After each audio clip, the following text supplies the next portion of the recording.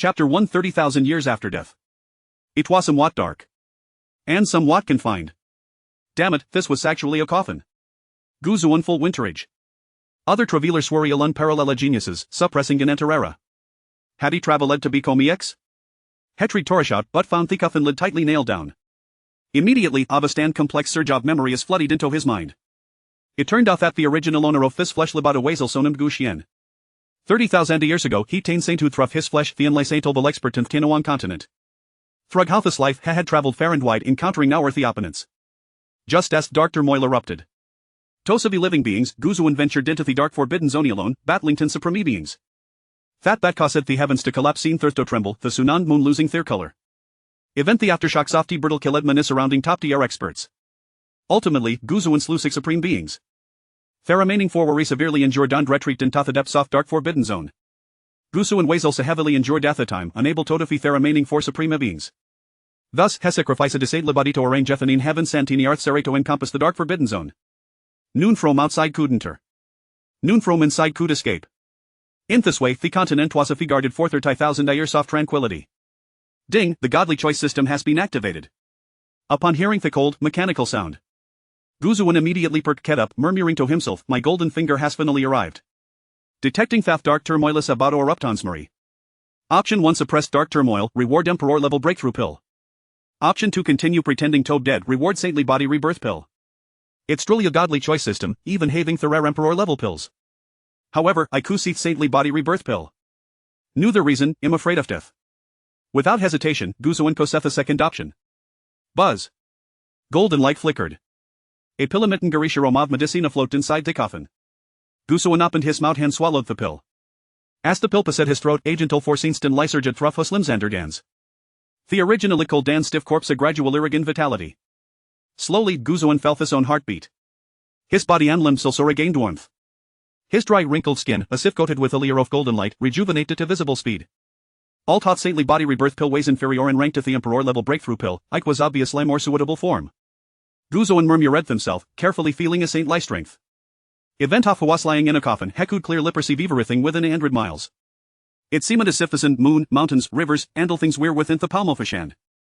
That feeling of transcending God surpassing Javaritha gave Guzuan immense confidence. But then he thought. It's been 30,000 years, how could there be in Leon Saint Olval expert in the Tinawan continent? Il just tied for a hila first. Meanwhile, in the council hall of Holy Way sect. Hundreds of experts furrowed their brows, their expressions. Just moments ago, a large number of dark creatures emerged from the dark forbidden zone. To avoid repeating the mistake of 30,000 years ago, various factions, led by the Holy Way sect, formed an alliance army. Although the humane experts slew many dark creatures, the cold note prepared 9 heavens and 10 earths array. On set the array was broken, the consequences would be unbearable. Mistrishjan Hazir sex ancestor Trolle passed away? Upon hearing this, everyone escapes focus eden chin shui. Sage Guzuan was the founder of Holy Way sect. Thanks to him, the Holy Way sect flourished for 30,000 years and remained the number 1 sect in the Tinawan continent. Nowadays, there were renaissance among humanity, only Guzuan Kal turned the tide. According to his Exancient records, the ancestor on fought 10 supreme beings and slew 6 of them before he exhausting his own strength. To ensure the tranquility of humanity, the ancestor sacrificed a disabled body to arrange F9 heavens and 10 earths array. The ancestors remains were buried in Ursek sacred mountain. Chen King's ways a deeply Hirias revealing helplessness and regret. Years ago, the ancestor sold the forbidden zone the coast office life, buying time for humanity to grow. Unfortunately, 30,000 years had passed, and humanity had not produced a second Saint Olval expert. Thinking above 9 heavens and 10 earths array being broken, everyone speculated the Tonafta for surviving supreme being had broken through to a Saint Olval. And the dark creature restoring Gutafta forbidden zone to massacre humanity or remoral yet stuff humanity strength with the supreme beings. Once it confirmed that there were renaissance among humanity, they would surely initiate F dark turmoil in Segan. Suddenly, a powerful expert rushed into the council hall, his expression panic-stricken, saying, Mistrishjan, a large number of dark creatures shake gathered outside Holy Way sect. What? Chun King Su's voice arose a 3 octaves instantly. The other experts also panicked, their eyes revealing deep fear. It seemed he couldn't wait totus humanity strength. Without a saint among humanity, it was inevitable the humanity would face destruction. Where doomed other way, we might as well fight Tothelist. With a humanity strength, it's already difficult to deal with those dark creatures, how can we fight Tothelist with the 4 supreme beings? Chen King Su's face was aster water, her authoritative agaze a sweeping gover every expert. They real the leaders of various sects in the Tinawan continent, the strongest people of their time. If of Philisthope, humanity would truly have an Akans. Everyone where humanity's last line of defense. Whether we can hold it or not, we must hold it. With these words, Chen Qingshuo left the council hall, reading this word. The numerous experts were deeply shocked, and the blood in their hearts was gradually awakened. The supreme beings in the forbidden zone initiateth dark turmoil, sacrificing living beings to make themselves stronger. This battle, none can escape. The numerous experts shall mount a fierce words and followed closely behind Chen Qingshui. Following their gaze. At the foot of Holy Waysect Mountain, there were a subest crowd of dark creatures, at least several 100,000 strong. They resembled mythical beasts, possessing intelligence. Rapid and deathly aura, they were extremely difficult to kill. Thetan letting dark creatures war black armor, floating in the orange tearing at Chen Qingshui and Theirs. How could there be so many dark creatures? Thetan leaders Siento Havio reach at the level off. And there are hundreds of tiny level creatures, and thousands of decaying level creatures, in terms of top tier strength, the dark creatures of numbers of world to miss over. The numerous human experts felt immense pressure. Chen Qingshui, the strongest human currently, was shelled as the number one igneous on Tinawan continent. After cultivating for over 800 years, she was in lieth a peak of T-level, just a step away from reaching the supremo level. Above the supremo level waits the saint level, which dominated everything. Chuckle, humanity is indeed the weakest race on this world. After growing for 30,000 years, there are only a handful of, and even a supreme being cannot be born. It seems that warriors of the supreme beings were completely unnecessary. The 10 dark creatures spoke in unison. They released terrifying pressure, instantly enveloping Holy Waysect, as if the ski had collapsed. Except for Chen Qingshui, their experts felt an irresistible blood pressure. Azure Jav Deathly Aura swept through to Holy Waysect, causing theplants, animals, and birds in the mountains to die instantly. Some human cultivators with weaker cultivation had no chance to resist and were drained off their vitality, turning into piles of bones. Chapter 2 has been unearthed, and the world lies in a profound silence. Despair grips the hearts of every human cultivator like an invisible hand of fear is etched on every face, and all previously devised plans have become futile. Faced with an overwhelming army of formidable dark creatures, the morale of the human alliance is in tatters. At this moment, they are left with only two choices, to await death in silence or to perish in resistance. Esteemed comrades, the survival of our race hinges on this decisive moment. Hearken to my command, Sacred Path Sect, follow me, let us slay, Chen Qingshui roared, and the valiant members of the Sacred Path Sect gallantly charged into the ranks of the dark creatures. Thousands surged forth, creating but a ripple before they were swiftly engulfed. As the leader of a sect, Chen Qingshui watched helplessly as her elders and disciples fell, her heart heavy with pain and even greater self-reproach. Yet this realm seems to impose a certain limitation. It is neither her lack of talent nor her insufficient efforts, but rather that this world does not permit the emergence of new supreme powers. Thus, Chen Qingshui has been ensnared at the pinnacle of the venerable realm for over 500 years. A true man, even in death, must die with grandeur. Listen to my command, Heavenly Sword Sect. Follow me to slay, Xuanwu Sect, heed my command, Azura Sect, heed my command, Reliant Mountain Sect, heed my command. Despair is contagious, and so too is the fervor of blood. The latent zeal within the hearts of hundreds of sect leaders was fully awakened as they charged into the dark creature army in a self-destructive frenzy. However, the vast disparity in strength cannot be bridged by mere passion. Hundreds of thousands of dark beings surrounded the human cultivators, devouring them piece by piece. Annihilation was merely a matter of time. Meet your end. 3 peak venerable dark beings assaulted Chen Qingshui, one of them seizing the opportunity to stab at the back of her head from behind. Oh no, Chen Qingshui attempted to evade, only to find her escape routes completely blocked. In that critical moment, the Sacred Path Sect's holy mountain erupted with blinding golden light. The overwhelming radiance instantly dispelled the deathly aura shrouding the Sacred Path Sect. The golden light cascaded over the human cultivators, their wounds healing at a visible pace, their strength and energy revitalized. Conversely, the dark creatures were greatly unsettled, emitting black smoke as if they were being melted away. In that instant, time and space seemed to freeze. On the vast battlefield, humans and dark creatures momentarily ceased their hostilities.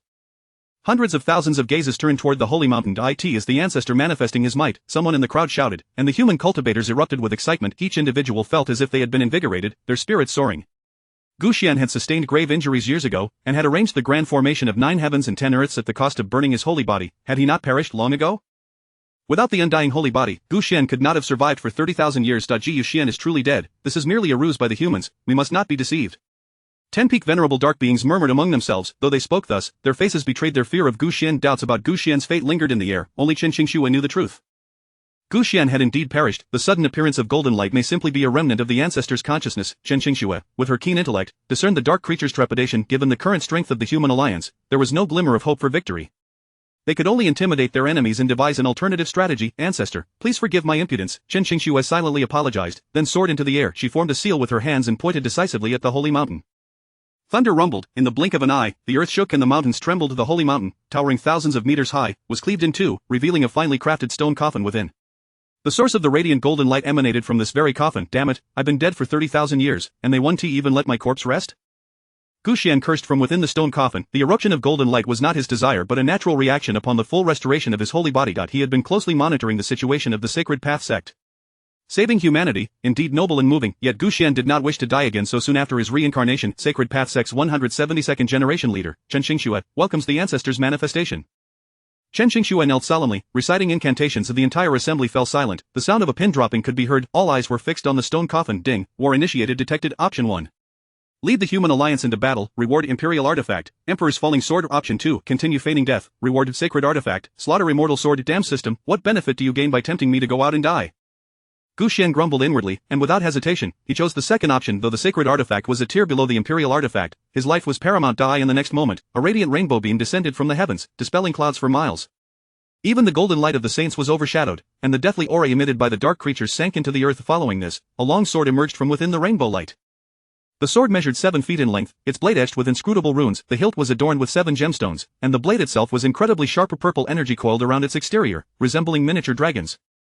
A terrifying aura, comparable to that of a saint, emanated from the slaughter immortal sword. Both humans and dark creatures found their weapons emitting low hums uncontrollably. No one doubted that this sword could cleave the heavens and suppress forbidden zones. Buzz, the slaughter immortal sword vibrated, unleashing a terrifying shockwave that forced human cultivators and dark creatures alike back 1,000 meters from the stone coffin. Ultimately, it hovered above the stone coffin. How can a broken sword outshine me? If I had chosen the imperial artifact, wouldn't the spectacle have been grander? Gu Xian lay within the stone coffin, cursing quietly, striving to contain his saintly aura. After all, he had only attained the physical manifestation of a saint, while his inner realm remained lacking. In other words, his defense was invincible, but his offensive capabilities were subpar. The 4 supreme beings of the Dark Forbidden Zone had cultivated for 30,000 years. Even with poor talent, they should have reached the saint realm or higher. To recklessly expose oneself without developing sufficiently was tantamount to courting death. Is this yet another sacred artifact? It seems to be a top-tier sacred artifact. Chen Xingxue stared blankly at the slaughter immortal sword, utterly bewildered. 30,000 years ago, Gu Xian fought against the 10 supreme beings, and his life-bound sacred artifact, the soul-breaking hammer, was shattered. However, ancient texts did not record that Gu Xian possessed another top-tier sacred artifact. Could it be that the ancestor did not perish after all? Perhaps he merely feigned death to recover his injuries and forge sacred artifacts? Even she began to harbor such doubts, let alone others. A sect leader. Chen, how long do you intend to keep this from us? Elder Gu is undoubtedly alive. Indeed, this top-tier sacred artifact is the best proof. To forge a top-tier sacred artifact, it seems that Elder Gu's strength has advanced further. With a saint-level powerhouse at the helm, our human race can at least bask in glory for several more millennia.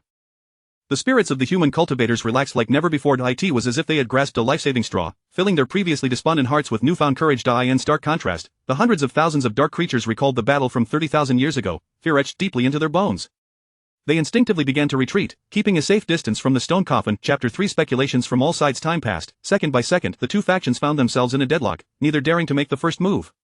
Damn, how should this end? When can I be buried again? Gu Xian silently grumbled, acutely aware of the presence of 4 formidable auras in the Dark Forbidden Zone, each as powerful as his own.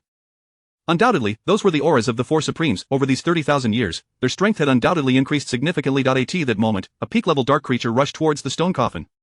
Kaldo, stop! The other 9 peak-level dark beings shouted in unison. Gu Xian was already considered dead. This was merely a delaying tactic by the humans. Let me cleave this stone coffin, and we shall see if it holds a person or a ghost.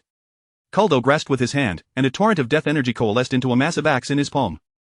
The overwhelming pressure of a peak-level being erupted suddenly, as if the heavens themselves were collapsing. He gripped the massive axe tightly with both hands, roaring as he swung downward. In an instant, a fierce wind swept through the heavens and the earth, an apocalyptic force surged.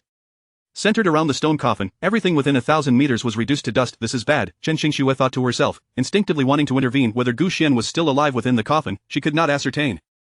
However, she was certain that as long as the coffin remained undisturbed, it would bolster the morale of the human alliance and instill fear in the Dark Forbidden Zone. Unfortunately, she was too far away to stop it in time. Is this coffin even sturdy enough? I hope he doesn't cleave both the person and the coffin in half.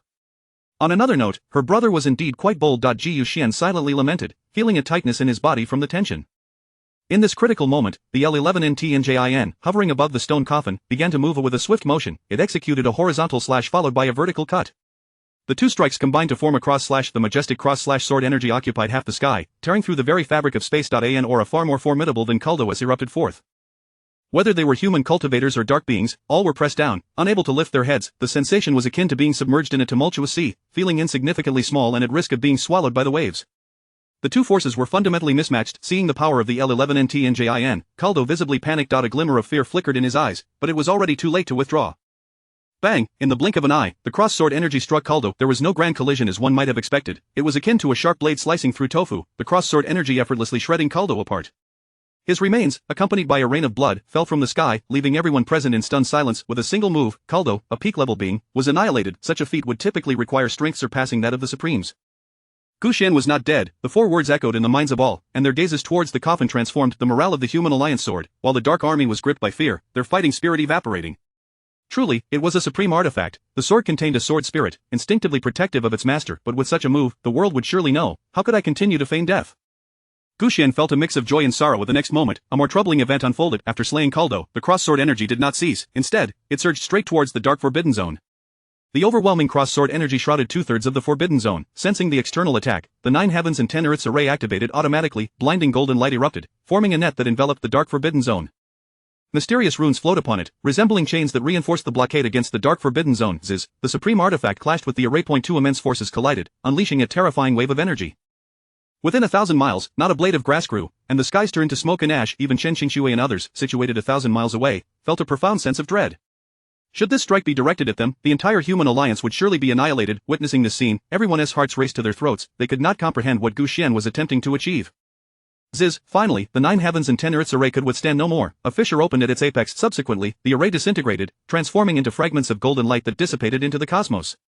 The weakened cross-sword energy crashed into the Dark Forbidden Zone, forcefully dividing it into 4 distinct regions. Each region was separated by a vast chasm infused with violent sword intent, rendering it impossible to cross easily. What the hell? Gu Xian was momentarily dumbfounded, unable to articulate his feelings. The 9 heavens and 10 earths array had been established at the cost of burning his sacred body. Even after 30,000 years, it could still suppress the 4 Supremes. Without this array, who could contend against the Supremes? Surely, I cannot burn my sacred body once more. Not only he, but everyone present was also rendered speechless. The human alliance strained their minds, desperately seeking to repair and reinforce the array. Meanwhile, the 4 Supremes exerted immense effort to dismantle it. In the end, neither succeeded. Yet, Gu Xian had shattered the very array he had crafted. What on earth is going on? Chen Qingxue and the others exchanged bewildered glances, unable to fathom Gu Xian's reasoning. Could it be that Elder Gu has advanced in cultivation, preparing to eradicate the Dark Forbidden Zone in one fell swoop? Someone in the crowd suggested. A ripple of speculation surged among the human strongholds, contemplating the implications of this action. Based on the battle from 30,000 years ago, Elder Gu had always been strategic. Since he personally dismantled the array, it likely indicated a preparation to completely eliminate the Dark Forbidden Zone.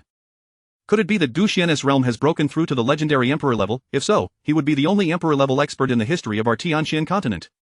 With the power of an emperor, coupled with a supreme artifact, even the top 10 Supremes could be effortlessly eradicated, let alone the Dark Forbidden Zone with only 4 Supremes remaining.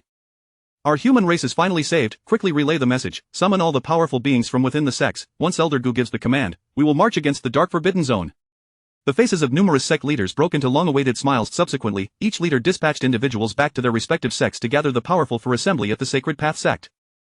They believed the ultimate battle against the Dark Forbidden Zone was imminent. This battle would secure everlasting peace for humanity. On the other side, the remaining 9 peak-level dark beings were engulfed in panic. The 4 Supremes had expended considerable effort to bring them out of the Dark Forbidden Zone. Their sole purpose was to test the strength of humanity. Now, knowing that Gu Xian still lived and that the 9 heavens and 10 earths array had been dismantled by his own hand, the profound implications left the dark beings in deep trepidation. Quickly report to the 4 Supreme Lords, the leading dark being commanded. Yes, a dark creature nodded slightly, forming a hand seal that summoned a black bird to fly back to the Dark Forbidden Zone. At this stage, events had spiraled beyond their control. Perhaps only the 4 Supremes could slightly salvage the situation. Chapter 4 The Scriptures of the Saints. In that era, within the ominous Dark Forbidden Zone, 4 figures shrouded in black mist sat facing each other in a foreboding black hall. Their faces obscured, they emanated an aura of terrifying power. A black bird flew into the hall, transforming into 4 fragments absorbed by the 4 Supreme Beings. Instantly, the events that had transpired previously flooded their minds. 30,000 years ago, in that battle, 6 Supreme Beings perished, and the 4 of us sustained severe injuries, only managing to recover our strength until today. If Gu Xian is indeed still alive, his condition cannot be any better. Yet, the coffin erupted with the golden light of the saints, enough to prove that Gu Xian's realm had not fallen to that of the Supreme I. In those days, Gu Xian, wielding a low-grade sacred artifact, could easily overpower 10 of us. Now, possessing a top-grade sacred artifact, our chances of victory seem exceedingly slim. Gu Xian's ability to dismantle the grand formation of 9 heavens and 10 earths is a cause for great concern. For a full 30,000 years, the mere mention of Gu Xian's name would evoke a subconscious tension. Now, upon learning that he might still be alive, the long-dormant fear surged back to life. Beneath the saints, all are but ants. Above the saints, there exists immortality. Just like Chen Qingxue, the 10 Supreme Beings, each a prodigy in their own right, had once carved out their own eras. However, they discovered that exceptional talent and diligent cultivation alone do not guarantee a breakthrough to a higher realm. This world harbors certain restrictions. Simply put, the fortunes of this realm are limited. When one person monopolizes too much fortune, others are left with less. The emergence of the 10 Supreme Beings divided over half of the continent's fortune, resulting in no further supreme powerhouses among the human race. Subsequently, dark turmoil erupted one after another. As the 10 supreme beings harvested lives to replenish their vitality, it also constituted a redistribution of fortune, all in hopes of seizing an opportunity to break through to the Saint Realm. Yet, after tens of thousands of years, none succeeded in transcending to the Saint Realm. They had once doubted whether the fortunes of this realm permitted the birth of saint-level powerhouses. It was only when Gu Xian achieved the saintly body that they finally realized the truth. The repeated dark turmoils had merely served as a wedding garment for Gu Xian. We are now in a state of irreconcilable conflict with humanity. The best course of action is to fortify the Dark Forbidden Zone and engage in a life-or-death struggle with the human race. Indeed, the Dark Forbidden Zone is our foundation built over millennia. Even if we cannot defeat Gu Xian, he cannot annihilate us entirely. Summon the powerful beings from all corners, and have them establish a defensive line around the Forbidden Zone to prevent the human race from launching an assault. The remaining 6 supreme beings are on the verge of revival. As long as we can hold out until then, the worst outcome will merely be a replay of the battle from 30,000 years ago. After devising their strategy, the 4 supreme beings issued commands, summoning all dark creatures from across the Tianxian continent back to the Forbidden Zone. At this juncture, the 9 peak supreme guardians outside the Holy Dao sect also received orders. Thus, accompanied by hundreds of thousands of dark creatures, they retreated into the Forbidden Zone in disarray. What is happening? Could they be harboring some formidable scheme? Gu Xian, within the coffin, was left speechless, his heart still suspended in anxiety. The 4 supreme beings had expended so much effort to dismantle the grand formation of 9 heavens and 10 earths. Now that the formation was broken, should they not immediately instigate a dark upheaval? Never mind, overthinking is futile. You ungrateful descendants, why don't you hurry and bury your ancestor back? Once I survive to the Imperial Realm, I shall unveil my glorious moment. Gu Xian murmured to himself, yet remained motionless within the coffin. As the human alliance witnessed the retreat of the dark creatures, the overwhelming pressure dissipated, and smiles appeared on their faces. Suddenly, Chen Xingxue knelt on the ground, her expression reverent as she spoke. Thank you, ancestor, for once again intervening to save the human race. Please, reveal yourself. Please, ancestor, manifest. Please, saint, show yourself. The other powerful beings followed suit, kneeling and shouting in unison. Ding! The system detected that the host faced a choice to manifest. Option 1 to reveal oneself and receive the rewards of the Emperor's scripture. Option 2, continue feigning death and receive the rewards of the saint's scripture. Gu Xian felt a surge of frustration each time. The rewards for option 1 were far more valuable, yet, the risks associated with option 1 were greater, potentially leading to fatal outcomes. Perhaps it would be more fitting to rename the system from Divine Selection to Divine Pitfall. For the host, the more you try to tempt me out, the less inclined I am to emerge. Gu Xian murmured to himself, ultimately opting for the second choice. The next moment, an enigmatic cultivation technique appeared in his mind. The saint's scripture was unlike ordinary techniques that absorbed the spiritual energy of the heavens and earth. It absorbed the fortunes of the world, its value rivaling that of the celestial slaying sword. Most crucially, this technique perfectly aligned with Gu Xian. To manifest the Tao through the physical body, the saint realm is but a limit. To aspire for the imperial realm, both internal realm and fortune are indispensable. Gu Xian gently closed his eyes, meticulously contemplating the cultivation methods of the saint's scripture within his mind. Time passed, though he could not tell how long it had been. Gu Xian attempted to operate the saint's scripture. A miraculous scene unfolded. In the world as perceived by Gu Xian, 2 distinct forms of energy floated in the air. One was a verdant spiritual energy, while the other was a golden fortune. The former was abundant, with mountains, rivers, and all living beings nurturing spiritual energy, while the latter was scarce and widely dispersed, invisible to the average person. The total amount of fortune in the world remained constant. Only when a powerful being perished would the fortune within them be released. Is this what fortune truly is? Gu Xian murmured, feeling the delicate threads of fortune from the heavens and earth flowing into his dantian. At the current rate, within a century at most, Gu Xian would be able to attempt the breakthrough to the Saint Realm. Have you sensed something unusual? Chen Xingxue furrowed her brow, glancing at the others. The vast majority shook their heads in confusion. Only a few experts at the level of venerables felt it, as if something significant in the world was vanishing. They could only sense the anomaly, while the 4 supreme beings within the Forbidden Zone truly felt the disappearance of fortune. Swish, swish, swish, swish, the 4 supreme beings rose in unison, gazing towards the direction of the Holy Dao sect. Have you sensed it too? The fortune in the world is vanishing at an alarming rate. Could it be that Gu Xian has broken through to the Imperial Realm? Impossible. If he had entered the Imperial Realm, that previous strike could have directly obliterated the Forbidden Zone. It must be that Gu Xian, still grievously injured, is absorbing the fortunes of the world to heal. The 4 supreme beings speculated in silence, yet, they remained unaware that Gu Xian was currently only at the level of a venerable. If a dark upheaval were to erupt now, even if they could not kill Gu Xian, they could still seal him away. Continuing to delay would only lead to their own demise. As days passed, and the news of Gu Xian's survival spread across the Tianxian continent, reaching the ears of nearly every soul. The human race was in turmoil, and all witnessed a glimmer of hope. Powerful beings from all walks of life spontaneously made their way to the Holy Dao sect, preparing to lend their meager strength to eradicate the Dark Forbidden Zone.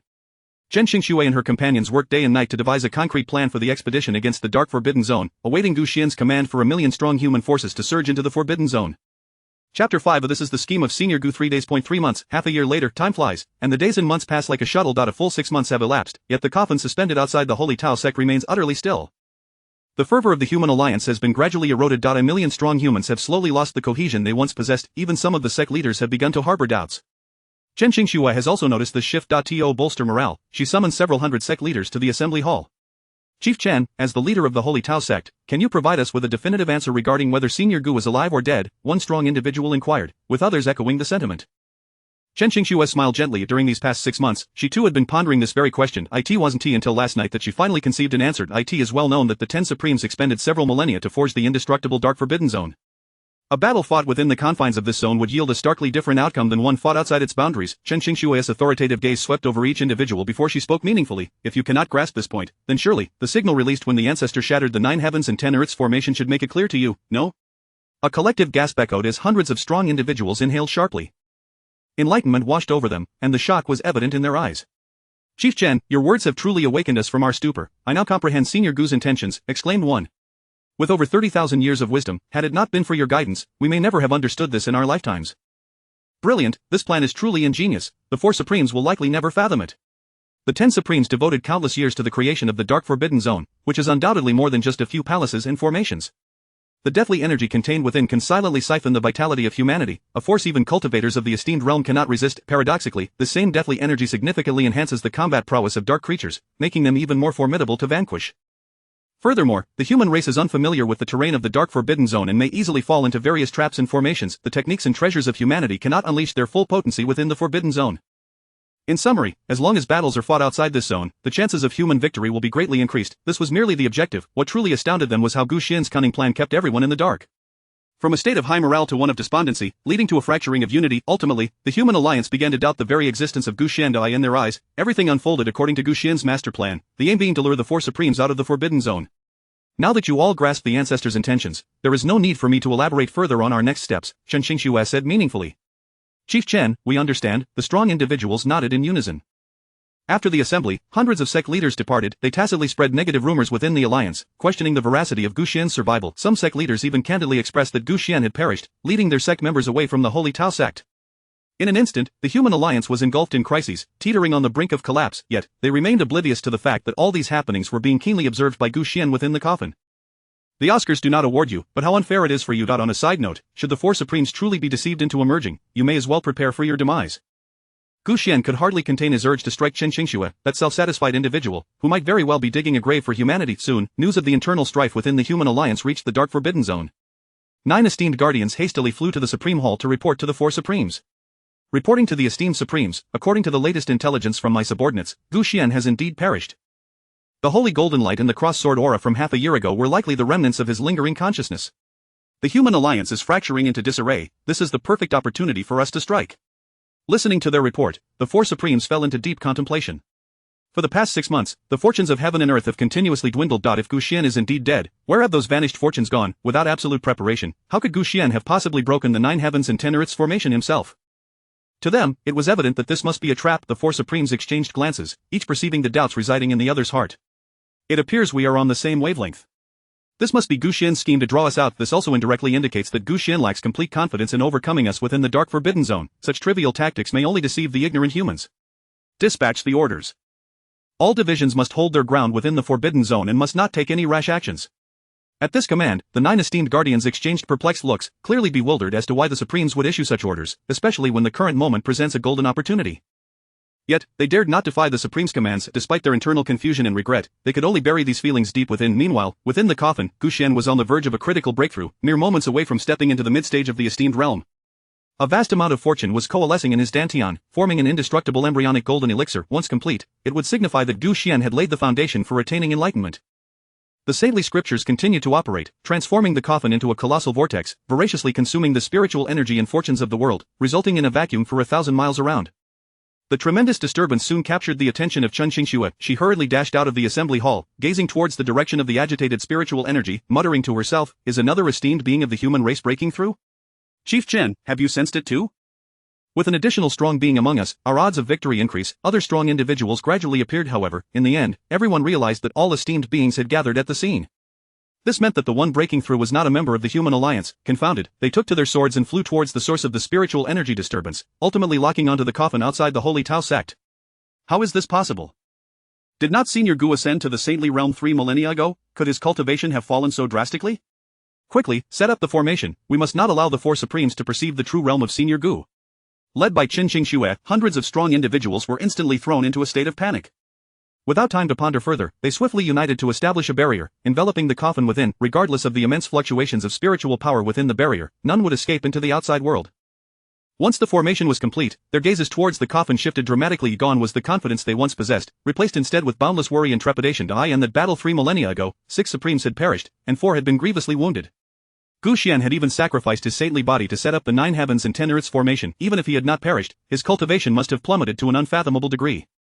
If he truly possessed only the esteemed realm, then humanity would still be unable to escape the clutches of annihilation. At this moment, they could only hope that the dark forbidden zone had not yet sensed the anomaly. Chapter 6. All of this is true. A tumultuous surge of spiritual energy coalesced into an immense barrier, enveloping the coffin within. Chen Qingshua's delicate visage was etched with concern. The remaining hundreds of formidable beings surrounding her were equally fraught with trepidation. Should the true realm of Elder Gu be discovered by the dark forbidden zone, it would undoubtedly spell catastrophic consequences for the entire sacred Dao sect. At that moment, the 4 supreme beings had just departed from the Grand Hall when the sudden and terrifying upheaval in the heavens and earth instantly captured their attention. Could this spiritual fluctuation be emanating from the direction of the sacred Dao sect? Indeed, it appeared that Gu Xian had likely perished long ago. The human alliance was merely feigning resistance to buy some time.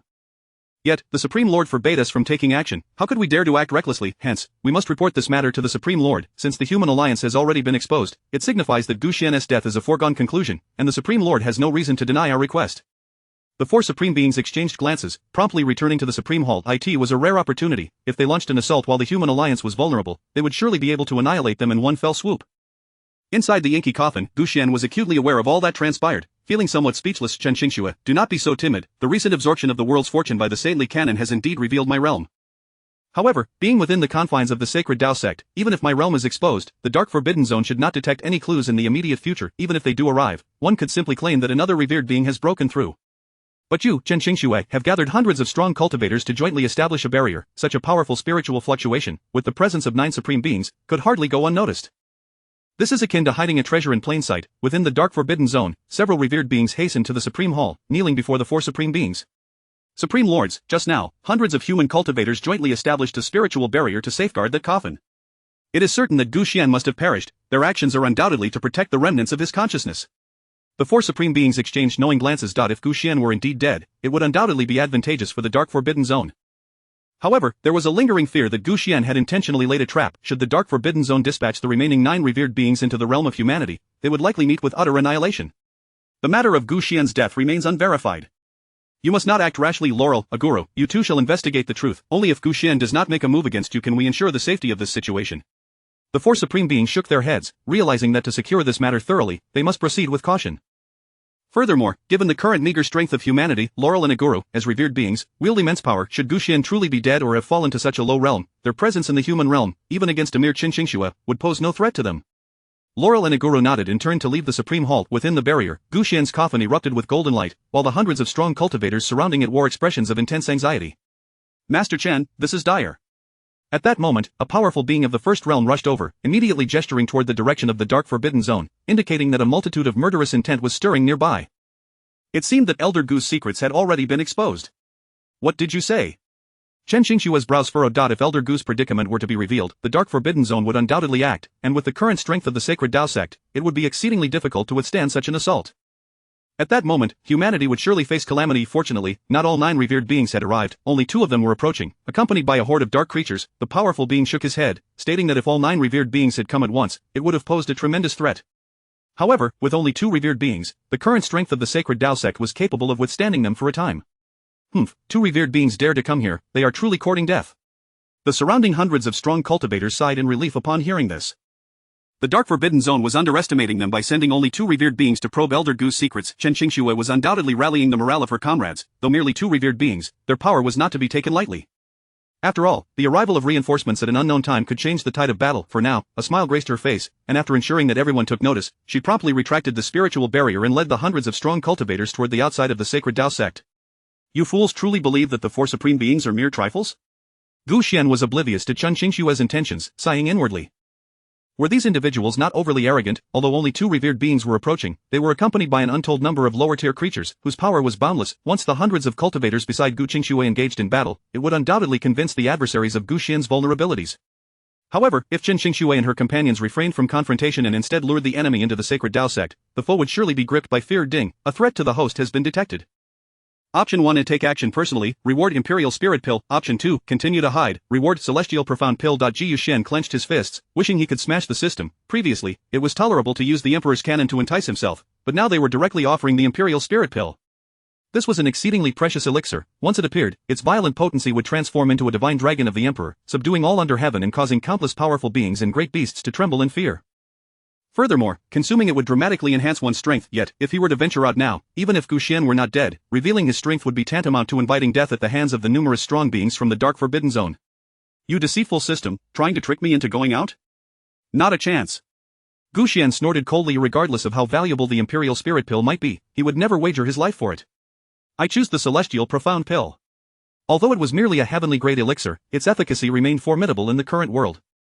Moreover, as a revered being, Gu Xian would still derive significant benefits from consuming a heavenly grade pill. Billowing clouds erupted with golden light, resembling waves of gold gently rolling, sweeping the spiritual energy of the world down into the mountains. Within the sacred Dao sect, led by Chen Qingxue, thousands of disciples swiftly mobilized, taking up positions atop the mountains.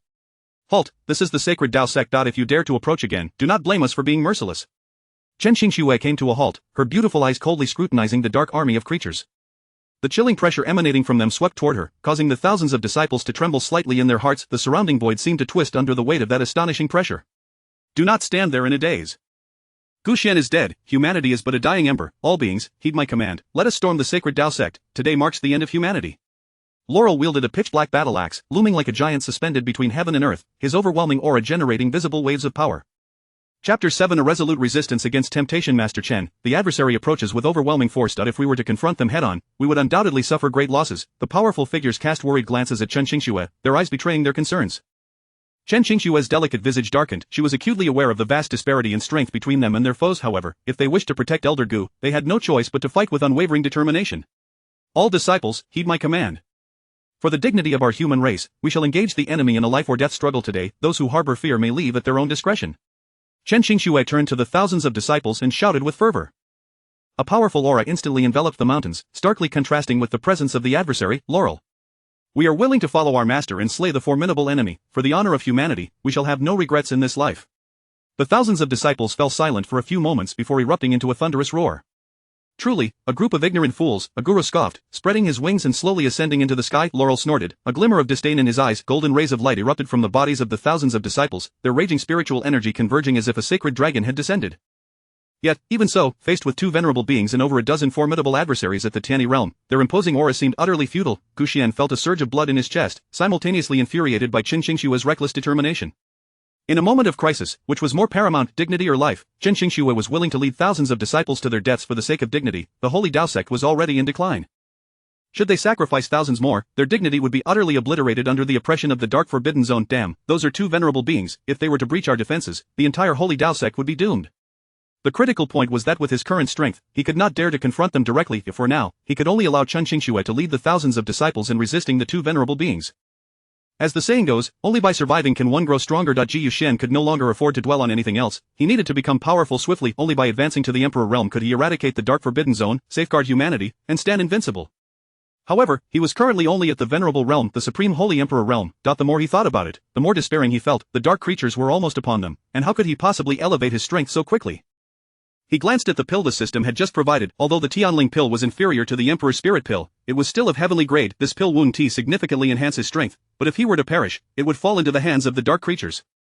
He might as well treat it like candy. With a sense of melancholy, Gu Xian swallowed the pill. A torrent of heat began to rise from within him. Suddenly, a beam of golden light shot uncontrollably from his eyes.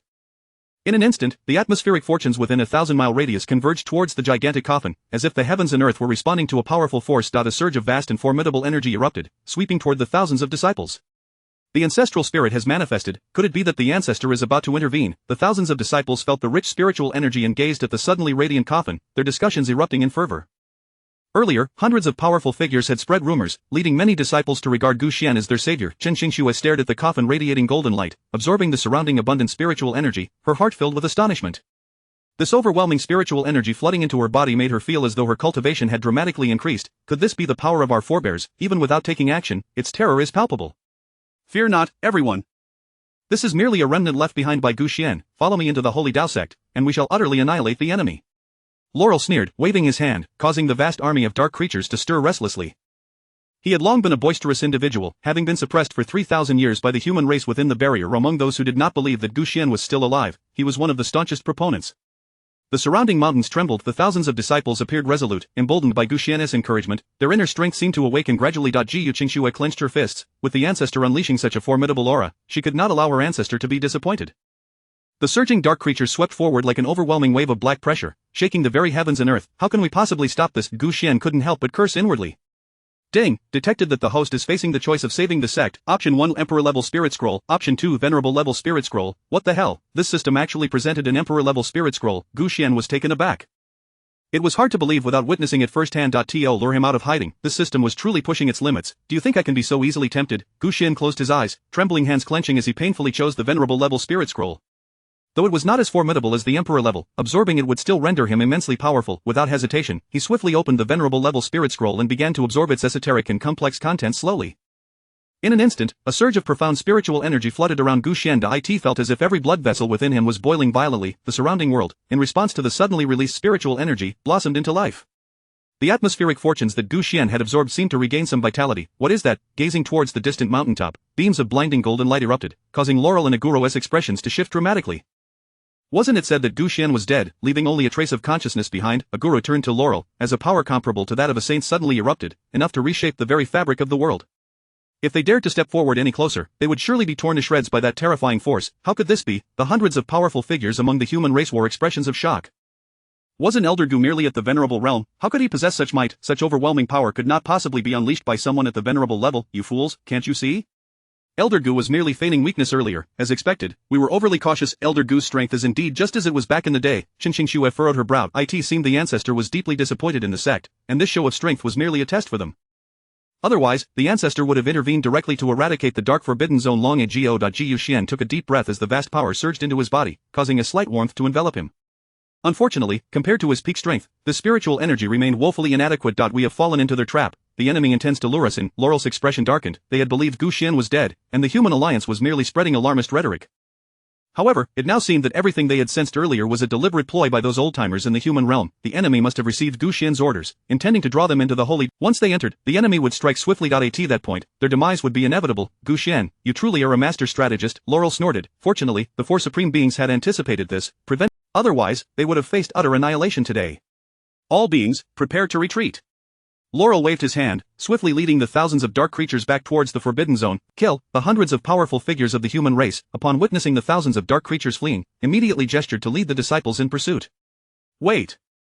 If Elder Gu's strength had indeed surpassed the Saint realm, even if they did not pursue, he would certainly not spare the enemy. You little girl, how dare you test my strength? Gu Xian gritted his teeth. While this girl may lack common sense when dealing with outsiders, she was quite astute with her own people. However, no matter how clever she was, Gu Xian could not allow her to fulfill the enemy's desires. After all, she was the master of the Holy Dao sect. If she were to learn the truth, she would undoubtedly take foolish actions. Master Chen, if we pursue now, we can surely inflict heavy losses on the enemy. Is this your decision? A formidable being of the Heavenly One realm turned to gaze at Chen Qingxue. At this moment, should they pursue the dark creatures, combined with the pressure from Elder Gu, they would undoubtedly annihilate that group without a trace. The 9 revered elders were notoriously treacherous. If they chose to chase, falling into a trap would be exceedingly detrimental to all involved. Chen Qingxue shook her head given the terrifying strength of the ancestor. Yet, the ancestor had not yet made a move, suggesting a lack of intent to eradicate the dark beings. Perhaps it was merely a test for them. Chen Qingxue did not issue the order to pursue, and the other, lying within the coffin, Gu Xian breathed a sigh of relief. Thankfully, this girl did not rush out to pursue, otherwise, I would lack the capability to traverse 1,000 miles to save your lives. However, given her character, her failure to pursue would surely raise suspicions. Alas, what a troublesome girl. At that moment, when Chen Qingxue and her companions returned to the Grand Hall, the several powerful beings remained exceedingly silent. Elder Gu's display of divine might indicated that his cultivation had not diminished in the slightest. Perhaps his earlier actions were merely to draw the attention of the revered beings from the dark forbidden zone, thereby testing us. Indeed, had Elder Gu not intervened in a timely manner, we would likely have perished at the hands of the dark creatures. Alas, I wonder if Elder Gu is satisfied with the results of this trial. Should he harbor any discontent, it may prove challenging for us to receive his aid in the future. Chen Qingxue sat within the Grand Hall, observing the powerful beings engaged in quiet discussion, her delicate brows knitted.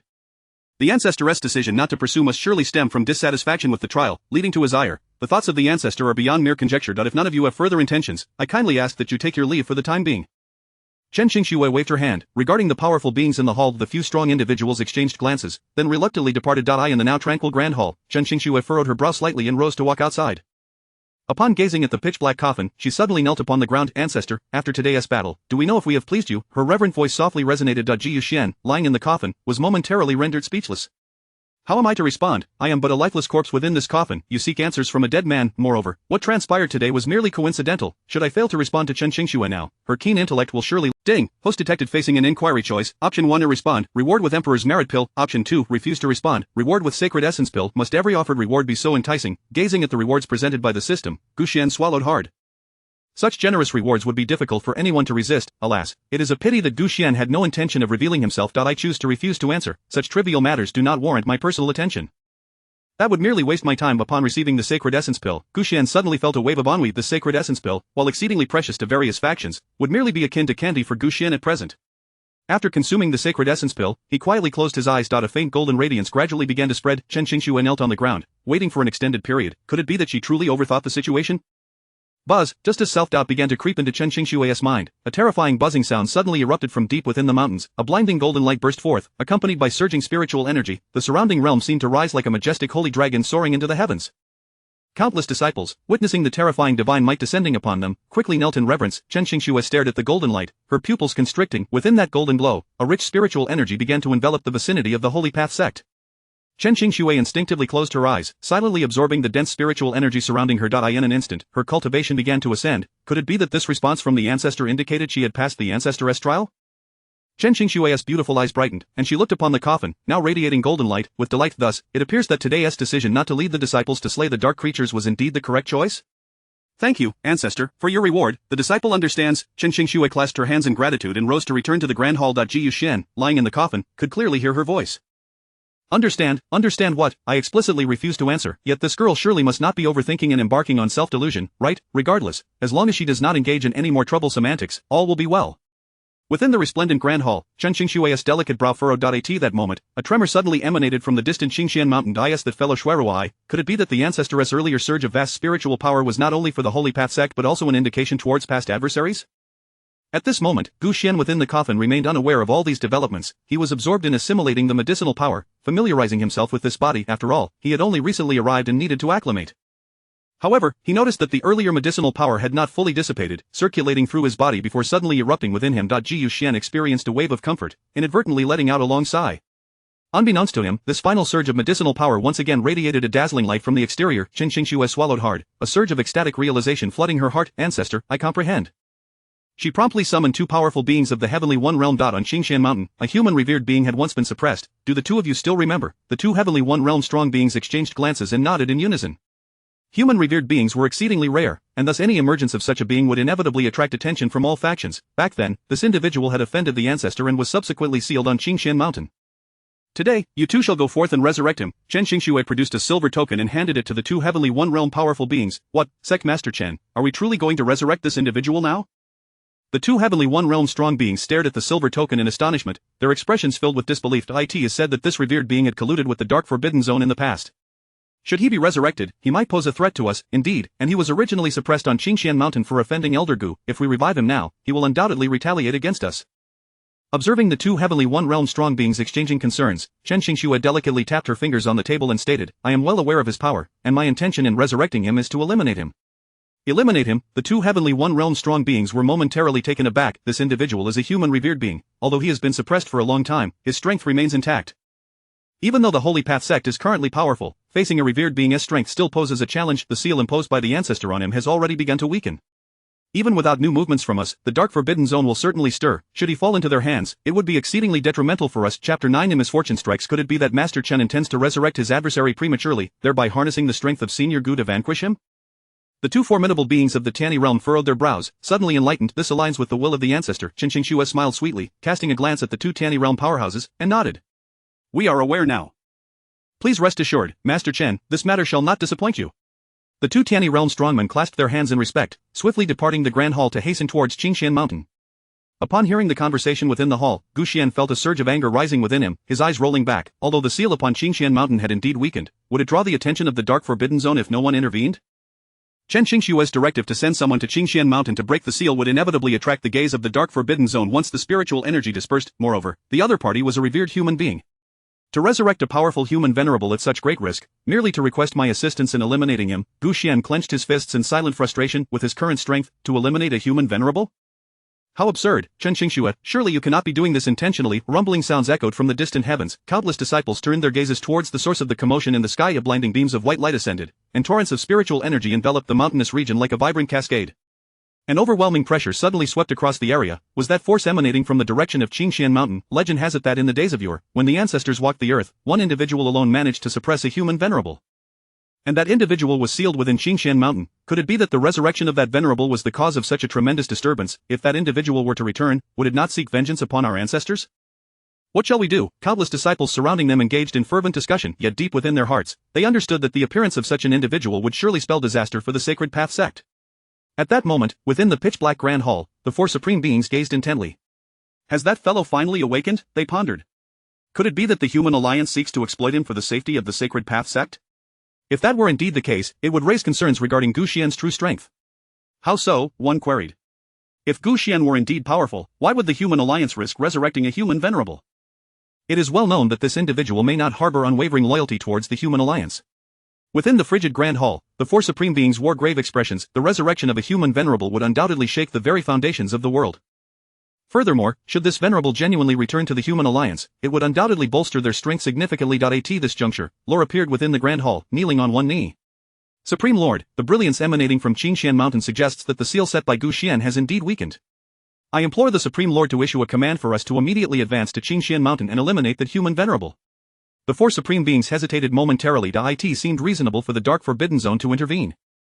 However, should this prove to be yet another trap set by Gu Xian, it would pose a significant risk to them. Rest assured, Supreme Lord, I shall lead only a select few of our kin to Qingxian Mountain. Regardless of whether this is Gu Xian's trap, the losses shall be minimal. Sensing the doubts of the four supreme beings, Lore quickly altered his plan. Initially, he had intended to bring 3 venerables with him to Qingxian Mountain, but it now appeared that he would have to venture forth alone. Although Gu Xian's power had surged earlier, since Lore's return to the sect, he had harbored uncertainties and confusions. If Gu Xian were truly alive, why remained he within the coffin? This matter was indeed suspicious. If this time, with a multitude of dark beings shrouding Qingxian Mountain, if Gu Xian were indeed alive, he could simply depart at the opportune moment. However, should Gu Xian be dead, the successful elimination of that human venerable would be solely credited to him. Since you possess such confidence, let this mission be entrusted to you. Moments later, the four supreme beings nodded in agreement. Lore's heart swelled with joy. After expressing his gratitude, he exited the grand hall, gazing towards the dazzling golden light atop Qingxian Mountain. Tension enveloped the faces of all present. Within the Sacred Path sect, thousands of disciples were on edge.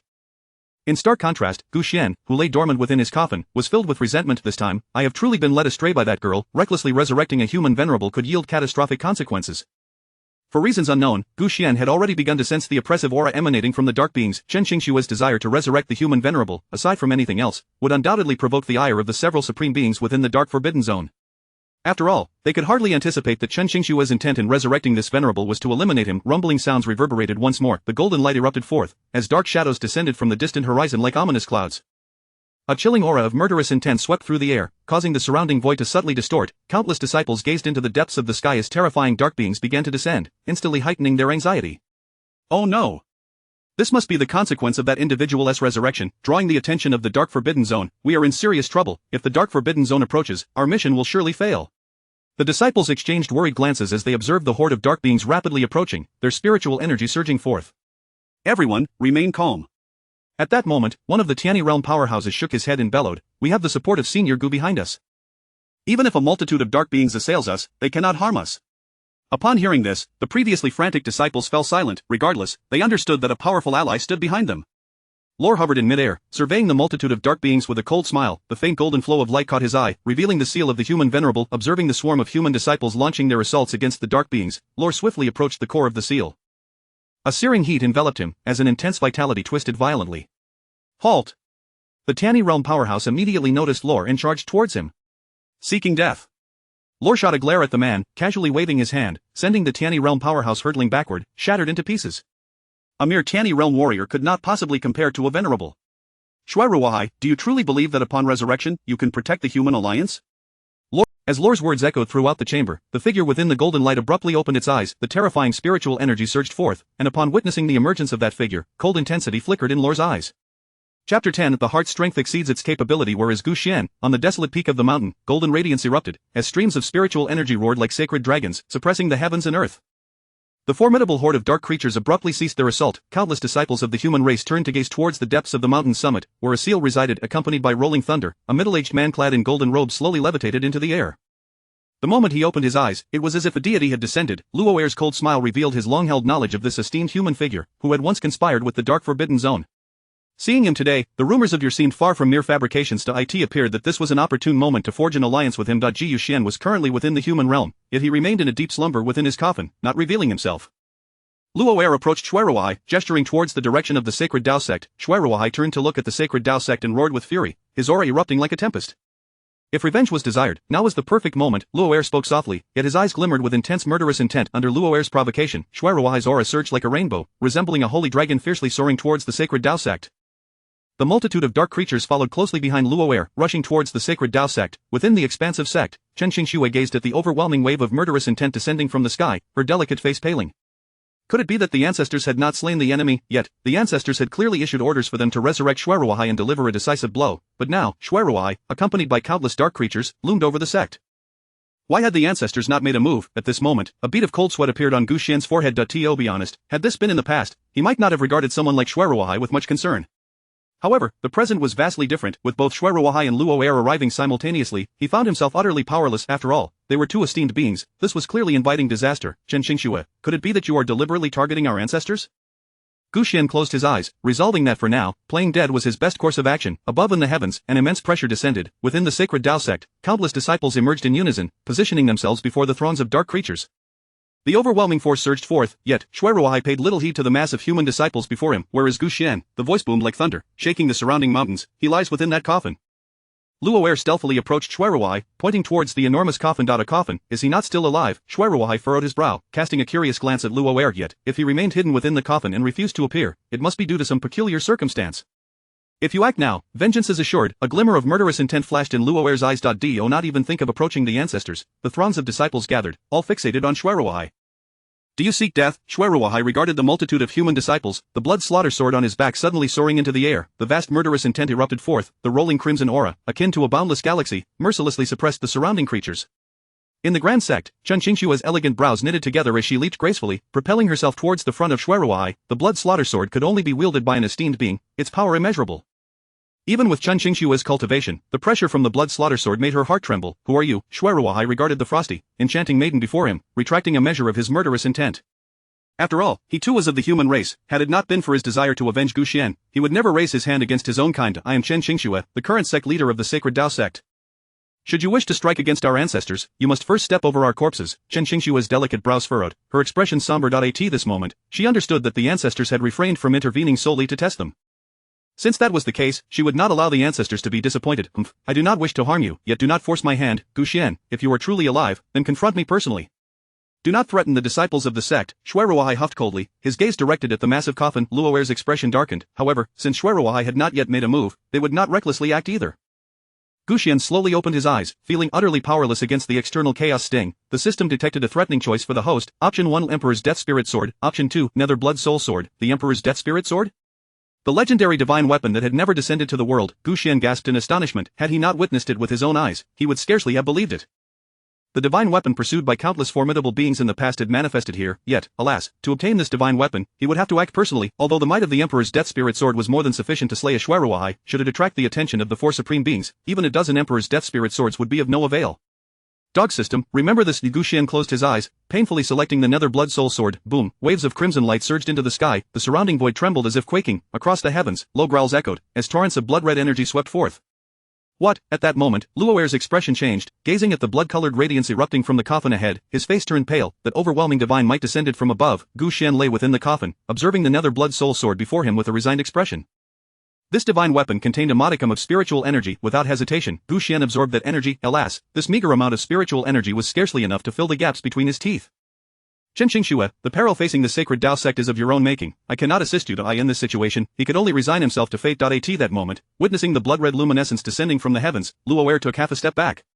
Even with the strength of an esteemed being, he felt an overwhelming sense of dread. Shuiruai swallowed hard. The blood slaughter sword surrounding him seemed to be under immense pressure, and cracks had begun to appear. Moments later, accompanied by a resounding explosion, the blood slaughter sword was suddenly reduced to dust. Flee, Luoer exclaimed in shock. Such an aura, even if Gu Xian had not yet revealed himself, their power would likely be insufficient to withstand it. In an instant, Luo'er hurriedly grasped Shui Ruohai's shoulder and swiftly retreated. If they continued to confront Gu Xian at this moment, their lives would be in peril. Impossible. After all these years, Gu Xian could not possibly possess such strength. Shui Ruohai's pupils constricted, still in disbelief. If you seek vengeance, there will be ample time in the future. Should you act now, you will bear the consequences. Luo'er gazed at Shui Ruohai in silence. This fellow was indeed stubborn. That divine might had crushed even the blood slaughter sword into dust. Should he still refuse to retreat, they would surely perish here. Chapter 11. You are deliberately seeking death at this moment. The formidable aura of Howran was increasingly overwhelming. Lore's face turned pale, and his heart was filled with dread as he hurriedly led countless dark creatures in a swift retreat. Gu Xian, remember this, I will return sooner or later. Shui Ruohai cast a cold glance at the coffin before turning to leave. Master, with such divine might, we are certain to slay Shui Ruohai. Just then, an elder from the first heaven realm soared into the air, gazing at Chen Xingxue. If Chen Xingxue were to give the command and lead the disciples in pursuit, combined with the majestic aura of Gu Xian, they would undoubtedly annihilate Shui Ruohai. This was a once-in-a-lifetime opportunity. Chen Xingxue turned back to glance at the coffin, while the disciples closed their eyes, absorbing the surging spiritual energy, their cultivation levels rapidly ascending. Could it be that our ancestors truly wish for us to slay Shui Ruohai? If that is the case, we cannot betray our ancestors' intentions. Disciples, heed my command and strike together to eliminate Shui Ruohai. Taking a deep breath, Chen Xingxue shouted fiercely, her spiritual energy erupting as she surged forward. The thousands of disciples behind her roared in unison, following the powerful figures towards the panicking dark creatures. Disciples, heed my command, focus on Shui Ruohai, and do not lose your formation. Chen Xingxue directed her gaze towards the multitude of disciples, pointing at Shui Ruohai, who was closely trailing the dark creatures. Yes. At her words, the eyes of the thousands of disciples suddenly fixated upon Shui Ruohai. Is Chen Xingxue mad? Gu Xian, lying in the coffin, found it hard to believe what was happening outside. The two venerables and numerous dark creatures had finally chosen to retreat, yet this girl not only failed to seize the moment but instead led the disciples in pursuit. Even if one harbored a deep hatred for the dark forbidden land, one should at least wait for my breakthrough into the Emperor realm. To charge out and fight now would be tantamount to courting death. Though the blood slaughter sword was no longer in hand, Shui Ruohai, as a venerable, possessed formidable strength that Chen Xingxue and her companions could hardly hope to vanquish easily. Boom, in an instant, a torrent of terrifying spiritual energy erupted. Shui Ruohai, with disheveled hair, stood suspended in midair, hands forming seals as phantasmal rays coalesced into a circle of razor-sharp light. Everyone, retreat. The sight of the enormous halo of soft white light in the sky caused the nearby first heaven elders to change color in alarm. Should this technique unleash its full power, the thousands of disciples would be bathed in a river of blood in an instant. Chen Xingxue's pupils constricted, her mind slowly focusing on the coffin. The reason she had dared to pursue was due to her belief in the strength of her ancestors. Regardless of the dangers encountered, her ancestors would undoubtedly extend their aid. Shui Ruohai's long hair billowed as he laughed coldly. Gu Xian, if you do not intervene, the Holy Path sect will be annihilated today. His booming voice reverberated through the heavens and earth. Lore gradually halted his retreat, turning to gaze at Shui Ruohai, who was suspended in midair. The divine aura had dissipated. If Gu Xian did not intervene now, it suggested that the previous display of power might have been mere coincidence. Master Chen, what should we do now? The surrounding first heaven elders looked at Chen Xingxue with concern. If Gu Xian did not lend his assistance, they would undoubtedly perish. Let fate decide. Chen Xingxue narrowed her eyes, placing all hope upon Gu Xian. Meanwhile, upon hearing Shui Ruohai's threat, Gu Xian remained with his eyes shut, a look of resignation upon his face. Chen Xingxue, you cannot blame me. I offered you a chance, yet you chose not to cherish it. Who would have thought that my illustrious reputation would be at risk of being tarnished by a woman? Ding, the system detected that the host was facing a choice under duress. Option 1 Emperor Realm Devouring Demon. Option 2 Frenzied Transformation Spirit Demon. Hiss, as Gu Xian beheld the sudden emergence of choices from the system, he couldn't help but gasp in surprise. Legendary materials surpassing elixirs? Though their names sound monstrous, these two choices represented an extraordinary class of medicinal materials. Unlike ordinary herbs, these materials possessed inherent vitality and formidable power. Once a master was recognized, they could infuse their cultivation into the host, thereby enhancing their strength and healing internal injuries. Such precious materials had eluded even Gu Xian in his prime. What a pity. Should I choose the Emperor Realm Devouring Demon, I would undoubtedly reap considerable benefits. However, even if I absorbed that power, it would not guarantee an immediate breakthrough to the Emperor Realm. Exiting in such a state would still lead to death. Do they think they can tempt me into stepping out to die? Gu Xian scoffed inwardly and decisively selected the Frenzied Transformation Spirit Demon. Gradually, a small green snake began to slither up onto Gu Xian's head, gently siphoning his blood. Waves of rich spiritual energy began to coalesce along with the blood. Hiss, the green snake flicked its tongue and then slowly infused its own blood back into Gu Xian. While the Frenzied Transformation Spirit Demon could not compare to the Emperor Realm Devouring Demon, its power far surpassed that of high-grade elixirs, its strength transcending the ordinary. At this moment, torrents of spiritual energy surged forth like an unstoppable tide. On the distant battlefield, the thousands of disciples were taken aback, turning to gaze at the black coffin. The overwhelming spiritual energy transformed into a colossal green serpent, surging forth like crashing waves in all directions. What is this? In midair, Shui Ruohai's expression changed dramatically upon witnessing the sudden ascent of the green serpent. Though he was a venerable, the might of the Frenzied Transformation Spirit Demon had far exceeded that of a venerable's power. Boom, the vast spiritual energy swept toward him, instantly obliterating the massive halo of light before Shuai. Impossible, how could Gu Xian, lying dormant in the coffin, possess such a terrifying medicinal material? Shuai swallowed hard, incredulous. Perhaps the Dark Forbidden Zone was unaware of such materials, but the Human Alliance had discovered them a century ago. However, these materials transcended the class of elixirs and were exceedingly rare in the world. Thus, to this day, the Human Alliance had only recorded them in ancient texts without any actual findings. Ji Yuxian's intervention was indeed extraordinary. The surrounding First Heaven elders were all aghast, deeply shaken by the emergence of such divine might. The thousands of disciples knelt before the coffin in reverence. Whoosh, Chen Xingxue furrowed her brows, observing Shuai, who was overwhelmed by the magnificent spiritual energy, and seized the moment to strike, binding his limbs. Shuai, you cannot escape. Chen Xingxue smiled lightly, her enchanting gaze directed towards the distant dark creatures. Chapter 12 Do not approach. Luo'er trembled slightly. What is this overwhelming divine power? Even as a venerable being, Luo'er felt her body quake with fear. Retreat, quickly retreat. Under no circumstances must one fall within the reach of that vast spiritual force, or dire calamity will surely follow. As she gazed at the myriad of dark creatures hastily retreating, Chen Xingxue furrowed her brow. In this moment, if victory could be pursued, perhaps they would possess the strength to engage in battle. Yet, the ancestors had not offered guidance, they had merely obstructed Shuai. To rashly pursue would contravene the ancestors' will and likely invite punishment. What on earth is Gu Xian doing? Upon returning to the sect, Chen Xingxue immediately commanded that Shuai be imprisoned within the divine iron prison. This confinement, forged from a special black mystic iron, would thoroughly suppress the powers of any venerable being held within. Shuai, shackled at hands and feet, with disheveled hair, appeared exceedingly disheveled.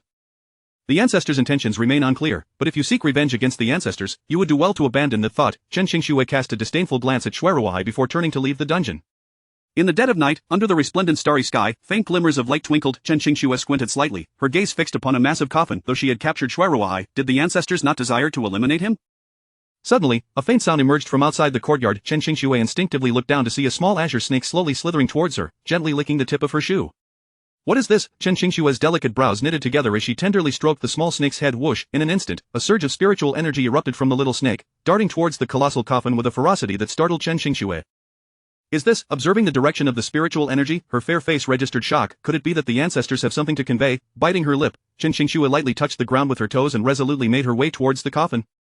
Achoo! Inside the frigid coffin, Gu Xian unexpectedly sneezed. A faint surge of spiritual energy suddenly rushed in, filling his body with every breath he took. Tsk, truly worthy of the wild and chaotic spirit, having delivered a substantial amount of spiritual energy during the day and still remaining alive. Gu Xian rubbed his nose, instinctively reaching to touch his chest. Wait, where is my snake? In the next moment, Gu Xian's eyes flew open wide. No way, no way, could it be that the little creature seized the opportunity to escape while the spiritual energy was dissipating? Such a precious ingredient, if discovered by others, it would be a calamity. In an instant, Gu Xian felt a surge of despair. My dear little snake, please do not wander off. Just find peace in the earth. Thud. At that moment, a sound of prostration echoed. Ji Yuxian was taken aback. At the foot of the mountain, Chen Xingxue, clad in flowing white robes, knelt on the ground. I wonder if the ancestors have sent beings in the dead of night with instructions. In the frigid air, a gentle breeze swept by. The girl's clear voice was melodious, yet concealed an undercurrent of tension. Gu Xian wore a puzzled expression. What does this girl intend to do at this hour? Surely she does not wish to take advantage of the night to perform such acts upon me. Swallowing hard, Gu Xian instinctively closed his eyes, silently feigning death. The elder testing the younger generation. Time passed, and still no response came. Chen Xingxue anxiously gazed at the coffin. Ji Yuxian remained with closed eyes, growing increasingly speechless.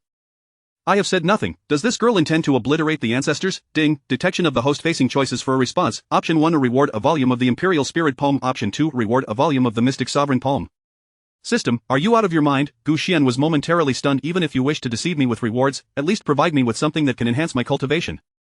Gu Xian felt like crying without tears. As he lay in the coffin, he could not practice any techniques. What significance is there in the system delivering him a technique? Is the elder asking me to respond? In the dead of night, the cold wind howled. Chen Xingxue had knelt for quite some time, cautiously observing the coffin. After such a lengthy silence, could there be another task that required verbal communication? Biting her lip, Chen Xingxue slowly rose, nervously advancing towards the coffin. Hey, wait, do not come any closer. Gu Xian was alarmed. If she were to suddenly lift the coffin lid, it would spell trouble. System, I choose the second option. Taking a deep breath, Gu Xian decisively opted for the Mystic Sovereign Scripture. Regardless, neither of these techniques would offer him any advantage. Slap. Having acquired the technique, Gu Xian swiftly cast it into the void, using his scant cultivation to send it to Chen Xingxue's feet. What is this? Chen Xingxue was momentarily taken aback, hastily picking up the scripture, the Spirit Sovereign Palm, a technique for venerable beings. Raising her gaze to the coffin, Chen Xingxue quickly bowed, expressing gratitude to the ancestors for this grand gift, vowing not to disappoint them. Watching Chen Xingxue turn to leave, Gu Xian felt a wave of relief wash over him. Thankfully, this girl was somewhat sensible, otherwise, if her excitement led her to lift the coffin lid, his life would be in peril tonight. In the dead of night, Chen Xingxue, with the scripture in hand, hurried back to the great hall. The soft candlelight flickered around the hall as she examined the scripture, her delicate brows knitting in confusion.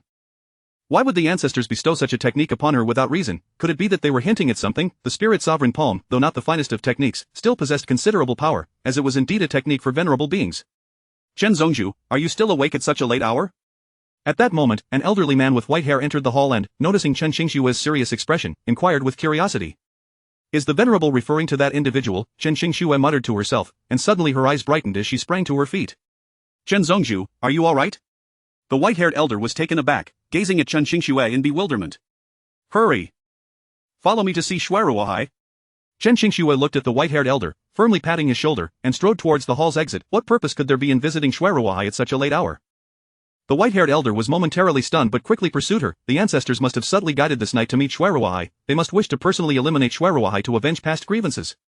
Chen Xingxue regarded the spirit sovereign palm in her hand and affirmed with determination. Within the pitch-black dungeon, two disciples stood guard at the entrance. Upon seeing the hurried approach of Chen Xingxue and the white-haired elder, they promptly nodded in acknowledgement. Shuiruohai huddled in a corner of his confinement, the pale moonlight casting a soft glow on his disheveled hair. Shuiruohai, your time has come. Chen Xingxue stood before the cage, looking at the wretched figure within, the corners of her lips curling into a mocking smile. Chapter 13, is this intentional? In the frigid corner, Shuiruohai swung the iron chains, his gaze dim, ready to kill without further ado. The one who wishes to kill you is not me. Chen Xingxue chuckled softly, glancing at the elder with white hair beside her. Our ancestor wishes to see him. What? The esteemed Gu wishes to meet this person? The elder was momentarily taken aback, his face reflecting sheer astonishment. No wonder Chen Xingxue had appeared so anxious earlier, she must have received the order from the esteemed Gu. Amidst the chilling night breeze, a dozen disciples pushed the enormous iron cage down towards the foot of the mountain. Shuiruohai leaned against the corner of the cage, utterly disheveled, his eyes fixated on the colossal coffin, the corners of his lips curling into a faint sneer. Humph, if you are truly alive, come forth and meet me. Having been suppressed by Gu Xian in the past, resentment simmered within him, driving his desire to enhance his strength and break free from confinement. Yet, even after breaking the seal yesterday, he found himself defeated by Gu Xian once more, leaving him dissatisfied. Within the pitch-black coffin, Gu Xian was on the verge of slumber when his eyes abruptly opened. The commotion outside piqued his interest. What is the meaning of this, Chen Xingxue? Even if you intend to kill, is it necessary to do so right before my eyes? After all, Shuiruohai was a revered one.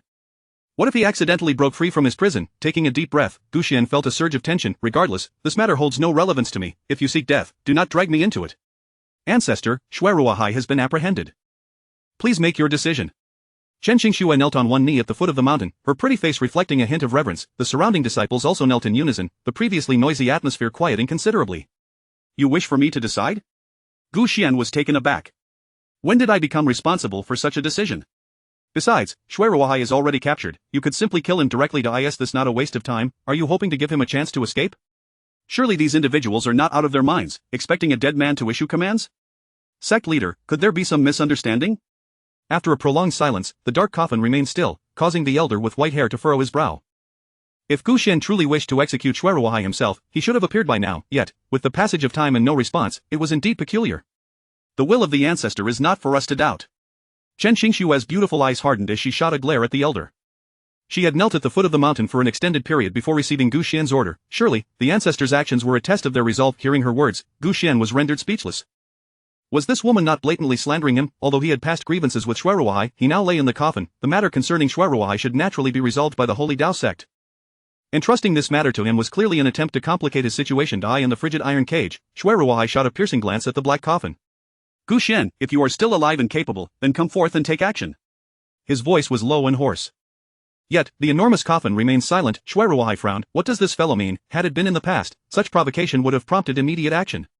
Humph, since you refuse to act, I shall not hold back.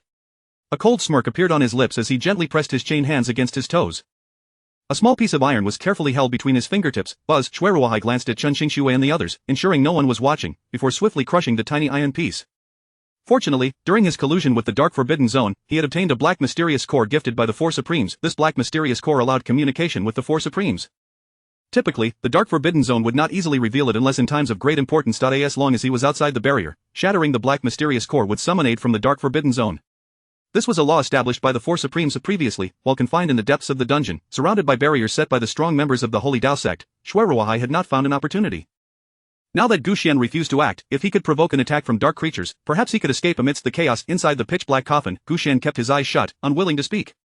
After all, whatever transpires holds no connection to him. At this moment, within the dark forbidden zone, a chilling hall suddenly resonated with a deep hummed boom, the thunderous sound of footsteps echoed. If I were to send you to the Holy Dao sect, do you have the confidence to rescue Xueruohai? A frigid voice emanated from the depths of the hall. If the Supreme Lord commands, I shall follow without hesitation. If Gu Xian acts, utilize it to escape with a large army. As for Xueruohai, if he cannot be rescued, then we must abandon him. From the depths of the hall, a purple glow emerged, akin to a blooming lotus, gently descending into the hands of the If that is the case, this operation will undoubtedly be a net of their own making. Never mind, do not forget that Cassiel was merely one we had imprisoned. Compared to others, his potential sacrifice would not significantly affect us. Another Supreme smiled faintly. Although Gu Xian was not dead, he remained in a state of slumber within the coffin. This matter undoubtedly held deeper implications. Regardless, they must investigate until the truth is unveiled. However, should an investigation ensue, a confrontation with Gu Xian is inevitable. Casualties, it seems, are a matter of course. In the frigid night sky, an eerie stillness prevailed, yet, the strange atmosphere felt akin to the calm before a storm. Xueruohai lowered his head, occasionally glancing at the overcast sky. Gu Xian, this is your final opportunity. Chapter 14. This is a life-threatening situation, Master Chen. Do you think Elder Gu has fallen asleep? The elder with white hair took a deep breath, casting another glance at Chen Qingxue, then towards the outside world.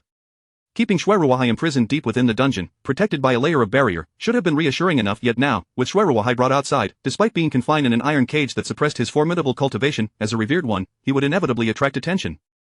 What is there to fear? The ancestral power during the day has already instilled fear within the dark forbidden zone. They would never dare act at this moment. Chen Qingxue snorted softly. Everyone knows that Xueruohai had colluded with the dark forbidden zone in the past. However, that was merely a bygone affair. Times have changed. With Gu Xian as a safeguard, the dark forbidden zone would never risk themselves for Xueruohai. Within the pitch-black coffin, Gu Xian was momentarily speechless. This girl's determination truly surpassed that of ordinary people. Were it anyone else, having lingered for so long, they would have likely fled with their companions by now. Alas, if those fellows from the dark forbidden zone were indeed lured here, it would spell disaster tonight. Whoosh! At that moment, a disciple clad in white rushed from a distance, hurriedly kneeling beside Chen Qingxue, reporting to the master, "We have detected the presence of dark creatures from afar." "What did you say?" Chen Qingxue's head lowered, her delicate face changing color upon hearing this. Could it be that the entities from the dark forbidden zone are truly willing to risk everything for a mere Xueruohai? The elder with white hair wore an expression of confusion. The battle during the day should have left the opposing side intimidated by Gu Xian's power. To act so quickly, do they not value their lives? Immediately notify the disciple. The ancestral command must not be disobeyed, regardless of the difficulties encountered. The ancestral wrath must not be provoked. This attack by the dark creatures must undoubtedly be aimed at Xueruohai. As long as the ancestor provides protection, those dark creatures will never be able to rescue him. Even if they approach, Gu Xian lay within the coffin, a bitter expression on his face. This incident has stirred the dark forbidden zone. With the current strength of the sacred Dao sect, they are surely doomed. He truly could not comprehend what was going on in this girl's mind. Observing that Chen Qingxue remained kneeling in place, Gu Xian's heart was instantly filled with resentment. As the sect leader, how could she remain passive while the sect was under siege, not joining the disciples in combat? This would undoubtedly diminish the morale of the sect's disciples. Chen Qingxue, could it be that you are doing this on purpose? Rumbling, across the dark mountains, countless dark creatures surged forth, overwhelming the landscape.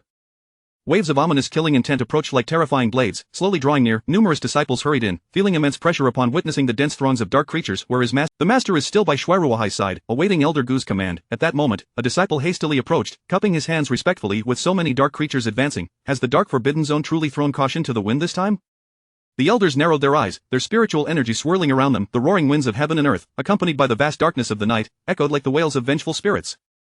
Boom! At that moment, from behind the dense mass of dark creatures, a colossal figure suddenly soared into the air. The immense spiritual power erupted like a cataclysmic wave. The entity's form was enormous, its speed astonishing, as it deftly circumvented the numerous disciples' attempts to hinder it, heading straight for the location of the massive coffin.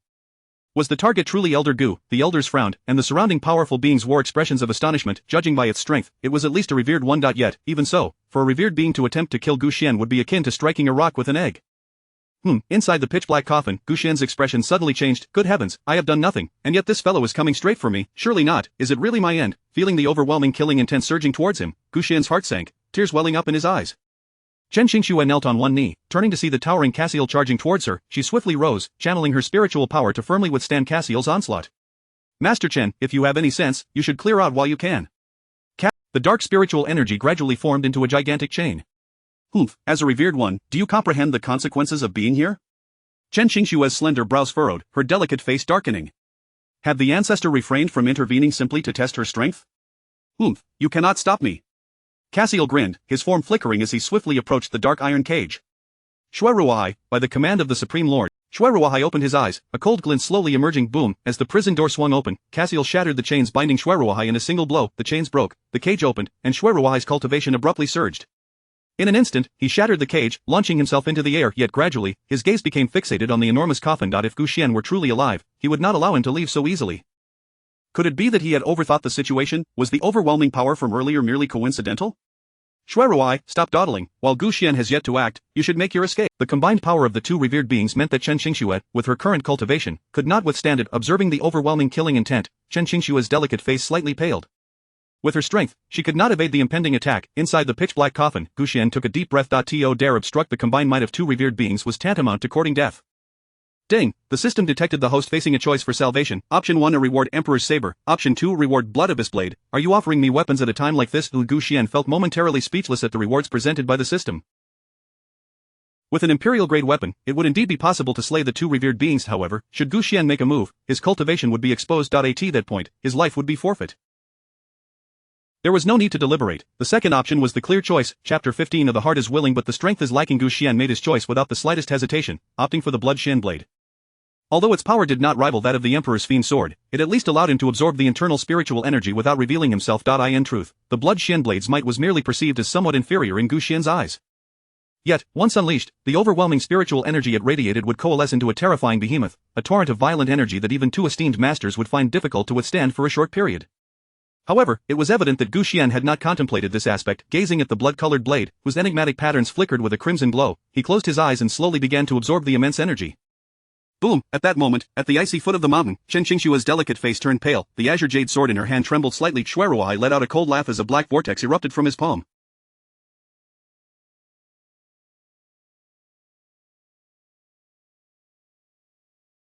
The chilling intent to kill surged forth like a bloodthirsty beast, rushing violently toward Chen Qingxue. This is dire. Chen Qingxue bit down on her silver teeth and swiftly retreated. Given her current cultivation level, she was no match for an esteemed master.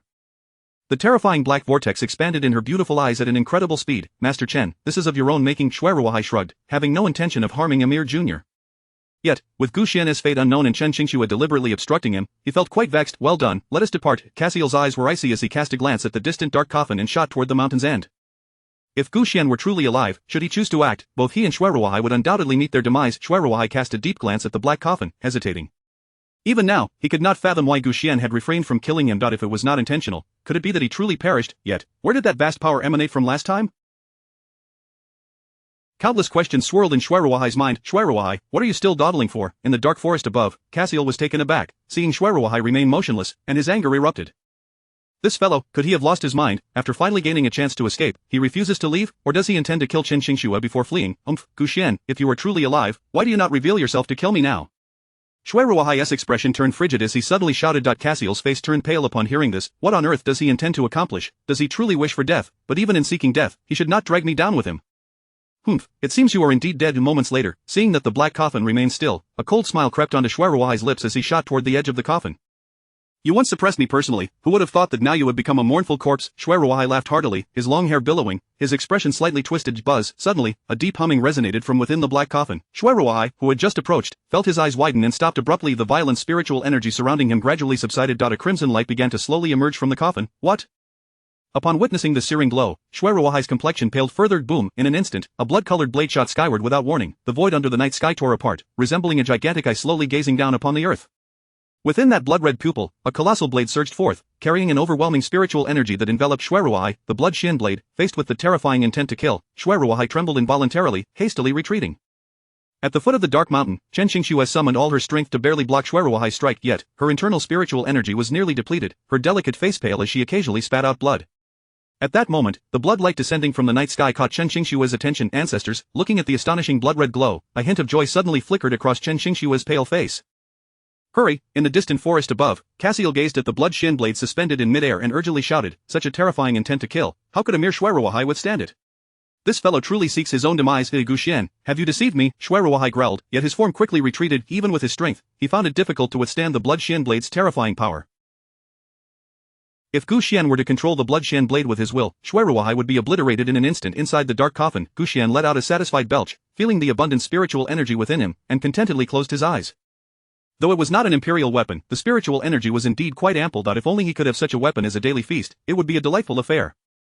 Chen Qingxue, it is not that I do not wish to save you, but rather that I am truly unable to do so. As the sect master of the Sacred Path sect, you should fend for yourself. I refuse to believe that those individuals could be so perverse as to destroy the Sacred Path sect and then pry open a dead man's coffin. Boom. At that moment, beneath the dark night sky, gazing at the blood-colored blade in midair, Chen Qingxue was filled with overwhelming joy. She leaped off the ground, soaring toward the crimson light and knelt on one knee atop the peak. Thank you, ancestors, for lending your strength to your juniors. The blood Xian blade gradually enveloped Chen Qingxue, yet it bore no hint of malice. After all, the spiritual energy released by the blood Xian blade was merely the excess that had spilled forth. Without the owner's deliberate control, it would not harm anyone. Chen Qingxue pressed her palms together, slowly absorbing the turbulent spiritual energy, gradually immersing herself in her meridians. The overwhelming divine might seemed to merge with Chen Qingxue in an instant. Shuiruai, today, you shall not escape. As the torrential spiritual energy steadily infused into her body, a glint of murderous intent flickered in Chen Qingxue's beautiful eyes. Her previously defeated form began to recover, faintly radiating a hint of bloodlight. You think to kill me? Not a chance. Shuiruai shot a cold glance at Chen Qingxue before turning to flee. The spiritual energy surrounding him transformed into wings, propelling him like an arrow down the mountainside. Whoosh, in an instant, Chen Qingxue soared into the air, the brilliance of the blood Xian blade standing tall in midair, akin to a crescent moon, descending with great force. What is this? Chapter 16. What is this ritual? In an instant, Kasser's pupils constricted. Although Chen Qingxue's cultivation was insufficient to contend with the two venerables, at this moment, Gu Xian had deliberately unleashed the blood abyss blade, allowing Chen Qingxue to absorb its spiritual power. Temporarily wielding the formidable might of the blood abyss blade, she would find it far less challenging to vanquish the two venerables than before. Shuiruai, this is your doing. With a cold snort, Kasser swiftly descended the mountain. Now that Gu Xian had yet to reveal himself, there remained a chance to escape. Should Gu Xian truly show himself, one could only fear that his power would reduce Kasser to mere ashes in an instant. No, it is impossible. Beneath the inky night, the countless dark creatures ceased their assault. Just as Shuiruai reached the foot of the mountain, he sensed a terrifying pressure sweeping in from behind, compelling him to turn instinctively. The overwhelming crimson light suddenly shot down, fiery crimson whirlwind surged forth, akin to a fearsome dragon, bearing its gaping maw. As the blood-red vortex approached, Shuiruai gradually discerned a chilling blade descending from the heavens. No, in that fleeting moment, Shuiruai's complexion turned ashen. That vast divine might seem to transport him back tens of thousands of years, to the moment he was sealed by Gu Xian. Boom! The torrential crimson radiance crashed down, the multitude of dark creatures huddled together, the dazzling crimson light instantaneously engulfed Shuiruai's form, was at the hand of Senior Gu. Before the numerous disciples in white, several powerful figures from the Tani realm gazed at the terrifying crimson glow, their expressions turning pale with fright. No wonder the sect leader Chen remained kneeling at the foot of the mountain. It appears that Senior Gu's intentions are indeed beyond our comprehension. The white-haired elder sighed deeply. Previously, he had doubted that Chen Qingxue was overthinking, but now it seemed otherwise. Under the chilling night sky, the blood-red beams gradually dissipated. Clad in white, Chen Qingxue gently descended into the forest, feeling the searing spiritual power within her and taking a deep breath. Given her current cultivation level, absorbing such a concentrated spiritual force in one go was somewhat overambitious. Leaning against a nearby tree, Chen Qingxue slowly settled into a meditative posture amidst the woods. Buzz, at that moment, a glimmer of cold light suddenly flickered in the distance.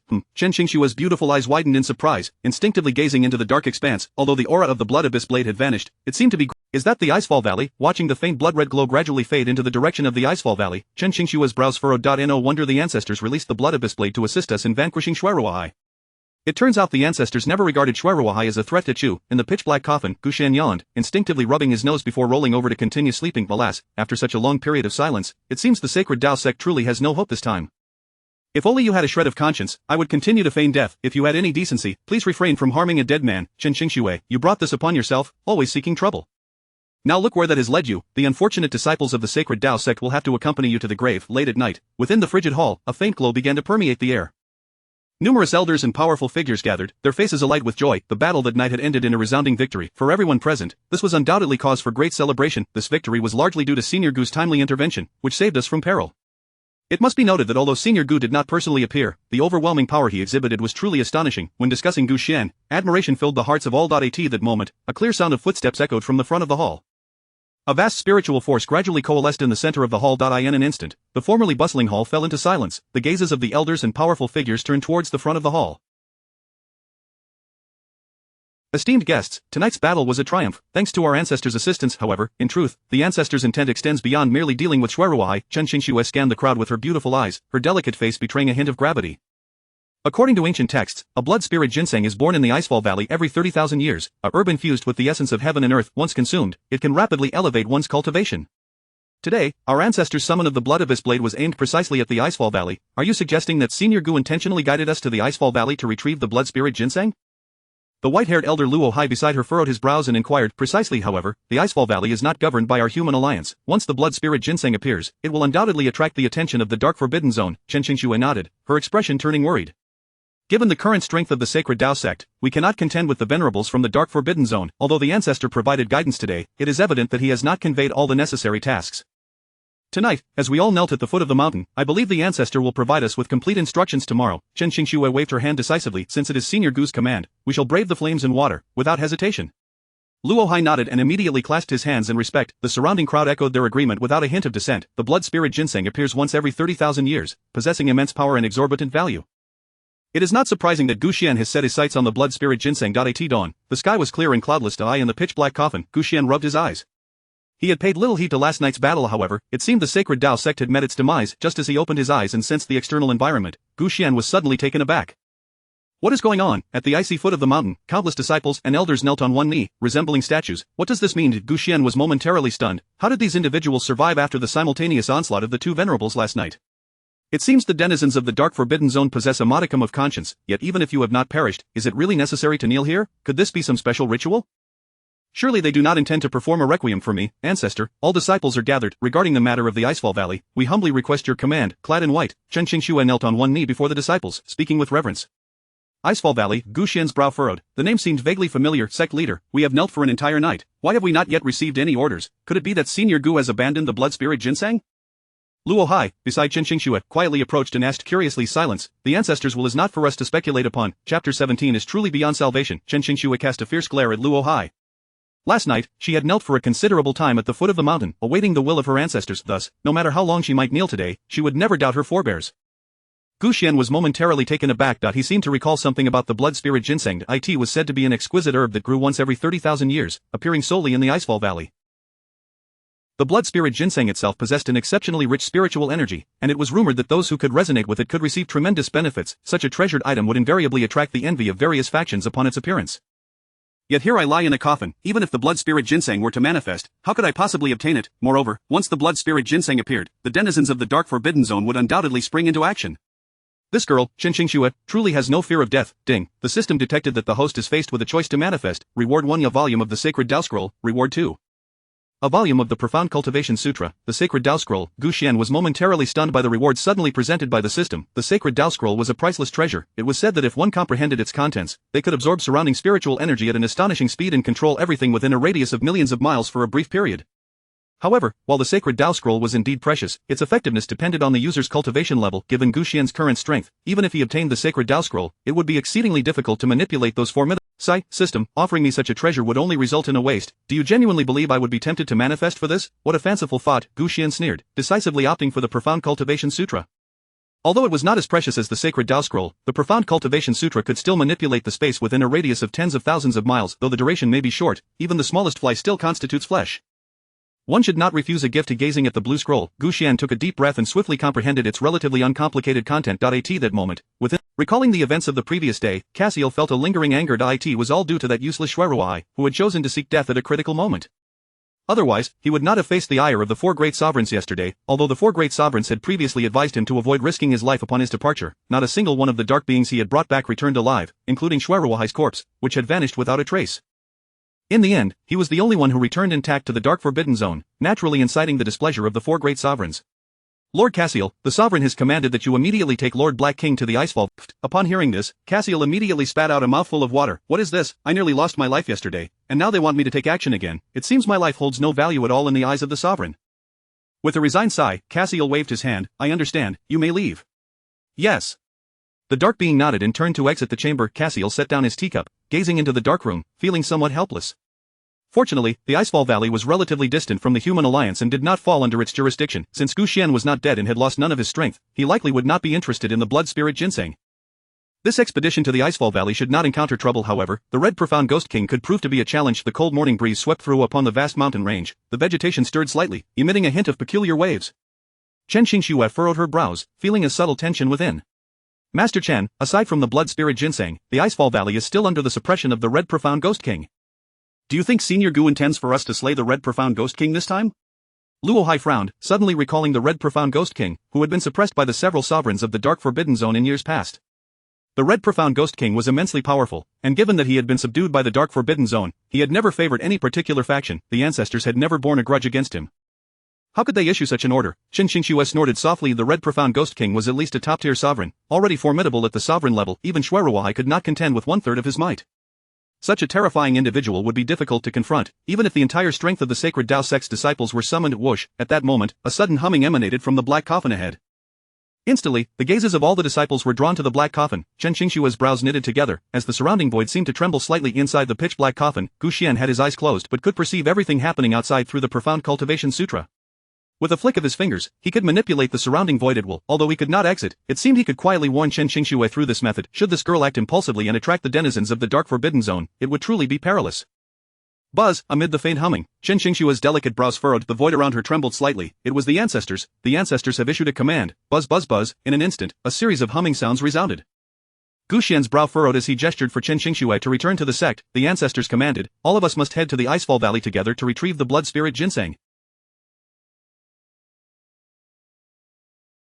Chen Xingxue's lovely face lit up with joy. The series of humming sounds clearly indicated that they were all to act in unison. The disciples swiftly rose, shouting in unison. Waves of overwhelming spiritual energy enveloped them in an instant. Upon hearing Chen Xingxue's voice, Gu Xian was utterly dumbfounded. How on earth did you become the sect leader with such comprehension skills? This girl, although endowed with considerable talent, why is her reasoning so peculiar? I explicitly instructed you to return to the sect first, discussing the blood spirit ginseng matter at a later time, yet now, you wish to take all the disciples to the Icefall Valley? What logic is that? The blood spirit ginseng is of unparalleled value, and with the Red Profound Ghost King residing in the Icefall Valley, if the Dark Forbidden Zone seizes the opportunity, wouldn't we be facing annihilation? After barely surviving last night, I never expected to be courting death again. Rest assured, ancestors, we shall not disappoint your expectations. Chen Xingxue knelt at the foot of the mountain, her delicate face filled with reverence. If they failed to retrieve the blood spirit ginseng this time, the ancestors would surely be greatly disappointed. No matter what, she must not fail this trial. Chapter 18. You are too bold. A biting, chilling wind swept through the vast valley. The surrounding cold gusts whistled, and the azure sky above seemed as if it were encased in layers of frost. From the distant snow-laden forest, piercing winds occasionally echoed a whoosh. At that moment, beneath the cerulean valley, following closely behind the multitude of disciples was Chen Xingxue, adorned in white, her delicate brows slightly furrowed. The appearance of the blood spirit ginseng could not fail to attract the attention of the Dark Forbidden Zone. Moreover, the Icefall Valley was not under the protection of any faction. Their proximity to it meant they were away from their ancestors' sanctuary, making them likely targets for the Dark Forbidden Zone. Master Chen, the aura of the— Once the blood spirit ginseng manifested, its potent blood aura would surely envelop the area for dozens of miles. Chen Xingxue pointed towards the silver-white forest ahead and commanded, immediately notify all disciples to retreat as soon as they have obtained the blood spirit ginseng. Understood. Luo Hai nodded and swiftly darted forward. The minions of the Dark Forbidden Zone could strike at any moment. Their best course of action was to leave this place as expeditiously as possible. At that moment, in a pitch-black coffin, Gu Xian sighed softly. No matter how he utilized the Xian cultivation scripture to warn Chen Xingxue, he ultimately could not prevent her. He found it incomprehensible where she derived such courage. The blood spirit ginseng was exceedingly precious. Surely, the denizens of the Dark Forbidden Zone would not let it slip away easily. As he gently operated the Xian cultivation scripture, Gu Xian instinctively discovered that he could sense the location of Icefall Valley. It seemed that Icefall Valley was not too far from the sacred Dao sect. No wonder that girl Chen Xingxue could reach Icefall Valley so swiftly. Within the snow-clad forest, dozens of white-robed disciples scanned their surroundings. Brother Xiong, it seems the blood spirit ginseng is just ahead. At that moment, a tall, slender youth pointed excitedly towards the depths of the thicket, where a flickering red light could be seen. The chubby boy beside him hurried over, his gaze fixated on the glimmer of red, as if he had just glimpsed hope. Quick, let's go. If we can obtain the blood spirit ginseng, the master will surely reward us. Brother Xiong chuckled mischievously, leading the tall youth deeper into the forest. Hey, you two, be careful, several disciples nearby called out, seeing the pair suddenly break away from the group. After all, the terrain of Icefall Valley was treacherous and fraught with danger. The forest was likely to harbor countless unknown horrors. If they encountered peril, even Chen Xingxue herself might not be able to rescue them. Brother Xiong wiped his mouth and grinned as he approached the blood spirit ginseng. Brother Xiong, perhaps exercise a modicum of caution. I can't shake the feeling that something is amiss. The tall youth followed closely behind, his internal spiritual— Boom! Suddenly, a deafening roar erupted from beneath their feet. A crimson light surged forth, resembling a pair of searing eyes that slowly fixated on the two. Brother Xiong's brows knitted together. Just as he was about to retreat, an overwhelming force instantly drew him into the swirling crimson vortex. Brother Xiong. The slender youth's face turned pale as he watched his companion vanish, his mind blank. In the blink of an eye, the crimson radiance tore open beneath the slender youth's feet. What is happening? His expression shifted as his body uncontrollably plummeted towards the crimson gaze. Within the dense forest, ear-piercing roars suddenly rang out. Chen Xingxue furrowed her delicate brows and hurried into the woods. Master, something terrible has occurred. The sudden surge of power had indeed been peculiar. If she were not mistaken, something sinister must be lurking within this forest. Faint strands of crimson light seemed to twist and coil around the air. Although the faint spiritual energy was insufficient to warrant attention, it was, after all, in Icefall Valley. The very fact that a blood spirit ginseng, aged for millennia, could arise here spoke volumes about the location's inherent value. Although the Red Mystic Ghost King had been sealed in Icefall Valley long ago, given the entity's formidable cultivation, it could not be entirely restrained. Even if it could not obtain the blood spirit ginseng, it still possessed the... In an instant, the multitude surged towards the depths of the thicket like a tidal wave. The crimson eyes gradually opened, and the void beneath them suddenly tore apart. Countless approaching disciples screamed in terror, their cries echoing from near to far. The overwhelming aura instilled fear in many of the disciples. Could it truly be the Red Mystic Ghost King? Luo Hai's brows furrowed, a sense of urgency gripping. For some reason, he found himself at a loss for words. The Red Mystic Ghost King was a pinnacle of power among the revered. It was an entirely different level from the previous Shuiruohai. Earlier, even Shuiruohai had nearly pried open his coffin lid. If Chen Qingxue and the others inadvertently attracted the Red Mystic Ghost King back, would they not be courting disaster? This girl was clearly seeking her own demise. To report to the master, we have acquired the blood spirit ginseng. At that moment, a disciple clad in white hastily approached from the depths of the frigid forest. Observing the plant in his palm, which flickered with a faint crimson glow, Chen Qingxue nodded in satisfaction. Retreat. Several formidable disciples from the Tani realm immediately received the order, leading the throng of disciples regardless of whether that crimson gaze belonged to the Red Mystic Ghost King, it held no concern for them. As for the sacrificed disciples, that was simply an inevitability. Master, it seems a dark creature's aura is rapidly... Although he had long suspected that the Dark Forbidden Zone would take action, he had not anticipated such fortuitous timing. Moreover, the route taken by the approaching entity was precisely the path that Chen Qingxue and her group would need to traverse. As such, it seemed inevitable that they would cross paths. Chapter 19 of the Resurrection of the Crimson Phantom King. Chen Qingxue narrowed her beautiful eyes as an expansive black light surged forward like an all-encompassing tide. The chilling wind caused her to shiver slightly. We must take a detour. Confronting that horde of dark creatures head-on would be nearly impossible given their current strength. Clenching her silver teeth, Chen Qingxue waved her hand, leading her numerous disciples to swiftly retreat towards the rear of the Icefall Valley. Chief Chen, the path ahead is the only route out of the Icefall Valley, while behind us lies an unfathomable abyss. Should we fall in, there would be no hope for escape, Luo Hai cautioned, closely following Chen Qingxue. Although we are accompanied by many strong allies, the enemy's presence will undoubtedly be formidable. If we hide, they will be unable to detect us. Chen Qingxue shook her head. If it came to a direct confrontation with those dark beings, she would fearlessly engage. However, the will of her ancestors was to retrieve the blood spirit ginseng. How could she abandon that command and recklessly engage the enemy in battle? Inside the pitch-black coffin, Gu Xian sighed deeply. As expected, the emergence of the blood spirit ginseng was bound to attract the attention of the Dark Forbidden Zone. Chen Qingxue, how could you not understand such a simple truth? Had we remained quietly within the Holy Path sect, they would have refrained from striking. Now, it is clear we are courting death. I am but a dead man now, I cannot save you. A thunderous roar erupted as an army of dark creatures surged forward. Their overwhelming pressure instantly enveloped the entire Icefall Valley. The frigid temperatures around them seemed to warp and twist in response. Amidst the multitude of dark beings, a middle-aged man clad in black armor stood with his arms crossed, a sword hanging at his waist, scanning the snow-laden forest with a grim gaze. Kazel, closely trailing the middle-aged man, pointed towards the forest ahead. My Lord Black King, the Crimson Phantom King is likely hidden within that forest. If we venture in, we are certain to uncover his trail. Then why do you hesitate? Move swiftly. The middle-aged man shot Kazel a frosty glare, his eyes imbued with disdain. Yes. Kazel replied, his expression one of respect as he nodded vigorously, leading the others into the... In the icy corner, Chen Qingxue gazed up at the black-armored middle-aged man, astonished. Could it be the Black King Marol? He once single-handedly faced tens of thousands of human disciples. How could the Dark Forbidden Zone send this formidable present? The Dark Forbidden Zone was one of the primary forces that suppressed the Crimson Phantom King. Reviving him now would yield them no advantage. Perhaps their aim is merely to seize the blood spirit ginseng while eliminating the Crimson Phantom King in the process, Chen Qingxue replied, shaking her head. The Crimson Phantom King, as a pinnacle existence among the revered, would undoubtedly seek vengeance upon revival. The Four Supremes are not fools, they would not invite trouble upon themselves. Boom! Suddenly, a deafening roar reverberated through the snow-covered forest, blood-colored beams of light shot skyward in an instant, the blinding radiance enveloped the azure expanse of the heavens. Chen Qingxue was taken aback, turning to gaze at the crimson light. The overwhelming pressure that rolled towards her caused her beautiful eyes to narrow in alarm. Are they truly attempting to revive the Crimson Phantom King? It cannot be. Have they lost their sanity? What benefit could they possibly gain from resurrecting him at this moment? The nearby Tani realm experts began to murmur among themselves. Reviving the Crimson Phantom King now would likely not only thwart their chances of obtaining the bloods. After all, even if you were to kill us now, it would only serve to quench your thirst for vengeance, Kazel replied, a cold snort escaping him, devoid of any fear. The Crimson Phantom King, unlike Shuiruohai, holds no deep-seated obsession with vengeance. With a little persuasion and the promise of benefits, he could easily transform from foe to ally. Yet before that, the blood spirit ginseng must be secured. At this moment, the blood-colored radiance gradually coalesced into a colossal shadow resembling a fearsome beast, extending a claw towards the grass below. Oh no! Chen Qingxue's beautiful eyes widened, her delicate face suddenly growing. Kazel glanced down, finally noticing the figures concealed within the underbrush. Ah, so you all have gathered here as well, how unexpected, it seems fate has brought us together. This is Icefall Valley, Gu Xian will likely be unable to save. The terrifying pressure descended upon them like a storm. We must fight. Luo Hai's expression darkened as he shouted, unleashing a torrent of powerful spiritual energy. Chen Qingshua's face turned icy. The entire Icefall Valley was nearly surrounded. To continue fleeing would only result in the loss of her sex dignity. Today's command from her ancestors would likely remain unfulfilled. Gazing at Marol hovering in the distance, Chen Qingshua's beautiful eyes gradually shifted toward the direction of the Holy Path sect.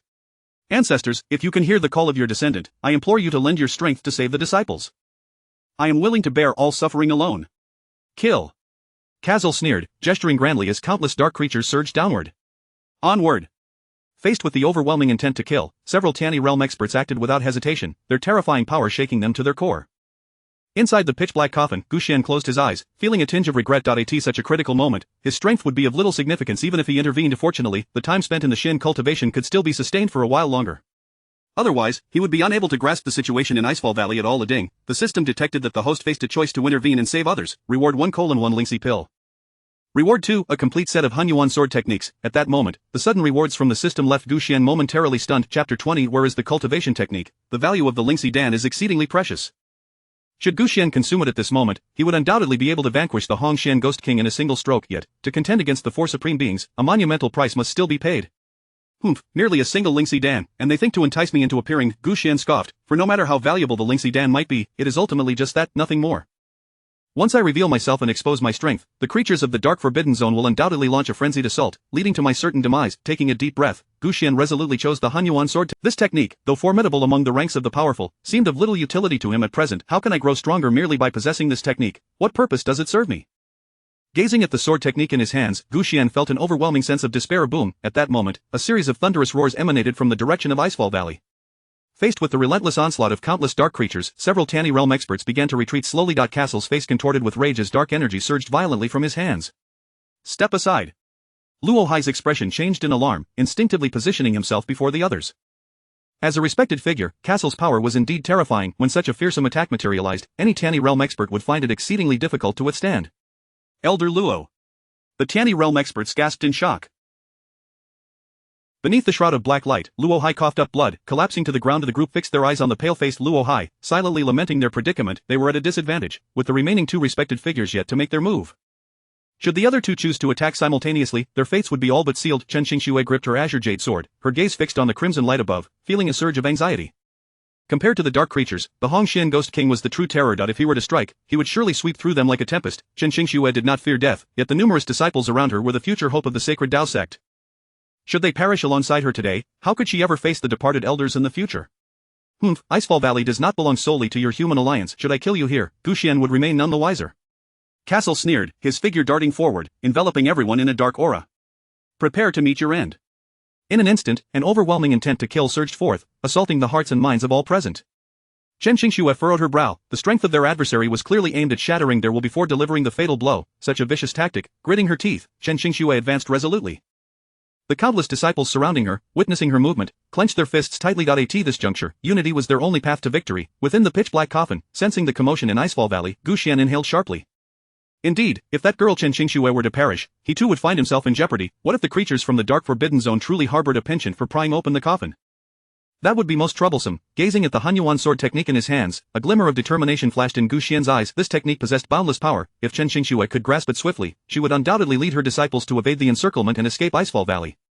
Though he could not guarantee that the three respected figures would refrain from pursuing, this Hunyuan sword technique was now their sole hope. Thankfully, the Xian cultivation scripture had a temporal limit, allowing Gu Xian to manipulate the void with his mind and transmit the Hunyuan sword technique outward. However, he must ensure that Chen Qingxue harbored no doubts. Though her intellect might be questionable, she seemed to possess certain advantages in specific matters. Amidst the chaos of battle, Chen Qingxue pressed forward, yet she refrained from immediate action.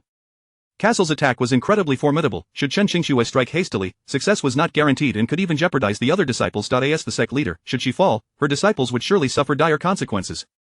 With a flick of his finger, Gu Xian swiftly transmitted the Hunyuan sword technique discreetly, then promptly closed his eyes. Regardless of the outcome, I have done my utmost. For now, it is best to feign death in silence.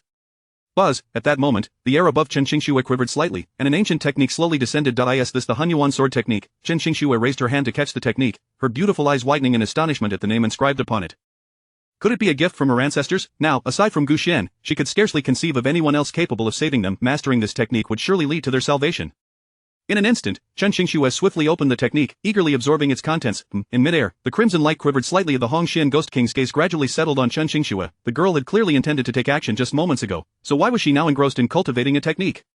Kill! Still reveling in the thrill of slaughter, Castle paused, taken aback by the Hongxian Ghost King's command. Turning his gaze toward the front with the Hongxian Ghost King's arrogance, he naturally deemed these weaklings beneath his notice. Moreover, the Dark Forbidden Zone sought to atone for past wrongs and demonstrate sincerity by obeying him.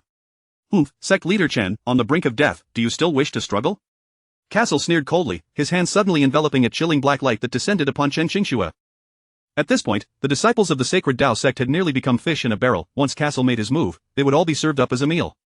Whoosh, just then, the seemingly bookish Chen Qingxue suddenly raised her head to look at Castle, and a surge of azure light erupted from her body. What? Castle halted in his tracks, astonished as he regarded Chen Qingxue. What trickery is this? She is clearly on the verge of death, yet she dares to struggle. Hunyuan sword technique. Chen Qingxue cried out, her jade hand gripping the sword as she soared into the air. The spiritual energy, reminiscent of surging waves, cascaded down from the heavens like a torrent. The ferocious power exuded a pure aura, gradually descending to suppress all. Castle looked up at the mighty sword energy, trembling involuntarily before its might.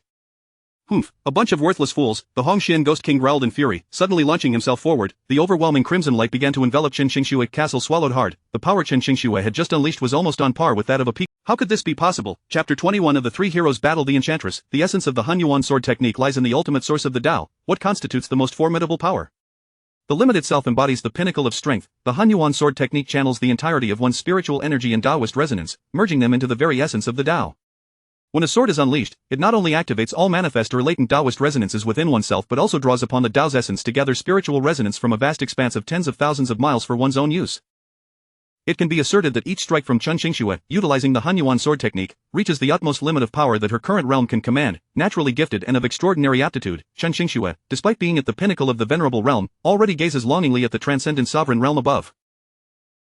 With her peak venerable strength, the might of her Hunyuan sword technique is formidable enough to challenge even the Red Xian Ghost King, who stands at the same pinnacle. As the Red Xian Ghost King strikes, a torrent of bloodthirst and chaos engulfs the battlefield, while Chen Qingxue retaliates, her blade slicing through the air for 30,000 miles.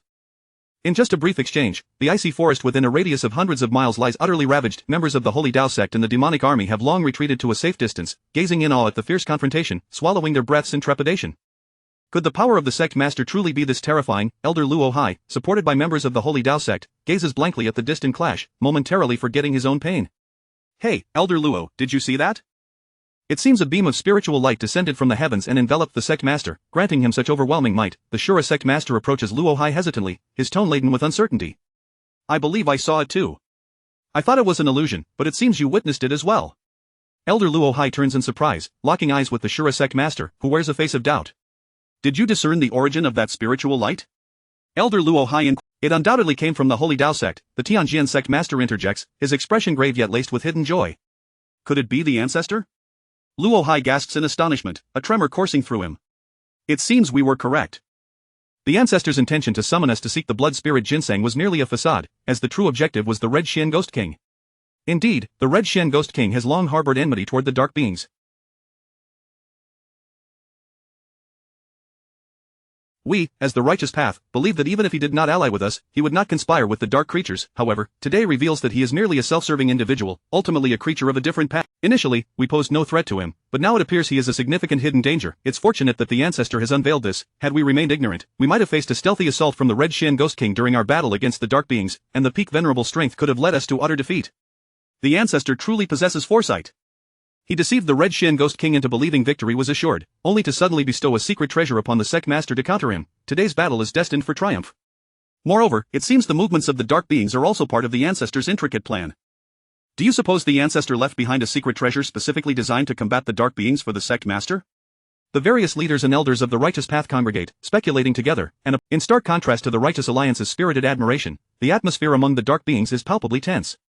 Do you see? The Dark King, clad in ominous armor, gazes gravely at the resplendent. After a moment of contemplation, her power surged dramatically, exuding an imposing aura. Cassiel, a robust figure who had been near Chen Qingxue, bears witness to the breathtaking brilliance of her sword strike, a sensation of imminent death lingering in his heart. The Dark King, Morol, remains silent, having observed the scene from above, fully aware that the beam of spiritual light originated from the direction of the Holy Dao sect. Yet, even with this knowledge, disbelief pervades his thought. The Holy Dao sect lies thousands of miles distant. How could the remnants of Gu Xian's will still exert influence here? Could it be that Gu Xian truly did not perish? This conjecture drains color from the Dark King's face, a chill of fear settling within him. Despite the current arrogance of the Dark Beings, their confidence rests on the premise that the Saint Guxian has already met his demise. Have you not seen how the four supreme beings within the Dark Forbidden Zone dare not even emerge from their confines? Though they may scoff verbally, does their underlying fear and anxiety diminish in the slightest? What, then, is the purpose of sending these individuals forth? To put it charitably, they are here to probe the current strength of humanity. To put it bluntly, they are mere foot soldiers walking into a minefield. The Dark King, favored among the 9 Dark Sovereigns, is indeed astute and clever. He comprehends that his fundamental mission has never been about the Red Xian Ghost King but rather to ascertain whether the ancestor. Now, an opportunity presents itself to slay Chen Xingxue. Since Gu Xian has intervened to assist her against the Red Xian Ghost King, it is evident that he holds her in great esteem. Should I and Cassiel join forces alongside the Red Xian Ghost King, the three of us, all sovereign-level powers, would surely overwhelm Chen Xingxue. If Gu Xian is truly alive, he will undoubtedly intervene. Contemplating this, the Dark King hesitates. Should Gu Xian still draw breath, it is highly likely that he would meet his end here. Yet, should I confirm Gu Xian's demise, I would certainly earn great merit in the favor of the sovereign, with prospects of ascending to the sovereign position in the future. Taking a moment to collect himself, the Dark King makes a resolute decision, his voice steady. Cassiel, let us advance together, slay Chen Xingxue. Cassiel is momentarily taken aback, but upon seeing the Dark King charge forward, he has no time for further reaction and follows suit. The two converge with the Red Xian Ghost King, encircling Chen Xingxue. This is dire. They aim to besiege the sect master. The Righteous Alliance quickly realizes the intent. However, the vast throng of dark beings, roaring and charging, meets them in fierce battle. In the arena of the 4 sovereign-level fighters, both Chen Xingxue and the Red Xian Ghost King find themselves somewhat breathless, their energies waning. Ultimately, Chen Xingxue is but a venerable, and although she momentarily channels the profound intricacies of the Hunyuan sword technique to exert pressure on her peak venerable opponent, such a peak cannot be sustained indefinitely. Conversely, the Red Xian Ghost King, having been suppressed for millennia, also struggles to maintain his strength amidst this fierce conflict, suffering injuries from Chen Xingxue's exquisite swordplay that further A year from now, it will be your day of reckoning when our dark army breaches the Holy Dao sect. We shall not desecrate your grave but rather honor it annually, ensuring your spirit is ever revered, the Dark King declares coldly. Uncontrolled dark magic surges from his every pore, rendering him a specter of smoke and flame. Humph, speak such grandiose words only after you have slain me. Chen Xingxue retorts, her focus sharpening as she discreetly gathers her strength. Though she remains cautious and solemn, fear is absent from her heart, for she steadfastly believes in the continued existence of Ancestor Gu and her capacity to vanquish these fiends. Charge!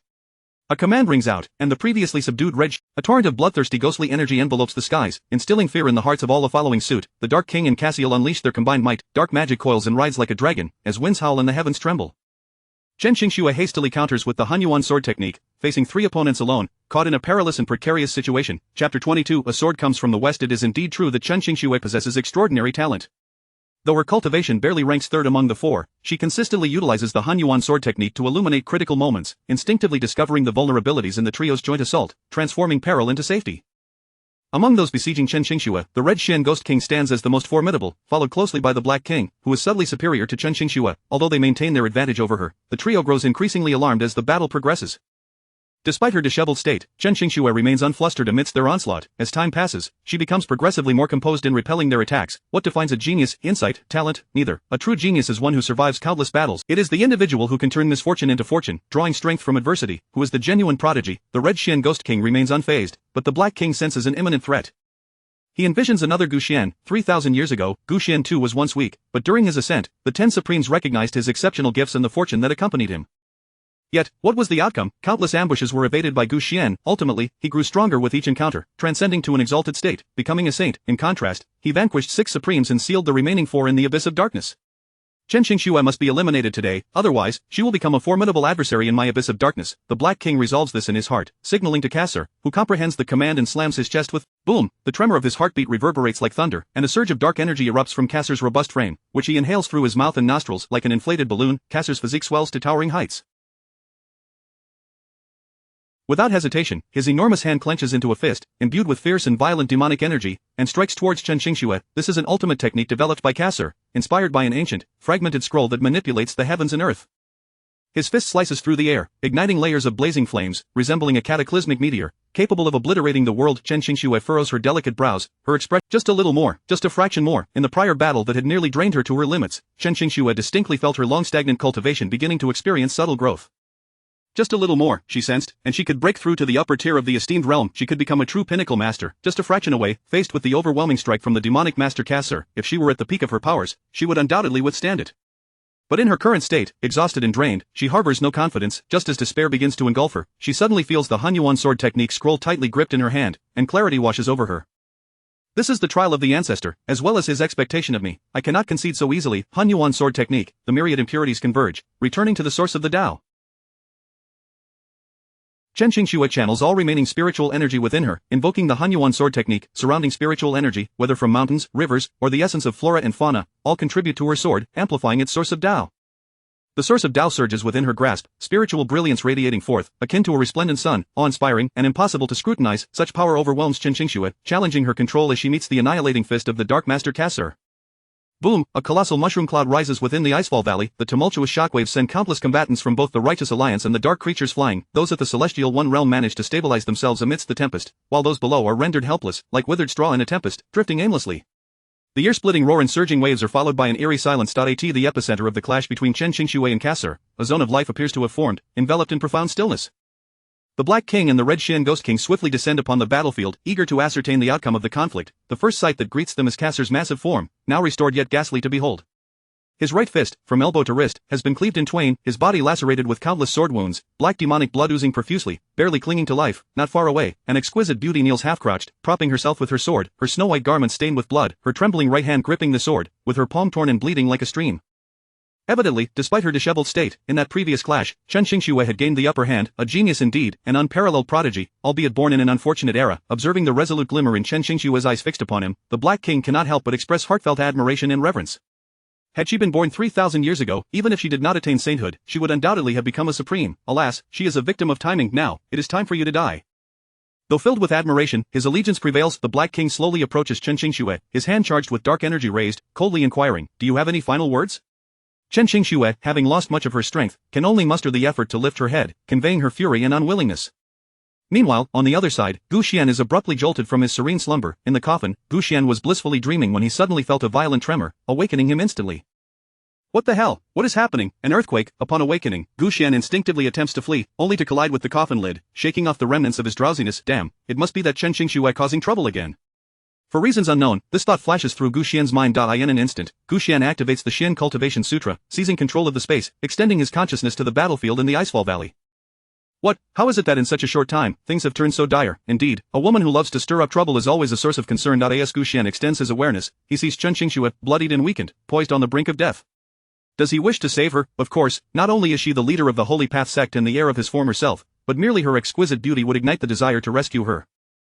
Is it possible to save her? Certainly not. One knows one's own limitations. He is merely at the initial stage of the esteemed realm. Even with the Xian Cultivation Sutra's ability to manipulate space from afar, he cannot rescue Chen Qingxue from the hands of two peak esteemed masters without exposing his true cultivation, which would be a grave miscalculation. Then, my apologies, I simply wish to survive. With that, he intends to close his eyes and continue sleeping. Out of sight, out of mind. Ding. The system detects the host's dilemma regarding whether to save Chen Qingxue. Choice 1 is save her and receive the ancient legacy of Fei Huang Immortal Dance. Choice 2, do not save her and receive a fragment of the immortal map. A sword comes from the west. The system truly enjoys meddling. How to save her? I suppose I will choose the latter. Indeed, while the legacy of Fei Huang Immortal Dance is legendary and resplendent, Gu Xian is hesitant to emerge, half of the fragmented map enveloped in ethereal mist. Chapter 23 The Pinnacle of the Venerable Realm. Chen Qingxue, amidst a shrouded mist, the unfathomable mysteries of the Tao unfold. A tattered map, only half revealed, conceals profound truths. Merely holding this scroll, Gu Xian sensed its extraordinary nature. Enveloped in an exceptionally clear and ethereal aura, he attempted to absorb and refine this energy, yet it remained inseparable from the scroll, as if they were one, such a treasure. A veritable gem of the sage level, if intact, its worth would undoubtedly soar to imperial heights. Eagerly, he unfurled the fragmentary map, revealing the mysteries of the universe before Gu Fan's eyes. The illustration depicted a celestial being soaring through the skies with a sword in hand. However, only half of the image remained, the figure absent, yet a resplendent white sword leapt vividly from the parchment. With a clear and melodious chime, the white sword depicted in the celestial image suddenly came to life. It ascended, disregarding the coffin before it, piercing through the air and soaring into the heavens. What in the world is happening? The sword illustrated on the scroll is alive. What does this mean? Is it trying to flee? As the celestial sword took flight, the once mystical scroll became an ordinary sheet of white paper, its pure and clear aura dissipating along with the sword. Just as Gu Xian was about to curse, a hearty laugh echoed in his ears. Ha, young friend, may I borrow this sword for a moment to showcase the pinnacle of swordsmanship? Before Gu Xian could react, he witnessed the Luxian heavenly sword beside him vanish into thin air. When he looked again, it had already ascended to the sky, merging with the white sword that had burst forth from the painting. You've got to be kidding me, as if running away wasn't enough, you want to abscond with my exquisite holy weapon? Is there no one to intervene, you rogue? The celestial sword in the sky, now fused with the Luxian heavenly sword, exuded an inexplicable Taoist resonance. Previously, its aura felt somewhat ephemeral, yet now it was palpably real. The Luxian heavenly sword, immersed for a moment, suddenly unleashed a single stroke, a mere ordinary swing, yet it cleaved through darkness like sunlight piercing the gloom, an axe shattering chaos. Gu Xian, who had been watching intently, was momentarily stunned. He felt a certain restraint within him shatter. The nameless celestial sword burst its own Taoist resonance. As the Luxian heavenly sword danced, a sharp sword aura unfurled. First, those guarding the holy Dao sect beheld an image of the celestial sword dancing within their minds. The weak lamented its exquisite technique, while the strong marveled at its profound resonance. Soon, this aura spread outward, reaching the war-torn Icefall Valley in mere moments. All beings, whether human or dark creatures, halted their actions simultaneously, captivated by the sudden appearance of the sword dance in their minds. However, there was a distinction. The humans reveled in the spectacle, smiling as if enlightened, while the dark creatures writhed in agony, many of the weaker ones bleeding from their noses and mouths, collapsing to the ground. It was unclear whether it was the pure aura of the celestial sword that clashed with the chaotic dark magic or if the sword's Dao was an inheritance of the human ancestors, not meant for foreign entities. In any case, the dark creatures were deprived of this boon. Among the three venerable beings still cognizant in Icefall Valley, the Red Shin Ghost King and the Black King wore grave expressions. Their venerable prowess barely allowed them to escape the sword dance's influence, yet, upon reflection, this technique was eerily profound, leaving them perplexed. It goes without saying that in this world, only the four supremes within the Dark Forbidden Zone could possess such miraculous abilities. Otherwise, it could only be Gu Xian, entombed within the Holy Dao sect. Yet, despite both groups envisioning the sword dance, the humans reaped immense benefits while the dark creatures suffered greatly.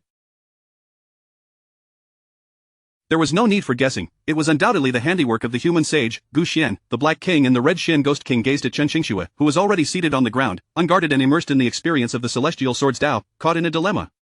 Should they act? The Black King and the Red Shin Ghost King exchanged a glance, tacitly deciding to withdraw. The sword aura continued to spread outward. Even the overwhelming darkness and myriad formations in the Dark Forbidden Zone could not impede it. Many weaker beings within the Dark Forbidden Zone could not help but envision the celestial sword dance, subsequently bleeding from their 7 orifices, screaming in agony. In an instant, the Dark Forbidden Zone resembled a hellish realm, filled with cries of despair and chaos, a scene of tragic desolation. Gu Xian had not perished. The four supremes of the Dark Forbidden Zone wore troubled expressions, unknowingly allowing the emotion of fear to gradually infiltrate their hearts. What to do? The supreme seated, although his entire form was cloaked in darkness, one could still sense the gathering clouds of sorrow upon his visage. Of the four supremes of the Dark Forbidden Zone fell into a heavy silence.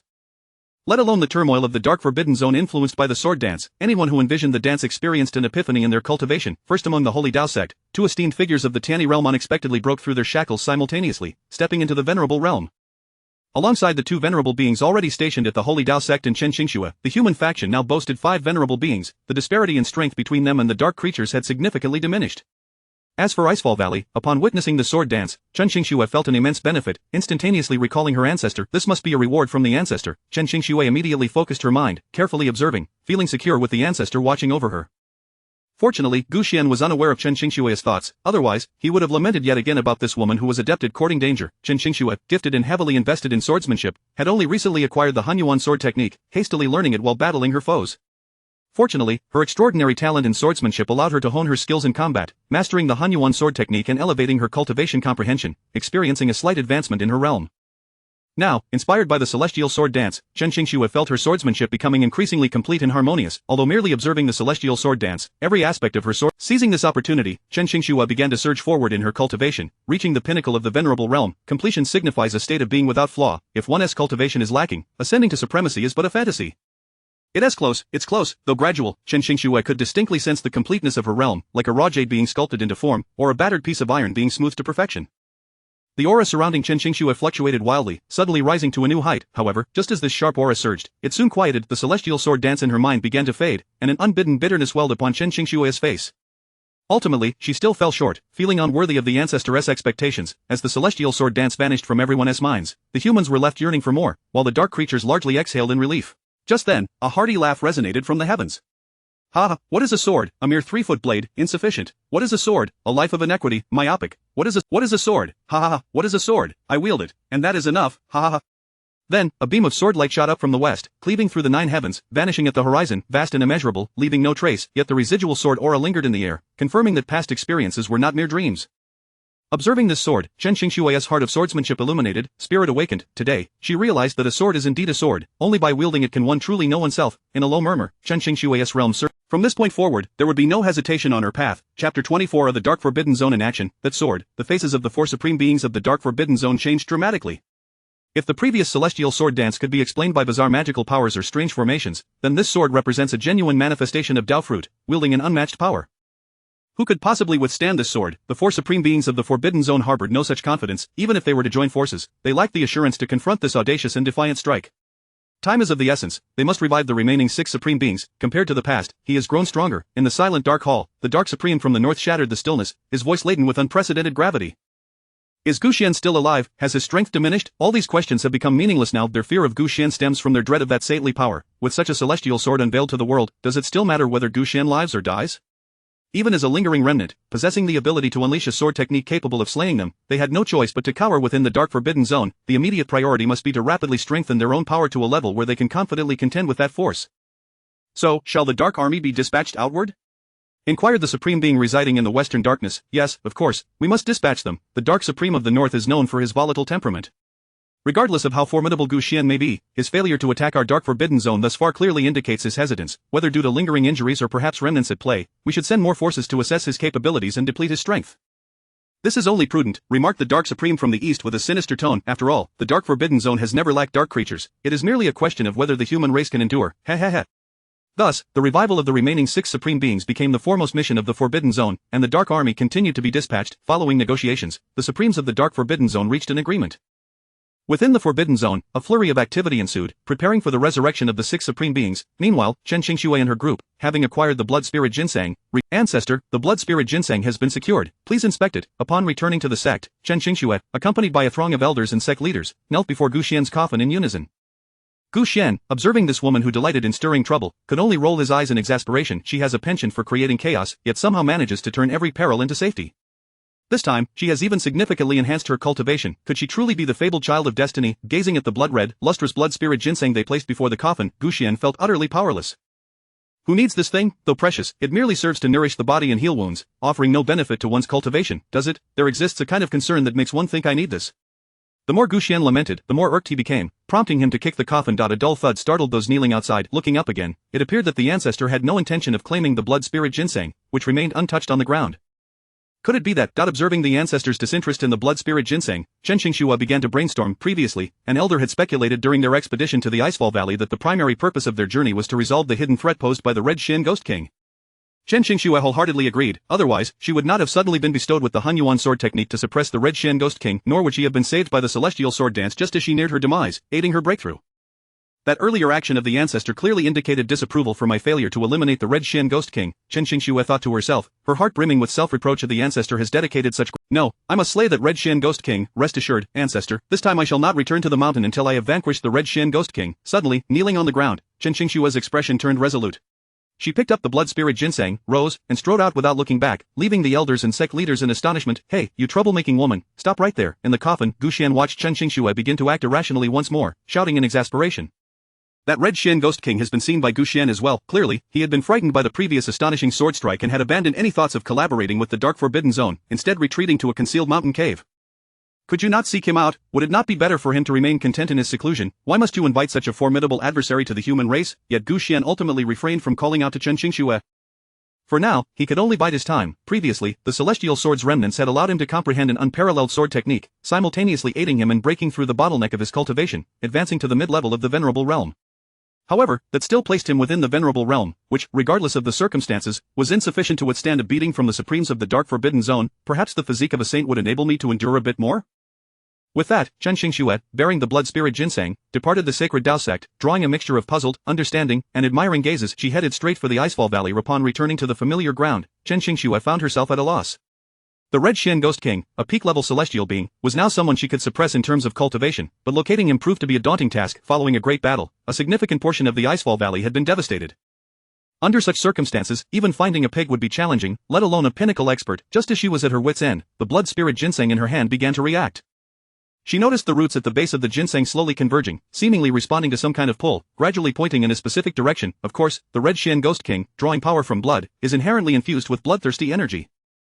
This blood spirit ginseng is a spiritual treasure cultivated from the essence of blood in the world. Naturally, the two would attract one another. No wonder the ancestor showed disinterest in the blood spirit ginseng. It seems they intended for me to carry it for a greater purpose. Chen Qingxue, excitedly using the blood spirit ginseng as a compass, began her search for the Red Shin Ghost King's whereabouts.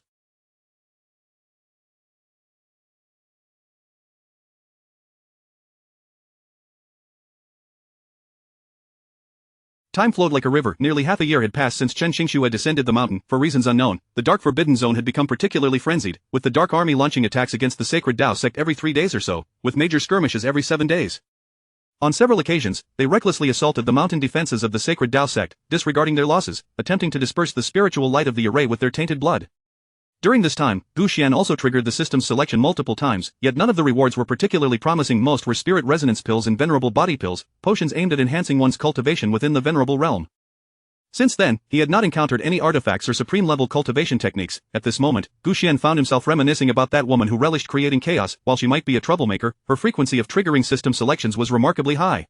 Although she constantly brought forth hidden dangers, she also significantly increased his fortunes. Ding, a soul of one of the 6 supreme beings from the Dark Forbidden Zone is about to be summoned back. The host will face the choice of whether to intervene. Option 1, intervene to obtain the evil exterminating Emperor's sword scroll. Option 2, do not intervene to obtain the Sacred Origin sword technique. This familiar high-level reward, could it be that someone is present at the site of that supreme soul summoning?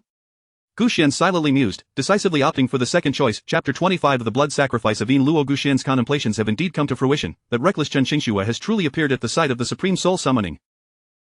It was half a year ago when Chen Qingxue, believing she could trace the whereabouts of the Red Shen Ghost King through the blood spirit ginseng and slay it to fulfill her ancestors' expectations, embarked on this perilous quest.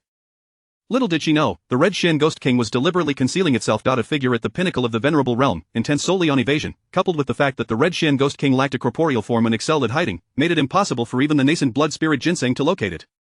Yet, it cannot be said that the blood spirit ginseng was entirely without merit. Following the ginseng in circles for a while, Chen Qingxue unexpectedly stumbled upon the blood Shen blade, which had been lost in the Icefall Valley. It was with this supreme artifact that she had effortlessly slain the traitor of the human race, Shuiruai, who was also at the venerable realm. Ultimately, it was her own lack of strength that led to its loss in the Icefall Valley. Now, having regained it, Chen Qingxue, in her excitement, intended to return to report to her ancestor. However, on her way back, she encountered the silhouettes of dark creatures. At the very spot where the righteous and the malevolent once clashed, Chen Qingxue beheld numerous dark creatures transporting corpses.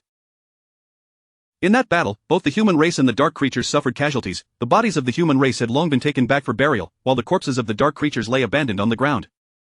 Dark creatures, mostly lawless and devoid of morality, are known to turn on one another for their own selfish gains. To witness them now hauling the bodies of their kin was evidently unusual.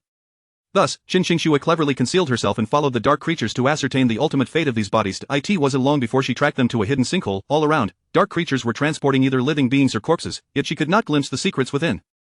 For 3 powerful dark beings stood guard around the cave. At this moment, even a fool would realize that the dark forbidden ground was plotting something, yet, it must be said that Chen Qingxue's mind was sharp. Given the circumstances, she could not confront them alone, so she resolved to seek reinforcements. Fearing exposure, she would summon only a small contingent of powerful allies. Upon witnessing this bizarre situation, Chen Qingxue's mind whirled, and she decided to remain vigilant, adopting a strategy of passive observation. She waited for nearly half a year. Only recently did the sinkhole become nearly filled with a blood-red liquid, emanating a potent aura of malevolence and demonic energy. It was then that Chen Qingxue realized the dark creatures intended to resurrect one of the 6 deceased supremes. Glancing around and finding no allies, Chen Qingxue, resolute and filled with righteous fervor, decided to single-handedly thwart the resurrection of the Dark Supreme. My Lord Castle, at the current rate, the Supreme of Death will soon be revived. As protectors of the path, shall we not receive some rewards? One of the smaller dark creatures among the 3 guarding the sinkhole spoke obsequiously to the leading castle. Rewards are certain. Even a mere trickle from the Supreme's fingers would suffice for us to indulge endlessly, Castle replied, a slight smile breaking his stern facade. This task of guarding had been a hard-won acquisition from other Dark Supremes. The rewards from the Supreme's revival were one matter. More importantly, he needed a pillar of support, one that would not treat him as mere cannon fodder. The memory of the battle 6 months prior lingered painfully in his mind. A mere glance from the Black King had compelled him to risk his life against that madwoman. Why should he endure such humiliation? Was it simply because he was not of the Supreme's direct lineage? Or was he still considered that imprisoned captive? That was the closest Castle had ever come to death, and he wished never to feel that way again. Thus, he vowed that this time, the Supreme's revival must not falter. Fact, right ear, the Supreme's resurrection is imminent, and we cannot afford a single mistake. Castle's expression darkened as he fixed his gaze on the increasingly sinister blood pool, unwilling to relax even for a moment. Yes. With a flicker, the 2 Dark Supremes behind Castle positioned themselves on either side of the sinkhole, forming a triangular formation with him.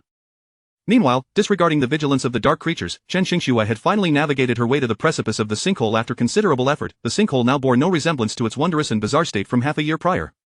A peculiar formation had completely disintegrated the corpses, leaving only the purest essence of blood. After half a year of accumulation, the sinkhole had transformed into a veritable blood pit. As she drew closer, Chen Qingxue discovered the nauseating stench emanating from the pit.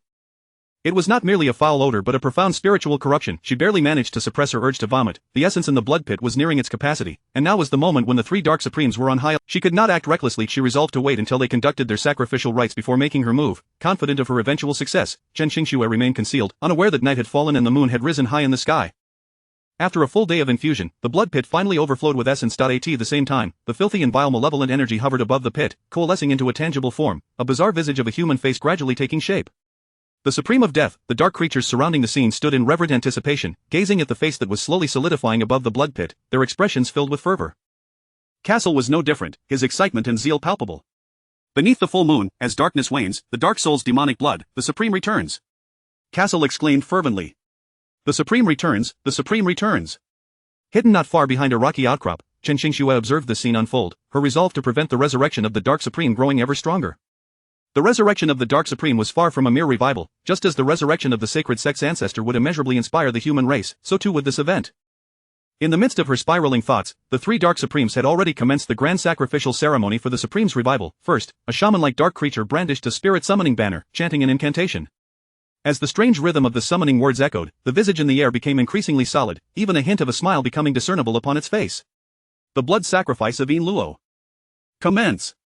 The three Dark Supremes formed a triangular stance around the blood pit, each weaving their respective incantations. Suddenly, a fierce wind howled, and malevolent energy surged forth from the void. The essence within the blood pit began. The remaining essence in the blood pit thickened and congealed, resembling clay, gradually taking shape, forming a corporeal figure. The soul began its descent, rushing toward the figure, which ascended into the air, preparing to receive the incoming soul.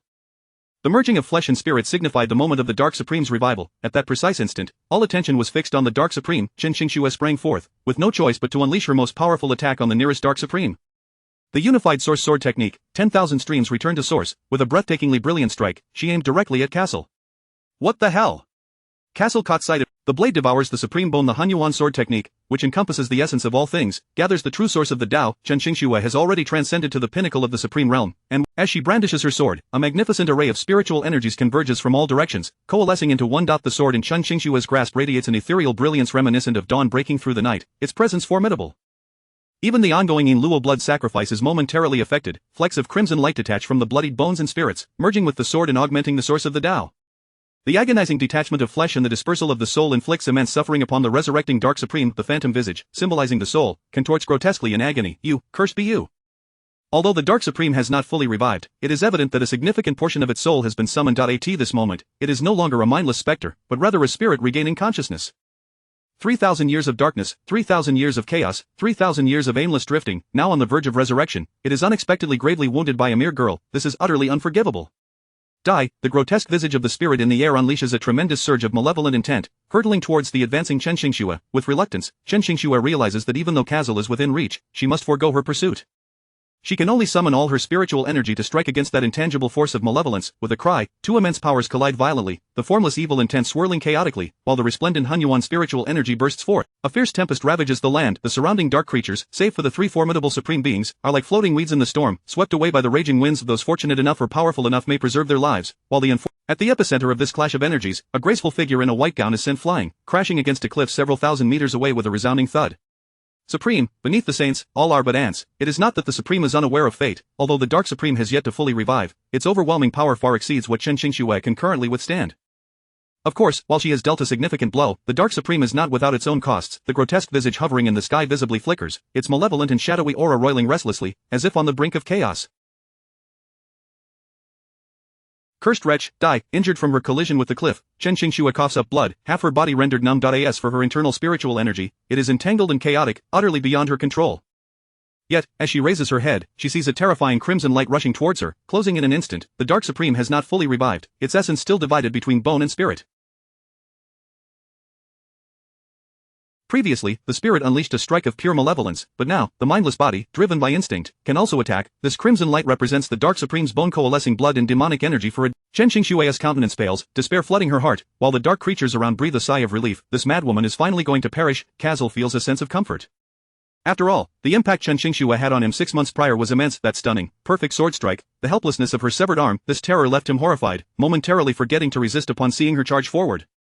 Fortunately, the Dark Supreme intervened to halt Chen Qingxue's assault, otherwise, he would have surely met his demise. Just as Castle begins to relax, he senses something amiss. The powerful strike from the Dark Supreme's bone should have been awe-inspiring and earth-shattering. Yet, it is eerily silent, a resonant clang echoes from the distant cliff, drawing the attention of all the powerful dark beings present. There is no cataclysmic upheaval, no destruction, all the in their eyes, filled with dread, the supreme bloodlight unleashed by the Dark Supreme is gradually being absorbed and dissipated. What is this? Ukazil and the other two supreme beings are engulfed in inexplicable terror. The attack of the Supreme has been thwarted. Had it been them, they would have already resigned themselves to eternal rest in their coffins. Unlike their panic, the Dark Supreme's expression turns grave.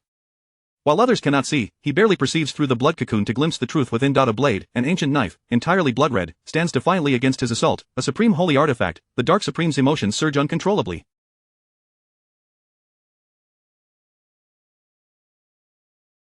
Now I understand why such a great cost was incurred for my resurrection. It seems there is an insurmountable foe. The Dark Supreme has just begun to grasp the reality of its soul from the chaos of consciousness and remains oblivious to the events concerning Gu Xian in this world. In its perception, dark creatures are selfish beings. Their demise merely releases the fortune of the heavens, so why would those four beings expend great effort to revive it? A new saint has arisen among the human race. The dark races are on the brink of extinction. The Dark Supreme believes it has uncovered a blind spot. This cannot be blamed on its skewed thinking. Only saints can forge holy artifacts, and this peculiar bloodblade is something it has never encountered before. Moreover, being inexplicably revived, the connections lead to such a conclusion. What to do now? Despite maintaining an air of authority, the Dark Supreme's heart is a tempest of anxiety. The triggering of the supreme holy artifact evidently signifies that the hidden saint wishes to protect this girl. Should it act recklessly, it would surely invite a deadly confrontation with that saint. If the other Dark Supremes were present, it would be manageable, but the Dark Supreme glances at the three uncertain Dark Supreme beings below and cannot help but feel resentment. How can you all be so weak? The distant blood cocoon consumes the attack of the Dark Supreme's bone, gradually dissipating, revealing the disheveled yet graceful figure of Chen Qingxue. Today, you have dared to offend me. You should have been ground to dust, yet, the saint protects you, and I shall grant the saint some face. You may leave. The Dark Supreme, wary of the unknown saint, contemplates briefly before uttering these words. Clop, clop, clop. Yet, to its astonishment, Chen Qingxue does not retreat. Instead, she brandishes the blood Xian knife and strides toward the Dark Supreme step by step. The Supreme has proclaimed her departure, and the surrounding dark beings dare not impede her. As for the Dark Supreme, it remains perplexed as to the girl's intentions, allowing her to approach unchallenged. Evidently, all of this was within the foresight of the ancestor. As she draws near, Chen Qingxue suddenly lifts her head and cries out. Then, with the last vestiges of her strength, she plunges the blood Xian knife into the Dark Supreme's bloodied bone. In an instant, the knife's bloodlight surges, unleashing a frenzied devouring force upon the bone, causing it to shrink visibly. The blade devours the supreme bone. Chapter 27. Impassive. A surge of immense agony suddenly invaded the soul of the Supreme of Oblivion. His corporeal form and ethereal spirit had yet to commence their fusion. It was akin to watching countless vermin voraciously devour one's own flesh, a sensation so harrowing that it threatened to drive the Supreme of Oblivion to madness. How dare you? How dare you? The Supreme of Dark Oblivion erupted with boundless fury, the malevolent thoughts emanating from his spirit causing the very essence of the world to tremble. The dark creatures dared not make a single move, prostrating themselves upon the ground, quaking in fear. The only being present who remained unfazed was Chen Qingxue. Now I understand why the ancestor did not desire the blood spirit ginseng, but rather subtly gestured for me to take it. Why, despite my evident misinterpretation of the ancestor's intentions, he still did not prevent me from venturing to the Icefall Valley. Clearly, all of this lay within the ancestor's grand design. The blood spirit ginseng was meant to locate the blood mystic blade. The blood mystic blade was intended to sever the corporeal form of the Dark Supreme, which was on the verge of resurrection. As a supreme sacred artifact of the blood fiend path, the blood mystic blade undoubtedly possesses the greatest power to counteract the Supreme's corporeal form, which is forged from pure blood. Chen Qingxue faced the furious wrath of the Supreme of Oblivion without the slightest hint of fear. She realized that all of this was part of the ancestor's scheme. In that case, the ancestor's gaze must have been fixed upon this very moment. Even if he had not emerged just now, it was likely out of concern that the Dark Supreme might be frightened away. Meanwhile, what of Gu Xian, who had been entrusted with great hopes by Chen Qingxue? The Sacred Element Sword Technique, I have never heard of it. Gu Xian was diligently studying the newly acquired sword technique from the system. As for Chen Qingxue, the troublemaking woman, I have no idea where she is. Let us set her aside for now. As the time spent with the selection system lengthened, Gu Xian suddenly discovered that the variety of rewards it offered was increasing exponentially. Previously, he had encountered numerous pills. However, recently, he found himself increasingly perplexed by the rewards he received. For instance, the last rewards, the Flying Radiance Immortal Dance and the One Sword from the West, were entirely unfamiliar to him. The Flying Radiance Immortal Dance rang a bell, as it was described in an ancient text in connection with a legendary emperor. However, the remnants of the One Sword from the West were a complete mystery. Could it be that the rewards provided by the system do not all originate from this world? Gu Xian could only speculate thus. Although he was the only sage in 30,000 years, the history of this world had undoubtedly spanned countless epochs of 30,000 years. What Gu Xian understood was merely the tip of the iceberg. Nevertheless, he resolved to focus solely on the gentle mountain breeze, disregarding the tumultuous waves beyond. First, he must comprehend this Sacred Element Sword technique. Gu Xian unfurled the secret tome, a beam of golden light piercing his eyes, and by the time he came to his senses, he found himself immersed in a vast ocean of gold.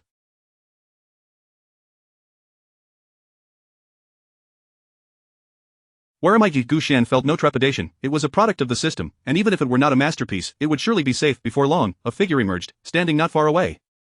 The figure shimmered with golden light, obscuring its features, yet its mere presence exuded an air of unparalleled dominance. This entire golden realm seemed to revere this figure above all else. My concept was vividly embodied in this figure, yet, in a moment of confusion, Gu Xian realized that what stood before him was not a figure at all, but rather a sword.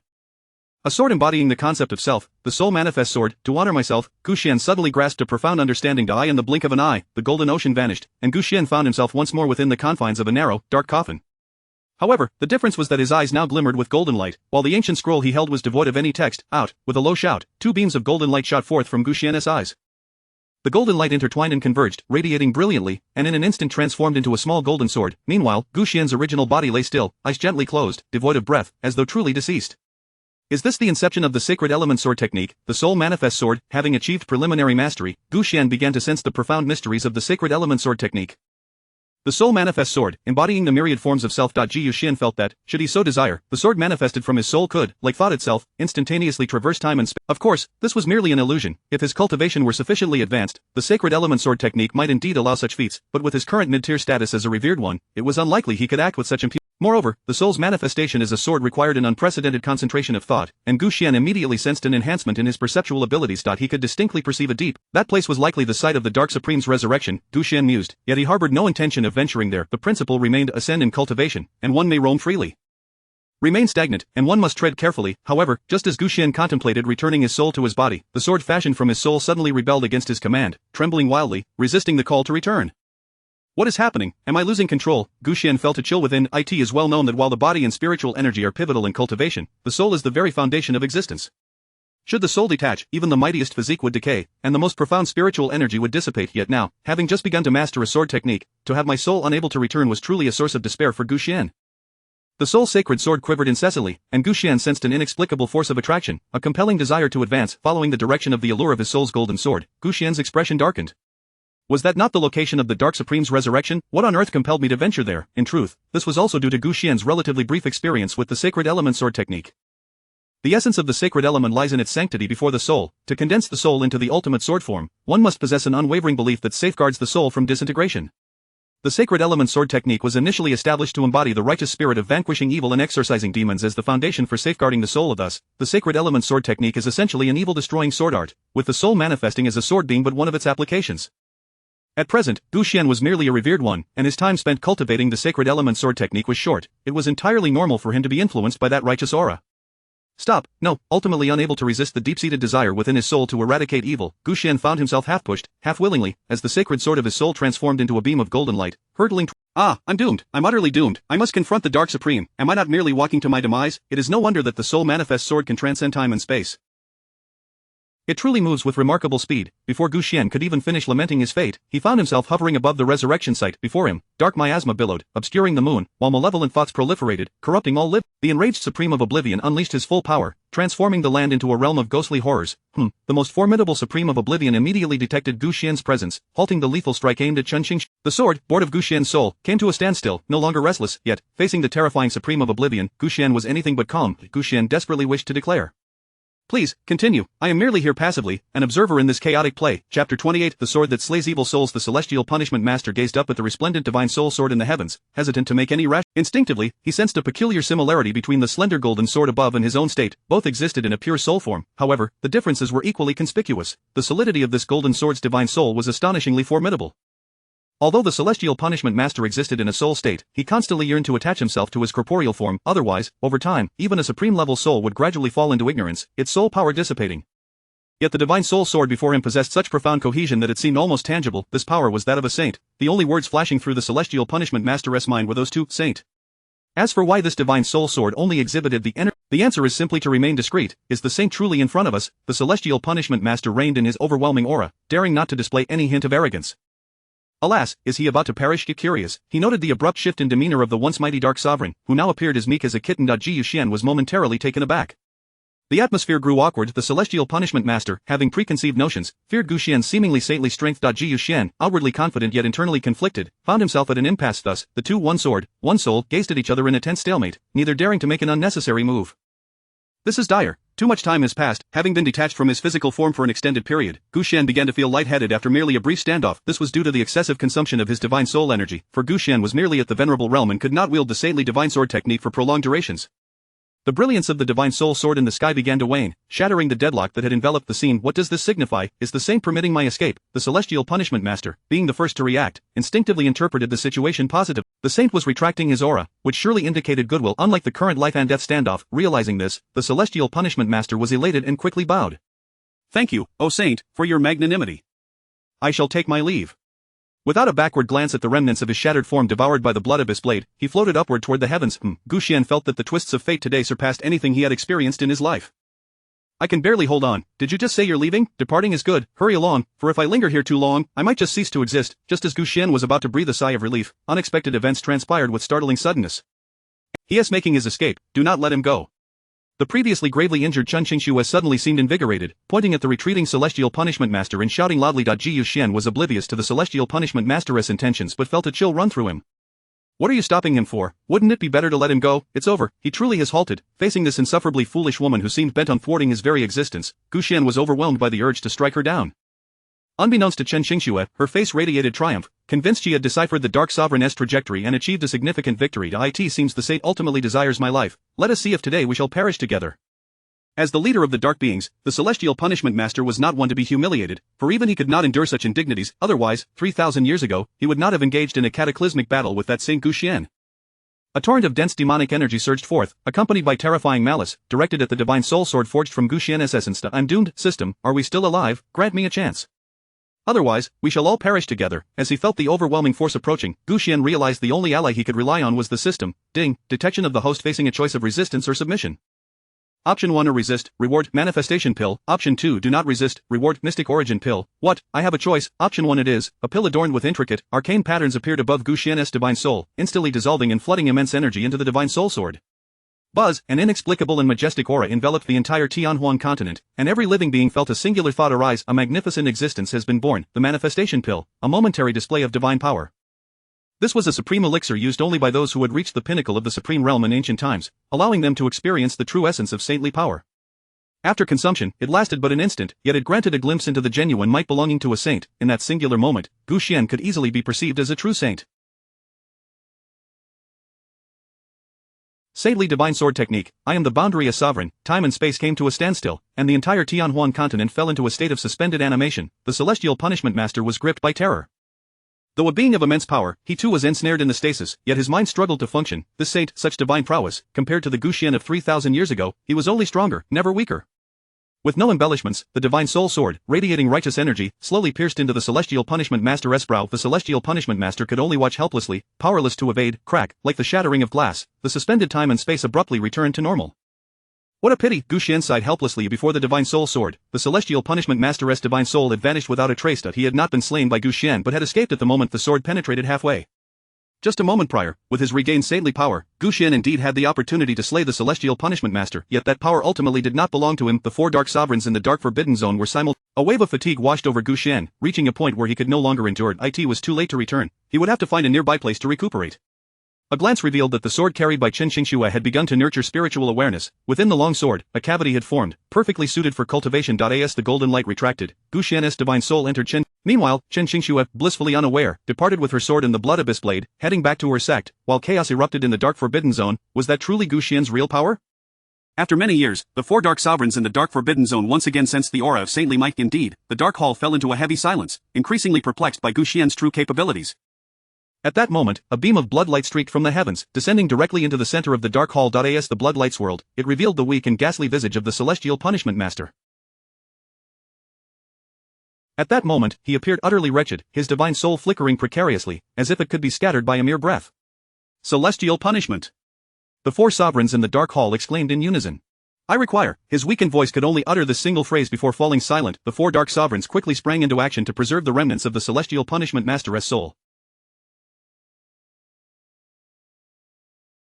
How pitiful! The resurrection plan for the sovereign has been exposed, and the ensuing turmoil remains uncertain. The atmosphere in the dark hall grew increasingly oppressive. Chapter 29 In Peach Hill Village. It is said that Chen Qingxue, having thwarted the resurrection plan of the dark beings, was rewarded by the ancestor and thus brimmed with elation. Indeed, she regarded Gu Xian, who was nurturing his primordial spirit while attached to her sword, as a gift bestowed upon her by the ancestor. Throughout her journey, she lavished affection upon the sword, caressing it tenderly. Little did she know that what she fondled was not merely a token, but the ancestor himself. Inside the sword, Gu Xian was far from pleased. Chen Qingshua's sword was commendable, forged from meteorite iron and having undergone 8 centuries of nurturing, it had begun to exhibit a semblance of sentience. Among the entirety of the human race, it was likely that no superior sword could be found, yet, in Gu Xian's eyes, it was still woefully inadequate. Setting aside his saintly physical form, the sacred artifacts he possessed far surpassed this sword of Chen Qingxue. Residing within the sword had been a desperate choice. Over half a month had passed, and the restoration of his primordial spirit was proceeding at a snail's pace. Ji Yuxian had contemplated transferring his soul to the Blood Xian blade, but the sensation of such an act was known only to those who had experienced it. As a supreme sacred artifact, the Blood Xian blade would undoubtedly suffice to nurture Gu Xian's esteemed primordial spirit. However, the problem lay in its overwhelming ferocity and the suffocating aura of slaughter that permeated its very essence. This was not a privilege that one in his revered state could indulge in. Originally, he had thought to escape the confines of the cramped coffin, yet now it seemed he had merely traded one coffin for another. No, the original coffin was far more comfortable. He urgently urged Chen Qingxue to return. With a surge of his soul power, the sword in Chen Qingshue's hand began to hum, urging her to quicken her pace. The sword was moving. Chen Qingxue halted her steps, commencing an observation of her surroundings. A gift from the ancestor must surely possess some profound purpose. The trembling of the sword indicated that the ancestor was alerting her to something worthy of her attention nearby. Before her lay a dense forest, lush with vegetation, yet devoid of anything particularly remarkable. Unfazed, Chen Qingxue followed the stream upstream, and within mere moments, she beheld a curtain of cascading water ahead. The waterfall, though modest in height, around 3 meters, was strikingly clear. The stream cascaded over resilient stones, forming a flawless veil of water that completely concealed the entrance of a cave. There was something behind this waterfall. Had she simply passed by or soared through the clouds, she would have undoubtedly overlooked this anomaly. It seemed a peculiar field was disturbing the probing consciousness of practitioners. Were it not for the ancestor's reminder, she would have certainly missed it. With her keen sight, Chen Qingxue discerned a concealed path behind the waterfall, deep and enigmatic. "Hey, what are you doing? I told you to return to the sect, not to wander." Gu Xian's voice within the sword was filled with urgency, causing the sword in Chen Qingxue's grasp to tremble even more violently. Indeed, it appeared that the location indicated by the ancestor was precisely here. Chen Qingxue, filled with joy, parted the waterfall and stepped into the cave without wetting her attire. "Don't go in." For reasons unknown, Gu Xian felt a surge of anxiety, as if something significant. This was often the case. The more resolute Chen Qingxue became in her pursuits, the more troublesome the ensuing chaos became. The cave was narrow, barely wide enough for a single person to pass, and after an indeterminate time, she finally glimpsed a glimmer of light in the distance. "How far does this cave extend?" Chen Qingxue mused. With her somewhat dense disposition, she did not dwell on it for long, instead hastening towards the light. In just a few strides, she emerged from the cave, greeted by a gentle sunlight accompanied by a soft breeze that caressed her delicate face. How delightful! The wind carried a faint floral fragrance, allowing Chen Qingxue to relax entirely. For a fleeting moment, she contemplated settling here, abandoning the mundane affairs of the outside world. In stark contrast to Chen Qingxue's tranquility, Gu Xian sensed an impending crisis. The system provided him with a warning, beep. Detection of the soul calming method of Peach Hill Immortal. The host must choose whether to resist. Choice 1 to resist, reward sacred level artifact, Eye of Breaking Illusions. Choice 2 do not resist, reward tranquil soul pill. Without hesitation, Gu Xian opted for the first choice. Unlike the time spent languishing in the coffin at the Sacred Path sect, with his primordial spirit exposed, he had to do everything possible to eliminate danger. Not resisting, who knew what fate awaited him if he did? Boom, a deep azure glass orb fell from the heavens, striking Chen Qingxue on the head. Huh, what is this? Chen Qingxue felt no pain from the impact, yet her mind cleared instantly. Truly, is that head of yours made of iron, you troublemaking woman? Picking up the Eye of Breaking Illusions from the ground, an invisible breeze encircled Chen Qingxue, shielding her from any potential confounding forces. As the leader of her sect, although often referred to as a foolish woman by Gu Xian, after a moment of contemplation, she recognized the strangeness of her surroundings and grew cautious. Looking back, there was no longer any sign of a cave. Behind her stood a sheer rock wall, with no path of return. It seemed the ancestor wished for her to investigate this very place, yet, Chen Qingxue remained unperturbed. The Eye of Breaking Illusions in her hand imbued her with immense confidence, assuring her that the ancestor was watching over her. Gu Xian within the sword remarked, "Indeed, the ancestor is right beside you." This place was a valley, surrounded by towering mountains, with no visible exit. Though the sky was bright and sunny, the sun itself was nowhere to be seen. Chen Qingxue attempted to soar through the clouds, only to be met with an invisible barrier that thwarted her efforts. No matter how hard she tried, she could not break through. After some struggle, she resigned herself to the reality of her predicament and began searching for clues within the valley. Soaring through the air and gazing into the distance, Chen Qingxue suddenly spotted wisps of smoke rising. With a leap, she descended into a quaint village. The village was modest, comprising no more than 100 households, yet it exuded an indescribable sense of peace and tranquility. Fields were well tended, the sounds of chickens and dogs filled the air, and men tilled the land while women wove, all living in serene contentment. As Chen Qingxue descended from the sky, the village's women and elders showed no signs of surprise. Instead, they approached her with warm smiles. "Where do you hail from, young lady? You must be hungry." We have just prepared a meal at home, come eat with us. One household has wine, I shall fetch some so our guest may enjoy. My family has chickens, we can add to the feast. Their smiles were genuine, and they were remarkably hospitable, embodying the essence of simple village folk. Chen Qingxue, being of kind heart, was easily swayed by their enthusiastic invitations and followed them along, beaming with a silly grin. Yet Gu Xian perceived the truth. These villagers maintained a distance of precisely 2 meters from Chen Qingxue, never encroaching beyond that. This was the range in which the eye of breaking illusions could exert its influence. This village harbored significant secrets. Fortunately, Chen Qingxue had not entirely lost her vigilance, although she accompanied the villagers to their home. After several exchanges, Chen Qingxue gleaned the general information about the village. This place was called Peach Hill Village. Centuries ago, during a tumultuous era, the ancestors of the villagers had sought refuge in this hidden sanctuary. It turned out that the valley had once had a narrow gorge for ingress and egress, but a subsequent landslide had buried the gorge beneath a mound of earth, rendering it impassable. Over time, peach trees had flourished atop that mound, and the previously nameless village had adopted the name Peach Hill Village. Chapter 30 of the Cannibal Legend. As the evening descended, the lively chatter among the villagers continued, oblivious to the encroaching darkness. The able-bodied men and women who had toiled in the fields gradually returned to their homes, and the cramped living quarters became increasingly animated. Several times, the villagers attempted to offer Chen Qingxue food and drink, but their doubts lingered. Before long, night deepened, and the villagers dispersed, leaving the house solely for Chen Qingxue's repose. The original owner of the dwelling, an elderly woman, relinquished her home with a series of instructions before she prepared to depart. Just then, Chen Qingxue's sword, seemingly influenced by an unseen force, slipped from her grasp and clattered to the ground, landing fortuitously at the feet of the elderly woman, causing her to stumble. Startled, Chen Qingxue instinctively moved to support the old woman. However, the woman's expression shifted dramatically. One moment she was gentle and kind, and the next, her visage paled, transforming into a ghastly sight. Cannibal, cannibal. She screamed in terror, retreating from Chen Qingxue as though she were a fearsome monster. Yet, after fleeing a mere 2 meters, the old woman abruptly fell silent, donning a benign smile once more. Sweet dreams. She bid farewell, departing with a smile. All this transpired in the blink of an eye, and only when the old woman vanished from sight did Chen Qingxue realize the chilling nature of the encounter. This village could only be described as bizarre. With her eyes closed, she sat cross-legged on the bed, haunted by memories of the villagers' joyful smiles juxtaposed with the old woman's horrific demeanor. What had truly transpired in this village? What did my ancestors wish for me to investigate? As the night passed uneventfully, she opened the door to a gentle breeze scented faintly with flowers. Yet, perhaps due to lingering unease, Chen Qingxue found the floral aroma less than sweet, even somewhat nauseating. Good morning. Greeted the young men and women heading to the fields, their smiles warm and welcoming. Chen Qingxue merely acknowledged them. After the events of the previous night, her sentiments towards the place had soured considerably. Closing her door behind her, she resolved to seek out the old woman once more, eager to ascertain her condition. After turning a few corners, she arrived at the home of the old woman as son and daughter-in-law. Since the old woman had offered her the house the previous night, it was likely she would be staying here. A light knock on the door prompted a response from within. A middle-aged woman, her complexion sallow, opened the door. It was evident that the old woman's son had already gone to work in the fields, and this was his wife. Oh, a guest has arrived, please, come in. The daughter-in-law exclaimed, exuding the same fervent hospitality as all the villagers of Peach Hill. No, and Wang, I am here to find Granny Li. Chen Qingxue quickly declined, her desire to uncover the truth overshadowing any inclination. Granny Li, we don't have anyone by that name, Aunt Wang replied with a smile, sending an inexplicable chill through Chen Qingxue's heart. Granny Li, your husband's mother, the short one with a mole at the corner of her eye.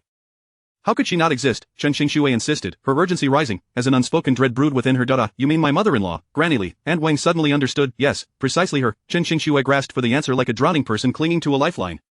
But she passed away over a decade ago. If you hadn't mentioned her today, I would have almost forgotten. Aunt Wang continued to smile, while Chen Qingxue's heart plummeted into despair.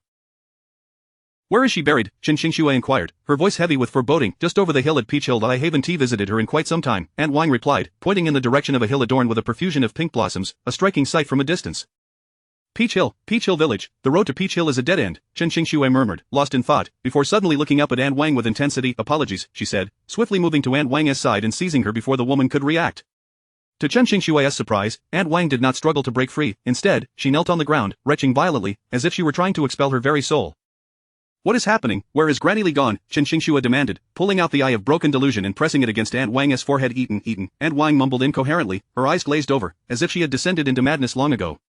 Eaten, by whom? Chen Qingxue recalled the old woman's earlier words about cannibalism, a cruel hypothesis forming in her mind. All of them, Aunt Wang babbled maniacally. All of them, the villagers who smiled amiably during the day?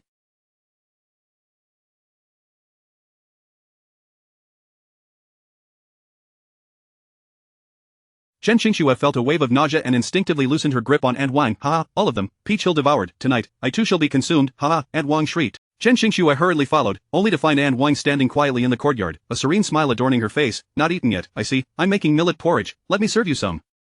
And Wang's demeanor remained unchanged, exuding warmth and hospitality, devoid of any hint of madness. Cold sweat drenched Chen Qingshue's back. Despite her peak cultivation as a revered figure, she felt like a hell. As she walked, villagers greeted her, but she ignored them. All of the villagers, undeterred by her rudeness, continued their tasks, their faces radiating blissful smiles. Oh, poor woman, has she been frightened? Gu Xian observed, unable to suppress a sigh as he watched Chen Qingxue shrink against the roots of a tree. You see, it's wise to be cautious, the outside world is fraught with peril. Gu Xian felt a sense of dread regarding the situation in Peach Hill Village. Even with the memories of his previous life as a sage from 30,000 years ago, he had never encountered such a bizarre scenario. Yet, he had gleaned some understanding. Peach Hill Immortal, the cannibalistic lore of Peach Hill, it all pointed to the hill itself, which held the key to unraveling the mysteries. He pondered how long it would take for this foolish girl to regain her composure. In truth, Gu Xian had underestimated Chen Qingxue, or perhaps he had underestimated his own place in her heart. Clutching the blood shen blade, the falling moon sword, and the eye of broken delusion, as the sun dipped below the horizon, Chen Qingxue rose once more. Why has my ancestor sent me here? This was the question that occupied her thoughts. Aside from pondering Peach Hill Village, recalling the battle between her ancestor's divine sword and the supreme spirit of the deceased, she found clarity. Spirit, temper the spirit, cultivate oneself and nurture one's character. Not only must one refine the self, but also cultivate the heart. To ascend to the supreme position, mere perfection in cultivation was insufficient. One needed a heart that dared to climb and feared nothing. Ancestor, I have comprehended, Chen Qingxue declared, readying her gear as she once again set forth toward Peach Hill Village. Her resolute silhouette pressed onward, her cultivation seemingly elevated to a new level. Gu Xian, utterly perplexed, wondered, what have you comprehended? Please, enlighten me. Chapter 31. Above Peach Hill as night fell, an eerie silence enveloped the surroundings. Chen Qingxue hastily returned to Peach Hill Village before darkness descended, lingering in the air, poised for action. It was overwhelmingly quiet. From the heavens, Peach Hill Village appeared shrouded in an unsettling stillness. Despite the bright lights, there was not a trace of human presence. Chen Qingxue's heart filled with suspicion as she descended from the clouds, arriving at Aunt Wang's doorstep. The events of the day weighed heavily on her mind, particularly concerning Aunt Wang, for Chen Qingxue feared she might follow in the footsteps of Granny Li. With a graceful flick of her hand, the latch on the door fell away. The bed, table, chairs, and kitchenware were all present and accounted for, yet something was amiss. The most peculiar aspect was the absence of any occupants. Villagers, who toiled from dawn till dusk, where could they have vanished to at night? Having exited the protective range of the Eye of Disillusion, her consciousness became susceptible to an inexplicable, hallucinatory force. Chen Qingxue could not instantaneously assess the entirety of Peach Hill Village. She had no choice but to check each household one by one. No one, still no one. In a village as vast as Peach Hill, home to nearly 100 families, the nighttime streets were utterly deserted. Without delay, Chen Qingxue soared into the skies, eager to observe the villagers' whereabouts. As she flew high above, a gentle breeze caressed her, accompanied by a faint scent of peach blossoms. Yet, Chen Qingxue frowned for no other reason than that within the fragrance of peach blossoms, she detected a strange odor. It was a subtle disguise, initially reminiscent of a rich perfume, but upon closer. At this moment, Gu Xian, the sword spirit, could no longer remain passive. He urged the moonfall sword, its blade subtly pointing in a specific direction. Peach Hill. Chen Qingxue gazed into the distance, where the mountains were awash in a vibrant sea of peach blossoms, illuminated by the moonlight, resembling an ethereal paradise. Even with her peak divine vision, she discerned a vague silhouette beneath the Peach Hill. Several miles away, riding the clouds, she swiftly reached the summit of Peach Hill, serene and tranquil. The scene was nothing short of magnificent. All words of beauty could be employed to describe the resplendent peach blossoms blanketing the hill. The villagers below lined the path, their faces reflecting a yearning admiration for the Peach Hill, yet none dared ascend. No, one individual stepped away from the crowd, making her way along the path to Peach Hill. It was Aunt Wang. Chen Qingxue understood immediately. At this moment, Aunt Wang bore no semblance of the warm and kind demeanor from earlier.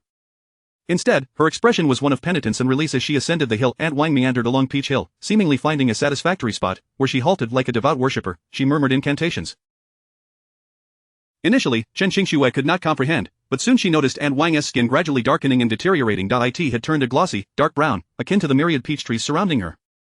Meanwhile, the villagers below mimicked a chewing motion, their faces alight with rapture. Aunt Wang. Chen Qingxue swiftly descended, channeling her spiritual energy to envelop Aunt Wang's body and bring her closer. However, Aunt Wang's countenance had already turned ashen, devoid of breath. Alas, why should she not live atop this Peach Hill? Why must she be extinguished? A distant, languid voice echoed in Chen Qingxue's ears, startling her into drawing her sword, shielding herself protectively. A black-robed elder, exuding an aura of ethereal grace, stood not far away, with long brows and snowy beard, resembling a steadfast pine. Behind him, a pitch-black peach tree bloomed in vibrant splendor, emanating an aura of malevolence. Are you the mastermind behind this? Chen Qingxue, clenching her silver teeth, she felt a profound trepidation.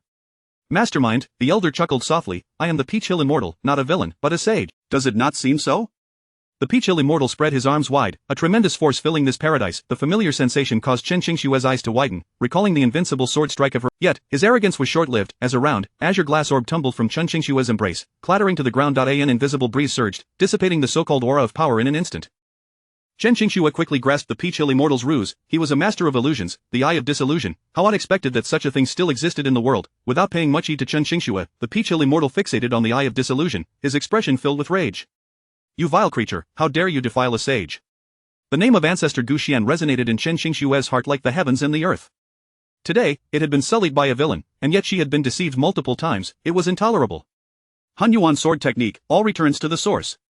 In a fit of rage, she unleashed a technique. The radiant sword light surged like a rainbow, traversing space in an instant, yet, ultimately, Chen Qingxue had underestimated this seemingly innocuous elder. Han Yuan's sword technique, indeed commendable, but is it real or illusory? How do you know this sword is not an illusion? The vast sword light shot toward the elder, only to shatter into countless peach blossoms, gently cascading to the ground. How could this be? Is it disbelief in your own weakness, or disbelief in the nature of cultivation? The soft whispering felt like a siren's call, and in her astonishment, Chen Qingxue momentarily fell under its influence. The first time she visited the Holy Dao sect, she was awed by its grandeur. The first time she successfully absorbed spiritual energy, she rejoiced in the promise of cultivation. The first time she soared through the skies, she relished the freedom of flight. The first time she acquired a magical artifact, there were countless moments in her life devoted solely to the pursuit of cultivation. Amidst the chaotic memories, a subtle deviation emerged, leading to a single doubt. Holy Dao sect? Have I been there, or was it merely a dream? The image of the Holy Dao sect grew increasingly hazy in her memory, becoming indistinct. Did I truly say? In the midst of her contemplation, Chen Qingxue, entranced by the Peach Hill Immortal's cryptic murmurs, stood frozen. Her spiritual energy became increasingly unstable, swirling chaotically, and began to dissipate outward. In her uncertainty between reality and illusion, Chen Qingxue inadvertently released her own cultivation. Chapter 32 The Supreme of Nightmares. Hey, is this foolish woman truly so easy to deceive? Though Gu Xian voiced his complaints through the sword, he dared not move an inch. Ever since the Peach Hill Immortal had made her appearance, he had maintained the utmost vigilance, adopting a state of deep concealment. This was not without reason. The Peach Hill Immortal was a formidable supreme being. As a sage, despite her current decline in cultivation, her discernment remained as sharp as ever. What constitutes a supreme being? It is the path that places oneself above all. Every supreme cultivator has a profound understanding of their own path. The earlier Peach Blossom Immortal feigned the grandeur of a sage. Ji Yuxian, being a sage himself, was well aware of the falsity of her saintly aura, yet, in an instant, the Peach Blossom Immortal managed to bewilder the myriad beings of the Peach Blossom source. This power was undeniably real. It was akin to creating an independent domain, within which all illusions could be controlled and manipulated to her advantage. Hiding within the Moonfall Sword, Gu Xian trembled. From his perspective as a sage, most who tread the path of illusion possessed formidable spiritual awareness. Fortunately, he had refined the sacred element sword technique, condensing his primordial spirit into the sword to perfection, emitting not even the slightest trace of aura. Otherwise, he would have been discovered long ago. As for Chen Qingxue, who was being led astray into a state of dissolution, Gu Xian once again felt a pang of guilt. Forgive me, but once I break through to the Imperial realm, I shall avenge you. As long as he remained in hiding, Gu Xian was not overly concerned about his predicament. It was merely a sword of the esteemed level. Surely, the Supreme would not regard it with much interest, likely relegating it to storage. His life was not in immediate danger. Ding, the system detected that Chen Qingxue was on the brink of dissolution. The host must decide whether to intervene. Option 1 to intervene, reward with a class 3 Tianyuan doll. Option 2 do not intervene, reward with a class 2 Yuan doll. Without hesitation, Gu Xian decisively chose the second option.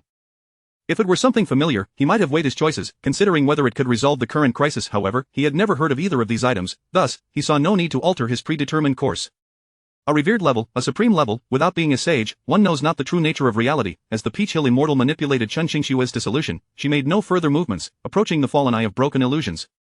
To break the illusion is to touch the essence. If I could obtain you then, who knows if it might alter my fate? After a moment of silence, she waved her long sleeves, attempting to draw the eye of broken illusions towards her. Yet at that instant, a large foot suddenly appeared, crushing the eye beneath it. Who goes there? Even the long-established Peach Blossom Immortal, with her supreme prowess, was jolted by this sudden turn of events, retreating 10 meters. A robust man, towering at 3 meters, stood before Chen Qingxue, bending down to pick up the eye of broken illusions and placing it into her embrace. It was none other than the class 2 Yuan doll that Gu Xian had just acquired. A vast surge of spiritual energy emanated from this man, and the eye of broken illusions radiated a dreamlike deep blue light. This light flickered briefly upon Chen Qingxue, awakening her from her stupor. However, due to her prior state of dissolution, her cultivation was exceedingly unstable. Even upon regaining her senses, she felt weak and devoid of any fighting strength. Who are you? Chen Qingxue gazed at the unfamiliar muscular figure, her mind racing.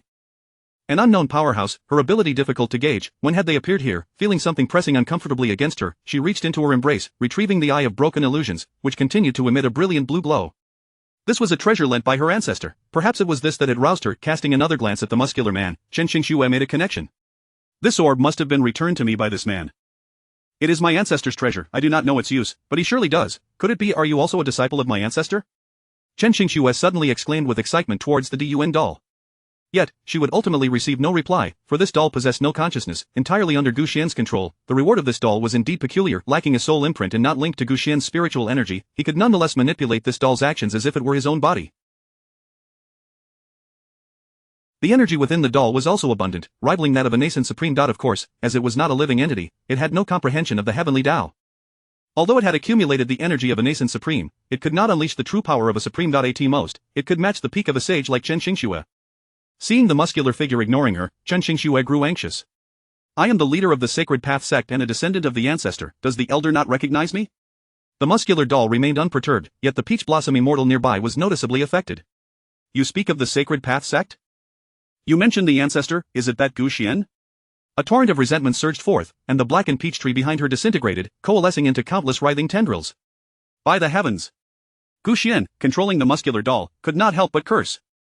The world's fortune was limited. After the 10 supremes of the Dark Forbidden Zone emerged, there should have been no further supremes. 30,000 years ago, Sage Gu Xian's might overshadowed the universe. He was well aware of the number of supremes. At that time, he knew that there was no peach blossom immortal among them. Upon witnessing her earlier display of supreme power, Gu Xian had found it curious why another supreme existed in the world. Now, as the peach blossom immortal unleashed her fury, this long-forgotten malevolence, this frenzied demonic energy, it turned out this individual was also one of the supremes from the Dark Forbidden Zone. If one were to speak of those who traversed the path of illusion among the supremes of the Dark Forbidden Zone, one of the 6 supremes slaughtered by Gu Xian 30,000 years ago would be among them. The nightmarish Dark Supreme.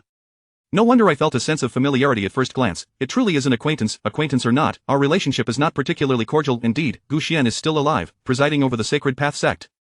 There will come a day when I shall eradicate all you wicked beings. Speaking of the ancestor, Chen Xingxue was invigorated, her words spilling forth without restraint.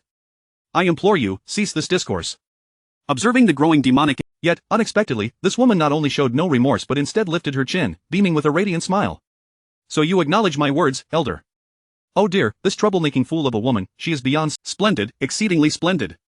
The peach blossom immortal erupted into a fit of maniacal laughter, her brutal aura saturating the heavens and drawing the attention of Gu Xian and Chen Xingxue. Endless darkness unfurled behind the one life, aging and dying, one clan, rising and falling in glory, one nation, flourishing and withering, one sect, thriving and decaying. Countless realities played out within the illusion, and prolonged. My accounts can now be settled. Chapter 33, The Grand Dream of Eternity. 30,000 years ago, Gu Xian, with an indomitable belief, vanquished my myriad nightmares, leading to the dissolution of my path in a single moment. Today, I shall employ this inferno of 1,000 layers to torment your disciples and successors. The once ethereal Peach Hill immortal is no longer the embodiment of celestial grace, her eyes bloodshot and wild, resembling a malevolent specter. Retreat. With a mere gesture, Gu Xian hurled Chen Xingxue far away using the imposing figure of the giant puppet. It was not an act of rescue. Within this peach blossom source, none could escape without vanquishing the Peach Hill immortal. He merely found Chen Xingxue to be an encumbrance, yet, Chen Xingxue perceived the situation differently, believing the elder's tough exterior masked a tender heart, as he instinctively sought to distance her from danger, leaving her to confront it alone. The profound darkness surged like a tide, swiftly enveloping the feet of the giant puppet. The surroundings gradually blurred, and in the blink of an eye, they found themselves within a sinister dungeon. The first layer of the inferno of 1,000 layers of blades and swords. Suddenly, the void erupted with countless gleaming blades, all thrusting into the giant puppet. It was certain death. Help, help, help. Initially, Gu Xian intended to observe the world through the giant puppet's form. However, as the blades struck, he expected to feel a shared experience, yet, to his astonishment, he felt nothing at all. The nightmarish sovereign's illusory path was meant to inflict profound damage upon living souls, but the puppet was merely a construct. Puppets possess no true essence. As for Gu Xian, his own essence remained intact within Chen Xingxue's sword, untouched by the inferno of 1,000 layers. The relationship between Gu Xian and the giant puppet resembled that of a terminal and a server in a previous life. Their interaction relied on the exchange of information to achieve their respective goals and actions. As for uncommunicated sensations, such as pain, Gu Xian was entirely oblivious. Like an audience member at a live performance, he viewed the nightmarish sovereign's grand spectacle through the giant puppet. The second layer of the inferno of 1,000 layers, severing flesh and breaking bones, the third layer being torn asunder by 5 horses, the 100th layer boiling oil and tongue extraction. The scenes depicted were indeed gruesome, yet the inflicted harm was but an. Gu Xian observed as if perusing an encyclopedia of punishments, initially intrigued, but gradually feeling drowsy. And nevertheless, he persevered, for if their connection were to sever, the puppet would instantly appear lifeless, revealing its true nature. Why was this so? The illusory Peach Hill immortal eventually discerned the peculiarities of the giant puppet. The inferno of 1,000 layers, a cycle of countless worlds, exists in a state of half illusion and half reality. Even this minor exalted being, much less one of sovereign rank, would find it within their grasp to disorient those ensnared, scattering their essence and spirit. Yet, the giant puppet stood unmoving, as if impervious to sensation. Originally harboring doubts, it now seemed evident that Gu Xian might indeed be alive. The only plausible explanation lay in the possibility that the saintly Gu Xian had left a safeguard within the giant puppet. I care not what support you possess, within this peach blossom source, I shall reign supreme. Grand dream of eternity. The scene shifted, as the entire peach blossom source slipped into a chasm of unreal semblance. In this grand dream of eternity, what is real is also illusory, what is false is also true. The events occurring here are mere fictions, while the consequences bear truth. Come, even the saint here cannot aid you. Let the slaughter commence, kill. The Peach Blossom source was instantly transformed into a battlefield, with the Peach Hill Immortal morphing into a divine general, leading 1,000,000 soldiers, while only Gu Xian and Chen Qingxue stood. Elder, Chen Qingxue stared blankly at the dramatically transformed youth, momentarily taken aback. Hadn't he just been a giant? How had he become a youth? This figure felt so familiar, she mused. Oh no, this is bad. When did the nightmarish sovereign become so formidable? Her essence was drawn in without any resistance. He wouldn't recognize me, would he? Gu Xian anxiously glanced towards the battlefield, where the Peach Hill Immortal charged forward. Gu Xian, the Peach Hill Immortal, upon seeing Gu Xian's true essence, could hardly contain his fury, his eyes ablaze with wrath. You are the ancestor. While Gu Xian still grappled with his own regrets, Chen Qingxue was overjoyed. This visage, this form, was it not the ancestor himself? Truly, he has been watching over me. A focus on the battle. Gu Xian was exasperated. Did she not see the situation at hand? Was she still lost in her reverie? Yes, Chen Qingxue disregarded everything. The ancestor's words were law. In this brief moment of distraction, the Peach Hill Immortal, leading his vast army, had closed the distance to a mere 1,000 meters. The grand dream of eternity, though termed a dream, held no departure from reality. Only through the experience of war could one truly manifest an army of millions. Any unfounded imagination would inevitably reveal flaws, rendering it impossible to materialize in this realm. If only my great celestial empire had a militarized force, even 1,000,000 soldiers would be compelled to kneel. As Gu Xian mused, scenes of grand military parades from his past flickered in his mind, a spectacle of monumental grandeur. Fire at will, with a thunderous roar, hundreds of brilliant projectiles soared from behind Gu Xian, raining down upon the Peach Hill Immortal's vast army. A glance back revealed that, unbeknownst to him, a mechanized infantry division had formed ranks in the rear. At this moment, the artillery battalion unleashed its might, bombarding the opposing forces. Boom, boom, it was as if the heavens themselves had unleashed their fury, a cacophony of thunder reverberating through the air. The sharp shrapnel surged like a storm, and the shockwaves crashed like tumultuous waves. The army led by the Peach Hill Immortal was instantly shattered, limbs and blood scattering across the battlefield. What in the world is this? But the Peach Hill Immortal, at the center of the chaos, was filled with dread. Bear in mind, in the grand dream of eternity, every realm's rules are dictated by him. The rules of this realm dictated a lack of spiritual energy and cultivation. Combat could only be manifested through mortal strength. Yet, what did he witness? An instantaneous obliteration of his forces. This was blatant cheating. Gu Xian, I refuse to accept this. You once triumphed over illusion with reality. Today, do you presume to surpass me even in the realm of illusion? With a rustle, as if a scroll were unfurling, the battlefield, I say, the land of the celestial desolate, I have some knowledge of, a vast expanse covering the universe, a continent materialized above the head of the Peach Hill Immortal, boundless and infinite, bearing immense power as it surged towards, oh ancestor, Chen Qingxue, who had never witnessed such a scene, felt as if the entire world was on the brink of annihilation. Gu Xian, however, had already gained insight. Simply put, the so-called I, a spirited youth from the 21st century great celestial empire, shall not falter before you. I declare, I have knowledge of the solar system. The continent pales in comparison to fireflies and the moon. A vast starfield emerged behind Gu Xian, an expanse that truly knew no bounds. How could this be? How could such a place exist? The Peach Hill Immortal was left speechless, having traversed the heavens for countless years, yet never had he encountered the spectacle of the starry sky. Observing the unfolding scene, Gu Xian contemplated and decided to unleash a bold declaration. I say, I possess knowledge of the myriad realms. 1,000 methods and 10,000 paths are not to be obsessively clung to. Boom, with a tremendous roar, a great era, vast and nebulous, was poised to emerge. Ultimately, even the grand dream of eternity's mirror realm could not withstand the onslaught and shattered. Chapter 34. Who stole the coffin? In the shattered realm of the great dream of 100 ages, the three returned to the Peach Blossom Spring. It is no longer accurate to refer to it as the Peach Blossom Spring. The Peach Blossom Spring was merely the embryonic form of the great dream of 100 ages, and with the collapse of this great dream, the Peach Blossom Spring has ceased to exist. Was everything that transpired merely an illusion? The Celestial of Peach Hill no longer possessed any semblance of authority. With the disintegration of the great dream of 100 ages, his very essence had also crumbled, and it would take considerable time to restore. Indeed, it was all real. Upon returning, Gu Xian still resided within the sword of Chen Qingxue, yet he could still command the robust puppet to respond. As for the veracity of this reality, while the solar system undoubtedly exists, whether this world can be. As for the myriad realms, the systems are all in place, offering rewards of various peculiarities. It is hardly surprising that there exist countless realms. So it is, you are Gu Xian? The Celestial of Peach Hill opened his dull, faded eyes, resembling a withered elder, gazing at the robust puppet. No, Gu Xian vehemently denied, unwilling to let such a perilous figure become aware of his existence. Despite his current appearance resembling that of a nearly dying old tree, what if it was merely a fade? Caution is paramount when venturing into the unknown. You cannot deceive me. The primordial spirit that appeared in the great dream of 100 ages was indeed Gu Xian himself. The Celestial of Peach Hill let his hair fall loosely, his tone tinged with something unusual. Therefore, accompany me to death. Suddenly, a surge of demonic energy erupted around the Celestial of Peach Hill, collapsing and condensing towards a singular point within him, emanating a wave of terror. Ancestor, senior, no time to ponder, run, he intends to unleash the dark demise. Chen Qingxue's complexion changed drastically as she hurriedly warned the robust puppet. You go first. The puppet replied coldly. A dark demise. Gu Xian was all too familiar with it. 30,000 years ago, Gu Xian battled the Supreme, as a being of a higher realm than the Supreme. Why did he ultimately only slay 6 Supremes before succumbing to grievous wounds? The crux of the matter lay within this dark demise. Once marked, the dark demise would inevitably follow, unyielding until death. Back then, as the six supremes successively unleashed their dark demise, even one as formidable as Gu Xian found his sacred body disintegrated, on the verge of obliteration. Ha, indeed, it is Gu Xian. Only you truly comprehend this dark demise, the Celestial of Peach Hill affirmed, a look of delight gracing his features. He could sense that Gu Xian's current strength was certainly not on par with that of your. To endure even a single dark demise from himself would surely spell doom, Senior. Just as Chen Xingxue was about to persuade further, she was seized by the robust puppet and hurled into the distance, transforming into a distant star in the sky. Is it worth it to engage me in a death struggle, since escape is impossible? With only a puppet being marked, Gu Xian instead engaged in conversation with the Celestial of Peach Hill.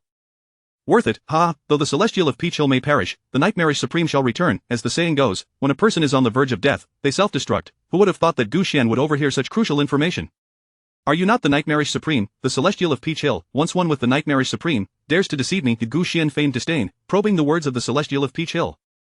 Ha, Gu Xian, after 30,000 years, you have made no progress. The Nightmarish Supreme is dead. How could he possibly live on? Reality and illusion intertwine. If you are not of this path, even a sage cannot discern the truth. Gu Xian, in this path, I shall ultimately surpass you. You may rest easy and watch as my dark race dominates humanity from above. With a hearty laugh, the Celestial of Peach Hill shattered into countless fragments like a torn sheet of paper, dissolving into dust. The robust puppet beside him met the same fate, silently vanishing into fine particles, and not long after, a streak of light shot forth at great speed. Descending from the clouds was the returning Chen Xingxue. Ancestor, she searched frantically, finding neither the figure of her ancestor nor any trace of the Celestial of Peach Hill. After fruitless searching, she could only stubbornly turn towards the Holy Path sect. In the dark forbidden ground, within the dark grand hall, the four Dark Supremes convened. Has there been news from the Nightmarish Supreme? The Dark Supreme from the east spoke with evident resentment, appearing quite displeased. What is there to conceal? Surely the Nightmarish fellow has also communicated with you through dreams. The irritable Northern Supreme mirrored this sentiment, his tone brimming with irritation. Since he claims he can return, we need not concern ourselves. The remaining four Supremes are the key. Indeed, the Southern and Western Supremes quickly interjected, wishing not to waste excessive time on that individual. However, is what he claims regarding the resolution of the Gu Xian matter credible? The Western Supreme's hesitance doused the fervor of the dark grand hall with a bucket of cold water, the atmosphere growing somber. The Nightmarish Supreme's words were vague and lacked detail regarding the battle. He merely stated that Gu Xian's primordial spirit had been extinguished, which does not inspire confidence. Moreover, just yesterday, the coffin of the sage Gu Xian vanished before the eyes of many, and we were oblivious to it. This matter is indeed suspicious. The most composed of them, the Southern Supreme, analyzed coolly. Among dark beings, ruthlessness prevails. One moment they might call each other brothers, and the next, it is survival of the fittest. This is as normal as it gets. One must remain vigilant against one another. A thick fog enveloped the dark grand hall, murmurs of discussion echoing, yet the contents remained shrouded in secrecy. What? The ancestor's coffin has been stolen. Upon returning to the Holy Path sect, Chen Xingxue and Gu Xian received this news like a bolt from the blue, leaving them momentarily dazed. It may not necessarily be theft. It could have simply vanished without a trace, and the nearby disciples were utterly oblivious. Elder Luo Hai wore a troubled expression, hastily providing an explanation. The theft of the possibly resurrected sage ancestor is a significant blow. In recent days, as dark beings launched their assaults, the counterattacks from humanity appeared notably feeble. Is there any clue? Chen Xingxue's complexion darkened, her heart filled with self-reproach. Others may be unaware, but she knew well that the sage ancestor had always been watching over her. Even during the confrontation with the Nightmarish Supreme, he had shown his primordial spirit to assist her. Calculating the time, it was likely around this very moment yesterday that the ancestor's coffin was taken.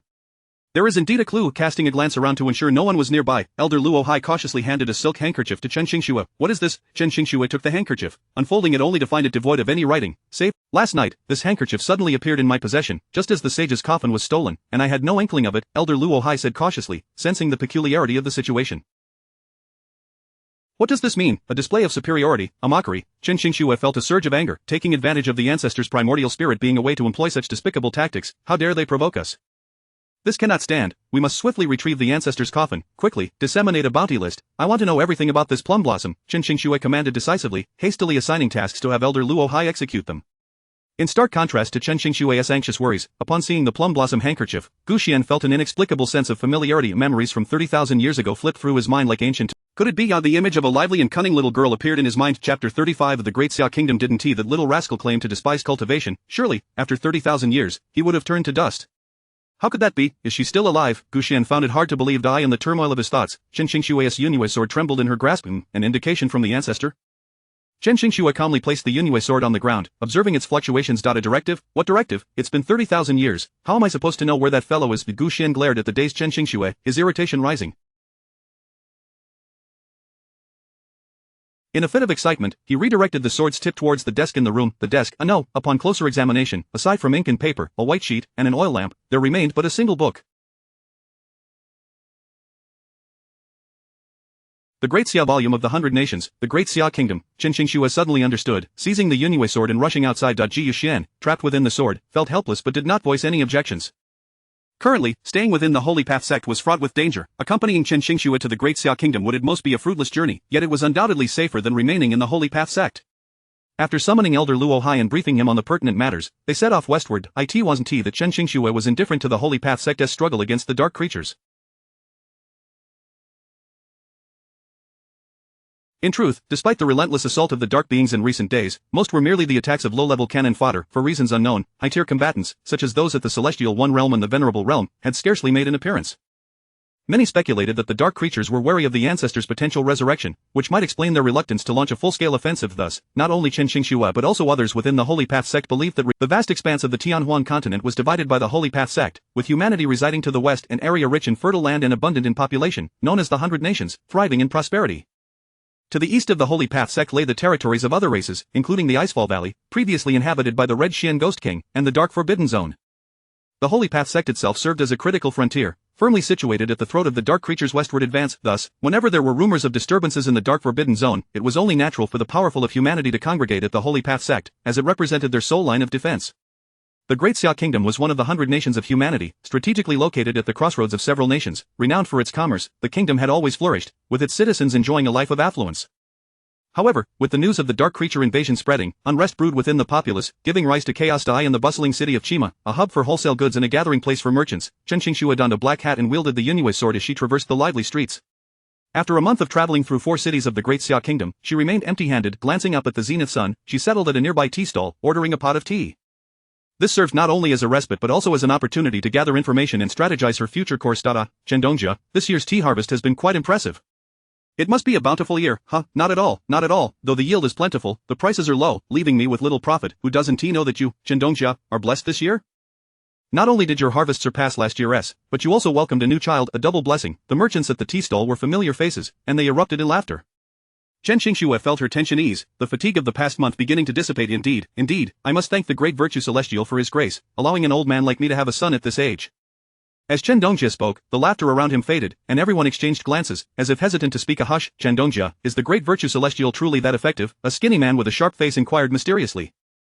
Of course, how could it be otherwise? Chendongjia slammed the table, brimming with confidence. If he weren't effective, how would my son have come to be? We are all friends here, there is no need for pretense, as we all know the truth.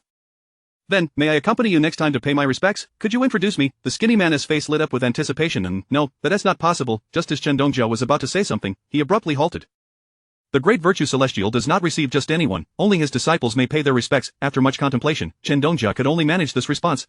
The crowd was skeptical, but the nature of merchants prevented them from probing further. Chen Qingshuo remained unconvinced. The powerful figures of humanity were nearly all at the Holy Path sect repelling the dark creatures. What formidable personages could possibly exist within the kingdom? However, Gu Xian, sensing an anomaly from within the sword, became increasingly alert. With his spirit in a fragile state, Gu Xian often practiced the Holy Yuan sword technique. As his spirit grew more refined, so too did his sensitivity to the dark and evil forces. From the rotund Chendongjia, he detected a profoundly concealed dark aura, yet he refrained from alerting Chen Qingshuo, merely hoping she would leave without stirring up trouble. A sudden notification rang in Gu Xian's mind. Hostess physical form detected. The host must decide whether to reclaim it. Option 1, reclaim it, rewarded divine ability external manifestation. Option 2, do not reclaim it, rewarded divine ability incense and sacredness. Meow, wasn't this outing for a leisurely stroll, a mere vacation? To think my physical form is truly here. Foolish girl, you truly are a fortuitous one. Even in aimless wandering, you managed to stumble upon it.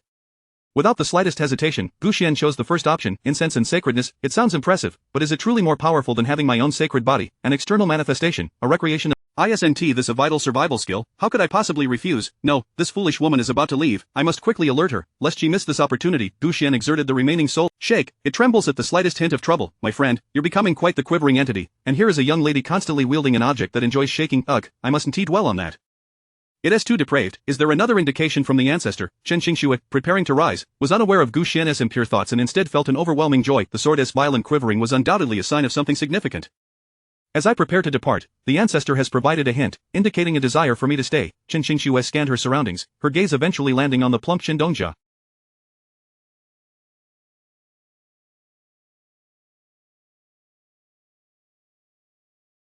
This individual was the most conspicuous and likely to hold the key to the mystery. Chen Qingshuo settled back down, quietly sipping her tea. Once the merchants had finished their jovial exchanges and departed, she employed her stealth technique and trailed behind. The streets buzzed with activity, a torrent of people. Chen Dongjia first visited the storeroom, organizing goods and instructing his assistants, before returning to his residence, everything appearing quite ordinary. Could it be that I missed? Concealed atop the courtyard wall of the Chen residence, Chen Xingxue watched as Chen Dongjia entered his study, doubt creeping into her mind. The sound of his heartbeat has vanished. Before Chen Xingxue could abandon her pursuit, an anomaly suddenly surfaced. With agility, she leaped from the wall, listening intently outside the study. Instantly, she confirmed it was true. Chen Dongjia's heartbeat had indeed disappeared. With a flick of her sleeve, the latch on the study door slid open on its own. Chen Xingxue cautiously pushed the door ajar, peering inside, but the sight that met her eyes left her utterly astounded. Ancestor. Chapter 36. The portrait of the ancestor. A sudden, piercing scream shattered the tranquility, startling Gu Xian, who had been on the verge of slumber within the Moonfall Sword. Upon opening his eyes and taking a glance, he was immediately amused. For 3 millennia since his demise, few had truly known the resting place of his remains, yet, in this unremarkable study, a grand portrait of him from his earlier days stood prominently displayed.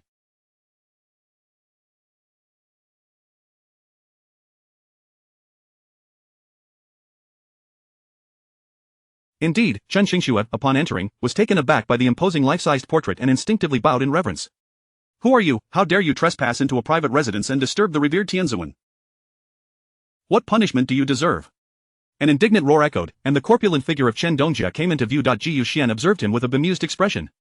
Good heavens, he thought, noting that Chen Dongjia, who had previously donned the garb of a merchant at the tea stall, was now, with hands clasped together, he performed a gesture of contrition, apologizing respectfully. Ji Yuxian couldn't help but chuckle at his absurd appearance. Brother, you are a Taoist, why mimic a monk? However, Chen Xingxue was even more incensed. This is clearly the portrait of my sect's ancestor. How can you refer to him as Tianzuan? The ancestor is the founder of our holy Tao sect. 3,000 years ago, he sacrificed his holy body to safeguard the peace of the Tianhuan continent and protect all living beings. Yet now, you casually display his image in your home and dare to speak of Tianzuan. Who are you, and what are your intentions? Chen Dongjia was momentarily taken aback by her word. However, Gu Xian, who had been observing discreetly, noticed a faint black aura emanating from Chen Dongjia's brow, continuously flowing towards the portrait, as if something within it was drawing it in, only to quickly vanish from sight.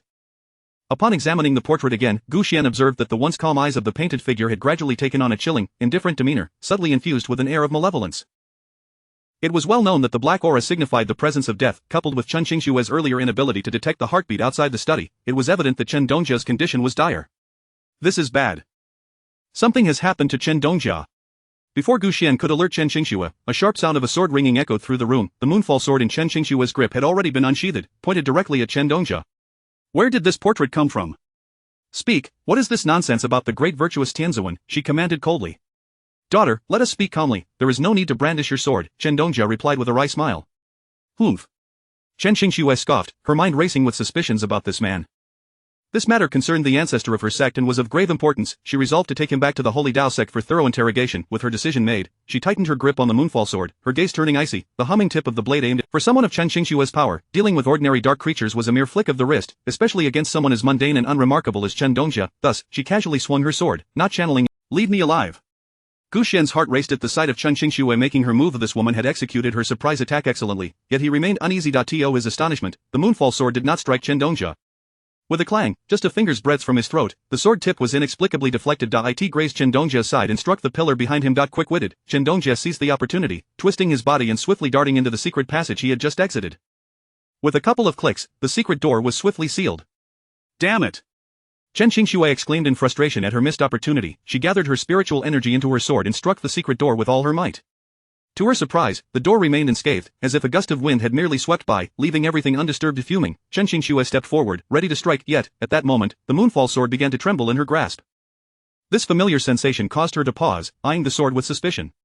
Could it be that the ancestor disapproves of my using the sword to break down this door? She pondered. But if I... Following its guidance, Chen Xingxue's gaze fell upon the portrait on the wall, prompting her to sheath her sword. Bowing respectfully, she spoke, "Ancient ancestor, please forgive me, I should not have acted so recklessly before your esteemed image." Gu Xian, uninterested in her self-dialogue, focused his spirit on examining the portrait on the wall. Although it depicted him as he had appeared 3,000 years ago, he had remained unchanged over the millennia. Yet, as he gazed at it, a sudden wave of dizziness washed over him, particularly when locking eyes with the painted figure. Quickly, he averted his gaze and centered his mind, but the dizziness lingered. Chen Xingxue, if you do not leave soon, you might truly bring about my demise, Gu Xian muttered weakly, although he kept this thought to himself. Chen Xingxue, in the stillness of the study, listened intently for a while. Noticing no further anomalies, she couldn't help but frown. Why hasn't the ancestor given any instructions? This ancestor merely wishes for a moment of tranquility. Without receiving any guidance, Chen Xingxue felt resolute. Since the ancestor has not provided instructions, it must mean I should pursue that old Taoist. Very well, I will summon the disciples of the Holy Dao sect nearby. I refuse to believe we cannot open this secret door or even lift this house. Wait, you foolish woman, what more trouble are you stirring? Gu Xian felt a surge of urgency as the moonfall sword trembled in Chen Qingshue's hand. This only solidified her resolve as she raised her hand to cast a spell, transforming it into a golden butterfly that swiftly flitted away. Ji Yuxian watched helplessly as the golden light vanished, feeling an odd sense of resignation. In a flash, a sword beam darted forth, and the portrait was swiftly removed from the wall by Chen Qingxue. With utmost reverence, she rolled it up and tucked it away. Unbeknownst to her, Gu Xian clearly observed a stream of black death aura coiling around the portrait as it was rolled up, silently drifting away. How is there this here as well? Chen Qingxue seemed to discover something else and soon retrieved a handkerchief from the offering table. Upon unfolding it, a delicate plum blossom was revealed against the pristine silk. What on earth, how could this be here too? Where did that old Taoist acquire this? Gu Xian was equally as Chen Qingxue then produced her own handkerchief, comparing the two, and indeed, they were identical. Chapter 37 The Black Plum Blossom. The disciples of the Sacred Path sect swiftly arrived outside the study. Under the direction of Chen Qingxue, they indeed dismantled the house, revealing the dark entrance of a secret passage. You, descend into the secret passage with me, she commanded. The narrow, dark corridor was filled with a suffocating aura, an oppressive atmosphere that surged around them. Chen Qingxue held the moonfall sword aloft, its silvery light illuminating the way like the glow of the moon. At that moment, the once magnificent sacred artifact was reduced to merely a torch. Ji Yuxian, whose primordial spirit was attached to the sword, felt an uncomfortable sense of exposure, as if he were stripped bare before prying eyes. However, in order to prevent any misjudgment from Chen Qingxue, he remained utterly still as they ventured deeper, the path growing ever narrower. After what felt like an eternity, they finally arrived at a broader space. Gu Xian's spirit sharpened, his gaze suddenly directed towards a particular spot. Over there, we're close. Chen Qingxue detected the sword's sudden shift and promptly issued her command. It is right here, a disciple ahead suddenly shouted, followed by a surge of sword light. Several disciples joined forces to strike, aiming to catch their opponent off guard. A cold chuckle echoed from the darkness, the voice unmistakably belonging to Chen Dong. You think you stand a chance? Suddenly, in the blink of an eye, it coalesced into a rapidly spinning sphere, and with a thunderous shout from Chen Dong, it surged forth with the overwhelming force of a revered master. Retreat! She deftly evaded the onslaught, channeling her spiritual energy into the sword's tip. With a radiant sword light instantly filled the entire passage, suppressing the dust that had just been stirred. Old Taoist, prepare. Meanwhile, the old Taoist remained unfazed, even sneering with laughter. A mere parlor trick, and you dare to present it? Within the sword's brilliance, Gu Xian observed the old man swirling his hands in an intricate pattern, forming a seal before his chest and chanting incantations. His expression suddenly sharpened as he bellowed, thrusting his hands forward. Just as Chen Qingxue's sword tip was about to pierce the old man's brow, he was struck by the overwhelming force of the revered master, crashing violently against the wall of the passage. Blood spewed from his mouth, resonating with the moonfall sword, which emitted a low hum. Ji Yuxian felt as though he had been scalded. Squirming uncomfortably, Chen Qingxue gripped the moonfall sword tightly, forcing herself to stand. Her icy, beautiful eyes fixed intently on the direction of the old Taoist, she declared fiercely, "Rest assured, ancestor, I shall not disappoint. Today, I will ensure that this old scoundrel faces justice." What have I done? I provided no instructions, the old Taoist retorted, perplexed. This cursed place is hardly suitable for your talents, you should flee. Gu Xian sighed, realizing he could not communicate his thoughts to Chen Qingxue. He could only watch helplessly as their confrontation escalated. The thunderous sounds of collapse echoed incessantly, and Gu Xian thought to himself, it's over, we're truly going to be buried here. Did this woman not sense the impending peril? If this continued, they would be doomed. Ding, host detected in predicament, options to halt the confrontation. Option 1 A halt, reward of an imperial grade chaotic technique. Option 2 Do not halt, reward of a revered grade heavenly extreme thunder scripture. What a deal, the chaotic technique, said to turn everything within 1,000 miles to ash, is to be used against this mere secret passage. Truly, the system is extravagant. Gu Xian promptly selected option 2. After all, with his current strength, recklessly employing an imperial technique would only broadcast his presence to all of the heavenly extreme thunder scripture, while not as powerful, was perfectly suited to extricate him from the current predicament. After Chen Qingxue coughed up blood, the disruption in her spiritual energy caused her sword aura to become increasingly chaotic. The old Taoist, sensing this shift, could not help but smile with pride. My dear girl, you possess a certain charm. Why not follow me in the great virtue celestial? With his guidance, you shall surely shine in this vast world. Silence, scoundrel, you shall not tarnish my ancestors' legacy. Chen Qingxue retaliated, swinging her sword to fend off his advancing palm strike, though she began to struggle under the weight of his relentless force. The old Taoist's palm strikes possessed a drawing power, continually siphoning her dwindling spiritual energy. Coupled with her earlier injuries, the once formidable Chen Qingxue found herself increasingly in a moment of desperation, as she was forced back against the wall. The old Taoist only needed a single palm strike to incapacitate her. Chen Qingxue crossed her sword before her, closing her eyes. Yet at that moment, a brilliant surge of sword light caught her peripheral vision, prompting her to open her eyes wide. The moonfall sword blazed forth, its radiant light erupting like a mushroom cloud, enveloping the entire passage. In an instant, the corridor was aglow, the sword light surged forth, crashing through the mountain wall with a magnificent explosion. Not only the passage but the entire mountain was blown apart. As the rainbow-hued sword light dispersed, it illuminated a 100-mile radius around Chen Qingxue, drawing spiritual energy from all directions. Ji Yuxian closed his eyes, inhaling deeply. He felt an overwhelming power coursing through him, akin to the vastness of the cosmos. Ji Yuxian was taken aback, finally understanding the exhilarating sensation described in novels about possessing a golden finger.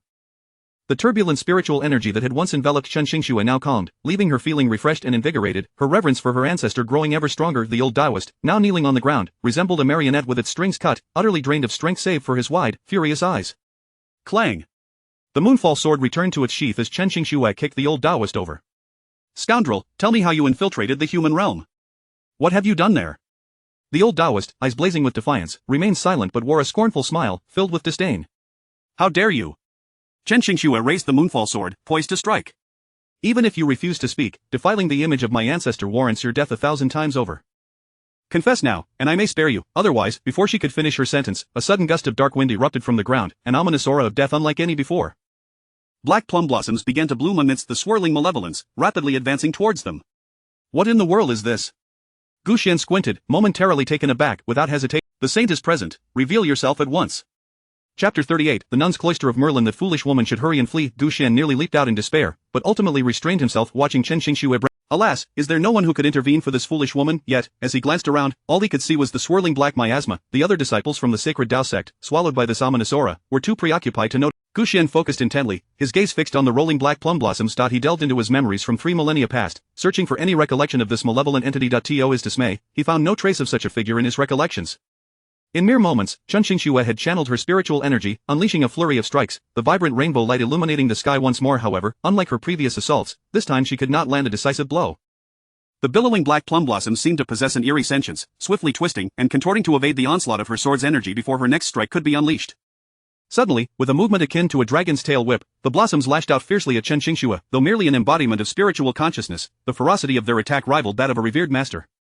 Chen Qingxue had no choice but to roll away, narrowly escaping the impending danger. Seizing the opportunity, the tempest conjured by the plum blossoms swiftly changed direction, enveloping the elder Taoist Chen and whisking him away in the blink of an eye. With the quarry slipping from her grasp, Chen Qingxue, filled with indignation, commanded, "Everyone, form a sword formation to prevent the fiend's escape." The disciples, still disoriented from the black winds, quickly complied. A furious surge of sword light erupted from the formation, shooting towards the direction where the miasma had vanished. Ji Yuxian nodded approvingly. Though these disciples were merely at the Tianyi realm, the power of their sword formation should not be underestimated. Chen Qingxue took a deep breath, seated herself, and closed her eyes to regain her composure. The immense spiritual power unleashed by the celestial thunder scripture had, in an instant, been drained by the plum blossom's malevolence, leaving her breath unstable. If she did not quickly recuperate, she would struggle to pursue, let alone wield her sword. Having replenished his spiritual energy, Gu Xian began to offer a tribute to the falling moon sword. Expanding his spiritual sight, he soon tracked the direction in which the miasma had retreated. This place is rather beautiful, yet, are those not black plum blossoms? Why do they appear in their natural hues here? There seems to be not a single black blossom in this vast expanse. As he gazed upon the meadows of plum blossoms, Gu Xian found himself perplexed. It seemed that it was not the season for plums to bloom, yet here they flourished vibrantly, layered upon one another, resembling an ethereal realm.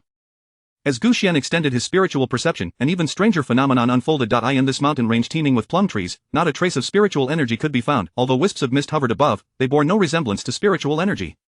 Despite the idyllic scenery, it felt suffocatingly lifeless. Ji Yuxian's keen perception scoured the mountains, and before long, he discovered a secluded temple hidden deep within the plum grove. Upon closer inspection, it turned out to be a nun's cloister.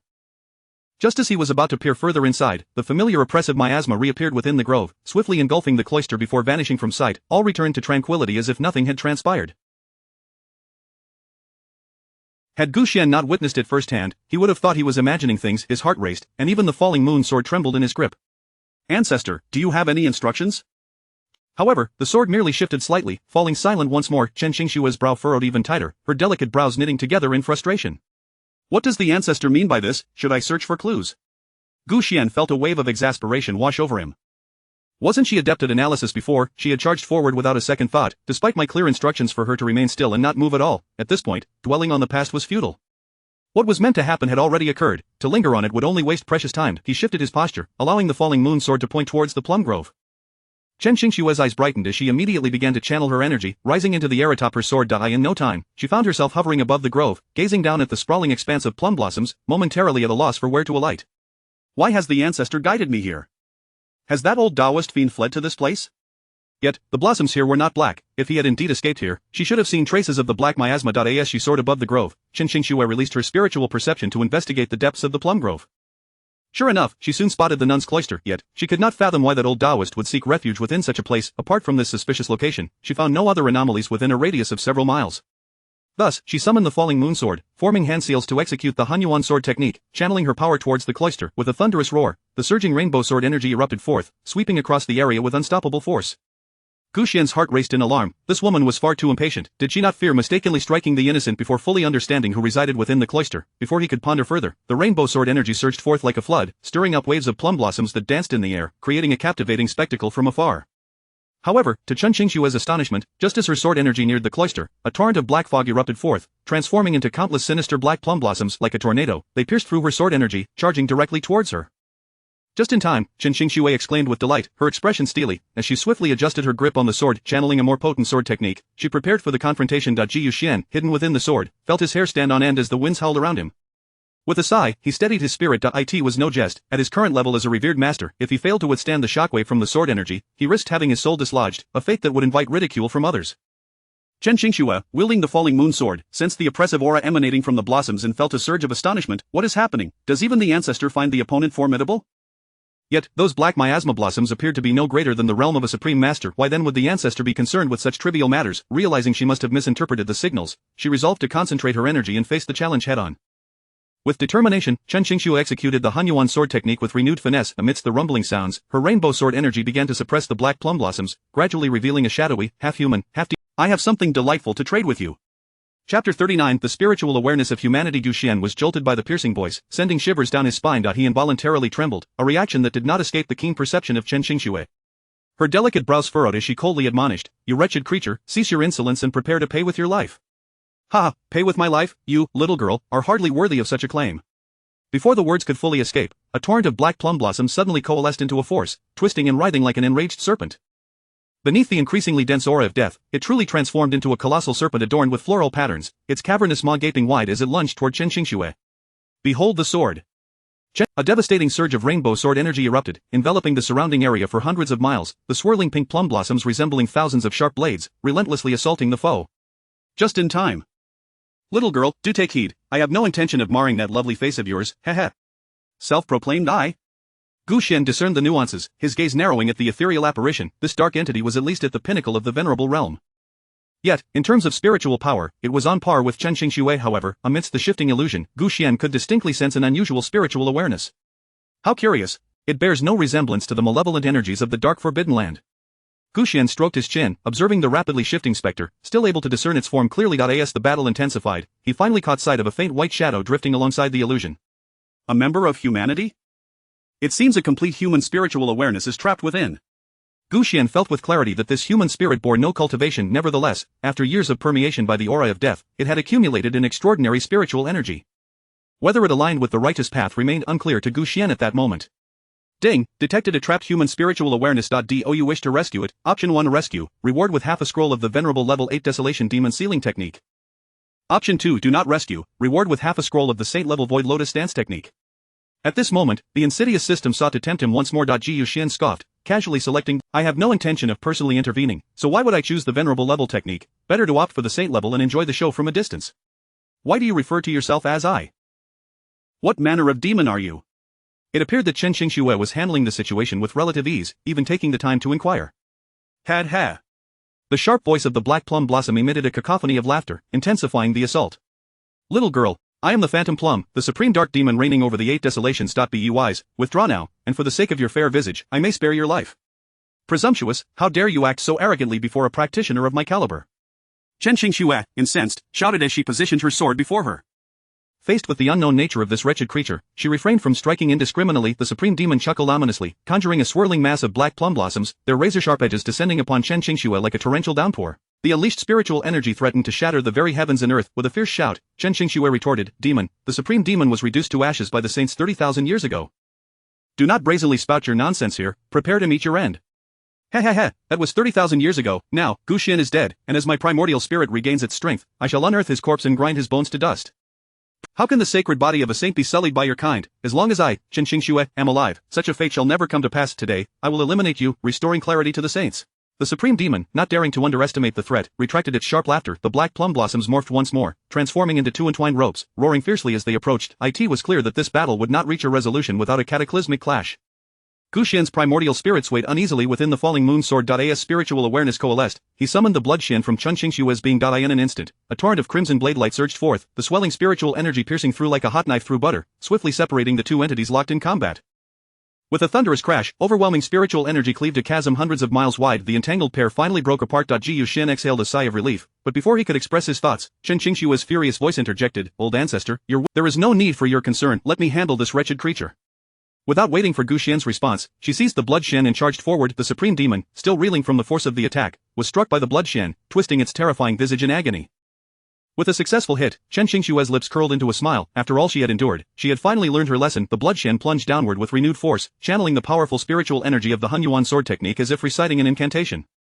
The cascading crimson blade light illuminated her entirely in a blood-red hue, her flowing hair rising like a tempest, rendering her an ethereal goddess. The Supreme Demon's anguished face became even more grotesque, its high-pitched voice growing ever more grating. "Impossible. This cannot be happening." The arrogant Supreme Demon, at this moment, could not fathom how Chun Xingxue, equally a practitioner of the venerable realm, could unleash such overwhelming power in the blink of an eye. The shrill sound pierced the heavens as the black plum blossoms erupted like a tempest, surging forth in a frantic assault. Chun Xingxue found herself caught off guard, sent flying by the force. Not good. Gu Xian's heart raced with alarm, and he pointed outward, executing a hand seal. A beam of golden light shot forth from the falling moon sword. Chun Xingxue felt her primordial spirit solidify as a radiant golden light illuminated her entire being. Surprised and elated, she realized that her ancestor had come to her aid. The Supreme Demon's shrieks echoed continuously, the swirling black plum blossoms growing ever more violent as they threatened to consume Chun Xingxue whole. Suddenly, a luminous lotus flower, as pure as jade, appeared in midair. As it drew closer, the petals spun faster, resembling a whirlwind, seemingly ready to engulf everything in its path. Yet, in truth, it swept away nothing until it stood before the Supreme Demon. The jade-like petals reflected the Supreme Demon's frenzied, horrific visage amidst the tumultuous black plum blossoms. Upon recognizing the lotus that had manifested before it, the Supreme Demon's face twisted into an even more terrifying grimace. Void Lotus Dance. The Supreme Demon screamed in terror, clearly unprepared for such an apparition. Instinctively, the Supreme Demon surged with spiritual energy, seemingly intent on consolidating all its power for a counterattack, desperate to escape unscathed. However, what it could conceive, Gu Xian had already anticipated. Reclining languidly within the falling moon sword, he casually raised a finger. A golden light silently transformed into a phantom, merging into the blood Xian. Chun Xingxue felt a searing heat radiate from her hands, as golden characters resembling scriptures flashed before her eyes. These characters spun like lotus flowers, moving at once slowly and swiftly, yet, Chun Xingxue grasped every word of the scriptures with clarity. As the Supreme Demon unleashed its plum blossoms, resembling. In an instant, the golden scriptures surged forth like arrows from all directions, forming barriers that encircled the Supreme Demon. Chapter 40. The world has changed. The oppressive golden light blotted out the sun, suppressing the rolling miasma of death. The black plum blossoms gradually diminished, ultimately dissolving into the ordinary black aura of death. The piercing screams of the spectral sovereign grew increasingly jarring, scattering countless birds and beasts in a panic.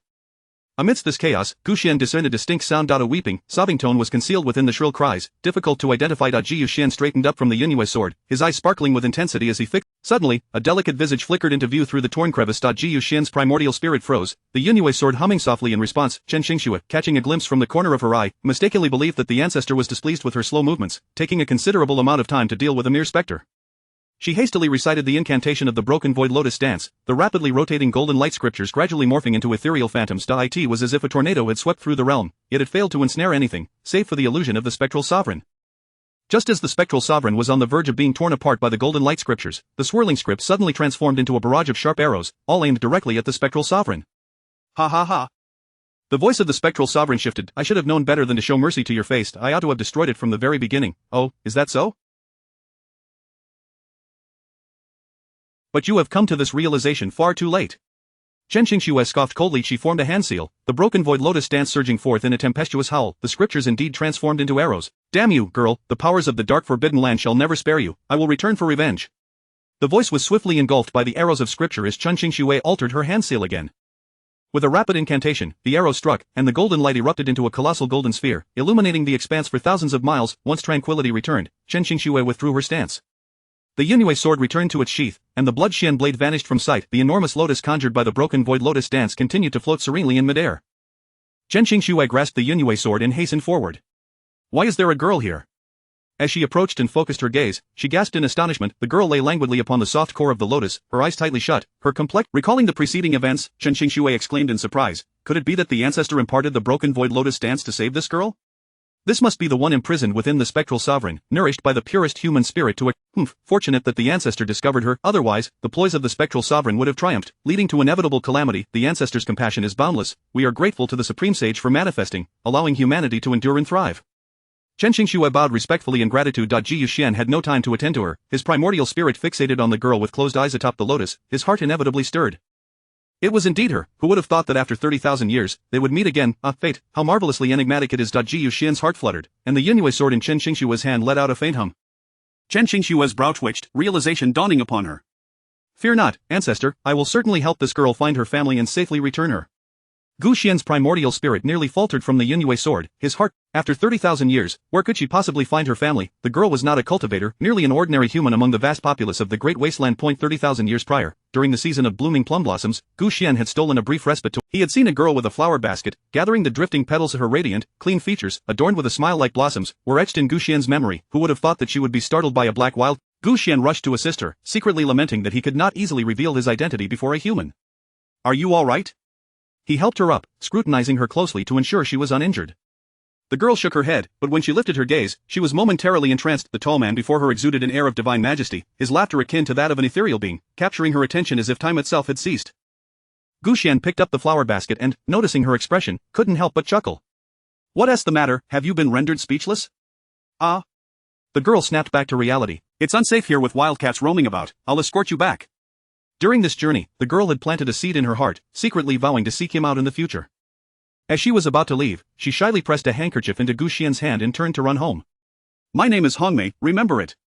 Reflecting on this now, the scene felt as if it had unfolded just before his eyes. Gu Xian gazed at Hongmei atop the lotus, his emotion swirling. It was only then that he truly grasped how 30,000 years had passed, a span so long that everything had changed. Yet, what puzzled him was how Hongmei, a non-cultivator, had managed to survive until now. When had the spectral sovereign imprisoned her? Had she truly languished in that dark void for 30,000 years, in silent slumber? Was her consciousness still as it had been before? Gu Xian felt uncertain, noticing Chen Qingxue reaching out to lift her instinctively. He wished to intervene, however. Chen Qingxue frowned and muttered, Who is she? Where does she live? How can I help her find her family? Gu Xian shook his head, utterly baffled by how Chen Qingxue consistently misinterpreted his intentions at critical moments. The Yunwei sword. She hurriedly looked down and discovered that the Yunwei sword pointed towards the direction of the Sacred Path sect. Chen Qingxue's expression changed dramatically. What? The Sacred Path sect? Is the ancestor indicating that something has happened there? The Yunwei sword unsheathed, and she leapt onto the sword, propelling herself towards the Sacred Path sect. Ji Yuxian's eyes widened in disbelief, yet he knew that taking Hongmei back to the Sacred Path sect at this moment was decidedly unwise. Setting aside the difficulty of clarifying Hongmei's identity, the faint aura of death continuously emanating from her brow was enough to provoke inquiries from the elders. Chen Qingxue would undoubtedly disclose everything, and the elders might misconstrue Hongmei's origins, mistaking her for the host of the spectral sovereign. It would be curious indeed if they did not imprison and interrogate her. Ji Yuxian focused, using his primordial spirit to redirect the Yunwei sword's trajectory with determination. Ancestor, are we not returning to the Sacred Path sect? Perhaps you have made a new discovery? Nonsense, I simply do not wish to return to the sect. Gazing out over the vast expanse of the Great Wasteland, Gu Xian felt a swell of anxiety. Where could he possibly settle her? Chapter 41. You saved me in the dark forbidden realm. Torrents of ominous black energy surged forth, suffocating the atmosphere with an overwhelming sense of dread. In the Grand Hall of Darkness, the Eastern Sovereign, in a fit of rage, swept his sleeve and overturned a table. Useless fools, were you not instructed to promptly notify the ghostly specter? Why do you return in such a state of panic? Where are your heads held high? With a furious wave of his hand, the suffocating energy swept through the chamber, sending Castle, who knelt on the ground, flying against the wall. Castle let out a painful cry as the heavy aura of death erupted from him, indicating he had suffered greatly from the impact, yet he dared not act out of line, hastily rising to kneel before the. His flowing black robe stirred a wave of deathly energy that sent Castle tumbling again. Castle prostrated himself on the ground, filled with trepidation, yet dared not utter another word. The Eastern Sovereign. I had previously instructed them to notify the ghostly specter to remain hidden from the Saintly Path sect, yet, upon arriving, he found not even a shadow of the specter. The entire mountain has been razed to the ground, and it is likely that the specter's essence has been scattered, putting her resurrection further out of reach. Castle, still kneeling, trembled even more violently. The Western Sovereign glanced at him and commanded, the ghostly specter cannot simply vanish into nothingness, you must take more subordinates with you to ensure her whereabouts are discovered. Understood, Castle replied promptly before hastening to depart. The Eastern Sovereign snorted coldly and turned back to his seat. The Western Sovereign rose and began to pace thoughtfully in the Grand Hall, lost in contemplation for some time before finally speaking. As I understand, it is inconceivable that the leader of the Saintly Path sect possesses such power. The Eastern Sovereign mused, thus, the disappearance of Gu Xian's coffin is related to this, he must be with that woman. The plan to resurrect the Sovereign must be executed swiftly. Yes, came a swift reply from the shadow lurking in the corner, beneath the Nine Heavens waterfall in the Tianhuan continent. The thunderous roar of cascading waters drowned out all other sounds. The waterfall plummeted onto massive boulders, sending waves soaring to heights of 100 feet. Under the sun's radiance, a vibrant rainbow shimmered upon a flat stone. Beneath the waterfall stood two young women. Chen Qingxue, wielding the falling moon sword, gazed down at the girl below, who lay with her eyes tightly shut. Hong Mei, imprisoned within the ethereal form of the ghostly specter for countless years. She appeared as if her very essence had been drained, gaunt and pallid, her brow furrowed, likely with her spiritual awareness nearly eroded away. Ji Yuxian sighed deeply, and the falling moon sword emitted a faint hum. Chen Qingxue lifted the sword and murmured softly, "The ancestor guided me to bring this girl here. Surely, he does not intend for me to heal her?" However, with her spiritual awareness so diminished by the ghostly specter's entrapment, simply put, this girl would become a shell of her former self, and living on would be a torment. These thoughts echoed in Gu Xian's mind. He too understood the gravity of the situation. Nevertheless, no matter the circumstance, this was a life that had intersected with his own 3 millennia ago. The feeling was akin to an old friend suddenly afflicted with dementia, leaving him deeply unsettled. Although Chen Qingxue disapproved of the ancestor's intent, she could not bear to witness a life extinguished before her eyes. Thus, in silence, she withdrew a porcelain vial and poured forth a pink pill, its rich fragrance wafting through the air. Gu Xian raised his gaze, a flicker of joy illuminating his eyes. The revitalizing pill, a common emergency remedy among spiritual practitioners, seemed an ordinary elixir but was precisely what Hong Mei required at this moment. Chen Qingxue grasped the pill in one hand, crouched down, and gently propped Hong Mei up, prying open her mouth to place the pill inside. Then, using a special technique, she pressed several times on her throat, ensuring the pill slid down smoothly. Chen Qingxue formed a hand seal and murmured an incantation. With her fingers pressed against Hong Mei's brow, streams of luminous spiritual energy flowed through her fingertips, gradually permeating her mind. In a brief moment, the black aura of death that had enveloped Hong Mei's brow began to dissipate, and her complexion visibly improved. Ji Yuxian let out a quiet sigh of relief, feeling a burden lift from his heart. After a short while, Chen Qingxue withdrew her hand, laying Hong Mei back down upon the stone. "I can assist you no further, the rest is up to your own fate." Chen Qingxue sighed softly, preparing to rise, when suddenly, Hong Mei began to cough violently. Gu Xian turned to observe as Hong Mei opened her eyes, bewildered as she surveyed her surroundings. Upon spotting the beautiful woman in white beside her, she gazed in astonishment, her eyes widening in confusion. "Who are you? Where is this? How did I end up here?" She bombarded her with 3 questions, struggling to sit upright. Chen Qingxue coldly replied, "This is the Nine Heavens waterfall. Do not move, I've just rescued you, and I do not wish to waste my pill." Chen Qingxue nodded, saying nothing more. Ji Yuxian concentrated, reaching out to probe her spiritual awareness from a distance. Typically, a human spiritual awareness exhibits no fluctuations of spiritual energy, but in this instance, though her spiritual energy was faint and meandered chaotically within her, it was precisely this that astonished Gu Xian, the fluctuations of spiritual energy. This indicated that even after being imprisoned by the ghostly specter for so long, Hong Mei had unknowingly stirred the remnants of spiritual energy within her. Given time and diligent practice, she could ascend in strength just like any other cultivator. Contemplating this possibility, Gu Xian furrowed his brow, scrutinizing the girl lying quietly on the ground, and delved deeper into probing her spiritual awareness. Regrettably, despite the enhancement from the revitalizing pill, Hong Mei's spiritual energy only coalesced slightly, sufficient to ensure she would appear less daft in the future. In other words, although Hong Mei possessed the potential for cultivation, the damage to her spiritual awareness rendered her. A gust of wind carrying moisture brushed by, and droplets of mist settled upon Hong Mei's face. Suddenly, she felt a warm energy slowly converging from her dantian. Chapter 40. Chen Qingxue disregarded her confusion and continued to speak as if to herself. Even if she is of the human race, having been imprisoned by the specters for so long, her spiritual consciousness is shattered. What of her will and character, ancestor? Can you truly guarantee that she has not been tainted by the specter's deathly aura, corrupting her very essence? If that is the case, even if you rescue her, she will eventually become a source of calamity. The more she spoke, the more troubled her expression became, her grip on Hong Mei's wrist tightening. Hong Mei furrowed her brow, yet dared not cry out in pain. Ji Yuxian really wanted to push this foolish woman away with a single strike, but he feared she might tumble into the water. Clearing his throat, the Yunhui sword trembled slightly, emitting a dissatisfied hum. Chen Qingxue focused intently on the sword in her hand and suddenly had an epiphany. I understand now. It was nearly impossible to ignore her unless he shielded his spiritual awareness. With the ancestor's compassion, having once sacrificed his own sacred body for the peace of the world for 3,000 years, saving a single human should pose no difficulty. Lowering her gaze to the luminous white spiritual energy gradually emanating from Hong Mei's forehead, she felt a twinge of discomfort. Unable to restrain herself, she cautioned, "Ancestor, she is merely an ordinary human. If too much spiritual energy is imparted, she may not withstand it." That is indeed a valid point. Gu Xian withdrew his essence, and the luminous white energy vanished from Hong Mei's forehead, along with the black deathly aura. Chen Qingxue instantly smiled, overjoyed that the ancestor had truly heeded her words. She hastily rose to express her gratitude. "Thank you for your concern, ancestor. I shall find a suitable place for this young lady to recuperate. Who dares to trespass here?" A sudden, furious shout echoed through the air. Gu Xian's spiritual essence was gradually restoring, and his perception was becoming increasingly clear. Lifting his gaze, he saw a group of young individuals clad in blue uniforms, swords drawn and pointed at them, their expressions a mix of solemnity and anger, as though they were affronted by an invasion of their territory. It appeared that these disciples of the Tianjian sect had emerged from their forbidden area and inadvertently encountered Chen Qingxue and her companions, prompting them to approach with swords drawn to interrogate.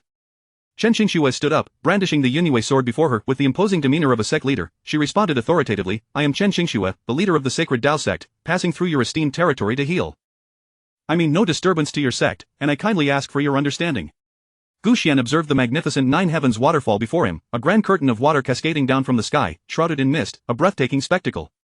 The only drawback was the scarcity of spiritual energy in this place, let alone the rare fortune found in the world. Ji Yuxian took a deep breath, drawing in a significant portion of the spiritual energy into his body, sensing the silent transformation occurring within him. Chen Qingxue frowned, tightening her grip on the Yunwei sword once more. Upon hearing the words Sacred Dao sect, the expressions of the Tianjian sect disciples shifted dramatically, and they promptly bowed to Chen Qingxue. We have met the sect leader. Then, the disciple at the back of the line discreetly departed, hastening towards the main hall of the Tianjian sect, presumably to report the news. Chen Qingxue naturally took note of this but thought it unnecessary to trouble the sect leader with such information, yet, in the blink of an eye, the figure had vanished, and she had no choice but to relent. Gu Xian, however, was filled with distress. How could he have forgotten that the Nine Heavens waterfall was the domain of the Tianjian sect? Had he known, he would not have allowed Chen Qingxue to linger here. Alas, now the Tianjian sect was involved, would his essence concealed within the Yunwei sword be discovered? But considering Chen Qingxue's ostentatious demeanor, it would be difficult for others not to notice. With this thought, Gu Xian suddenly felt at ease. What was meant to happen would happen. After all, one must confront challenges as they arise, even if they were aware. So what? He could simply remain hidden and not reveal himself. The leading disciple of the Tianjian sect stepped forward, respectfully bowing to Chen Qingxue. Sect leader Chen, since you have already set foot in our territory, why not enter and meet our sect leader? This way, you may heal in a more suitable environment. His words were reasonable. Ji Yuxian couldn't help but nod, completely forgetting his previous reluctance to enter. Given Chen Qingxue's impulsive nature, it would be rather inconvenient to bring along an injured person like Hongmei. If they could stay at the Tianjian sect and recuperate in peace, it might indeed be for the best. With this thought in mind, Gu Xian felt a surge of energy, causing the Yunwei sword to quiver in response. Chen Qingxue, sensing a stroke of inspiration, waved her hand in refusal. No need for that. Please inform your sect leader that I had no intention to intrude. Now that my injuries have been addressed, I have other important matters to attend to. I shall not impose further and bid you farewell. In the future, I shall surely return with gifts to express my gratitude. What is wrong with you, woman? I told you to stay, she exclaimed. She leaped onto the sword and soared away. Ji Yuxian felt like crying without tears. Oh, dear lady, can you at least pause for a moment? I'm getting dizzy from this flight. The sword raced through the air, and Gu Xian, he would entrust Hongmei to the disciples there, instructing them to escort her back to the Sacred Dao sect. Suddenly, Gu Xian opened his eyes. If that were truly the case, it would be the best outcome. With his worries alleviated, he found himself experiencing a rapid rise and fall of emotions during this brief interlude. Feeling drowsy as relaxation washed over him, watching the vast world below pass by in a blur, he wondered where Chen Qingxue was headed. He simply closed his eyes to meditate and recover. In the Tianjian sect, sect leader Ji Xingfan stood up in surprise. What, you say the leader of the Sacred Dao sect has visited our sect? Someone, go with me to welcome our guest. Reporting to the sect leader, the leader of the Sacred Dao sect has already departed. She sent a disciple to convey that she merely passed through the Nine Heavens waterfall to heal and has other important matters to attend to, promising to return in the future to express her gratitude. Chapter 43. The arrogant ignoramus, has she already departed? Ji Xingfan furrowed his brow. He had just received word that Chen Qingxue had vanquished the spectre in Meilin, leaving nothing but ashes, yet now, she appeared at the Nine Heavens waterfall of the sect. Was she healing? Was the sect leader injured? Upon further contemplation, he dismissed the idea. After all, she was protected by a sage. How could she easily sustain injuries? Summon the necessary arrangements, the sect shall venture forth. Understood. Within the dimly lit cavern, Cassiel finally located the spectre's spiritual essence. Having encountered the spectre sovereign before, Cassiel heard a feeble voice emanate from the depths of the cave. What brings you here? Depart. The spectre was gravely wounded, her primordial spirit nearly extinguished. Fortunately, her body harbored that of a human, allowing her to employ the Dance of the Void Lotus technique to retain some semblance of her essence, preventing her spirit from being entirely shattered. However, the toll of the battle had left her severely injured, to the point where she could scarcely muster the strength to speak. Cassiel's arrival was akin to throwing a match into a powder keg, serving as a target for her ire. Unaware of the gravity of the situation, Cassiel recounted the words of the two sovereigns of the East and West. He concluded, given the severity of your injuries, it would be prudent to heed the Eastern sovereign's advice. Nurture your spirit and refrain from confronting the Sacred Path sect for the time being. Presumptuous, do you believe I fear them? The spectre's anger surged. Had she not been so grieved? Without Gu Xian, what was a mere Sacred Path sect to her? Once I recover my spirit, I shall obliterate him. At this juncture, the spectre remained oblivious to the true source of her injuries. Cassiel, however, began to grasp the implications and was taken aback as he quickly interjected, this is ill-advised, Sovereign, the Sacred Path sect is no longer what it once was, Gu Xian has likely been resurrected. What? The spectre's voice pierced sharply, echoing within the confines of the narrow cave. Cassiel instinctively covered his ears, waiting for the reverberation to fade before responding. While we cannot be certain, the occurrences of late suggest a strong possibility. Not certain? The spectre chuckled darkly. How Gu Xian perished 30,000 years ago, yet you dare treat these ambiguous possibilities as certainties, trembling in fear. She had entirely forgotten how she had sustained her injuries. Return and inform those two ancient fools of the East and West. If they are afraid, let them remain forever ensnared within the 9 heavens and 10 earths formation, never to emerge. Sovereign. Cassiel, alarmed, hastily knelt, yet the spectre seemed disinclined to acknowledge him further. Emerging from the cave, Cassiel found himself at a loss on how to report back. Suddenly, a black bird swooped down and perched upon his shoulder, transforming into a swirling mass of dark energy in an instant. After circling for some time, they failed to catch sight of her figure. He summoned the disciple who had delivered the message. Did you truly see the sect leader head this way? Indeed, sect leader, I can attest that she was headed in this direction. Very well, proceed. Focusing his senses, he scanned the expanse for hundreds of miles, noting the flow of spiritual energy across the vastness of the Tianhuan continent. To his surprise, it all seemed to alarmed, Ji Xingfan hastened his flight in that direction, only to be abruptly confronted by a torrent of dark energy that swiftly blocked their path. Vile creature, do not obstruct my way. Prepare to face my sword. Ji Xingfan instantly recognized the nature of the threat and, invoking a technique, unleashed a slash die in the vastness of the heavens. The clash of sword light against the dark force produced a thunderous sound, causing nearby birds to plummet from the sky. Ji Xingfan nearly lost his balance on his sword, quickly retracting his spirit and adopting a defensive stance. As the black mist dissipated, revealing Cassiel's ominous silhouette, Ji Xingfan felt a weight in his heart. Cassiel, a formidable being of the dark forbidden land, was not to be underestimated. Ji Xingfan had witnessed the chaos wrought by Cassiel and millions of dark creatures during their siege on the Sacred Path sect. While not a match for Chen Xingxue, Ji Xingfan, whose cultivation was inferior to hers, stood no chance against Cassiel. Regretting his decision to venture out, Ji Xingfan tightened his grip on his sword. Cassiel, however, regarded Ji Xingfan with disdain, opening his cavernous mouth to draw in a deep breath. A swirling mass of dark energy surged into his being, and in an instant, his form expanded. Without further ado, he bellowed at Ji Xingfan, unleashing a tempest of dark energy that spiraled forth, devouring all in its path. Many disciples of the Heavenly Sword sect, lacking sufficient strength, were swiftly engulfed. Ji Xingfan steadied himself, reciting his sword incantation with fervor, and with a mighty shout, pointed forward, transforming his intent into countless sword forms that spiraled and tore into the darkness. The two powers collided, erupting in a cacophony of sound and light, yet soon, the sword light was overshadowed by the relentless dark energy, evident that Ji Xingfan was outmatched. Far away, Gu Xian stirred, displeased as he opened his eyes. It was a rare moment of tranquility for Chen Xingxue to pause and recuperate, allowing him to enjoy a peaceful slumber. Yet, at that moment, the onset of battle once again intruded upon his rest, truly disturbing his dreams. His keen spiritual perception extended even from 1,000 miles away, and he could distinctly sense the unfolding conflict. Expanding his spiritual vision further, he observed the tumultuous battleground. Again, this dark creature? Gu Xian recognized Cassiel's figure and sat up, vexed. Chen Xingxue, though not as dense as he had seen before, the unremarkable little hill seemed oddly to be exuding such energy. Ji Yuxian's attention was captivated by this inconspicuous mound, rendering him indifferent to the fierce battle occurring elsewhere. Ancestor, Hongmei has been safely settled. This is the most secretive contact point of the Sacred Path sect, ensuring her utmost safety. Chen Xingxue reported respectfully, yet the Yingyue sword remained silent for a prolonged period, leaving her somewhat disheartened. Chapter 44. The haunting returns. However, she soon came to a realization. The ancestor might have been pleased that she had settled Hongmei, yet it was precisely this that delayed the pressing matters at hand.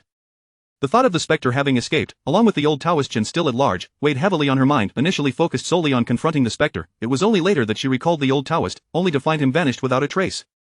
Chen Xingxue had intended to pursue him, but alas, the ancestor's desire to rescue the girl forced her to set aside her plans. Now that the girl was safe, Chen Xingxue felt it was time to embark on her mission. Grasping the falling moon sword, she respectfully declared, Ancestor, I shall set forth to capture old Taoist Chen at once. This fellow has also come into possession of a Hongmei handkerchief. He must surely be an accomplice in the spectre's imprisonment of Hongmei.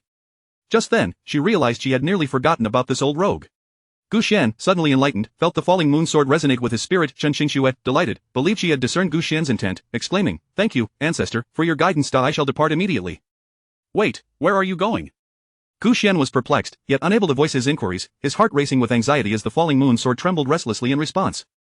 Chen Xingxue, undeterred, swiftly rose and exited with her sword. Ancestor, I am well aware of your special regard for Hongmei. I shall certainly capture the old Taoist swiftly and my primordial spirit is still in the process of restoration. I have no desire to court trouble. Let me recuperate fully before venturing out. Gu Xian felt a surge of helplessness but could not prevent Chen Xingxue from leaving.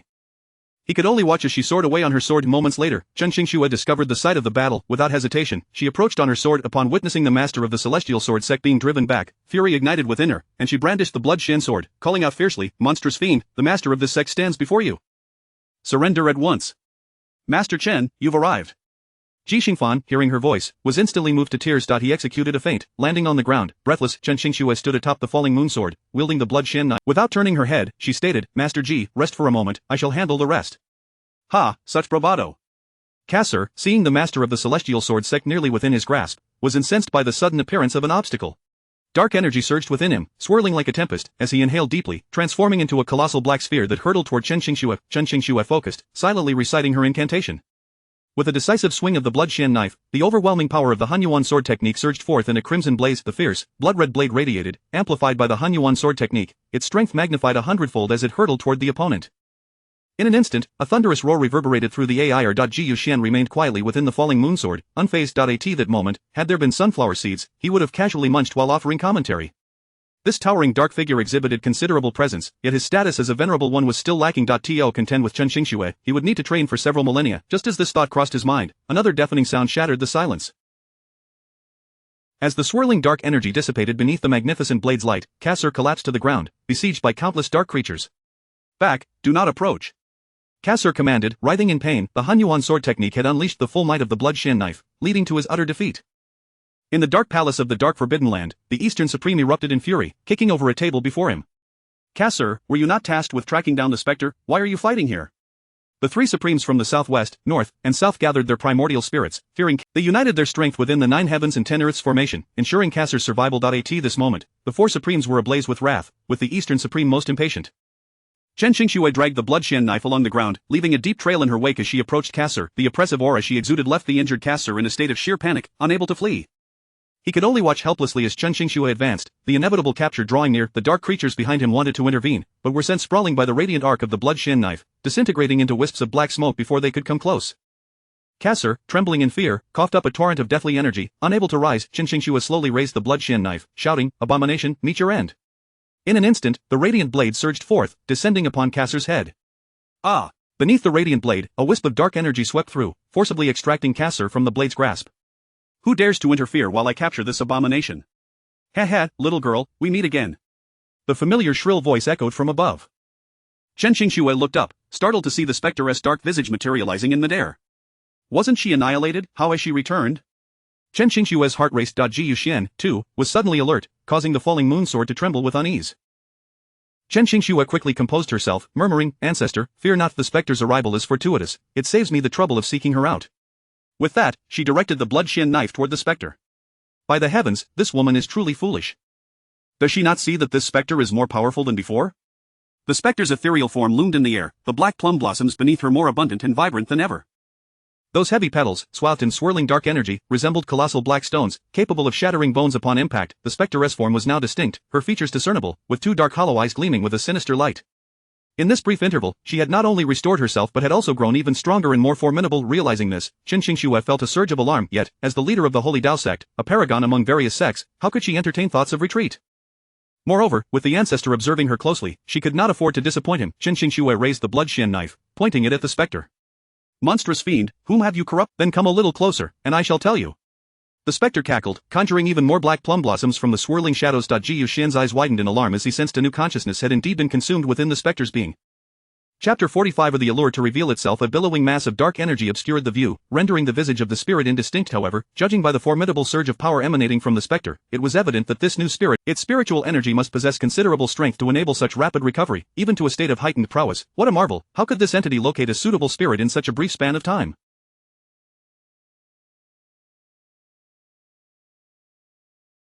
No, wait, wasn't she vanquished by Chen Qingxue, reduced to mere smoke and ash? How then did she manage to find another spirit? Gu Xian was engulfed in confusion, his gaze fixed intently on the specter as he endeavored to discern the imprisoned spirit. Yet, the specter seemed to have learned from its previous misstep, shrouding the new spirit in even greater secrecy. A swirling tempest of black plum blossoms danced around her ethereal form, rendering it impossible to approach. How audacious! Do you think I would fall for your trickery? Chen Qingxue seethed with indignation at the specter's taunting, brandishing her blade before her. With a decisive gesture, she unleashed the Hunyuan sword technique, demonstrating her remarkable proficiency in these techniques, truly befitting the title of the greatest genius of the Tianhuang continent. Amidst the grand display of sword and light, Gu Xian maintained his unwavering focus on the specter, diligently probing for the new spirit imprisoned within. This task proved laborious, and despite his efforts, clarity eluded him. Ding, the system detected that the host was encountering a dilemma. Would a hint be required? Option 1, yes, reward of an emperor-level purple flame pill. Option 2, no, reward of a saint-level Chang Yuan pill. Goodness, was there even a choice? Naturally, it had to be option 1. Without hesitation, Gu Xian selected it, the purple flame pill, renowned for dispelling obfuscation and said to be the first extraordinary treasure of the heavenly eye. With his vast spiritual perception, Gu Xian could see for miles, yet sometimes, through deliberate intent, he could also overlook things. However, with the enhancement of this pill, the illusions cast by beings like the Spectre would be effortlessly unveiled, akin to possessing eyes with X-ray vision. He couldn't help but rub his hands together, a somewhat lecherous expression crossing his face as he caught the pill that had fallen. Casually, he tossed it into his mouth. The rich aroma of the medicinal concoction wafted through the air, and with a hasty gulp, he swallowed it down, having no inclination to savor the flavor. To be more precise, he had grown completely desensitized to such indulgences. As the system frequently tempted him with this top-tier treasure, he had come to regard these items as no longer rare. In fact, he could acquire as many as he desired, should he wish to. Realistically, Gu Xian understood the rarity of these items, yet he was not one to succumb to every temptation. Thus, he opted for the most suitable and pragmatic choice. He couldn't help but applaud his own rationality. Had he not exercised such restraint, perhaps he would have succumbed to the allure long ago, only to find himself in dire straits after traversing through 30,000 years, only to meet an untimely end. As the pill entered his body, its effects manifested instantaneously. The peculiar fragrance even captivated the Spectre. "Hey there, little girl, why do you smell so delightful? What secrets do you conceal?" She swiftly positioned her blade before her, deflecting the claw with a radiant burst of light. In silence, she summoned her blood-shin blade into the air, her hands forming a lotus seal as she chanted incantations with remarkable speed. The Spectre, with a sinister chuckle, displayed no sign of retreat. The black plum blossoms morphed once more into a menacing claw, attempting to swat the lotus away. In response, the blood-shin blade unleashed a torrent of crimson light, shattering the dark claw. Golden scriptures swirled from all directions, more densely packed than before, encircling the Spectre like a formidable fortress. Chen Xingxue closed her eyes, concentrating her spirit, reciting the scriptures with unwavering focus. As she chanted with increasing speed, the scriptures began to rotate more fervently, gradually drawing in the spiritual energy from the surrounding expanse, as if poised to upheave the very heavens. Gu Xian, unwilling to miss out on this opportunity, hastily inhaled deeply, instantly siphoning off a significant portion of the spiritual energy. Ji Xingfan observed the fierce battlefield with rapt attention, intrigued by Chen Xingxue's prowess. Remarkably, amidst the fray, her ever-present Moonfall sword appeared to absorb spiritual energy on its own. He marveled at the extraordinary treasures of the Sacred Path sect, while simultaneously worrying for the Heavenly Sword sect. If even a mere Cassiel could not be subdued, their strength was indeed incomparable to that of the Sacred Path sect. Ji Xingfan's heart grew heavy as he gestured for the disciples behind him to withdraw several dozen miles. Chen Xingxue truly required no assistance from them. Retreating to the sidelines, they planned to intercede only when the dark entities surged forth under the dual influence of spiritual energy and the pill. When Gu Xian reopened his eyes, clarity enveloped him. Everything appeared transparent as if he were gazing through a crystal. Instinctively, he turned his gaze to Chen Xingxue, only to find disappointment. He could see everything she bore with perfect clarity. However, Chen Xingxue remained impeccably adorned in her white dress, graceful and poised, yet he failed to glimpse the one thing he most desired to see. Ji Yuxian shook his head, smacking his own face in exasperation. "What on earth are you thinking? The heavenly eye is not meant for such trivial observations." That said, he couldn't help but take one more glance. After confirming that he still saw nothing amiss, he redirected his attention to the Spectre's ethereal form. At last, everything became apparent. Within the swirling shadows of dark energy, the pale, anguished visage of the old Taoist appeared abruptly. Ji Yuxian flicked his fingers, unleashing a beam of golden light from the Moonfall sword. The colossal, spinning lotus abruptly halted, only to whirl at a swifter pace. Like a roaring dragon, the golden scriptures shot forth like arrows, aimed directly at the Spectre. In the tempest, Chen Xingxue's dress billowed, her cascading black hair danced wildly as she was enveloped. With a sudden roar, she cried, "Lotus Shadow Buddhist Law, go!" The overwhelming golden light pierced through the clouds, stirring up clouds of dust for miles. The lotus burst apart, its petals and the scriptures forming arrows that surged like a tidal wave toward the Spectre. In an instant, piercing screams were drowned within the blinding golden light. The oppressive atmosphere of death rendered impotent, the Spectre could no longer conceal itself, its soul was torn apart within the golden glow. Imprisoned within her form, the old Taoist's eyes fluttered open, and he bellowed in agony, as if all the Spectre's torment had been transferred to him. Ji Yuxian rested his chin upon his hand, adopting a leisurely demeanor, entirely devoid of the tension one would expect in the face of an imminent explosion. In the blink of an eye, the Spectre began to emit terrifying, high-pitched wails. The swirling shadows of death writhed violently within the golden light. Chapter 46. You have killed my father. The world seemed to be enveloped in a golden radiance. Just as the Spectre was about to dissolve into darkness within the golden light, suddenly, Gu Xian's gaze froze, and he sat upright. Amidst the surging golden glow, an incongruous figure emerged. Hongmei. Gu Xian was taken aback. How could she appear here? What was her intention? Chen Xingxue also noticed her presence, though she too was perplexed. The Duancong Lianwu technique had already been unleashed, making it challenging to retract its force. "Quickly, get out of the way!" Chen Xingxue shouted in anger. In the blinding golden light, it seemed Hongmei did not hear her words. She spread her arms wide and stood motionless before the Spectre, perfectly blocking Chen Xingxue's palm strike. The combined might of the Duancong Lianwu and the Blood Shen blade was terrifying beyond description, yet Hongmei stood there, resolute and unyielding, embracing death without fear. "My years of defeat to your spiritual power have not been in vain." At that moment, the dark silhouette began to shrink, as if it were compressing into a ball, vanishing beneath the rolling black plum blossoms.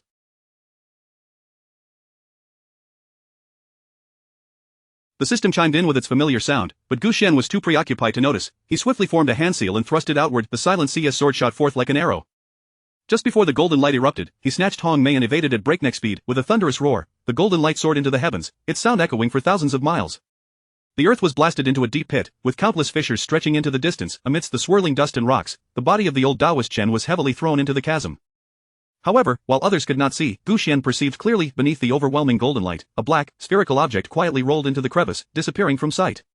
Father, you killed my father. It was that demoness who harmed us. Why do you not kill her but instead take my father's life? Why? Her cries echoed with a sorrow so profound, her body teetering precariously upon the CS sword. Gu Xian took a deep breath, the swirling spiritual energy around him instantly absorbed into his being. His expression, however, was one of astonishment. Who was her father, this old Taoist? Gu Xian dared not dwell on it, knowing that if others realized, they would surely turn against Hong Mei. Thus, with a flick of his finger, he cast a wave of spiritual energy that rendered her unconscious. The CS sword remained suspended in midair, while Hong Mei's body hung limply from its blade. As the golden light dissipated, Chen Qingxue retracted her force, yet, due to the interruption caused by Hong Mei, her spiritual power experienced a significant fluctuation. Just as she stabilized, she coughed up a mouthful of blood. Master Chen. Ji Guangfan, the leader of the Tianjin sect, rushed over upon witnessing her plight. Chen Qingxue waved her hand, sitting down cross-legged on the ground, closing her eyes to recuperate. Ji Yuxian glanced over, retracting his spiritual essence. Just as he was about to press his fingers to his brow, he noticed the system's recent prompt. Yes, reward Imperial Grade Wind and Fire Sealing Technique. Option 2, no, reward Saint Grade Illusionary Sacred Extreme Blade. System, the person has already been rescued. Please present a different option to expedite Chen Qingxue's recovery. Ding, host's realm does not meet Saint Grade. Requests cannot be made. The system's cold, mechanical voice rang out with precision. Damn, this is permissible? Gu Xian stared in disbelief, muttering to himself. This dogged system is in. Ji Guangfan lifted his gaze, only to see a dense cloud of deathly energy rolling towards them with alarming speed. Die, human race, you shall all pay with your lives. The leader, just as the golden light flared, Kasser had already arrived. Initially, he thought the spectre would be utterly vanquished, and he would be too late to intervene. However, upon witnessing the spectre's escape, he hurriedly led his dark minions to provide cover. Ji Guangfan, upon seeing these dark creatures, felt a surge of rage. Drawing his sword with a resonating sound, without hesitation, he swung his sword, dispersing the approaching black mist. This is the How dare you dark creatures act with impunity, we shall ensure you have no way back. Ji Guangfan shouted furiously as he executed a sword technique, transforming his blade into countless swords. He countered with a swift strike of his palm, causing the rolling blackness to morph into a colossal claw that seized the sword shadows. Ji Guangfan was taken aback, not anticipating this fiend to possess such abilities. He quickly focused his spiritual essence and prepared for battle, yet Kasser had no intention of lingering. His peripheral vision caught sight of Chen Qingxue seated on the ground. A wave of alarm surged within him.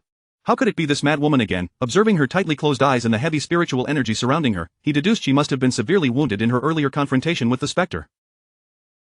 With this realization, Kasser regained his composure, intensifying his assault on Ji Guangfan, forcing him back. Then, with a shift in direction and a buildup of power, he unleashed a devastating blow towards Chen Qingxue. The torrent of blackness surged like a raging tide, overwhelming everything in its path. At that critical moment, Chen Qingxue was deeply focused, oblivious to the impending threat. Master Chen, be careful! Ji Guangfan cried out in alarm.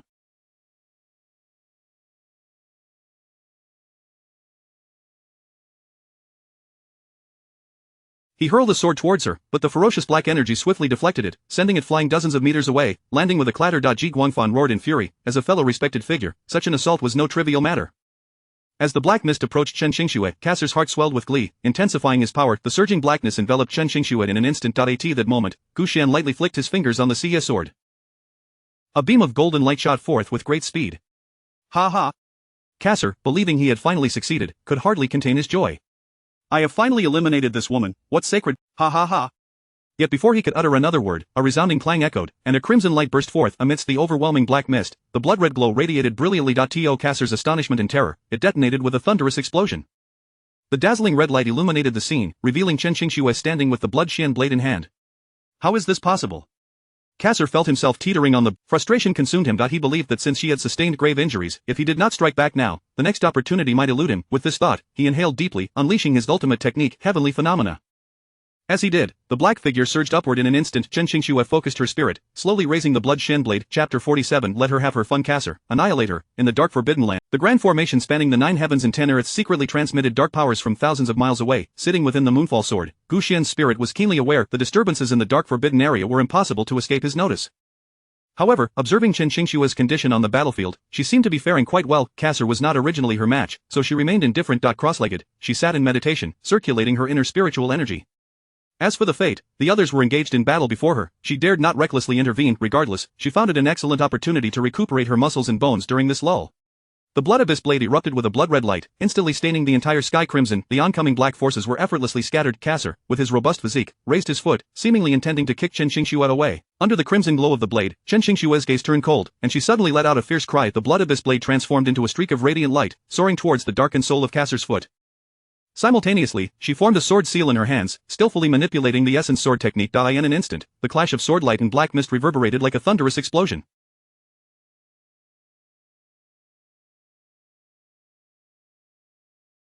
The blackness was swept away by the overwhelming red light. Chen Qingxue returned her blade, her garments fluttering, her entire being seemingly enveloped in a layer of fiery radiance, akin to someone who had just emerged from flames.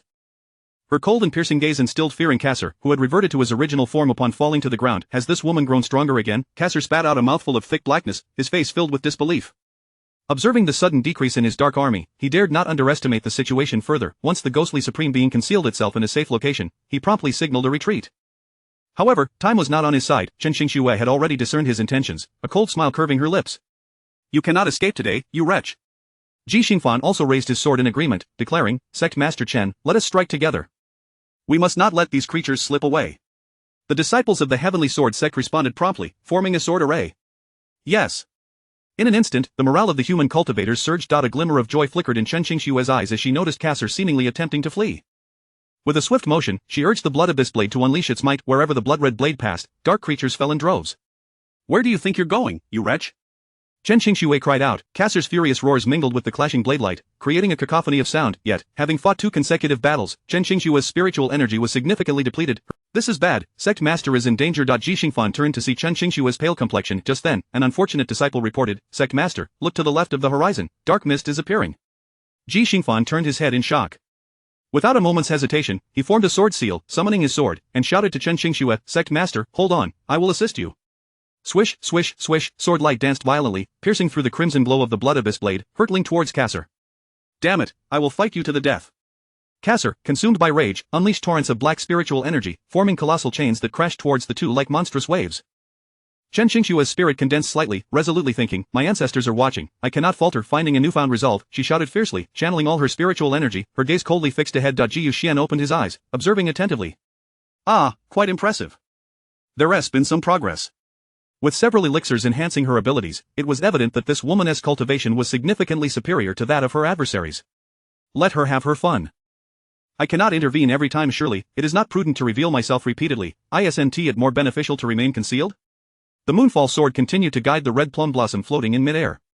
To Gu Xian, the scene appeared somewhat amusing. Were it not for the fact that Hongmei had fainted, it would almost resemble a leisurely spectating of a play. However, no one knew that the true observer was quietly hidden within the sword. Yet, witnessing the encroaching dark mist, Gu Xian could not help but curse vehemently. Damn it, when will this end? On the battlefield, Chen Qingxue's strength was evidently waning. Even with Ji Xingfan's utmost assistance, they could not withstand Cassar's frenzied dark energy. The two sides had already engaged in a fierce struggle, neither willing to yield. Although Chen Qingxue appeared to be at a disadvantage, she did not show any signs of fear. She understood that Gu Xian would not allow her to come to harm. He would surely step in to assist her. Ji Yuxian, having gleaned Chen Qingxue's thoughts, raised an eyebrow in surprise. No, I do not wish for that. I prefer to see you stand on your own, strong and independent. Boom, the rolling blackness loomed overhead, as Cassar's spiritual power seemed to surge. The chains formed from dark mist resembled a black dragon, roaring wildly as it opened its gaping maw, ready to engulf Chen Qingxue whole. Chen Qingxue's hair whipped about as she quickly recited the sword seals, her complexion growing increasingly pale. Sect Master, reinforcements have arrived, my forces cannot withstand this wave, I believe a retreat is in order, Ji Xingfan said anxiously, casting a worried glance her way. Unfortunately, in that moment, Cassar seized the opportunity. The black chain struck her. Ji Xingfan was instantly sent flying hundreds of feet away, violently spitting blood. Chen Qingxue's heart sank in terror. Kill her. Amidst the vast blackness, the terrifying visage of Lork appeared. Cassar roared with laughter, just as I wished. The two dark supreme beings reached a consensus, immediately unleashing torrents of frenzied black mist. Essence sword technique, return to the source. Chen Qingxue's lip. Ding, the system detected that Chen Qingxue was in danger. Should assistance be rendered? Option 1 will appear, reward with a volume of Buddhist Mystic Thunder. Option 2 decline, reward with a volume of Profounding Thunder. Gu Xian was left speechless. The Profounding Thunder, as far as he knew, was merely a single bolt of lightning. Was this not a blatant trap? The power of the Buddhist Mystic Thunder was indeed vastly superior to that of the Profounding Thunder. Yet, it remained just a single bolt of lightning. If he were to emerge now, he would face a swarm of dark creatures, and he too would meet his end. I choose option 2. Bring it forth. Gu Xian roared in anger. You damn system, just wait. At that moment, Gu Xian felt almost hopeless that he was contemplating how to find an opportune moment to make a quick escape when suddenly, a thunderous crash resounded, a furious bolt of lightning striking down from the sky. The blade of the sword instantly changed direction. Ji Yuxian was stunned by the deafening sound. Before he could react, the violent thunder merged with Chen Qingshua's essence sword technique, as if the lightning had erupted directly from her hands. With a tremendous crash, the two forces collided, causing the two dark supreme beings to convulse as if electrocuted. The rampant electric light swept through, cleaving a vast chasm. The dark creatures were instantly obliterated, dissipating into a cloud of black smoke. The two dark supreme beings fell to the ground, sizzling with black mist, rolling and howling in agony. It appeared they had been scorched by the lightning. Ji Yuxian exclaimed, "What is this? Why is it so powerful?" Chen Qingxue was overjoyed, instantly realizing that her ancestor had manifested. "Thank you, ancestor." She had no time to elaborate, forming two binding chains of magic to lift the charred dark supreme beings. "You disturb the peace of humanity. You shall not die a good death." As her words fell, she suddenly heard someone calling her name. Chapter 48, who took her away. "Master, I have awaited your arrival." Observing the chaotic scene, Elder Luo's expression turned grave as he bowed to Chen Qingxue. "Master, I have arrived late." He then turned to Ji Xingfan, offering a respectful gesture, his face lit with joy. "Have you captured them? Splendid." With a wave of his hand, he summoned his disciples to carry the two captives. "Your wisdom is unparalleled, Master. I am grateful for your efforts." "Indeed," Elder Luo continued, turning once more to Ji Xingfan. "I appreciate your assistance, Master Ji." "Not at all, the credit belongs to Master Chen. I merely arrived at the opportune moment," Ji Xingfan humbly gestured, feeling somewhat inadequate. "Elder Luo, what brings you here on this occasion?" Chen Qingxue inhaled deeply, a refreshing surge of spiritual energy flowing into her being, restoring some of her strength, allowing her to speak without gasping for breath. "Reporting to the master, I indeed have matters to discuss." Noticing the implication in Elder Luo's words, Gu Xian perked up his ears, while Ji Xingfan, understanding the subtlety, quickly withdrew to avoid involvement. "Oh, by the way, Master Chen, I must take my leave as there are other affairs to attend to."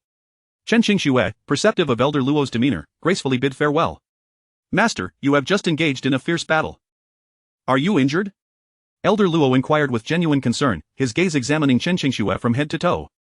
"I am fine, Elder Luo, please proceed with the matter at hand," she replied, halting him with a gesture. As they spoke, she felt a refreshing breeze enveloping her, reminiscent of a previous occasion when she inadvertently absorbed spiritual energy. "Ancestor, is it truly you?" she exclaimed in delight. "Please guide me on how to deal with them next." Bowing respectfully towards the floating Yunwei sword, she expressed her gratitude. By the heavens, otherwise, there would have been a cascade of kneeling figures. Although he was indifferent to their prostration, it was undeniably a waste of time. He waved his hand, causing the Yunwei sword to tremble slightly, rousing the unconscious Hongmei. "Do not bow just yet. First, let us hear what the elder has to say," Gu Xian urged, concentrating as the sword remained still. Chen Qingxue, puzzled, asked, "Why has the ancestor fallen silent again?" Master, rising to her feet, she pondered the ancestor's intentions. "Reporting to the master, we have received news from the secret liaison point of the Holy Path sect. They report that the girl you brought back has suddenly gone missing. They have dispatched personnel to pursue her. We seek your guidance." "The girl, is it Hongmei?" Chen Qingxue's expression hardened. "Who took her away?" Elder Luo shook his head. "The disciples report that they. However, it is certain that the assailant possesses considerable strength. They managed to evade the notice of the Taiji realm disciples at the liaison point, suggesting they are at least at the venerable realm. Now that we have captured two of their venerables, they will undoubtedly seek retribution. Elder Luo, issue a decree to all sect leaders to remain vigilant. In the short term, How did she end up here, collapsed upon the master's sword?" "She is Hongmei," Chen Qingxue replied coolly. The mere thought of her being Chen Laoda's daughter unsettled her, especially as the ancestor seemed to hold a peculiar affection. The Yunwei sword trembled again. "She has been imprisoned by the ghostly sovereign for countless years. She has just lost her father. Is it so wrong to show some concern for her?" Yet Chen Qingxue remained oblivious to Gu Xian's sentiments, unable to bear the ancestor's undue concern for an outsider. "Order Elder Luo to take her back to the Holy Path sect for proper treatment." "Yes," Elder Luo replied, hesitating slightly. "But master, did you not mention that she might have been rescued by a dark venerable?" Then, Chen Qingxue raised the Yunwei sword, her voice suddenly authoritative. "This is the ancestor's will, you need only to follow orders." Elder Luo dared not contest her, departing with his disciples on their swords. "Hey, wait! Aren't we going back?" Gu Xian called after them. "Chen Qingxue, hurry up and follow." He had no intention of lingering outside, eager to return to the Holy Path sect, better to retreat to his coffin and languish for 10,000 years until he could ascend to the Emperor realm. The outside world was far too tumultuous, leaving him with no opportunity to practice his techniques in peace. When would he ever reach the Emperor realm at this rate? Chen Qingxue sensed the Yunwei sword quivering once more, her expression brightening. "Which dark venerable? I don't understand a word." "Wait, don't go," he exclaimed. "Foolish woman, I merely wish to return to the Holy Path sect." Without hesitation, Chen Qingxue leaped onto the Yunwei sword, soaring into the skies. The wind rushed past her ears, igniting Gu Xian's annoyance. Reciting a mantra, he compelled the Yunhui sword to change direction. However, he did not dare exert too much force, and in response to Chen Qingshue's swift reflexes, the sword merely veered slightly, suddenly turning toward. Have you identified a target in that area? Excellent, I shall accelerate our advance. In a flash, the Yunhui sword sped away from the Holy Path sect. As they approached, had Chen Qingxue not reacted swiftly, she would have been thrown from the sword. An invisible barrier enveloped the area ahead, manifesting threads of dark spiritual energy. How can there be a barrier here? No, this is the power of the dark forbidden land. Has something occurred in Fengxiang Kingdom?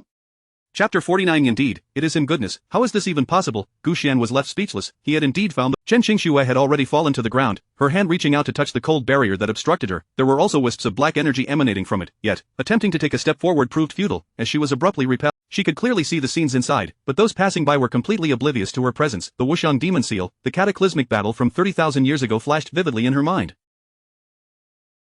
The Wuxiang Demon Seal was the signature technique of the Dark Supreme of the Underworld. It originated from the accumulated resentment of the Netherworld, capable of ensnaring souls without consuming spiritual awareness.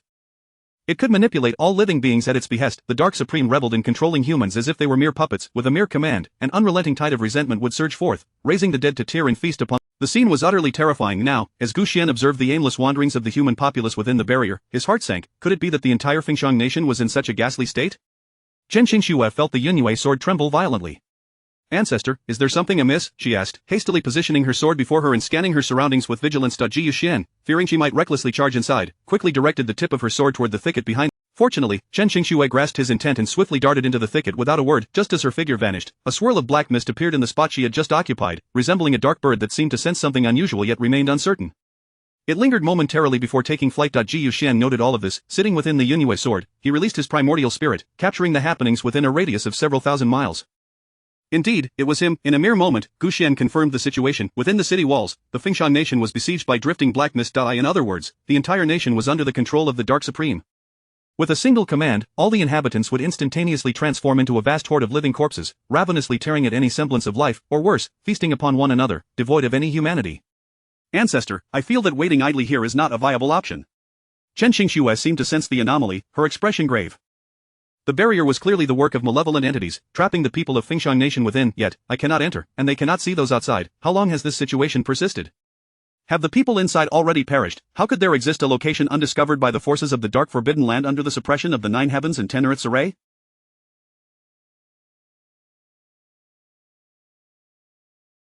As the foremost sect in the Tianhuan continent, the Sacred Path sect bears a heavy responsibility for this. Chen Qingxue furrowed her brow and self-reproached. Ji Yuxian's mood was hardly any better. The Dark Supreme had perished beneath his blade 30,000 years ago, yet the dissipated souls had been gradually restored over the long years and now, they likely resembled phantoms, unable to fully take on a human form. Such a development was truly unexpected for Gu Xian. He sighed in relief, grateful he had not arrived too late. It was unimaginable that had he discovered this situation any later, the entire city would have been transformed into a scene of living corpses. That would have been an utterly horrifying sight. Having experienced such a scene once, it would forever be etched in his memory. Damn it, there has not been a single day of peace. Gu Xian sat quietly, fearing any movement might provoke Chen Qingxue's wild speculations. This matter required careful deliberation. He needed to locate the Dark Supreme's hiding place first. Fortunately, seeing that the Yunhui sword remained still, Chen Qingxue did not dwell on it further. She leaped onto a large tree, concealing herself within its branches. With a flick of her wrist, she summoned a golden butterfly, which fluttered its wings and swiftly flew toward the direction of the Sacred Path sect. Out of the corner of his eye, Gu Xian noticed and subtly gestured. A fine thread of golden light shot forth, connecting with the butterfly, accelerating its flight beyond Chen Qingxue's awareness. Focusing his primordial spirit, he began to search for traces of the Dark Supreme throughout the vast Fengxiang nation. Suddenly, his brow furrowed. He had finally spotted the faint, drifting black energy within a valley surrounded by mountains in Fengxiang nation. If one did not look closely, it would be nearly undetectable. It seemed the Dark Supreme was quite cautious, yet, encountering Gu Xian, he had truly met his match. Considering the situation within Fengxiang nation, Gu Xian had no intention of providing Chen Qingxue with any further instructions. He sat cross-legged, concentrating his primordial spirit. In his mind, a fragmented map unfolded, revealing a white-clad immortal soaring upon a sword before his eyes. Haha, my young friend, we meet again. Whoosh! The immortal sword zipped swiftly past Gu Xian. The sword's innate spiritual energy began to diffuse, overwhelming Gu Xian with envy. The spiritual energy of the immortal sword was inherently untouchable, unable to be absorbed or refined through any means. Gu Xian recognized that the immortal's words were often unreliable, yet the sword in his possession was extraordinary. Back during the battle in the Icefall Valley against the Red Xian Ghost King and numerous other dark sovereigns, it had been unstoppable. Feigning solemnity, Gu Xian clasped his hands in a gesture of respect, addressing the immortal. Senior, I have a matter to request, I hope you will lend your assistance. Ah, I did not expect my young friend to be so courteous. The white-clad immortal floated gracefully before him. Gu Xian maintained an impassive demeanor, striving to appear immensely serious. Senior, the matter at hand is of utmost importance. I beseech you to travel to Fengxiang Nation and locate the— You want me, this sword immortal, to go find someone? The immortal's face was a portrait of astonishment. It seemed that in all his time as an immortal, it was his first encounter with such an absurd request. A dignified sword immortal, and yet he was being asked to seek out someone. This was truly an egregious waste of talent. Gu Xian could not help but silently scoff. Is this not the same sword that you took from me, the sky-slaying immortal sword? And now you wish to don the mantle of a sword immortal again? Yet outwardly, he showed no sign of suspicion, bowing once more in deference, adopting the utmost humble demeanor. Very well, very well. The sword immortal seemed unable to endure Gu Xian's manner. He waved his hand repeatedly, his expression one of disdain. Alright, tell me where I should go to search? Wait, who are we looking for?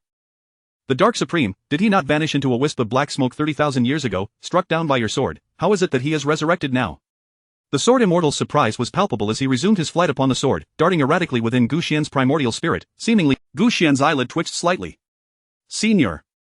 Ha? The sword immortal turned back, seemingly reveling in the moment. He appeared to have been trapped within the scroll for ages, and the arrival of someone to converse with him was a rare delight. I must say, my young friend, do come to visit me more often in the future. Otherwise, being stuck here is dreadfully boring. As long as the scroll remains closed, I can do nothing. Imagine how uncomfortable that must be. Chapter 50. A moment of rest. Gu Xian was already exasperated, unable to contain himself as he remarked, have I not been lying in a coffin for 30,000 years? Upon awakening, I was bombarded relentlessly, and now, even my coffin has vanished, who is in a more pitiable state. Ah, you too have endured 30,000 years of tedium? The sword immortal suddenly felt a kinship and swiftly flew before Gu Xian. My young friend, out of our shared plight, I shall certainly assist you with this task. Very well, your words are sufficient. Gu Xian did not wish to waste further breath. He pointed towards a valley in the Fengxiang kingdom. That is the place. I would trouble you, esteemed elder, to make the journey. All right, I shall return shortly. With a graceful swish, the sword immortal soared away on his sword, leaving a shimmering trail in his wake. What just flew by? Chen Qingxue, meditating, sensed an anomaly and abruptly opened her eyes wide. Her beautiful gaze, sharp and piercing, followed the fleeting sword light. Ji Yuxian flicked his fingers, causing the moonfall sword to quiver slightly. Ancestor! Chen Qingxue was instantly captivated, momentarily abandoning her pursuit. Have you made a discovery? Please, guide me. Gu Xian naturally did not respond to her, he merely muttered to himself, No, can you not speak of anything else? A little conversation would suffice. After all, it has been 30,000 years since anyone has spoken to me. His face was somber, lost in contemplation. It seemed the sword immortal's words had touched a nerve, prompting him to ponder over these 30 millennia. Had Gu Xian truly been in a state of slumber within the coffin, devoid of spirit and consciousness? Had he not traversed through time? Or did his awareness only awaken upon his arrival? As Gu Xian's thoughts drifted, he unconsciously made the moonfall sword tremble, startling Chen Qingxue, who assumed he had realized something and was now fearful. Chen Qingxue sprang to her feet, positioning her sword defensively. Ancestor, what has transpired? I shall guard you here, please remain calm. What? Gu Xian snapped back to reality, None of that is important, what truly matters is that I have awakened. Chen Qingxue, find a place to rest. He continued, my dear, with all this running about, surely you must be weary. At the very least, allow me, your old ancestor, to take a moment's respite.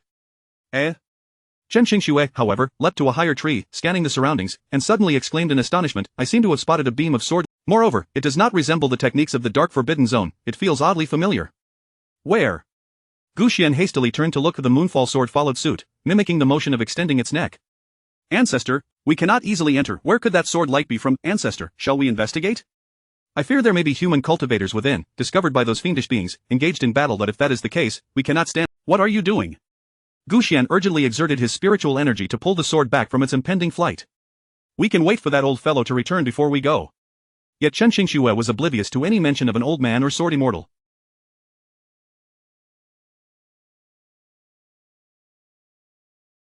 Seeing the moonfall sword persistently pulling her back, she chuckled in realization. Ancestor, you shall not divert me elsewhere this time. I have already seen something unusual over there, we must check it out first. But Chen Qingxue halted, her expression deep in thought. But there is a barrier here. How shall we enter the Fengxiang kingdom? Precisely. Gu Xian quickly echoed from the moonfall sword. Let us heed the wisdom of the ancestor and take a moment's rest. After all, he had witnessed the might of the nether souls back then. He was merely at the saint level. Now, at the venerable level, should he confront them head-on, the outcome would surely be dire. Should calamity befall the entire human populace of the Fengshang kingdom, it was not a sight Gu Xian wished to witness. Once revered as a saint, he had always been tied to the fate of all beings. Though no longer the saint he once was, he remained a good man and would not allow such suffering to occur. With these thoughts, Gu Xian flicked his fingers. A golden light surged from the Moonfall sword, swiftly embedding itself into Chen Qingshue's brow. Chen Qingxue felt a rush of cool spiritual energy entering her body, leaving no time for reaction. Her entire form relaxed, and in astonishment, she exclaimed, "Ancestor," before her eyelids slowly closed, and she fell into a deep slumber. Gu Xian sighed in relief, guiding the Moonfall sword to place her gently upon the trunk of a large tree. He then quickly settled himself into a meditative posture. Within the great array of heaven and earth, torrents of black death energy surged violently. It seemed as though an overwhelming fury rolled forth from the dark palace, as the four supreme beings exerted their spiritual power, their chaotic energies twisting and tumbling like dark spheres racing through the air, accompanied by their furious roars. "We two venerables have been bested." How could the human race's momentum surge so suddenly? Bang! The table before the Eastern Supreme was kicked over once more, an unknown number of replacements already scattered about. How many tables had the Dark Forbidden Zone lost to his wrath? Particularly that woman from the Holy Dao sect. She was utterly unhinged. Do you think Gu Xian secretly aided her, allowing her to advance so rapidly? In my view, it is highly plausible. Again, it is Gu Xian.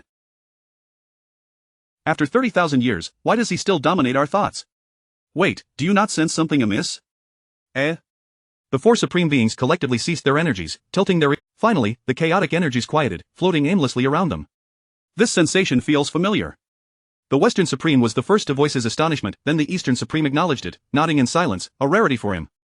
The Southern Supreme shook his head. Gu Xian, could he be plotting something again? Where is he now? The Northern Supreme finally posed the pivotal question. The four supreme beings exchanged glances, immediately attuning their... They are in the Fengshang kingdom. The Western Supreme was the first to spot Gu Xian. That is the realm where the nether souls recuperate, traditionally very low-key. How did they discover it? Of course, damn it, we should have dispatched more personnel. But we cannot detect Gu Xian's presence. The Northern Supreme spoke as he lightened his form, rising to hover beneath the dome of the hall. Perhaps this would grant him a clearer view. I found her, but only that madwoman Chen Qingxue. No sign of Gu Xian, he reported. That woman has a knack for unleashing lethal moves during perilous moments. Gu Xian must be with her, deliberately concealing his presence. Indeed, I find the Western Supreme's assertion compelling. The Eastern Supreme concurred solemnly. The Northern Supreme, with a hint of confusion, remarked, though Gu Xian eludes us, what is the matter with Chen? Look at that sword beside her. Something is amiss. This woman is not right. Chapter 51. The Disciple's Sister. What is amiss? The Eastern Sovereign cast his gaze upon the falling moon sword beside Chen Qingxue. A careful inspection revealed nothing amiss. You are truly blind and deaf. Can you not discern that the direction indicated by that sword is none other than the kingdom of Fengshang? It is evident that Chen Qingxue is using her sword to observe that. Suddenly, the Western Sovereign's eyes widened in alarm. This must be Gu Xian's spy. That sword harbors a fragment of Gu Xian's soul. He is undoubtedly relaying information to Gu Xian. The three other sovereigns nearby clapped their hands in agreement. Indeed, how astute. If we can destroy this sword, it would imply the absence of Gu Xian's spy. We might even eliminate the madwoman, Chen Qingxue. The Northern Sovereign laughed with delight, a sinister gleam in his eyes. Excellent, at last, we have seized a hold over the situation. Sanbai Keluo, I entrust you both with the task of annihilating the falling moon sword in Chen Qingxue's possession. Has the time finally come for us? A look of joy spread across Sanbai's face as he knelt on the ground. Yes, I shall obey. Sanbai and Keluo turned to depart, while the four sovereigns continued their investigation of the situation, prepared to dispatch someone to notify the sole sovereign at the slightest sign of commotion, ensuring his swift escape. Gu Xian closed his eyes to recuperate, but suddenly sensed a rush of wind approaching, prompting him to raise his head and behold the sword immortal drifting back from afar. The sword immortal bounced back and forth in the air. Little friend, little friend. Gu Xian's brow twitched slightly. This was no sword immortal, but rather a child who had been rendered foolish. Nevertheless, he patiently inquired, Senior, what news do you bring? Have you uncovered anything? How he longed to hear the answer. This was indeed a splendid matter. The sword immortal bounced back and forth, chuckling and shaking his head. Nothing. Drawing in a sharp breath, Gu Xian pivoted. Is there anyone within? I did not see anyone, replied the sword immortal. Gu Xian could barely contain his frustration at the child clinging to a glimmer of hope. Gu Xian pressed on, did you catch a glimpse of the Soul Sovereign? No, the sword immortal replied proudly, crossing his arms. Then what did you see? Gu Xian continued, his brow furrowing deeper. I saw many. Exasperated, Gu Xian pushed him away. Senior, how old are you? This is rather childish, isn't it, and utterly incompetent. If you were to enter and assess the situation, would you conjure such nonsense? At that moment, Chen Qingxue began to stir, yawning. Startled, the sword immortal scrambled into Gu Xian's body. Continue, Gu Xian urged, his face a mask of despair. In the corner, there is a volcano harboring immense dark power. I suspect the Soul Sovereign is there. Well, this could indeed be a valuable lead. Gu Xian waved his hand dismissively. Forget it, I might as well investigate myself. Oh no! Chen Qingxue exclaimed, glancing back at the kingdom of Fengshang. How did I fall asleep just now? Oh no!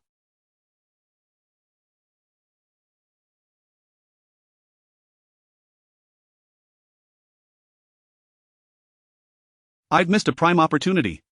With that, she seized the falling moon sword, leaped from the tree branch, and aimed to enter. That madwoman, what is she up to now? Is she rushing to her own demise? Gu Xian hastily rose, the sword in Chen Qingshua's grasp beginning to tremble. Ancestor, do you have further instructions? Dazed, she recalled her earlier fainting spell, suspecting it was linked to the ancestor, and after a moment's hesitation, she realized, right, ancestor, what did you mean by making me faint? She lifted her gaze towards the protective barrier, only to find it in disarray. Fresh animal remained scattered across the ground, blood flowing freely. It was clear that a large beast had been devoured, and not even an hour had passed. Oh no! Chen Qingxue smacked her forehead, realizing that the ancestor had saved her. Those living dead had just devoured a live deer.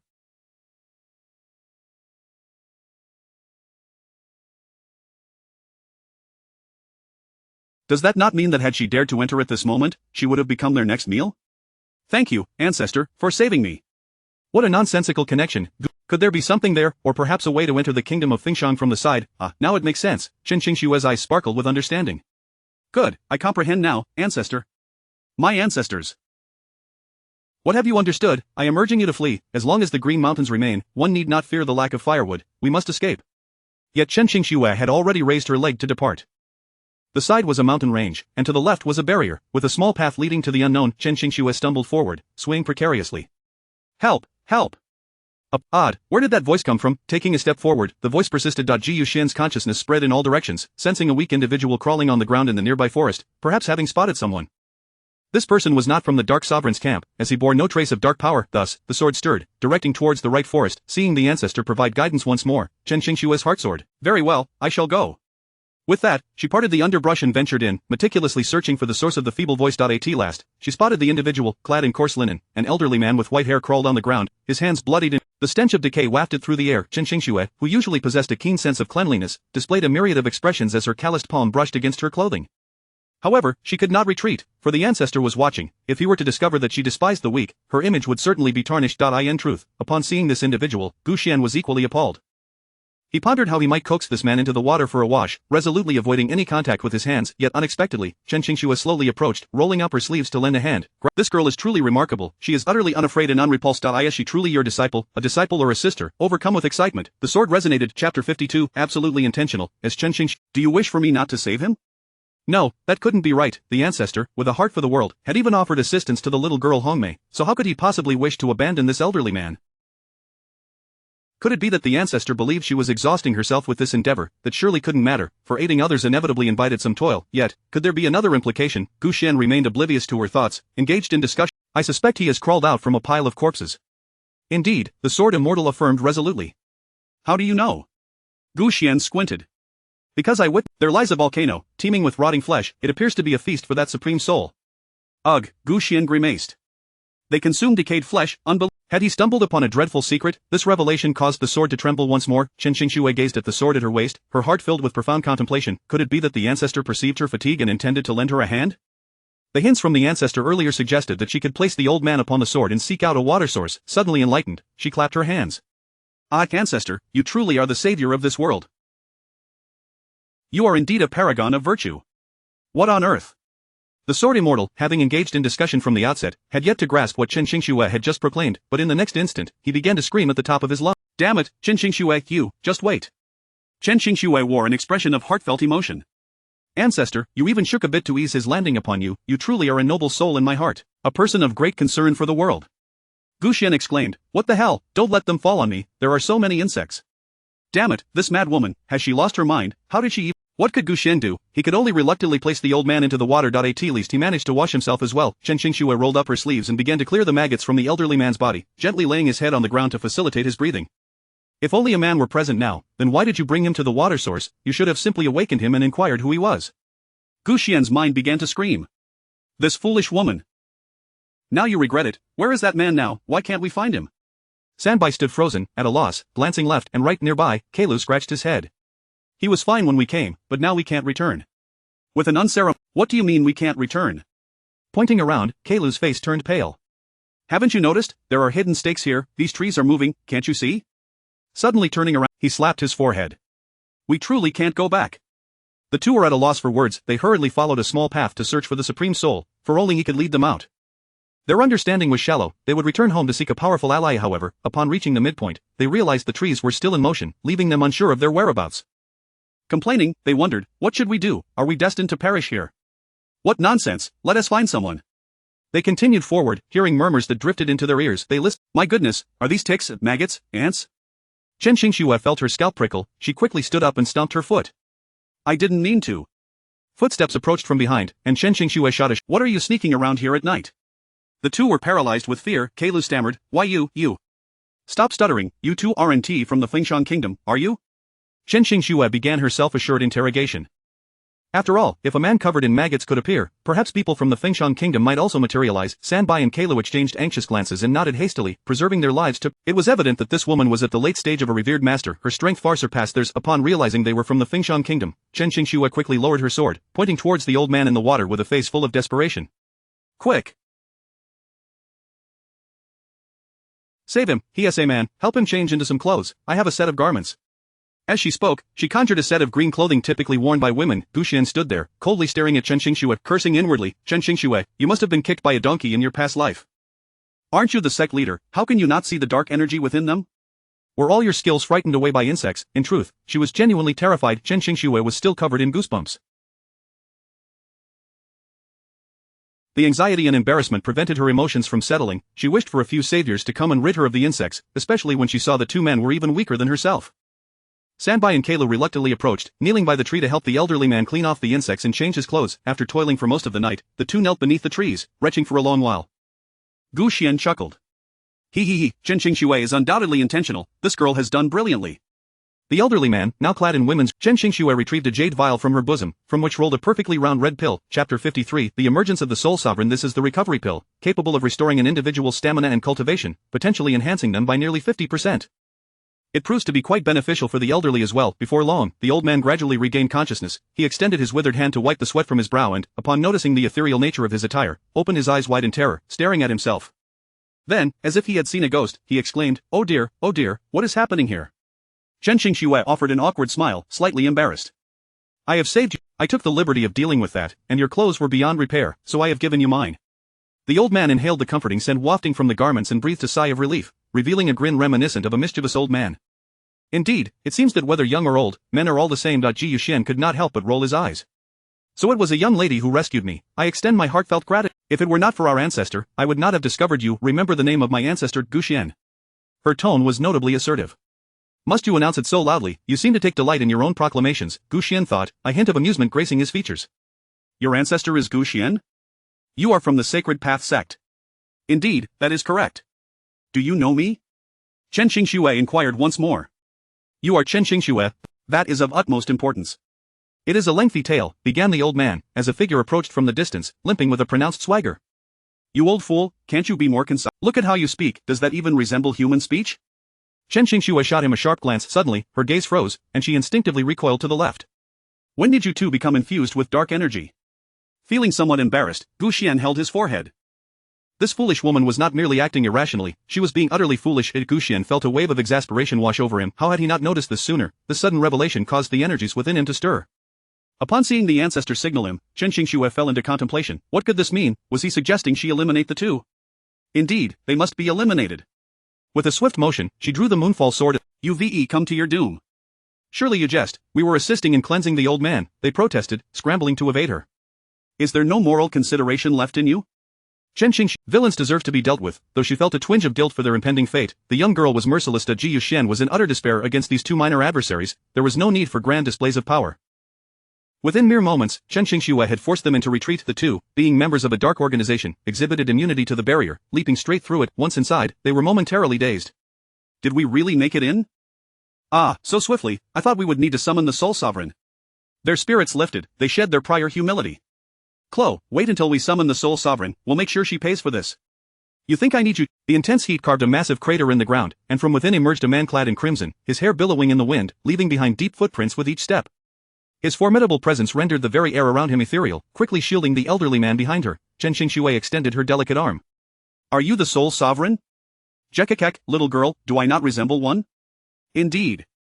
Just as repugnant, how unlike our esteemed ancestor, who is strikingly handsome.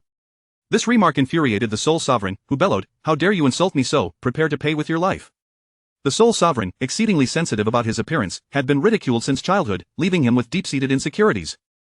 Thus, he had concealed himself within the magma, unwilling to face the world yet. He was taken aback by the audacity of this young girl. Raising his enormous, heated blade, he charged towards the barrier with tremendous force, causing the earth to quake and the ground to shatter. The flames and debris surged forth with such speed that they reached Chen Qingxue within the blink of an eye. She hastily drew the Moonfall sword in defense, but before she could gather her strength, the impact struck with overwhelming force, sending her crashing into the forest, snapping several large trees in half. As she landed, a mouthful of blood escaped her lips. This adversary was even more formidable than the last two, yet she refused to allow her ancestor to mock her. Quickly, she gripped her sword and rose to her feet, wiping the blood from her lips onto the blade. Gu Xian felt a surge of heat coursing through him, akin to the sensation of rolling embers. Ah, it's scorching. He feared his very hair would ignite. The blade resonated with energy, vibrating in response. Chen Qingxue's eyes lit up with realization. This was the power bestowed upon her by her ancestor. Channeling all her energy into the sword, she prepared to face the impending doom. With a bold step forward, she swung her arm, unleashing a torrent of moonlight that sliced through the air with lethal precision, cleaving trees and withering. Even the moon above seemed to lose its luster in this moment. The Soul Sovereign cackled. "With such meager skills, you dare challenge me? You are truly seeking your own demise, little girl. Watch as I flay your skin, strip your sinews, and turn you into a lifeless husk for my amusement." Chapter 54. The black and white soul-slaying lantern. A red long sword sliced through the air with two impeccably sharp strikes, causing the mountain peaks to change color and the winds to howl, as a torrent of enormous. Chen Qingxue, already wounded, was buffeted by the wind, teetering on the brink of collapse, yet, the sword before her bestowed upon her the courage she so desperately needed. She gritted her teeth and declared, "I will never allow you to harm us. I have the protection of my ancestors. What are you to me? Damn it, I'm terrified. Lady, you must flee at once." Gu Xian's heart was in turmoil. Confronting the supreme spirit of the underworld was no trivial matter. If he utilized his martial prowess, wouldn't that reveal his identity? Ding. War has been detected. Option 1. Rescue Chen Qingxue. Reward Heavenly Breaking Divine Skill. Option 2. Do not rescue Chen Qingxue. Reward Great Breaking Celestial Curse. That infernal system. Now it decides to show itself, how astute it is, given the dire circumstances. Option 1 is the only choice. 1. I choose 1. Save her. No sooner had he spoken, than a hand materialized. Gu Xian twitched at the corner of his mouth. Is the system asleep? I certainly cannot sleep. This wretched martial skill dares to mock me. In a fit of rage, he hurled the object away.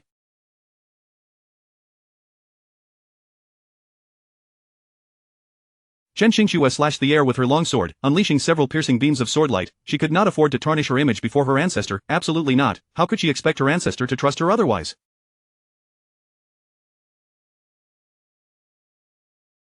Just as the two forces were about to collide, the heavens roared ominously, dark clouds gathering, heralding a tempest. The storm descended, bending the nearby trees low. Chen Qingxue extended her hand to shield herself from the raging winds, while the supreme spirit of the underworld, in his ethereal form, was thrown into disarray by the gale. At that moment, as both were on the verge of collapse, a resounding boom echoed from the sky, and an enormous hand broke through the clouds, the middle finger pointing directly to the ground.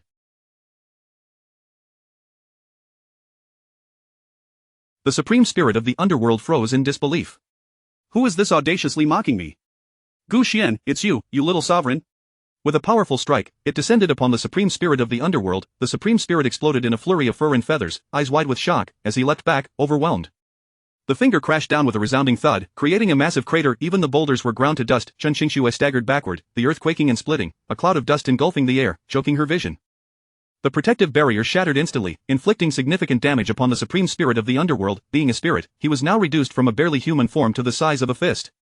With great effort, he barely managed to retreat from the finger's grasp, darting back toward the volcano. Chen Qingxue, I will not let this go. How could Chen Qingxue grant him such an opportunity?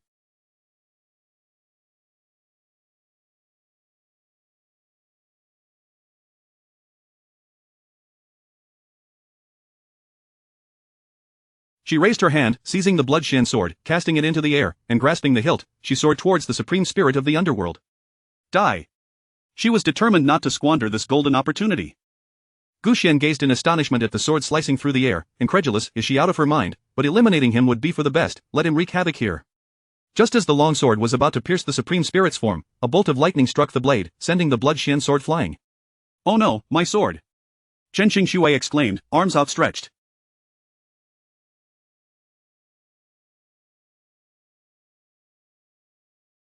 Sanbai and Keilu stood at either side of the volcano, each wielding a black and white orb, unique patterns swirling within. The black and white soul-slaying lantern. Upon hearing this name, Gu Xian's curiosity piqued, causing the sword to tremble once more. He had heard of the black and white soul-slaying lantern before. It was said that one could eradicate evildoers within 100 miles, wielded by the wicked to manipulate hearts and achieve anything, while in the hands of the virtuous, it served as a pure artifact. If both lanterns were present, they functioned as a spear and a shield, one for offense, one for defense. Their power was immense, capable of annihilating even late-stage masters without difficulty, yet, the true potential depended on the wielder's skill.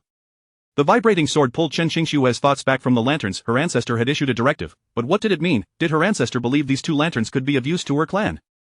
Hence, they must not be destroyed. Yes, that must be it. These two lanterns, one for attack and one for defense, could perfectly serve the sacred Dao sect. Once the ancestor's coffin was located, isn't our mission here to destroy him? Let us use the black and white soul-slaying lantern to obliterate it. In our hands, these treasures will reach their utmost potential. After all, we are contract holders.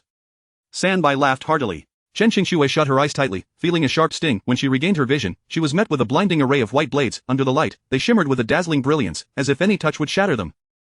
Chen Qingxue inhaled sharply. Her long sword had been obliterated, leaving only the fallen moon sword. Night Eternal. A thunderous shout nearby pulled Chen Qingxue's attention back. Her pupils dilated as she beheld ghostly faces emerging from the black mist, rising and falling, grinning menacingly. As the black and white colors began to merge, the multitude of white blades within those ghostly visages sent shivers down the spines of those with a phobia of clusters. Gu Xian clicked his tongue in disdain. Must it be this way? Do you not know how to play properly? A few maggots would suffice. Perhaps as he wished, from the gaping maws of the countless ghostly faces, a myriad of Chen Qingxue was petrified. Oh, my ancestor. Gu Xian, who am I? Where am I? Please don't use me as a shield. I am frightened too. He instinctively struggled violently, only to find this woman had placed herself in front of him as a shield. She dared to use herself to ward off disaster. How disrespectful. Let's switch places. Change the sect master. The longsword quivered restlessly in his hand. Chen Qingxue was momentarily stunned, suddenly realizing the direction of the sword hilt seemed to point behind her. She whirled around, only to discover that the old man was unaccompanied by any of these horrors. But this should not be. What is happening? Chapter 55 of The Child Has Grown Up. Could it be that there is something near this old man that shields him from the assaults of the black and white soul-slaying lamp? So that is it, ancestor. I have come to an understanding. What have you comprehended now? I have not uttered a single word. Gu Xian was flustered within the sword. Chen Qingxue swiftly approached the old man and extended her hand. Old man, do you possess something on you? Otherwise, why wouldn't the black and white mist dare to attack you or even come close? The old man appeared momentarily stunned, examining himself from head to toe. Do you really believe I would possess anything? This time, Chen Qingxue was taken aback. What could the ancestor possibly be trying to convey to her? Could it be that the skull behind them had already begun to draw nearer, its gaping maw wide open, the blades within lunging towards Chen Qingxue? Ji Yuxian shouted in alarm. Chen Qingxue, you madwoman, turn back at once. Yet she paid him no heed whatsoever. Only a sword trembled violently in her grasp. Chen Qingxue lifted the sword, inspecting it with a heart full of questions. Ancestor, what is it you wish to reveal to me? After scrutinizing it for a while, she suddenly noticed something. With a gasp, she looked down just in time to see the black mist surge past her, narrowly avoiding her. The mist crashed to the ground, dissipating into nothingness. Chen Qingxue froze, astonished as she gazed at the mist that had fallen and vanished. Tears of gratitude filled her eyes. So it was the ancestor who was protecting me. I never imagined that you would employ such a method to save me. Thank you, ancestor. She felt as if she could kneel and bow to him in reverence. Gu Xian merely scoffed, thinking that this was hardly the first time he had been left bewildered, and it was of no concern to him. But he exclaimed, as long as you understand that I am saving you, it does not matter how it is happening. Hurry and run. Chen Qingxue turned to face the overwhelming black and white mist, her eyes brimming with determination. The ancestor's act of saving me was a reminder to fear no peril, for there is someone behind me to protect me. I understand now, ancestor. With that, she grasped her longsword firmly and charged straight ahead. The elongated blade carved a deep trench into the ground. Ji Yuxian felt his face sliding painfully against the earth. Ah, it hurts. What is this madwoman up to now? I haven't said a word. Gu Xian was once again driven to frustration, but this deranged woman paid him no mind, swinging her longsword towards the encroaching mist. The black and white fog produced by the soul-slaying lamp swirled ominously, launching itself at her in a sweeping tide, and when they collided, the heavens trembled and the earth quaked, shrouding the mountains in dark clouds. At that moment, the volcano erupted. The defiant voice of the Supreme Soul echoed from within. Keek, Chen Qingxue, in the face of calamity, you remain unrepentant. I have been gravely injured, and you seize this opportunity to strike. Your heart is merciless, and thus, I cannot spare you. You disgrace the title of sect master of the Holy Path. Red flames leapt from the volcano's mouth, revealing a terrifying ghostly visage within. Chen Qingxue smirked coldly, her gaze cruel. Indeed, the ancestor desires for me to slay him, to pursue relentlessly and deliver the final blow. Only then can the Supreme Soul be vanquished, ensuring no future troubles. The ancestor is truly wise, knowing precisely when he is most vulnerable. Chen Qingxue lifted her sword. Supreme Soul, let us see if you can truly speak as eloquently as you claim. With 2 strides, she dashed forward, but before she could cross the threshold of the black and white, Chen Qingxue halted, observing as the undead surged in, wholly unaffected by the influence of the black and white soul-slaying lamp, charging forth as if they feared nothing. Chen Qingxue retreated repeatedly, dispatching them with ease, akin to swatting away ducks. Meanwhile, the old man bellowed, No, they are my kin, do not harm them. Hearing this, Chen Xingxue had no choice but to adjust her longsword, using the hilt to knock them away. Old man, I am rescuing you. Why must you insist on having me save them as well? If I concern myself with so many, neither of us will survive. But they are my family. Gu Xian scratched his head, remaining silent within the sword. In truth, it would be wise to retreat first and discuss matters with the old man before making further plans. Irresolute, Gu Xian began to shake his body violently. Noticing the anomaly, Chen Xingxue fell silent. It seemed the ancestor was also moved by those words. Forget it, today I shall spare them, it is best to leave. She hastily tiptoed and darted to the old man's side, dragging him away. This foolish woman has finally grasped my hint, Gu Xian thought, tears streaming down his face. The child I have raised has finally grown up. Chen Xingxue, how wonderful it would be if you were always this obedient. Gu Xian sobbed like a weeping child. Chen Xingxue, with her family in tow, reached the summit of a nearby mountain. Sitting cross-legged, she fixed her gaze intently upon the old man. I must inquire, where is the sect master of the Fengsheng kingdom? The old man sighed. I do not know where he currently resides. At the critical moment, the sect master sacrificed himself to push me out, and he only pushed me. His heart was heavy with sorrow. Chen Xingxue, however, was perplexed. What abilities did this man possess that allowed the sect master to only push him away? What could he possibly have on him? Never mind, it is of no consequence. Since the ancestor has not commanded me, I shall refrain from overstepping. Chen Xingxue shook her head, closing her eyes to recuperate, beginning to restore her energy. Today has been taxing. The black and white soul-slaying lamp not only is, I must reclaim it to provide the ancestor with a proper coffin. Resolute, she smiled. Ji Yuxian shivered at the sight of her smile, feeling a chill run down his spine. What could possibly be going on in that little head of yours, Chen Xingxue? The following morning, upon awakening, Chen Xingxue found the old man sprawled out on a nearby stone. She had given him her skirt, leaving her with an indescribable feeling. Gently tapping her longsword, she spoke softly, Ancestor, what should we do now? A self-strategy. Once more. Gu Xian had just awakened when he was met with an inquiry. How am I supposed to know what to do?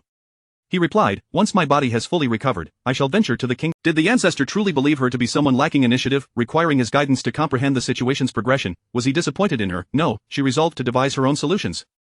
Chen Xingxue hastily rose and surveyed her surroundings, and soon her eyes brightened as she discovered a narrow path nearby. Indeed, the ancestor must have already discerned it and was simply waiting for her to seek it out.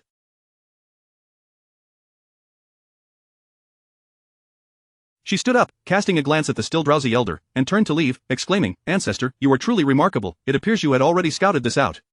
No, I haven't, Gu Xian muttered, half asleep, scratching his head while lying on the sword. Chen Xingxue followed the small path, flanked by a forest on the right and a protective barrier on the left, yet with each step, something felt amiss. The barrier seemed to be weakening. The protective shield ahead remained a deep azure, but here it had turned translucent, nearly non-existent. Tentatively, she reached out to touch it, her fingers slowly penetrating, her face lighting up with ecstatic delight. Ancestor, look!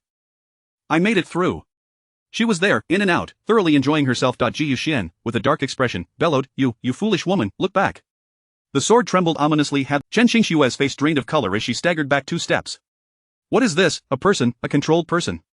Gu Xian roared from within the sword, the tremors of the sword in. Are you suggesting I confront her and extract some answers? Indeed, the ancestor is astute, I understand now. Good heavens, you are utterly clueless. Gu Xian was at his wit's end. At this moment, why aren't you fleeing? Are you waiting to become someone else's snack? Have you not noticed the horde of zombies behind you? Run! Yet this foolish woman ignored his pleas entirely, leaping into the protect. This individual was merely an ordinary villager. How could they possibly contend with the sect master in a life and death struggle? Before long, Chen Xingxue yanked her out, creating a gaping hole in the protective barrier. Thus, Chen Xingxue and the multitude of specters exchanged bewildered glances. You look at me, and I look at you. Finally, Chen Xingxue awkwardly waved her hand. Call her foolish, and she proves to be quite clever. Call her clever, and she remains this foolish. Upon witnessing their kin being dragged over, the specters, in a moment of clarity, surged forward. The protective barrier, already compromised, began to widen under the increasing pressure. Ji Yuxian inhaled sharply. Retreat was the best strategy. He had no desire to engage in combat with so many, especially since Gu Xian seized the woman and mounted the falling moon sword, making a hasty escape. Yet, he noticed Chen Xingxue was heading further away, disregarding the elder. He quickly adjusted his course. Chen Xingxue! You are abandoning the elder. Chen Xingxue had no inkling of the ancestor's intent, but upon seeing the sword shift, she finally lifted her gaze to the distance. It appeared to be Jade Gate Mountain. Rumor had it that within lay a hot spring known to rejuvenate the body and enhance cultivation, though it was guarded by formidable beings and remained closed for 3 years at a time. Could it be that the ancestor wished for her to restore this woman? The ancestor's vision was truly grand, considering everything for the sake of the common people. As Chen Xingxue pursed her lips, becoming emotional once more, he wished he could shout at her with a loudspeaker, but unexpectedly, she dashed forward, swiftly ascending the hillside. Ji Yuxian felt an overwhelming urge to slap her. Before long, Chen Xingxue reached the mountain's peak, first surveying her surroundings before At that moment, a cool breeze swept through, and a graceful white figure descended from the sky, landing gracefully before Chen Xingxue. The face bore the marks of time and maturity, exuding neither arrogance nor warmth. With hands clasped behind her back, she spoke lightly. I know you, Psych Master Chen, but Jade Gate Mountain refrains from interfering in worldly matters. I am unaware of the purpose of your visit today. Yet, upon raising her eyes, she caught sight of the figure behind her, a ghost? The elegant figure's scalp prickled with alarm. Chen Xingxue remained on one knee, not rising. It is as follows, Master, this woman is a villager from the Kingdom of Fashion, afflicted by an unknown ailment that has rendered her quite foolish. The ancestor mentioned that the hot spring water here could save her life, so I brought her to try it. The ancestor, are you referring to your sex master? The woman exclaimed, astonished. But your sex master is already deceased. Chen Xingxue anticipated such a reaction and offered only a mysterious look, piquing the woman's curiosity. May the goddess grant us a favor to save this young lady first, and then we shall discuss further. The goddess hesitated. Black mist enveloped the area, the ground trembled, and a tornado charged toward the two. Chen Xingxue took a step back, reappearing atop the mountain, while the goddess had already engaged the black mist. Hurry! Do not linger here, the goddess urged, her voice tinged with urgency. The ominous black mist was clearly a malevolent force. What could its origins be? Chen Xingxue pondered in astonishment. Ji Yuxian, frantic, silently urged her to flee. He had no desire to contend with this black mist, which radiated strength. Exposing his identity would inevitably draw him into the fray, yet, inexplicably, Chen Xingxue, in her misguided cleverness, misinterpreted his intentions. Ancestor, do you wish for me to save her? It is not I who wish for you to stay. Gu Xian bellowed. Upon witnessing the ancestor's frantic gestures, Chen Xingxue's eyes sparkled with understanding. All right, I comprehend, you need not worry, ancestor. Over my corpse with a single stroke, Chen Xingxue swept her leg out, her sword cleaving through the air. The opponent suddenly recoiled in shock, retreating in haste. The Xian Nu, gravely injured, coughed up a mouthful of fresh blood. Chen Xingxue furrowed her delicate brows. Xian Nu, remain here, I shall teach this person a lesson. Do not, his identity is peculiar, moreover, his martial prowess is exceedingly troubling, yet, our human mountain has never provoked such entities. How did this one come to be? Chen Xingxue, in a moment of folly, remarked, could it be that he followed me here? Gu Xian began to roar vehemently. Chen Xingxue, are you out of your mind? What nonsense are you speaking to her? Can you not weave a simple lie? The ancestor struggled violently, and Chen Xingxue's hand trembled in response. I understand, ancestor, you wish for me to resolve this swiftly. Very well, I shall obey. I care not who you are, today, I shall not permit you to set foot in Human Mountain, prepare to meet your demise. Before the Xian Nu could utter a word, Chen Xingxue dashed forth, sword in hand, engaging in fierce combat. In the mist, sharp claws glinted, each strike perilously close to landing on Chen Xingxue's tiger mouth. It was evident that he aimed to disarm her sword. Why would he seek to strike his own blade? Did he realize that the ancestor was communicating with her through this sword? Thus, he endeavored to sever their connection. Chen Xingxue was taken aback, her strikes grew increasingly fierce, the two exchanged blows, their battle echoing like a tempest, the mountains quaking beneath their ferocity, the sharp sword light cleaving through the peaks, stones crashing down like thunder. The leader of Human Mountain, Xian Nu, stood nearby, trembling in fear. At this rate, would Human Mountain even survive? You too, cease this madness at once, do not continue. Chen Xingxue declared resolutely. Xian Nu, rest assured. I shall not allow him to harm Human Mountain. What, it is clearly both of you, she exclaimed, shielding her head from the falling stones. As a massive rock threatened to crush the summit of Human Mountain, Xian Nu swiftly formed a ceiling. In an instant, the boulder struck the icy barrier, shattering into fragments, vanishing in an instant. The combatants above were locked in a deadly struggle, while those below fought heroically to protect. Xian Nu felt tears welling up. Chen Xingxue was so focused on her sword that she failed to notice her opponent's change in tactics. As she prepared to intercept a blow aimed at her tiger mouth, suddenly, countless spiders scuttled from behind, crawling all over her. Chen Xingxue turned sharply, only to find her adversary leveraging her own momentum against her. Bang, buzz, the long sword was knocked from her grasp, flying toward a nearby wall, embedding itself deep with a resounding crash. Gu Xian felt a wave of dizziness wash over him, nearly retching. Without her sword, Chen Xingxue was no match for her opponent. She was forced to retreat repeatedly, a palm striking her chest and propelling her away. Bang, she crashed heavily against the rocks, her body embedding into them, and she spat out a mouthful of blood. Xian Nu watched in horror as a swirling mass of black mist surged toward Chen Xingxue, and she hurriedly flew to her aid. Though I yearn for your— Furthermore, this woman had drawn such calamity upon them, could she simply allow her to perish? Impossible. The dark mist emitted a sinister cackle. Xian Nu, I offer you one more chance. Leave her side now, and I shall spare your life. Otherwise, you shall both meet your end. Xian Nu could not yield, she spread her arms wide. Dare to approach, and test me. Supreme soul of the underworld, I did not expect you to have been lurking behind her. Today, do you intend to target Human Mountain or her? Please clarify.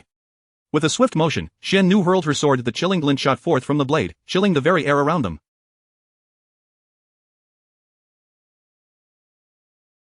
Gu Xian struggled to extract the sword from the wall, but it was embedded too deeply. He felt as though the previous impact had nearly ruptured his insides. Heaving, Gu Xian could not suppress the urge to bend over. Half of you belongs to him, and the other half to me. It is said that Human Mountain possesses a legendary treasure, the Ice Snowstone. Acquiring it would grant the power to freeze rivers and ensure one's mind remains eternally sharp, enhancing cultivation speed 100-fold. Just as I am in the process of regaining my strength, this treasure is of utmost importance to me. However, I had not intended to come here, yet this woman has inadvertently brought me along. I must express my gratitude. Shen Nu, her face drawn in despair, turned to Chen Xingxue. You would have been better off not coming. Coughing, blood oozed from her fingertips as Chen Xingxue. If you wish to obtain what lies within, you must first tread over my corpse. Very well, that is precisely my intent. Neither of you shall leave here alive today.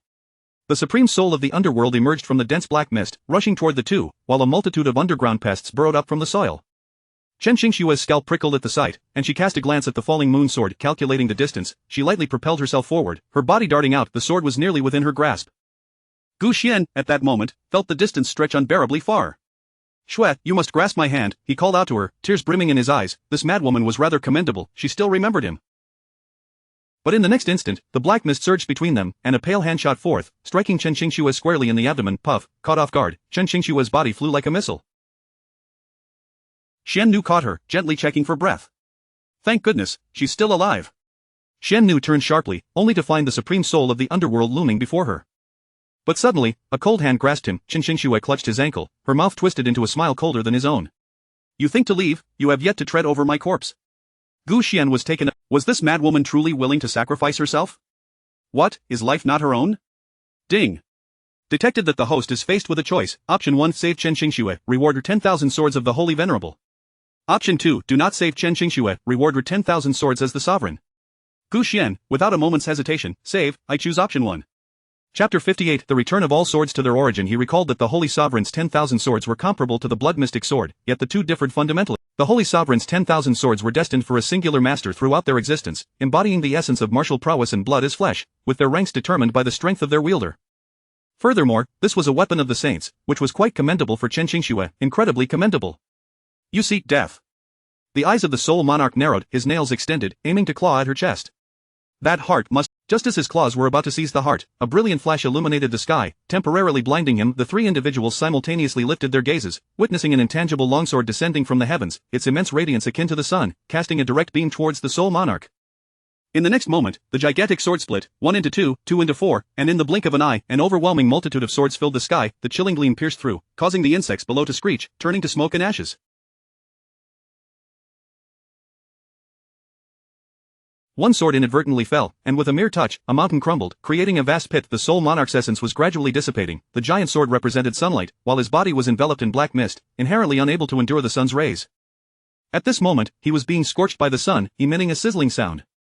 Ah! A ghostly wail escaped the soul monarch as he fled in panic, yet, his ankle was fiercely grasped, and escape was impossible. He could only watch helplessly as a myriad of arrows pierced towards him. Not far away, San Baiki Luo emerged from the grave, momentarily petrified by the spectacle before him. What is that? Is it daytime? Is that a sword? Why are there so many? Half the sky? It descended, a heart-rending scream echoed. The soul monarch unleashed all his mist to defend himself, but the countless arrows pierced through, leaving him utterly defenseless. On the brink of death, he had no choice but to sever his own leg and flee. Chen Xingxue, I will not let this go. The final sword chased after him, relentlessly pursuing. The searing pain made him scream in agony. Chen Xingxue coughed twice, weakly closing her eyes to eye in the sky. The myriad swords returned to their origin, transforming into a jade pendant that rested safely upon Chen Xingxue's abdomen. The scene left Shen Nu utterly astonished. What kind of power did the woman before her possess, capable of achieving such feats while still drawing breath? At that moment, Gu Xian remained pinned to the wall, helplessly watching as Shen Nu led Chen Xingxue and that ghost into the Jade Gate Mountain. It seemed he was destined to stay there for the night. Hopefully, no one would come. Hey, this is truly an unwarranted calamity. What are you doing, bear? Hey. The bear greedily eyed the sword. Return it to me. Having been struck without provocation, the black bear felt wronged, reluctantly descending the mountain while biting the sword's hilt. Chen Xingxue and that ghost luxuriated in the special hot springs of Jade Gate Mountain for 3 days and nights. On the 4th day, Gu Xian finally laid eyes on Chen Xingxue. She knelt on the ground, gazing up at Gu Xian with reverence. Thank you for saving my life, ancestor. This humble girl has no way to repay you. This statement felt amiss. Gu Xian lay on the bed, tilting his head to observe her. Let us see how you will articulate your next words. I am curious how you will justify yourself. This humble girl has no way to repay you. I can only offer tea in place of wine. Gu Xian nearly toppled from the bed. Very well, let it be so. Is the sect master awake? Should we go see her? Naturally, we must. Chen Xingxue seized the longsword, donning the jade pendant of the 10,000 swords and departed. Upon entering a room filled with ancient elegance, the ghost girl stared at them with wide eyes.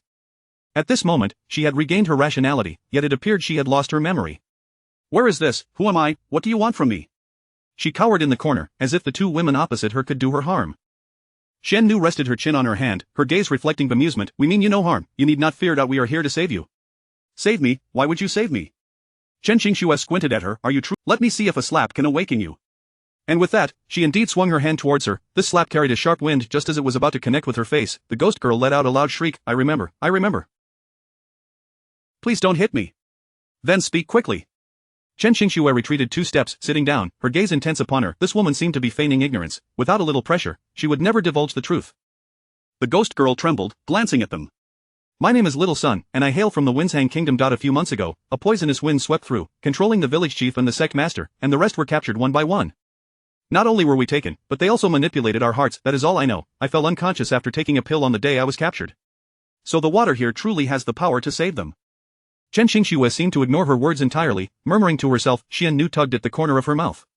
It's impossible for everyone to be brought to me, right? Not to worry, your place is. A few more will not burden you, will it? Chen Qingxue replied with a smile, while Xian Nu contemplated giving her a slap. Roar, roar, roar. Just then, a noise emerged from outside the door, and the three turned simultaneously, spotting a black bear rising leisurely. Upon seeing it, Gu Xian felt an urge to slap it. This bear trotted around with him day after day, nearly dislocating its own body. The sword body trembled slightly, though not significantly. Chen Qingxue lowered her gaze to the ancestor. Ancestor, do you have any instructions? I have no instructions, just remain here and be well. Gu Xian thought to himself. However, this woman began to speculate again. Could it be that you want me to bring all of the Soul Monarch's subordinates here right now? Very well, I understand. What do you understand? You've only soaked for a day. Is your body well? You must be seriously ill. Hurry and find time to see a doctor. The sword body began to tremble violently. Chen Qingxue's eyes lit up. So you do support what I said, ancestor? Very well, I shall go now. With that, she sprang to her feet and dashed away. Xian Nu was left speechless. Is this girl out of her mind, talking to a sword? Chapter 4. Acquiring the ice and snowstone, Gu Xian was at a loss for words, even more so than her. Chen Qingxue unsheathed her sword and, shortly thereafter, arrived at the kingdom of Fengshang. Only then did she realize something. What about that old man? Gu Xian smacked his forehead. I told you yesterday, but you weren't listening. You. Chen Qingxue's expression darkened. Oh no, I left him behind. She turned back to look, but there was no trace of the old man. Chen Qingxue gasped in horror. What should I do now? Chen Sect Master. Someone in the corner was calling for her. Chen Qingxue looked up and saw Wan Chang, the master of Wan Yin Sect. Wan Sect Master, what brings you here? Chen Qingxue inquired with curiosity. My good friend is under control. I just received this information, so I came to take a look. The protective shield here seems much weaker than yesterday, Wan Chang remarked, his gaze filled with unspoken implications. Chen Qingxue succinctly recounted the events of the previous day, to which Wan Chang nodded in understanding. As they stepped outside, Sanbai and Kaluo emerged with a group of undead, both of them snickering coldly. Yesterday was merely a momentary lapse of the soul. We are here to deal with you on his behalf. Chen Qingxue regarded the individuals before her, feeling a deep sense of irony, and sent her sword flying directly at them, halting mere millimeters from the man's throat. Yet, the force was still sufficient to break his skin, causing blood to flow. Is that all you've got? Killing you would be as easy as blowing away dust. You arrogant little girl, let us see you try. Sanbai pointed at them. Go, kill them. The undead surged forward, heedless of their own lives, their mouths agape as if they had encountered a once-in-a-century delicacy. Chen Qingxue inhaled sharply. Gu Xian's eyes narrowed as he observed the nearby volcanic crater, its crimson glow suggesting that the Soul Monarch was cultivating within. Releasing Sanbai and Kaluo was a mere diversion. Chen Qingxue, head to the volcano to find the Soul Monarch. Chen Qingxue felt her sword vibrating and abruptly looked up to behold the red. I shall return shortly. With that, she sprang forth, dashing across the shoulders of the undead and swiftly turning to reach the volcano's mouth. Boom, the erupting volcano struck her face with tremendous force. Fortunately, she had prepared in advance, slicing through the volcanic eruption with her sword, revealing a face amidst the chaos. Ah, little girl, we meet again. At this moment, it appeared that yesterday's confrontation had yielded significant benefits for him. How have you transformed? Chen Qingxue asked, slightly puzzled. The Soul Monarch afforded her no opportunity for inquiry, brandishing 2 large blades that merged into a single crimson weapon, flashing forward. A massive chasm split the ground, shaking the earth. Anyone unsteady would fall into the fiery depths below, facing certain death. No wonder the number of undead had diminished so drastically today. Gu Xian squinted. It seemed they had been absorbed by the Soul Monarch. How terrifying. Chen Qingxue raised her hand to resist, acutely aware of her opponent's extraordinary strength. Starfall Sword. Chen Qingxue positioned her sword at her chest, invoking the incantation.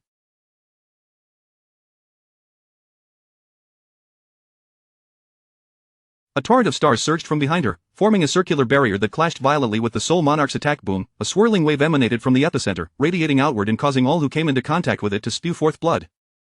Chen Xingxue felt the surging power within her, all thanks to the nurturing of the Xian Maiden's essence. Realizing this little girl had grown stronger, the Soul Monarch's visage contorted with rage. Recalling the pain of his severed leg from the previous day, his desire to advance was abruptly halted. With a cold snort, he gritted his teeth and spat a fierce threat. "You'll see." With that, he turned and retreated into the volcano. Chen Xingxue followed suit. Ji Yuxian gasped, "Chen Xingxue, come back, return to me." The sword trembled violently. Chen Xingxue sensed her ancestor's message and halted at the volcano's edge. What does this mean? Is it a summons to return? What for? She glanced toward the sword's hilt, which pointed toward Yumen Mountain. Could it be that she was meant to go to Yumen Mountain? For what purpose? Peering down at the crimson lava that seeped forth, realization dawned upon her. Her ancestor intended for her to retrieve the ice and snowstone, otherwise, she would lose her way here. Upon her return, she could continue to deal with the Soul Monarch. Chen Xingxue's eyes sparkled with understanding. "Ancestor, I comprehend your intentions." With that, she soared into the air. Before Gu Xian could exhale in relief, she vanished in the blink of an eye, appearing at Yumen Mountain. The thoughts of a woman are truly inscrutable. Gu Xian lamented. At that moment, the Xian Maiden was meditating in her chamber, seated cross-legged, enveloped by a thin veil of azure mist. As Chen Xingxue approached, the Xian Maiden instantly withdrew her hands, alert and wary. "Who goes there?" "It's me," Chen Xingxue replied with a smile. The Xian Maiden was at a loss for words. What was this all about, coming and going as if this were a tavern? "Xian Maiden, may I borrow the ice and snowstone?" "Absolutely not." "Then it seems we have a conflict." Chen Xingxue claimed. The Xian Maiden was at a loss, unable to contend with this woman, who even the Soul Monarch feared. Should another confrontation occur, Yumen Mountain might cease to exist. After a stick of incense had burned, Chen Xingxue returned to the. Chen Xingxue wiped it with her sleeve. "What is this? Why is the sword still bleeding? Could this be the message left by my ancestor?" Gu Xian was utterly stunned. Before stones tumbled down the mountainside, Chen Xingxue tightened her grip and dashed out. Wan Shang was fending off the undead. Upon seeing Chen Xingxue descend, a look of joy spread across his face. "Sect Master Chen, you finally returned. Where have you been?" "I went to retrieve something. Now I shall confront the Soul Monarch. Hold your ground here." With that, she vanished without a trace. Wan Shang stared blankly at the sky, ultimately forming hand seals to "Today, I shall annihilate you." Chen Xingxue slid down, pausing as the red lava surged upward. Crashing toward her, she hastily produced the ice and snowstone, instantly freezing the entire area in a glacial embrace. Moreover, she felt a remarkable clarity of mind. Chapter 60 Waiting for you. Indeed, it is a remarkable item. A look of joy spread across Chen Xingxue's face as she twirled the sword in her hand, creating a flourish before striking downward. "Supreme Soul of the Underworld, come forth and meet your demise." Cackling, the Supreme Soul of the Underworld transformed into a wisp of black smoke and rushed out, shrieking at her in a frenzy. "To hell with you, Chen Xingxue. You lunatic, you've come to my domain time and again. I must severely punish you for this. Can't you just leave me be?" Chen Xingxue waved her hand dismissively. "Not a chance." Upon uttering this, she cast down the ice and snowstone she held. Gu Xian watched in astonishment as, at the very moment the stone descended, the Supreme Soul of the Underworld was completely encased in ice. It stood utterly still, as if nothing had transpired at all. However, the next moment, the Supreme Soul began to tremble violently, causing the entire volcano to quake, rocks tumbling down in a cacophony. As Gu Xian observed a large boulder plummeting, he swiftly led her away. Chen Xingxue, oblivious, cheerfully waved at the Supreme Soul below. "Goodbye." What a waste! How could she throw away such a perfect ice and snowstone? Although this stone countered the Supreme Soul, surely it didn't warrant such recklessness. Chen Xingxue, oh Chen Xingxue, I am at a loss for words. The earth shook violently, fissures forming in the ground, as the undead tumbled down, becoming nourishment for the land. 3 White Kluo soared into the air, perching upon a tree. Wan Sheng took to the skies on his sword. Standing before him, Chen Xingxue looked down from her elevated position at the volcano's mouth and pointed toward the opposite slope. "Wan Sheng, do you see that over there?" Wan Sheng craned his neck to look. "I don't see anything." "Look more closely." "What is over there?" Chen Xingxue maintained her calm demeanor. "Still nothing," Wan Sheng affirmed resolutely. "Incorrect, there is a mountain over there. So many mountains." What she spoke of was incomprehensible. "Can you move that mountain here?" "What?" Gu Xian and Wan Sheng exclaimed in unison in their minds. "What nonsense is she spouting now?" Chen Xingxue nodded with unwavering determination. "Exactly that mountain. We will bring it here and bury it in the volcano's mouth. This way, the Supreme Soul of the Underworld cannot rise again." "You truly are a genius." Gu Xian silently scoffed. With a thunderous roar, the volcano erupted, spewing forth countless streams of lava. In the center, a small blue orb spun within the volcano, cradled by a pair of hands that ascended, resembling a vengeful spirit, their body glowing crimson. In the next instant, the Supreme Soul surged upward at an astonishing speed, striking fiercely toward Chen Xingxue. Wan Sheng intervened, his sword clashing against the Supreme Soul's attack with a piercing sound. Chen Xingxue darted to the side, and the two of them worked in perfect unison, forcing the Supreme Soul to retreat repeatedly, the blue orb rolling in his sleeve. Ji Yuxian's gaze was intense. "It must be obtained." Chen Xingxue noticed her ancestor giving further instructions and immediately looked down, spotting the ice and snowstone in her sleeve. Without hesitation, she reached out to seize it, but the next moment, the Supreme Soul grasped her wrist and forcefully shoved her away. With a sickening crack, Chen Qingshua's wrist shattered. Master Chen. Wansheng shouted in alarm, gritting her teeth. Chen Qingxue urged, continue, we must annihilate him today. With palms pressed together. You are mistaken, I was waiting for you. A deluge of lava cascaded down. Nearby the multitude of undead stood bewildered. In an instant, the Supreme Soul snapped his fingers. This group of people instantly regained their senses. Ah, where are we? What is happening? That is lava, everyone, run. As the crowd gradually returned to their wits, the Supreme Soul intended for them to witness his gradual march toward their demise. Chen Qingxue dashed forward, but in the next moment, the Supreme Soul blocked her path, splitting himself in two to intercept Wansheng. Cackling, he taunted, Chen Qingxue, you cannot save them. With gritted teeth, Chen Qingxue drew forth the 10,000 swords returning to the sect, yet before she could unleash it, the Supreme Soul landed a powerful punch to her abdomen. Chen Qingxue was sent flying, crashing against a distant rock, blood spewing forth from her mouth. Wansheng was taken aback, but by the time he realized it, a slap followed suit, sending both of them hurtling away. They were utterly reckless. The lava continued its relentless advance, surging toward the surviving individuals, cries of despair echoing in the air. Ji Yuxian watched this scene, his fists clenched tightly, yet he was paralyzed. But he had a system. Why wasn't he the damned system activating? System, why haven't you intervened yet? You were so talkative before. Ding, host is faced with a choice. Option 1 is save everyone and receive the reward of a book on the Stone of Ink secret method.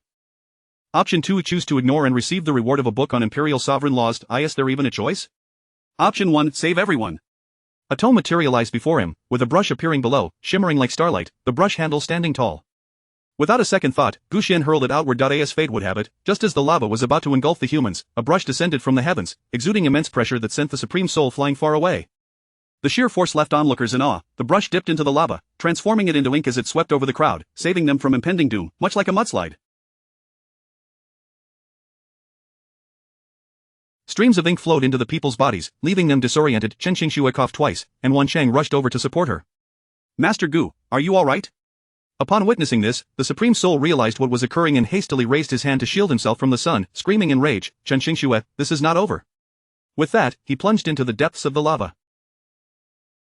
Gu Xian would never grant him such an opportunity. He controlled the brush and pressed it down upon the lava, transforming the Supreme Soul's beloved magma into ink. Even the lava clinging to him began to shift. In the blink of an eye, the Supreme Soul was transformed into a statue, crashing down from the sky, bringing forth a chorus of wails. Chapter 61. You finally emerged. The long sword shattered into countless fragments, all hurtling towards the statue at its whoosh, bang. The sword struck heavily against the statue, reducing it to mere powder, causing the ground to tremble violently. Nearby, the humans began to wail in despair. Chen Qingxue, swift and astute, led everyone to safety. Once the quaking subsided, they took a moment to calm their nerves and account for their numbers. Gazing at the darkened expanse before her, Chen Qingxue barely had time to exhale in relief when she suddenly heard someone in the crowd shouting. Wansheng attempted to soothe the crowd, saying, do not panic, he was with me earlier, so I should be able to locate him. Just as Chen Qingxue nodded in agreement, Wansheng dashed off, his figure swiftly disappearing. Sanbai and Keilu exchanged glances and fled. The Supreme Soul Master is utterly useless. Meanwhile, unseen by Chen Qingxue and the others, the Eastern Elder, observing from a distance, slammed his hand on the table in anger, instantly reducing it to dust. This was the umpteenth table they had shattered here. The ghostly master floated over, laughing mischievously in the air. It seems these elders are all incompetent. Now, I wonder how you four esteemed ones will handle this situation. This is our affair. You need not concern yourself. The ghostly master snorted coldly. I merely thought to lend you a hand, seeing your lack of capability. As soon as the words left his mouth, the four elders cast him fierce, almost predatory glances, as if they were ready to devour him whole. The ghostly master grinned ominously. Please, do not be hasty. I only seek to find that girl and consume her. We have been intertwined for so many years. Suddenly switching to a puppet is rather inconvenient. I hope you can assist me. So, he came to recruit help. The expressions of the elders darkened. The Western Sovereign's fingers tapped lightly on the table, his tone unfriendly. Ghostly, with your strength, stealing someone from the Holy Path sect should be a trivial task, so why put on airs here?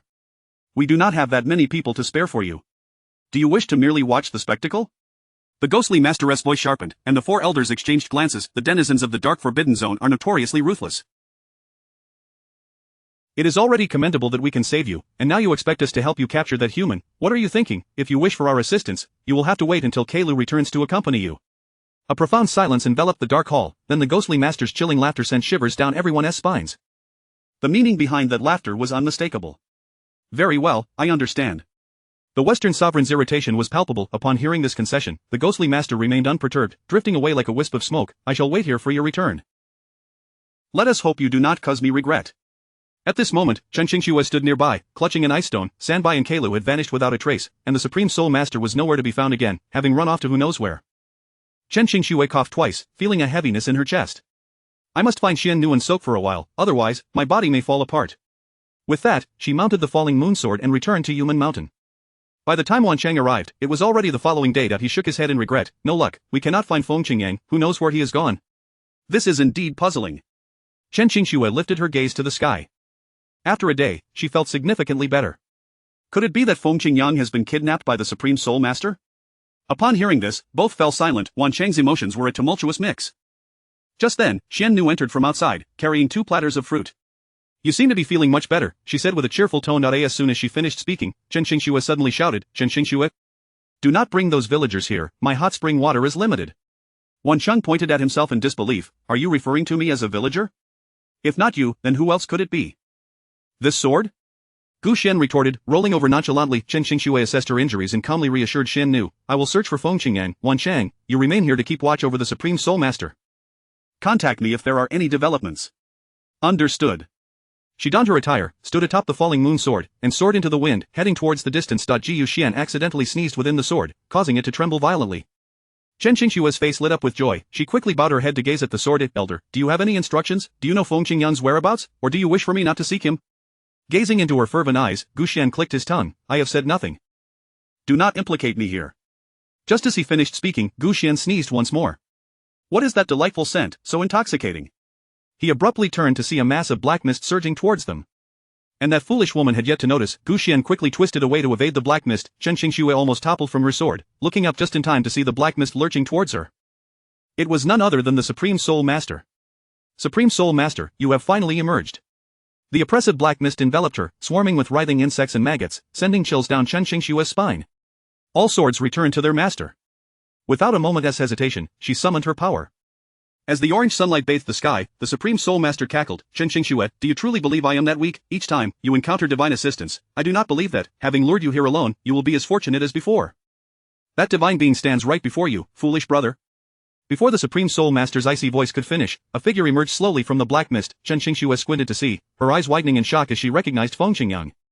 Indeed, she had been correct. That cunning Supreme Soul Master had managed to control the sovereign. Chen Qingxue gritted her teeth in anger, gripping her long sword and pointing it at him, fuming, Supreme Soul Master, you despicable scoundrel. The convergence of 77 as he spoke, 2 massive hammers materialized in his hands, hurtling toward her with astonishing speed. In an instant, they were upon Chen Qingxue. With great effort, she raised the falling moon sword to confront them.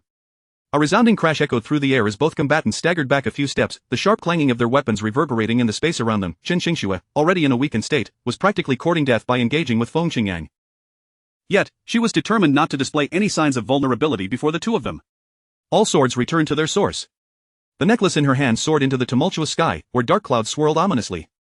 Suddenly, a brilliant long sword erupted forth, illuminating the earth and banishing the shadows and filth, even prompting Feng Qingyang to gaze upward with anticipation, slowly closing his eyes as he exhaled contentedly.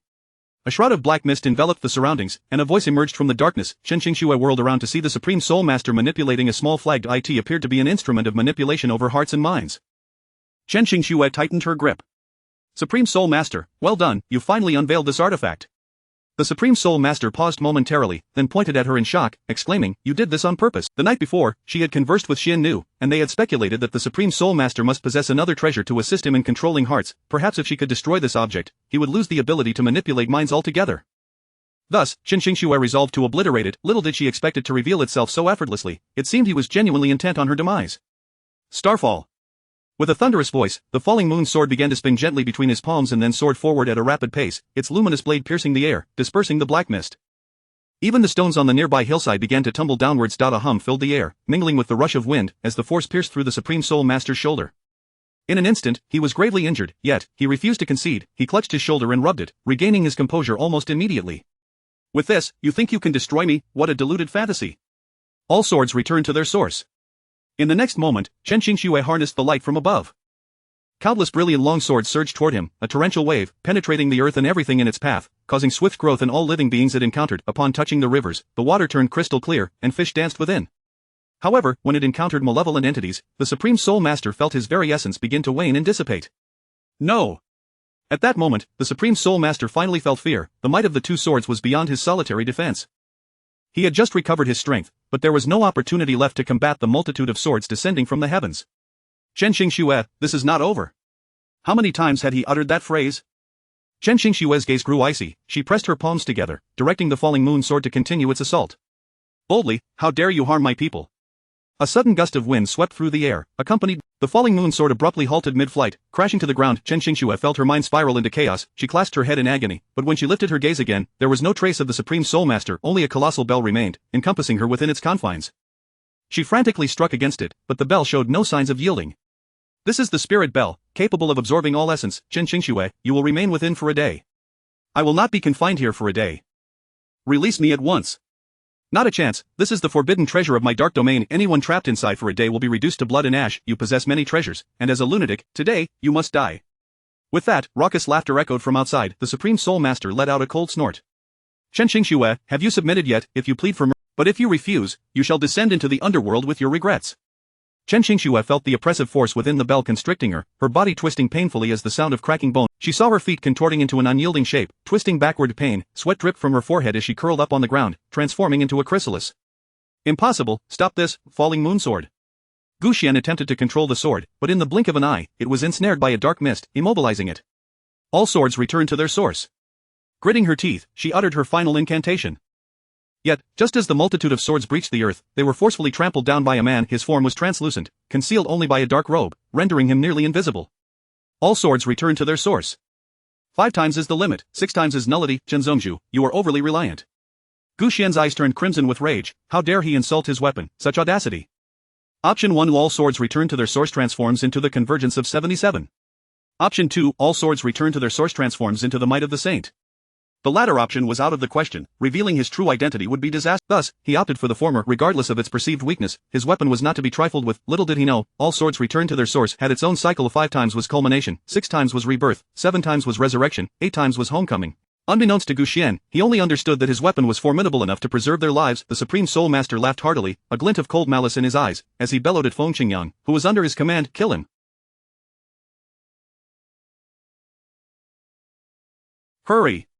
But Feng Qingyang, ensnared by manipulation, paid no heed to anything else. He charged toward Chen Xingxue, 2 axes clanging ominously in his grip. Chen Xingxue coughed twice, clutching her chest as she stumbled back. All swords returned to their source had been destroyed. The falling moon sword was under his control. It seemed her days were numbered, yet, she would not falter, for her ancestor was watching from afar. She must not bring shame upon him. Drawing forth the ice and snowstone from her grasp, Chen Xingxue snorted coldly and advanced toward. The Supreme Soul Master was uncertain of this lunatic's intentions. Both stood momentarily stunned, contemplating seizing the ice and snowstone, yet hesitating to approach. At that moment, the very ground began to tremble. Chapter 63 of the Return to the Sect. A faint glow and fissures emerged from beneath the ground, accompanied by a resonating hum. The mountainous stones crumbled and the flora collapsed into the earth, presenting a scene that was particularly alarming. It felt as though something was incessantly stirring beneath his feet. The transparent one quickly lifted his foot, only to witness the myriad swords returning to their origin, which should have been crushed beneath him, erupting into a brilliance even more radiant than before. In that fleeting moment, the inky mist was entirely consumed, the entire world transformed into nothingness at that instant, time itself suspended, as all gazed helplessly, their bodies rendered immobile. The power of this void twisted in the air, gradually converging upon the supreme soul of the underworld. He could not even emit a scream before dissipating into thin air. Boom! The void energy swiftly contracted and receded. The transparent one hastily wrapped himself in his cloak, gritting his teeth. What on earth is this ghastly thing? Like a puppet, Feng Qingyang observed this scene, his once dazed gaze slowly regaining clarity. The supreme soul of the underworld was no more, and the force that controlled his thoughts had vanished. Consequently, everything began to return to normalcy. He clenched his fist, and after a considerable time, he could not comprehend where he was. Chen Xingxue extended her hand to wipe the blood from her mouth and patted his shoulder.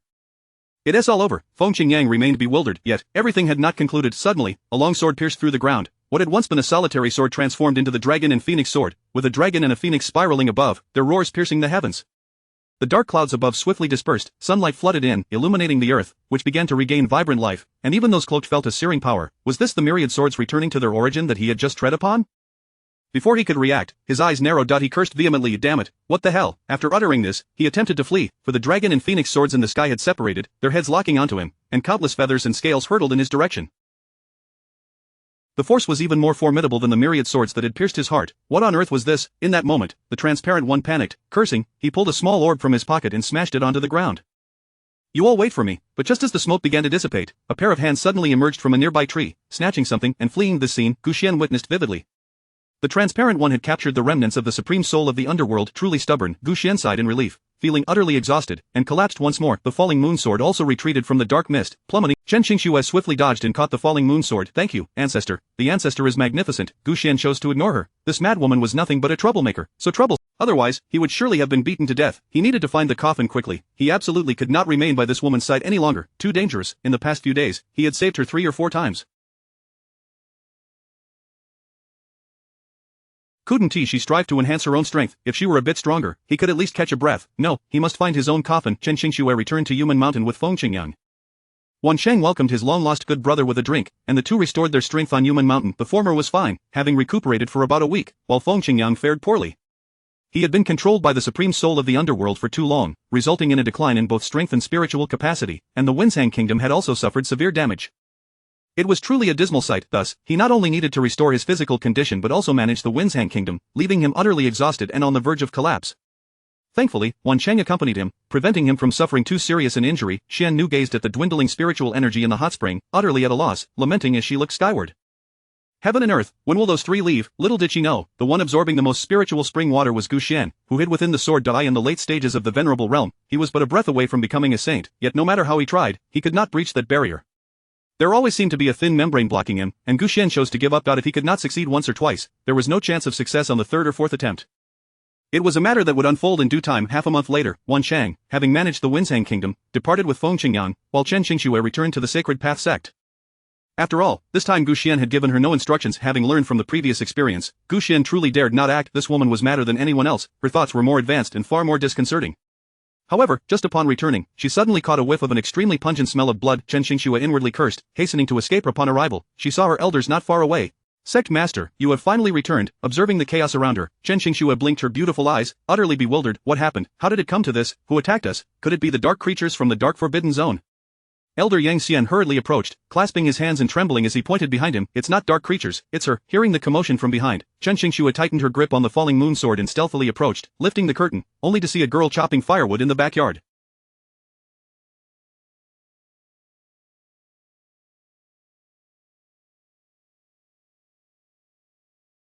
With a single swing of the axe, a small log split in two. Having no outlet for her frustration, Hong Mei had chosen this method. These old men were utterly useless, they refused to fight her. Instead, they only wished to imprison her. Hitting people was not a long-term solution, so Hong Mei could only vent her anger this way. Sensing someone watching her, Hong Mei suddenly turned her head, locking eyes with Chen Qingxue. The two exchanged a gaze, the wind rustling between them, creating an inexplicable atmosphere. Hong Mei, being a young girl, blinked at the beautiful older sister before her. I know you've. Chen Qingxue curled her lips slightly, gazing. Why are you here chopping wood? There are others who can do this work. I wonder what the ancestor would say upon witnessing this scene. I'm bored, Hong Mei replied. Then she set down her axe, and with a resounding thud, everyone's hearts leaped to their throats. The little girl took slow steps towards Chen Qingxue, her height a half head shorter, yet her demeanor was not lacking in any way. Chapter 64. The arrival of the specter. You killed my father. Red Mei uttered this chilling statement with a calm demeanor, her gaze piercing like a steel blade, driving deep into Chen Qingxue's heart. Chen Qingxue shrugged indifferently. Throughout my life, I have vanquished many, all of whom were cunning and treacherous. Your father perished by my hand. Perhaps you should consider whether his demise was a consequence of his own misdeeds.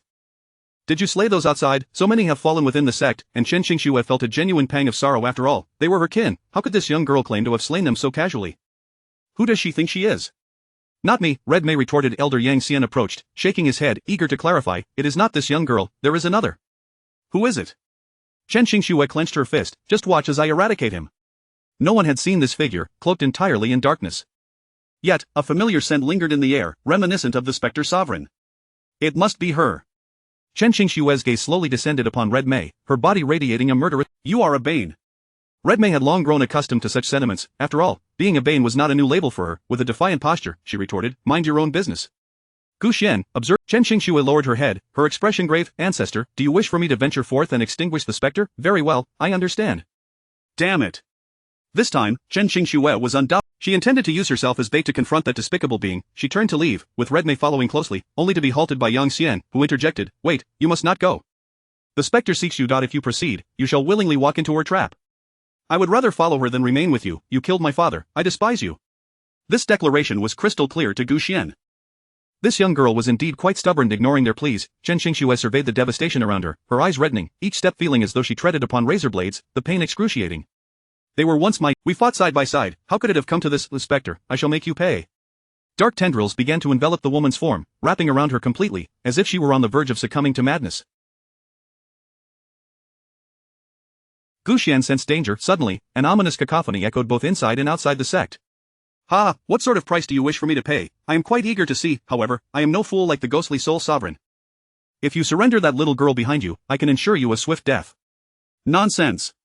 Chen Xingxue grasped the fallen moon sword. You think you can simply The spectre evaded gracefully, leaning back, still attempting to negotiate. Several elders sought to assist, only to find themselves besieged by countless dark entities wielding weapons, revealing a premeditated assault. They had anticipated this confrontation, and to their surprise, formidable figures emerged from the shadows. Two venerable beings flanked either side, obstructing their escape route. Surrender, Red Mei, and we may spare your lives. Their collective roar was utter. Allow me to test your mettle. Yang Xian formed a seal with his hands, summoning a long sword that descended from the heavens, but just then, the sound of dragons and phoenixes echoed, as all gazes turned skyward to witness a razor-sharp weapon hurtling downward. It cleaved through the air, accompanied by a fierce wind and searing heat, crashing down upon them, splitting stones and fracturing the earth. Those struck by it were obliterated into nothingness. A cacophony of anguished cries erupted. The spectre and the venerable beings were taken aback by Chen Xingxue's unexpected display of strength. Very well, since you are up there, spectre, stop her, watch as I annihilate their kin. Kluo advanced with the two venerable beings towards the elders, while the dark entities surged forth, grotesque and fearsome, brandishing their weapons. The elders fought valiantly. Chen Xingxue sought to assist, but the spectre continually obstructed her, taunting, "Wasn't our previous combat exhilarating? Why has it turned to this? Do not flee." Chen Xingxue clenched her fists, the fallen moon sword whirled in her grasp. A fallen moon. The sword's cutting edge surged forward, but the spectre anticipated this move, producing a flute that deftly disarmed her sword. With a thrust forward, an overwhelming force struck Chen Xingxue's shoulder. You remain stagnant, while I have ascended to the late stages of the venerable realm. Though we are evenly matched, I have As their power intensified, the energy grew dense, poised to strike the spectre, leaving all in a state of apprehension. Bang, the blow landed, yet, no body fell to the ground. Could it be that she was reduced to ashes? Chen Xingxue furrowed her brow, scanning her surroundings. Something felt amiss. Gu Xian too surveyed the area, and suddenly halted. Red Mei, look out. The spectre extended a long claw towards, cowering behind the crowd. She trembled upon seeing the claw approaching. She recoiled in fright, feeling the sword in her hand tremble. Chen Xingxue rushed back. Spectre, this child is beyond your reach. Abandon. Ruthlessness. A distorted perspective. A voice emerged from the darkness, and in the next moment, a surge of black light struck fiercely at Chen Xingxue. Fortunately, she had been vigilant in advance, the sword in her hand. 10,000 swords. I refuse to believe that two venerables cannot extinguish you. Chen Xingxue, prepare to pay with your life.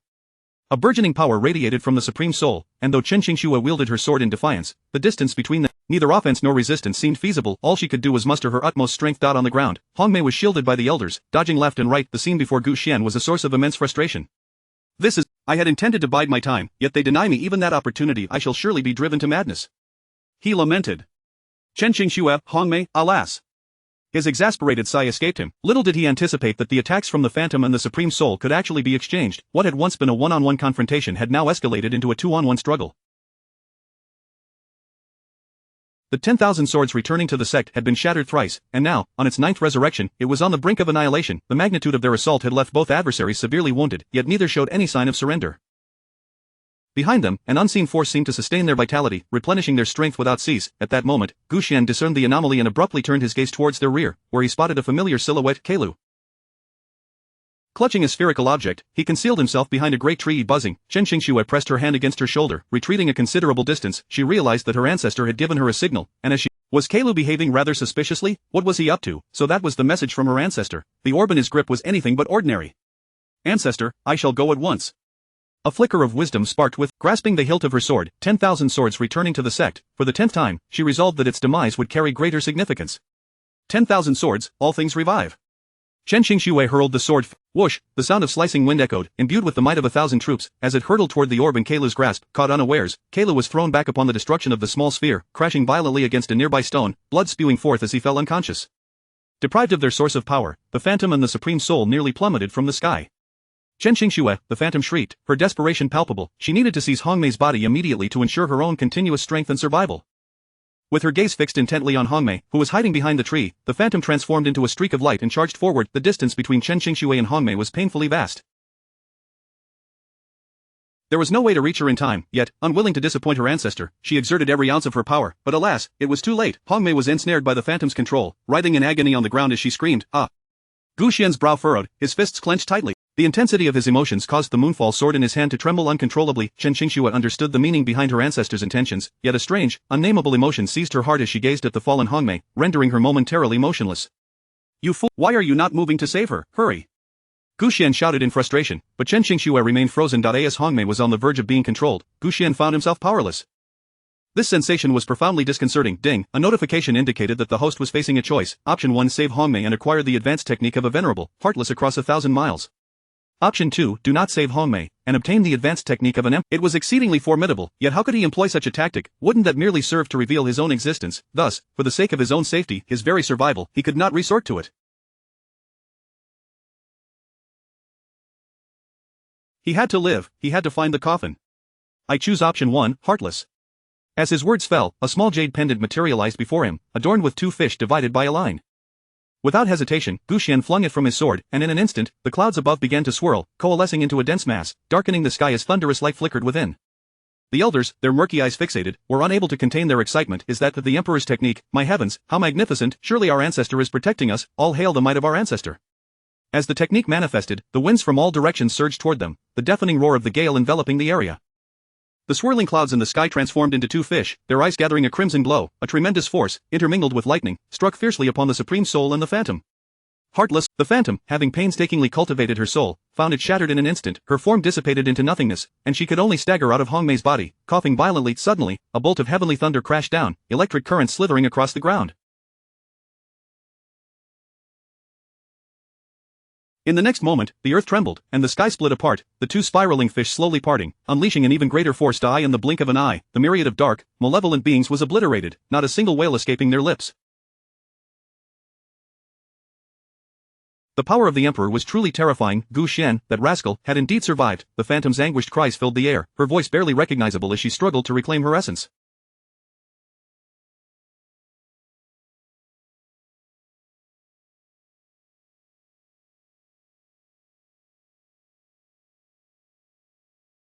The Supreme Soul fared little better, finding himself perilously close to the 2 fish. Now in a state of soul separation, the heartless slash was diluting his magical energy.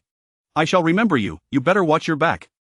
The Supreme Soul forcibly extracted a fragment of his essence, lowering himself to continue resisting, retreating in a disheveled manner. Chapter 66, The Abyss. The Spectre. As she left, her gaze lingered on the fallen Hongmei, feeling at a loss as to what means she might employ to reclaim her. Sensing the waning power from above, Chen Xingxue inhaled sharply and rushed to examine Hongmei's condition.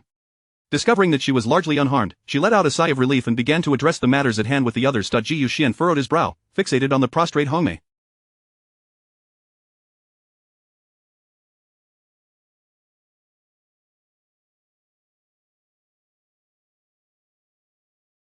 This time, it could be said that she was fortunate. Had the system not appeared in time, she would have been captured once more. This little girl certainly caused no small amount of worry. Hongmei, trembling with fear, lifted her gaze to Chen Xingxue, her voice quaking. Did I almost die? You will die in the future, Chen Xingxue replied coldly, then turned to leave. She harbored little affection for this girl, especially given that the ancestor had used ruthless power to save. Today, Chen Xingxue had also sustained minor injuries. Now seated on her bed, she practiced her cultivation. As a late-stage venerable, she still had quite a distance to cover before her neck. Her inability to reach that pivotal point inevitably left her feeling disheartened. Sighing in exasperation, raising her head to gaze into the distance, she noticed a small head peering at her, which instantly put her on high alert. She swiftly darted outside, only to find it was Hongmei. With a hint of disdain in her eyes, she asked, "What are you doing here?" Hongmei, startled, quickly turned away, speaking cautiously.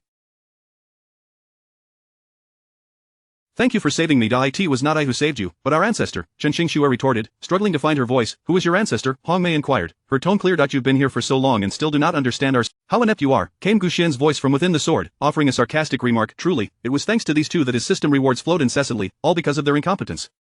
"Our ancestor's name is Zhongzhu." Suddenly, the voice of an elder echoed from outside. Yang Xian rushed in, his expression tinged with excitement. "We found it. We found the coffin of Zhongzhu." Gu Xian gasped in astonishment. "Excellent, we can finally survive. No longer must I remain trapped in this wretched sword." Chen Xingxue was equally exhilarated, her voice trembling. "Is it true? Where is it?" "Not far from here. The Jumai villa, wasn't that burned down 2 years ago?" "How could it be?" Chen Xingxue asked, her curiosity piqued. "Yes, it was destroyed, but you underestimate the resourcefulness of the common folk. If they wish to survive, they can certainly turn waste into treasure." It certainly seemed plausible. The creativity of humanity is boundless. "Very well, let us make haste," Chen Xingxue declared, setting off with determination, while Hongmei closely followed her gaze toward her room. She grabbed a passing clansman. "Who is your ancestor here?" The clansman looked at her in confusion. "Our ancestor, his name is Gu Xian. Ji Yuxian. That name sounds familiar." Hongmei's expression turned serious, as if she had heard it somewhere before. With the whereabouts of the coffin now known, Gu Xian remained elated, causing the sword to tremble in response. Chen Xingxue beamed. "Ancestor, are you not thrilled?" "I am as well, but finding the coffin means you will leave me, and I feel a twinge of reluctance."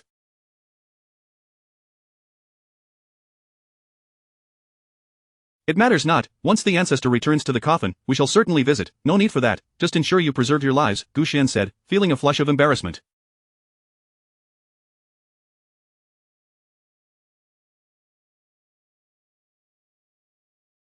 The moment they sought him out, it would undoubtedly spell trouble. Chen Qingxue led her group towards the Jumai villa, and indeed, it had transformed significantly since 2 years prior. The area was bustling. Ding! Congratulations, host, you have successfully discovered the location of your coffin. Option 1, proceed to the village chief's temple for an imperial level technique. Breakthrough attack. Option 2, head to the first option was undeniably enticing. The wretched system seemed intent on riling her, but she would not be swayed. Naturally, she chose the second option. You think this reward will entice me? I refuse to comply. I will not emerge. Let us see what you can do. I choose the second option. As the system's voice faded, a technique, earthquake, materialized before her. Jisai River, where is that? She mused, eager for a hint from the foolish woman, lest she wander aimlessly. Stirring within the sword, it writhed slightly. The ancestor has provided guidance, yet, when the sword moved, it fell silent. Chen Qingxue looked at it, puzzled, then turned to survey her surroundings, finding nothing amiss. What do you wish to convey, ancestor? Do you wish for me to seek out the village chief? Very well, I shall go now. Damn it, Gu Xian cursed, do not go there. With great difficulty, he turned the sword body, and Chen Qingxue gazed toward the nearby river. Is the ancestor directing me there? Very well, let us investigate. Though she was uncertain what the wretched system's choices entailed, both locations were undoubtedly linked to her coffin. Perhaps they would yield some clues. As Chen Qingxue approached, she found only a few women washing clothes, with a vast forest lying behind. Ancestor, what is the purpose of my presence here? Is the coffin submerged in the water? With a clap of her hands, she quickly approached the water's edge, peering beneath the surface. The water was clear and shallow, yet there was no sign of a coffin, which struck her as odd. Why did the ancestor send me here? Chen Qingxue crouched down, gently stirring the water with her hands, only to suddenly discern something beneath the surface. She slowly reached down, but could not grasp the bottom. It felt like an endless abyss, as though she could not touch it at all. How peculiar, she thought, glancing back at the women observing her. Is the water truly bottomless here? Not at all, of course, it has a bottom, one woman replied, extending her hand into the water, stirring it about before retrieving a stone from the depths. This served to prove that they could indeed reach the bottom. Strange, Chen Qingxue's mind raced with the thought, why is it that I cannot touch it? Could it be that only those with abilities cannot reach the bottom? Perhaps that was the case. Chapter 67 of the earth shakes and the heavens tremble. Surely something lies below. Chen Qingxue raised her small fist, indignantly declaring, rest assured, ancestor, I shall descend at once to retrieve your coffin. Without a moment's hesitation, amidst the bewildered gazes of the onlookers, she leaped into the water, splashing wildly and drenching herself completely as she awkwardly settled in the center. Ah! Chen Qingxue extended her hand to touch the water, now able to reach the bottom, though just moments ago it eluded her grasp. What is happening, ancestor? Gu Xian craned his neck to observe, resembling a turtle, as the water exhibited fluctuations of spiritual energy. Evidently, a barrier had been erected. There is indeed a barrier. Regrettably, she could not hear it, and Chen Qingxue could only feel her sword trembling in her grasp. What a splendid idea, wait for me. With that, she waved her hand. Everyone, step aside, allow me to split this river open, clear a path. Several women washing clothes. Don't act recklessly, we rely on this river for sustenance. Fear not, nothing ill will befall you, Chen Qingxue boasted, raising her sword. With a mere flick of her toes upon the water's surface, she soared into the air like a dragonfly, and at that moment, the falling moon sword erupted in. The commotion startled the nearby trees, and the river exploded forth, creating a waterfall that cascaded for dozens of yards. The ground trembled violently, while the creatures of the forest roared in a chaotic frenzy. The river was cleaved asunder, forming a chasm, with the waters on either side flowing downward along the divide, yet, at a certain moment, the point of rupture began to merge slowly. Indeed, something is amiss. Chen Qingxue. Once, twice, thrice each blow sent tremors through the earth, drawing the attention of numerous disciples from the Sacred Path sect, who believed a crisis was unfolding. Little did they realize, in the absence of danger, there is a barrier within, you cannot cleave it apart. Gu Xian shouted from the sword, of the onlookers gasped for breath, while below, a few men shielded the terrified women. Yang Xian raised his head, concern etched on his face. Master, what are you doing? Why this tempest? Have you discovered something, or is there something amiss? Speak, and we shall assist you. Beneath them lay the master's coffin. Oh, the ancestor has provided yet another hint. The ancestor's sword pointed resolutely towards the north. Having learned from past experiences, Chen Qingxue felt the ancestor possessed divine insight. Eagerly, she addressed Yang Xian below, protect them well, I shall return swiftly. As her words fell, she vanished from sight, leaving the elders in a state of confusion, exchanging glances before sighing in resignation. What a predicament. Chen Qingxue, I know not what I have said. Gu Xian hastily distanced himself from the matter. Indeed, he had said nothing, he was as oblivious to the North's secrets as anyone else. It was always this woman speaking to herself.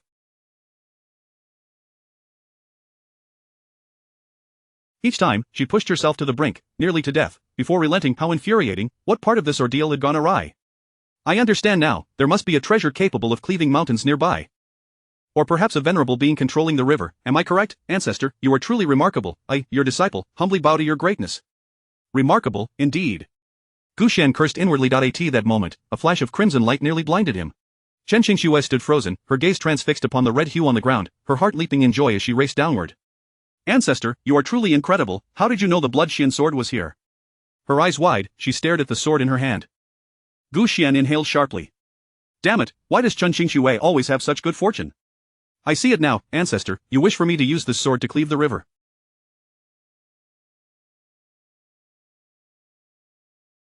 Even if I do not cleave it, it shall return to its rightful place. Very well, I understand. I shall sever the river and reclaim the ancestor's coffin. Gu Xian smacked his forehead, suddenly recalling that he had yet to claim his system rewards. His mind had been muddled by this girl, leaving him in a daze. He hurriedly addressed the system. I choose option 2, earthshaking.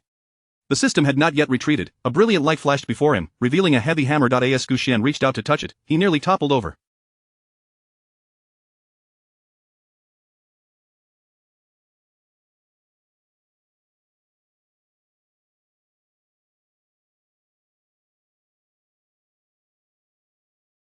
The hammer was exceedingly weighty, one hand could not grasp it, only with both could he lift it enough to create a small gap in the ground. Cursing under his breath, he kicked it aside. How can I utilize the earthshaking if I cannot even lift it? Meanwhile, the sword's tremors grew increasingly violent, and as Chen Qingxue approached the river, she said, Is it because you wish to reclaim your coffin that you seem so excited? I see now, I must exert all my strength to cleave this river open.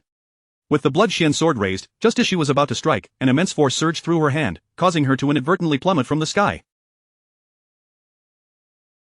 Gu Xian had just exhaled in relief, channeling the hammer's power into the Blood Xian sword, when he looked up to witness yet another calamity descending from above. Chen Qingxue, be cautious. Hurry and rise. Gu Xian did not wish to plunge into the water. Chen Qingxue, sensing the sword was amiss, quickly tapped the sword's hilt, propelling herself into the air, landing atop the falling moonsword. That was close. I nearly became sustenance for the river. She wiped the sweat from her brow, her demeanor considerably more relaxed. The Blood Xian sword, under the awestruck gazes of the onlookers, plummeted. Its immense weight struck the surface, sending shockwaves through the ground, causing the heavens to tremble and the earth to quake. It was only a hair's breadth away. The sword's power to breach the barrier threatened to inundate the entire city. Suspended in the air, Chen Qingxue remained entirely dry, while those below were not so fortunate. Several elders raised a barrier to protect the citizens amidst the cacophony of panicked screams. This is disastrous. A deluge is upon us. Gu Xian could only remain speechless. That was not my doing, it has nothing to do with me, I know nothing. In the very next moment, Chen Qingxue's eyes brightened as waves of power seemed ready to overflow. Without hesitation, she pressed downward. Chapter 68 The Ancestor's Manifestation, a terrifying heavenly might. As Chen Qingxue submerged herself in the water, she exerted control over her body to swim deeper. The energy surging from the river relentlessly battered against her, creating an immense repulsive force. Even at a mere depth of 5 meters, she found herself unable to descend any further. With a delicate exclamation, Chen Qingxue unleashed her late-stage sovereign power, wielding her sword to slice through the water below. Finally, she descended another 2 meters, revealing a riverbed cloaked in mud and silt. Before her eyes, a colossal 9-dragon coffin emerged from the riverbed, emanating that peculiar energy. Chen Qingxue was now merely 3 meters away from the coffin, yet that distance felt insurmountable, as if it were a chasm of the heavens. The energy erupting from the 9-dragon coffin surged against her with ferocity. Within the water, Chen Qingxue struggled to move, a sense of retreat creeping into her mind. This cannot be the ancestor's coffin. It must belong to another formidable being that has inadvertently found its resting place here. If I cannot descend any further, should I turn back? Meanwhile, within the sword, Gu Xian gazed at the 9-dragon coffin. TSK, if I could just lie within it, I could stretch out completely. The energy emanating from this coffin is astoundingly pure, seemingly crafted from some rare spiritual material. Wouldn't my cultivation speed double if I were to meditate in? What I see is mine by right. Oh, Chen Qingxue, when you laid eyes on such a treasure and couldn't seize it, you thought to seek my assistance. Is it really so difficult for me to have you bring back a coffin that has caught my interest? He immediately commanded the sword to tremble violently. Within the sword, he was filled with fervor. Coffin, I want it, I want it. Feeling the tremors of the sword, Chen Qingxue's brows brightened. Does the ancestor think I should retreat? Indeed, the 9-dragon coffin emits such potent energy, it may harbor some fearsome dangers. I understand now, ancestor, you are concerned for my safety, aren't you? How kind of you. He spat out a mouthful of blood. What nonsense, I'm not worried about your safety. Get down there and retrieve that coffin, retrieve it. The eerie energy radiating from the coffin was a property of its material. It did not necessarily imply danger within.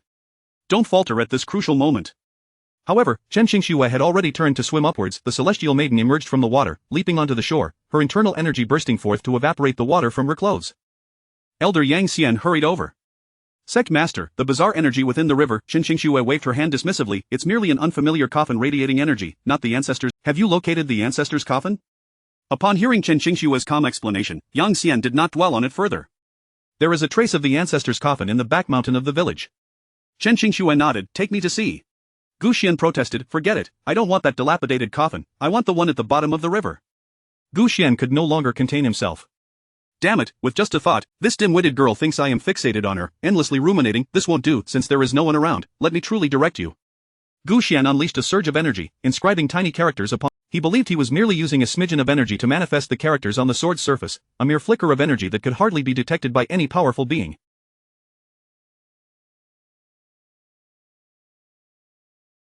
Yet, Gu Xian remained blissfully unaware of the terrifying nature of his own energy, which was potent enough to invoke auspicious signs. The sword quaked violently, beyond Chen Qingxue's control, and suddenly hovered in midair.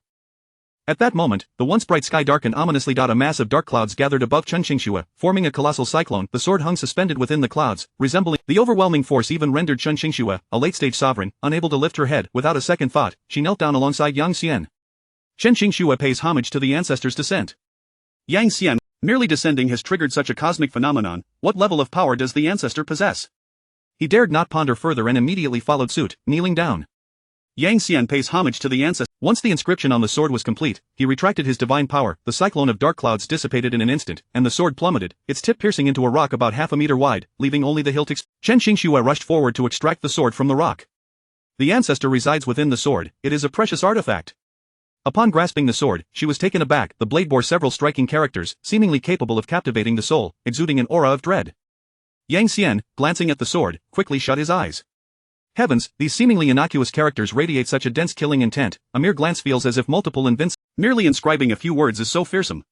Chen Qingxue was likewise startled. She channeled her turbulent internal energy, barely able to focus on the characters inscribed by Gu Xian on the sword. My descendants, do not indulge in foolish thoughts. Ha! Chen Qingxue's face was a mask of confusion. The ancestor expresses that the nine-dragon coffin at the river's bottom resonates with. What does my descendants, do not indulge in foolish thoughts imply? Does the ancestor suspect that someone within the sect harbors ill intentions? As she pondered deeper, the ghostly sovereign has just been repelled. He must be plotting something sinister in the shadows. Has the ancestor sensed a traitor within the sect? Is that why he has uniquely inscribed these words to warn me? Chen Qingxue's conviction solidified. She immediately turned to Yang Xian. The ancestor desires the nine-dragon coffin from the river's bottom. I will descend once more to retrieve it. There is no need to search for the ancestor's original coffin.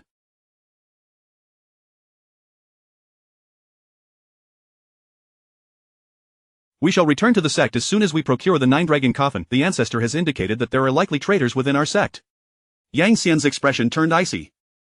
With the ancestor's formidable presence within our sect, how dare they betray us to serve the 10 supreme entities of the Black Han Forbidden Lands? They are utterly disregarding the ancestor. Chapter 6. The Nine Dragons' Coffin. Upon my return, I shall undoubtedly expose these traitors, making them understand why the flowers bloom in such vibrant hues. Yang Xian clenched his fists and nodded resolutely, determined to make the sect's traitors pay dearly while also showcasing his prowess before the ancestor. After all, the ancestor possesses such immense power that even inscribing a few characters can evoke celestial phenomena. However, Gu Xian of the Longsword sect found himself utterly speechless, rolling his eyes in exasperation. Traitor! I merely sought to convey to you that you should cease your nonsensical musings. It is quite literal, yet you persist in your folly. How can it be so arduous to live cautiously? With a long sigh, the mere quiver of the sword set their imaginations ablaze, and the thought of his true form appearing before them made him fear they might believe he intended to descend and conquer the world. Sigh, let them be. Once the coffin is unearthed, I shall promptly hide within it, disregarding these dim-witted juniors. Yet, it has vexed me greatly. Fortunately, Chen Qingxue has finally ventured into the depths to assist in retrieving the coffin. With my guidance, the girl has cast aside her trepidation. With a reckless dive into the water, the full might of her late-stage revered power surged forth. Armed with a long sword and accompanied by several sword lights, she surged to within a meter of the Nine Dragons' coffin. Yet, in that final meter, even her strongest techniques proved futile, as she could advance not an inch. It is evident how terrifying the energy emitted by the Nine Dragons' coffin truly is. Chen Qingxue was battered by this energy, her visage transformed as if struck by a tempest, her breath knocked from her. Ah, I can't go on, ancestor, I cannot descend any further. Gu Xian scratched his head within the confine. The bizarre energy that surged towards them was severed by the glacial radiance. Unable to touch the sword, with the resistance eliminated, Chen Qingxue surged ahead, colliding headlong into the Nine Dragons' coffin. Ouch! I made it in? Rubbing her throbbing forehead, she was filled with disbelief and instinctively raised her hand to touch the coffin. The icy sensation confirmed that she had indeed breached its threshold. Within the sword, Gu Xian rolled his eyes. Is it really that difficult? My decision to remain hidden rather than venture out was indeed wise.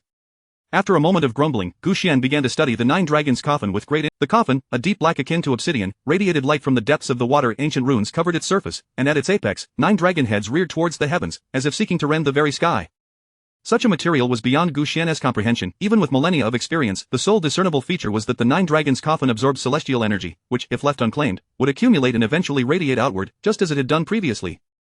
This succinctly indicated that the coffin was devoid of contents, at least, of any living beings. Gu Xian's eyes sparkled with realization.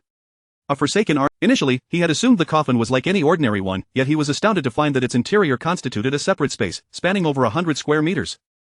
This was no mere coffin, it resembled a hidden sanctuary. Inside, the coffin was bare, save for a dark stone table at its center, accompanied by a meditation cushion. Gu Xian approached, his gaze fixated on the inscription of, "If unsuccessful, I shall rest here for eternity." Gu Xian raised an eyebrow. No wonder I could not identify the material of the 9 dragons coffin, it is crafted from celestial iron. Glancing around, he noted the absence of bones or any semblance of a body. Had the original owner perished before achieving their breakthrough, or had they succeeded just in time? Such a grand coffin, solely composed of celestial iron, could not simply be discarded, yet, these musings became inconsequential, for now, the coffin belonged to him. Gu Xian inhaled deeply, drawing in the energy that the 9 dragons coffin continued to emit. This formidable energy, which had rendered Chen Qingxue unable to approach, was effortlessly absorbed by Gu Xian, who felt such a modest amount of energy overwhelms her. With a wave of his hand, words materialized outside the 9 dragons coffin. "I find this coffin quite satisfactory, you should hasten back to the sect." As soon as the words left his mouth, Gu Xian sensed something amiss. Indeed, outside, Chen Qingxue exclaimed in astonishment, "Wait, has the ancestor entered the coffin? I didn't even notice." The terrifying energy emanating from the coffin had vanished, leaving her in awe. "The ancestor is signaling me to eradicate the traitors." Without delay, Chen Qingxue hoisted the 9 dragons coffin and swam towards the shore. Gu Xian, now disinclined to speak, mused that he merely wished to remain safe. "I shall not indulge in their fanciful imaginings any longer." Alert, detecting substantial celestial iron, initiating protocol. Option 1. Absorb celestial iron to forge an unparalleled divine weapon, ruling a divine weapon for going out, and a mere dilapidated chair for staying in. Is this not a blatant trap? I am merely a few thousand years old, I'm still youthful, and I refuse to be swayed by your trickery.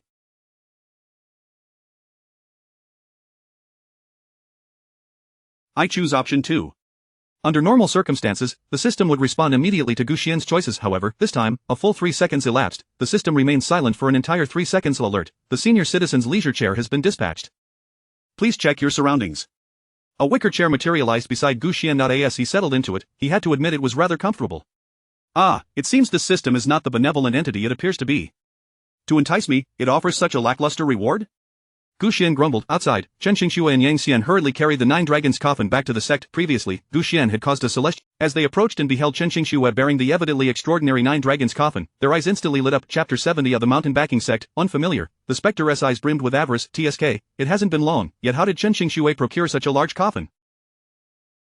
The supreme soul of the underworld's eyes sparkled with intrigue. The material of this coffin eludes my discernment, evoking a feeling that is nothing short of mesmerizing, particularly, the runes upon the coffin, which I have only encountered in ancient tomes. Chen Qingxue must have stumbled upon a remarkable treasure. As he spoke, the supreme soul of the underworld cast a glance around along the path. Cultivators drawn by the scent lay in wait, showing considerable interest in the coffin carried by Chen Qingxue. The specter also took note of these individuals, a look of disdain in its eyes. A bunch of remnants from the first celestial realm. Even if there were treasures, would they have a chance? TSK, how could there be useless cultivators from the Great Ascension realm? It is one thing for those of the first celestial realm to come, at least they have some merit, yet, for Great Ascension cultivators to rush over to snatch treasures. How absurd. As she spoke, the specter was about to take action. At first, eliminate these bothersome individuals, and then seize the items from Chen Qingxue, the supreme soul of— Haven't we suffered enough from the earlier encounter with Chen Qingxue, with Gu Xian present? Do you truly think we stand a chance to snatch anything? Let us remain here and observe, allowing those of the first celestial and Great Ascension realms to come forward, seizing the opportunity. The specter's mouth fell slightly agape. That seems quite reasonable, yet, do these individuals truly dare approach, having seen the prowess of Chen Qingxue at the late stage of the supreme realm? The supreme soul of the underworld chuckled. How can you underestimate the greed of human hearts? Just watch, even if they do not dare to act, they will surely attempt to obstruct her. Just as these words were spoken, Chen Qingxue dashed forward, with a singular focus on returning to her sect. She ran with fervor. A sudden flash of red light shot forth, and from this crimson glow emerged a woman clad in red, a distinctive birthmark gracing her cheek. Oh, isn't this the esteemed sect Master Chen? We just witnessed a celestial anomaly erupting here, that town chief, appearing as if a god or demon has descended. Could it be that a treasure has emerged? As she spoke, her gaze fell upon the 9 dragon coffin in Chen Qingxue's grasp. Unclaimed treasures are meant for all. Surely sect Master Chen would not hoard it all for herself. Chen Qingxue furrowed her brow. The Hawan sect, Ing Huahong, sect Master Chen has a good memory. Ing Huahong smiled brightly. Might I inquire if that coffin in your possession could accommodate me? Begone. At that moment, the late-stage supreme realm power of Chen Qingxue erupted. The killing intent that swept across Ing Huahong's face was as sharp as a cold blade, causing her to tremble. She was merely at the mid-stage of the first celestial realm. Facing someone who was a full realm above her, Chen Qingxue was akin to a mantis trying to stop a chariot. Ing Huahong found herself momentarily at a loss for words. Chen Qingxue, her voice icy, declared, "This is a relic of my sect's ancestor, Rongsheng. Dare you covet the nine-dragon coffin? The Hawan sect must be courting disaster. If it were any other matter, perhaps Chen Qingxue might have been open to negotiation.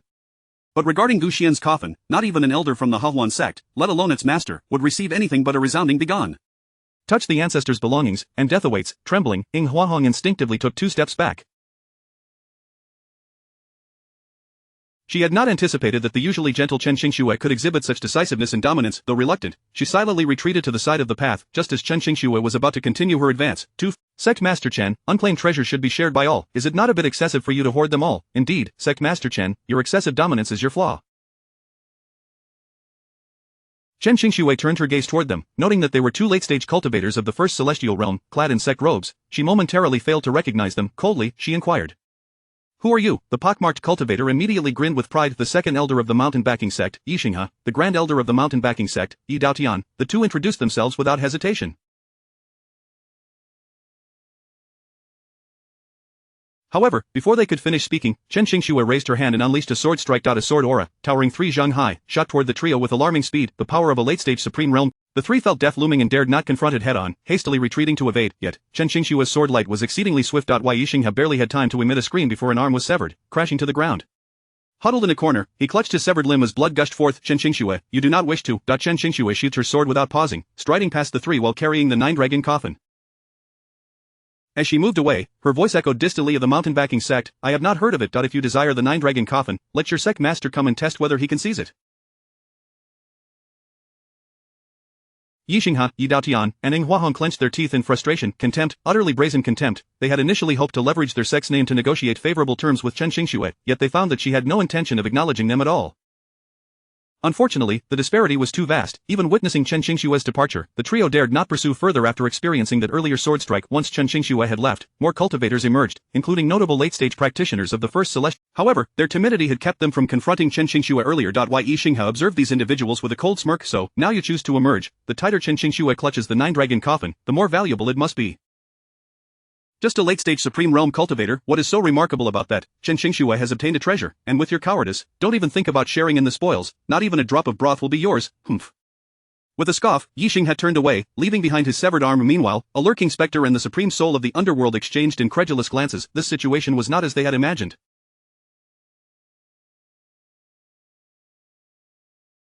Is Chen Qingxue truly this domineering? The supreme soul of the underworld snorted in disdain. They had initially hoped that this group would create trouble for Chen Qingxue, allowing them to seize the coffin amidst the chaos, yet it turned out these individuals were. Immediately, he commanded a follower, "We must uncover the secrets of this 9-dragon coffin. If it is indeed a treasure that Chen Qingxue has acquired to deal with us, then we are in serious trouble."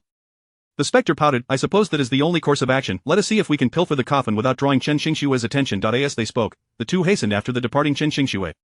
Meanwhile, Chen Qingxue paid little mind to the unfolding drama. Upon returning to her sect, she carefully secured the 9-dragon coffin and promptly summoned all the elders, initiating a thorough search for hidden traitors within the sect, as per Gu Xian's directives.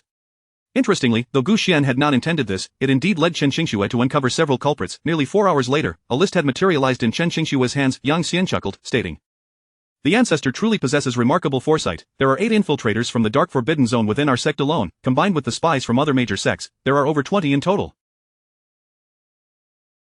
Chapter 71. The elderly chair is also a treasure. Goodness, the sheer quantity left Gu Xian momentarily stunned. Was it merely a casual remark that had summoned such a remarkable response? Chen Qingxue, however, was utterly exhilarated, ready to kneel in awe of her ancestoress. Just then, a cacophony erupted from outside, shaking the very ground and sending dust swirling into the air. "Chen Qingxue, relinquish the 9-dragon's coffin in your possession." A voice of tremendous authority thundered from the heavens, causing the entire sect to momentarily freeze in shock. The sky crackled with lightning, dark clouds swirling ominously, encircling the gathered crowd. The oppressive atmosphere felt suffocating. Yet, who were Gu Xian and Chen Qingxue to fear such trivial theatrics? Reclining in the elderly chair, Gu Xian disdainfully, "You'd best be cautious, or that mad girl might turn on you." Indeed, no sooner had he uttered those words than he witnessed Chen Qingxue brandishing a sword, fiercely charging toward the clouds. Countless beams of sword light converged upon the source of the voice as Chen Qingxue cried out, "Playing tricks, watch as I bring you down." Gu Xian smirked again. The adversary was in for a rough time, especially since Chen Xingxue had just uncovered a plethora of traitors and was still in a righteous fury. Sword, come forth. Boom. The clouds were instantly rent asunder, the oppressive darkness that had previously enveloped the area dissipated, revealing a much broader expanse. However, where the sword light pierced, there was no sign of any adversary. A surge of trepidation coursed through Chen Xingxue as she quickly heightened her vigilance. Scanning her surroundings, the mocking voice erupted into a raucous laughter. You, a mere venerable, dare to think you can unveil my true form? As soon as the words left their lip, Gu Xian gasped in alarm. Damn, that's underhanded, an ambush. The tremor of the blade left Chen Xingxue no time to react. In a panic, Gu Xian began to pace frantically. At such a critical juncture, the system was not providing any options. The blade, shimmering with blue light, clearly bore a powerful enchantment capable of penetrating flesh and controlling one's very nerves. Just as it was about to make contact with Chen Xingxue's waist, Gu Xian, in a moment of desperation, hurled the elderly chair he was sitting on.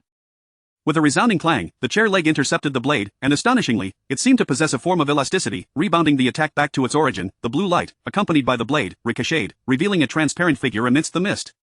Chen Xingxue exclaimed in delight, Ancestor, you've intervened once more, but what does this chair signify? Could it possibly fly? Would I be whisked away if I sat upon it?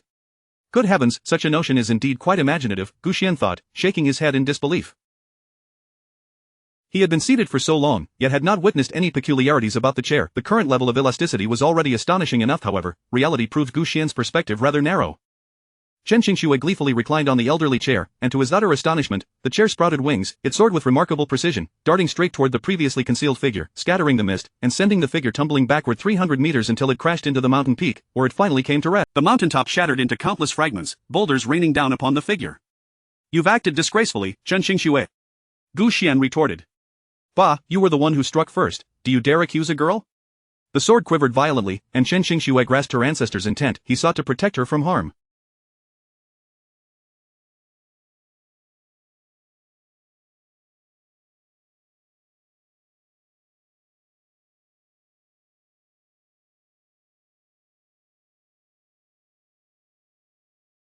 With a retort, she shot back, you are simply blind. The elderly chair trembled slightly, its wings flapping, as the figure's pupils dilated in shock, instinctively clutching its chest. The chair had not merely collided with him. It had also thrust a hidden blade he had previously unleashed into his own body. Now, the power within that blade was entirely under the chair's control. His chest felt as though it might explode.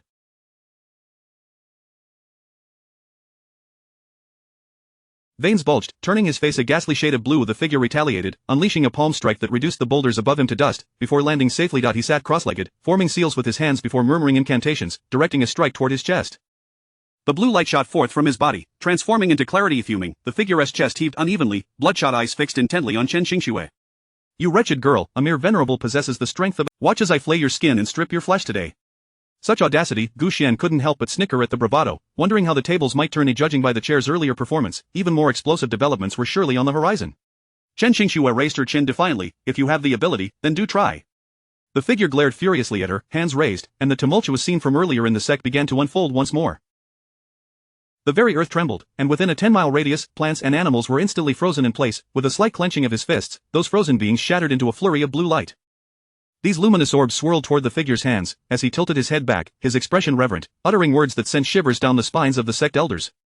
Esteemed ones, after so many years of hiding, it is time for you to pay your dues. All the elders turned their gaze toward the traitors they had just captured. In a moment, the eyes of these individuals became hollow, their consciousness fading as if their very souls were being extracted.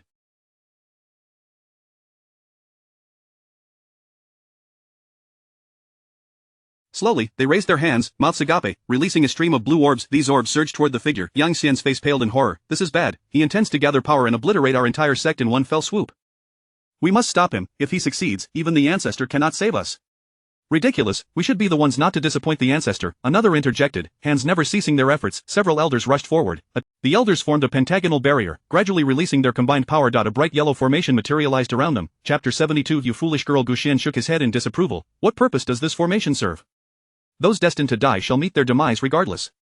Chen Xingxue furrowed her brows, sensing the urgency, and swiftly darted towards the elders. However, she was a moment too late. The elders' actions not only failed to assist Chen Xingxue but inadvertently amplified the formation enveloped the rebellious forces entirely, their spiritual energy surging forth as if it were inexhaustible, relentlessly rising upward. The once flat formation began to swell ominously. Boom, just 3 steps away from them. The formation erupted in the force of the blast hurled everyone away, leaving Chen Xingxue in a state of utter disarray, nearly disfigured in the process. The others, already lacking in cultivation, were on the brink of death from such an onslaught. Gu Xian cried out, oh dear, my sect is doomed.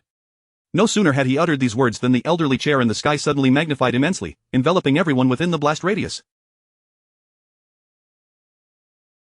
As the group encountered the soft, yielding sensation, they were momentarily bewildered by the surreal circumstances. Upon lifting their gazes, they were met with the sight of the enlarged elderly chair, leaving them even. By heavens, if word of this incident did not spread, Gu Xian would not dare to bear his surname any longer. Perhaps in the future, even more would come seeking treasures.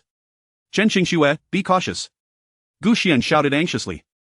The elderly chair had captured everyone's attention, including that of Chen Qingxue, rendering her unaware when a shadowy figure launched an attack from behind. The figure was enveloped in a blue aura, wielding a spiked vine, charging towards Chen Qingxue. You have stolen my possession and now seek to destroy my people. The air crackled with the power emanating from the figure. It appeared to be on the cusp of the saintly realm. Impossible, it must be an illusion. Gu Xian shouted. The sword trembled with fervor, and Chen Qingxue bowed her head. Rest assured, ancestor, this time I fully comprehend your intent. You have always urged me to forge ahead. Nonsense, you foolish girl. Gu Xian's voice was nearly hoarse from exasperation. Chen Qingxue gripped her sword with a resolute expression, realizing that the elderly chair had reached its limit and would. She positioned the blade before her, biting her fingertip to draw blood, and swiftly inscribed a rune upon the sword's surface. A grand character for death materialized in the air. The sword shimmered as the character was absorbed into its essence. Subsequently, with the sword firmly in hand, Chen Qingxue charged directly towards the shadow's assault. Gu Xian covered his face, tears of frustration threatening to spill. My precious treasure will inevitably be destroyed by this reckless fool. Boom!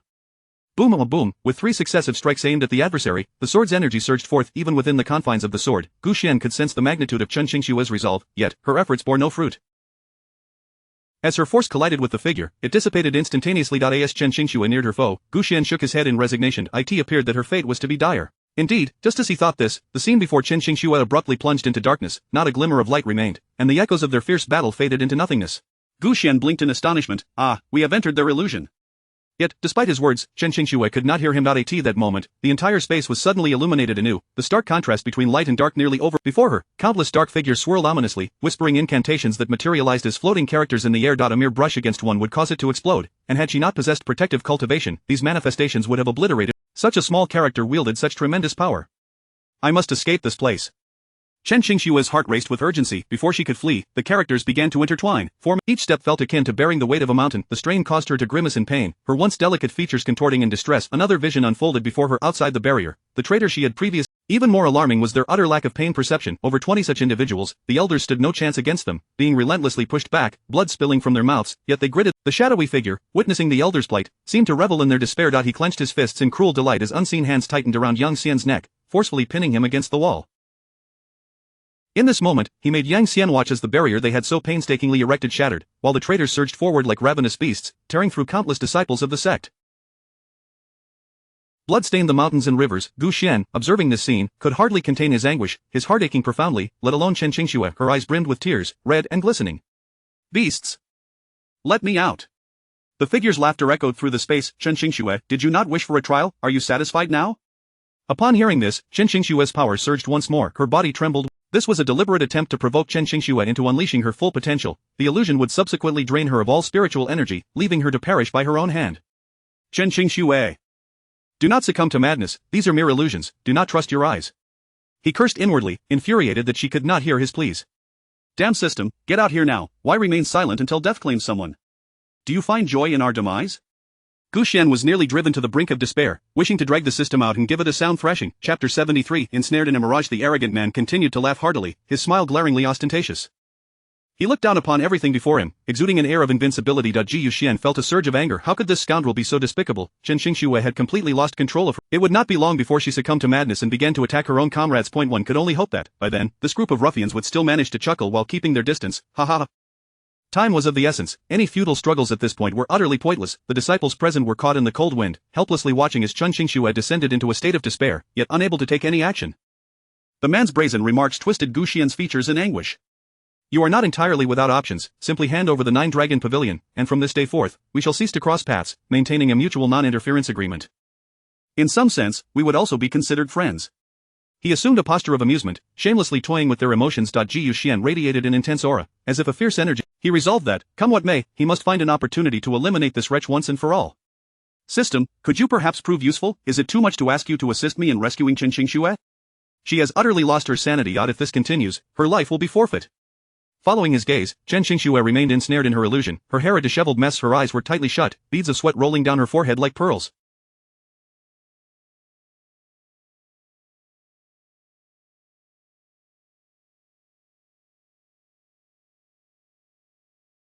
The scene was nothing short of tragic. As Gu Xian beheld this sight, his heart twisted in turmoil that he could not afford to sit idly by any longer. How could he justify betraying the unconditional trust this girl had placed in him? Please make a swift choice.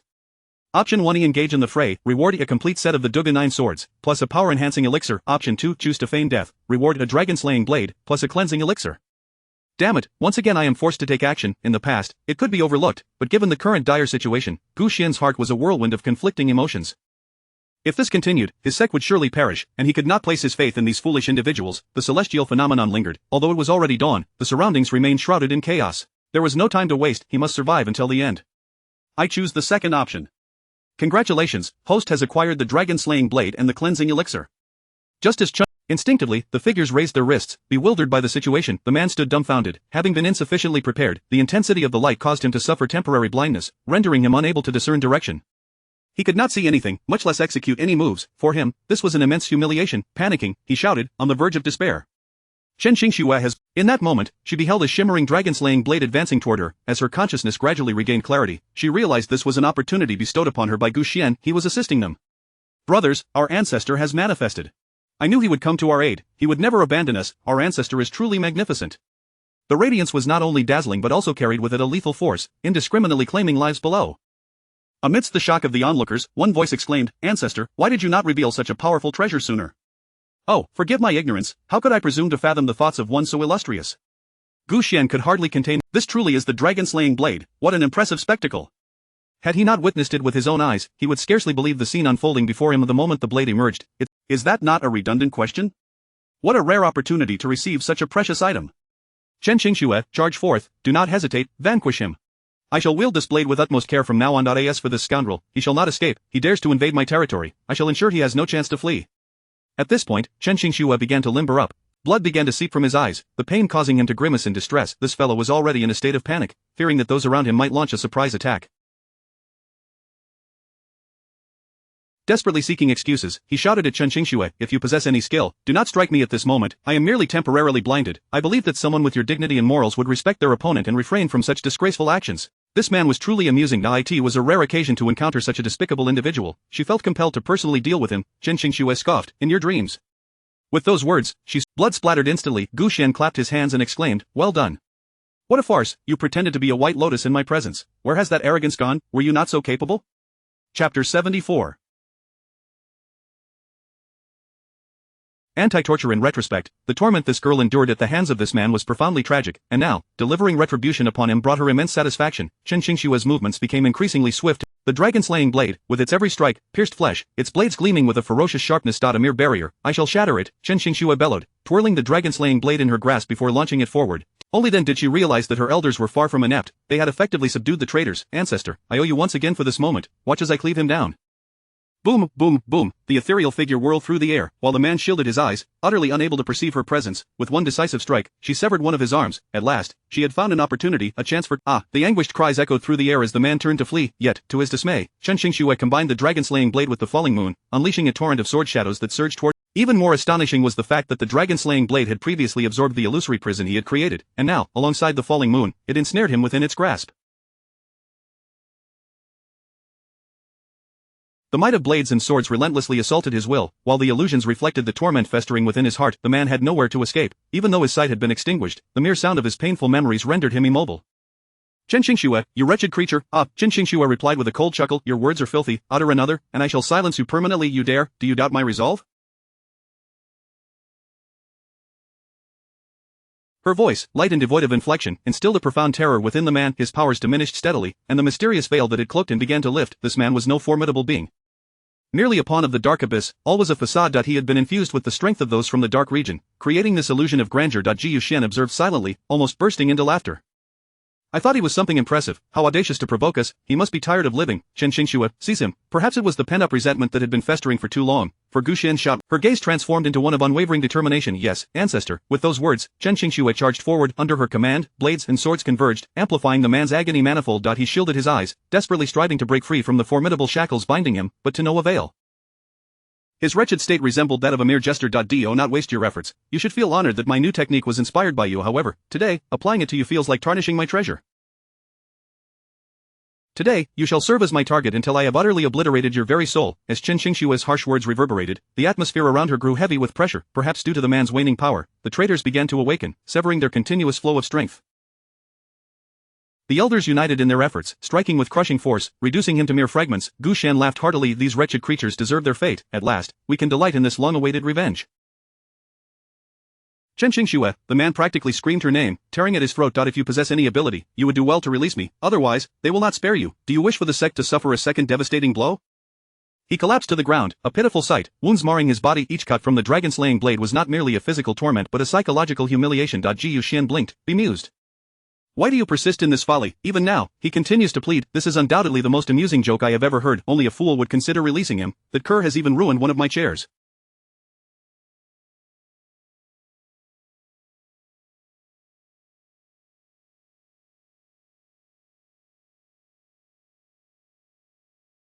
It was such a comfortable seat. Indeed, let us not reduce him to ashes. Leave him whole, and later, I shall fashion a chair from his bones. However, no matter how invigorated Gu Xian felt, the blade vibrated with such intensity that she initially assumed it was Gu Xian's anger. A falling moon pierced his heart, Chen Qingxue shouted, as the celestial light converged upon the sword's tip, darkening the skies. The falling moon obeyed her command, penetrating the man's chest. His pupils dilated in shock, and he could not utter a single cry as the dragon-slaying blade severed his neck from behind. Blood gushed forth, splattering onto Chen Qingxue's face. The warmth of the liquid stirred something within her, yet she did not relinquish her fierce intent. Gazing upon the sect still engulfed in turmoil, Chen Qingxue clenched her fists tightly. Such a man, deserving of death 100 times over. Those observing from the shadows trembled in fear. How could this woman grow stronger with each encounter? It was utterly terrifying. Humph, you have... Let us see how you will confront Chen Qingxue next time. The Nine Dragons' coffin remains unclaimed, and we have lost such a significant figure. Retreat, all of you. The elders exchanged frustrated glances, wishing they could brawl amongst themselves. Yet now was not the time for infighting, otherwise, they might all meet their demise. The Nine Dragons' coffin, we shall retrieve it another day. Chen Qingxue could not remain so fortunate and brazen forever. Meanwhile, those below began to grasp the unfolding situation. They were puzzled as to why Chen Qingxue had suddenly unleashed such formidable power. According to her earlier statement, was it the ancestor aiding them from the shadows? At first, they found it hard to believe, thinking it impossible, yet the current circumstances indicated the ancestor's divine intervention. Just as the crowd marveled at this revelation, Yang Xian and the others had no time to react and were hurled out of the barrier, spitting blood. Sect Master, he shouted hoarsely at Chen Qingxue, yet he could not rouse her from her daze. Gu Xian, frantic as a cat on a hot tin roof, paced anxiously. Silly girl, do not linger there, hurry down to assist, otherwise, our disciples cannot endure much longer. His fervent agitation finally roused Chen Qingxue from her stupor.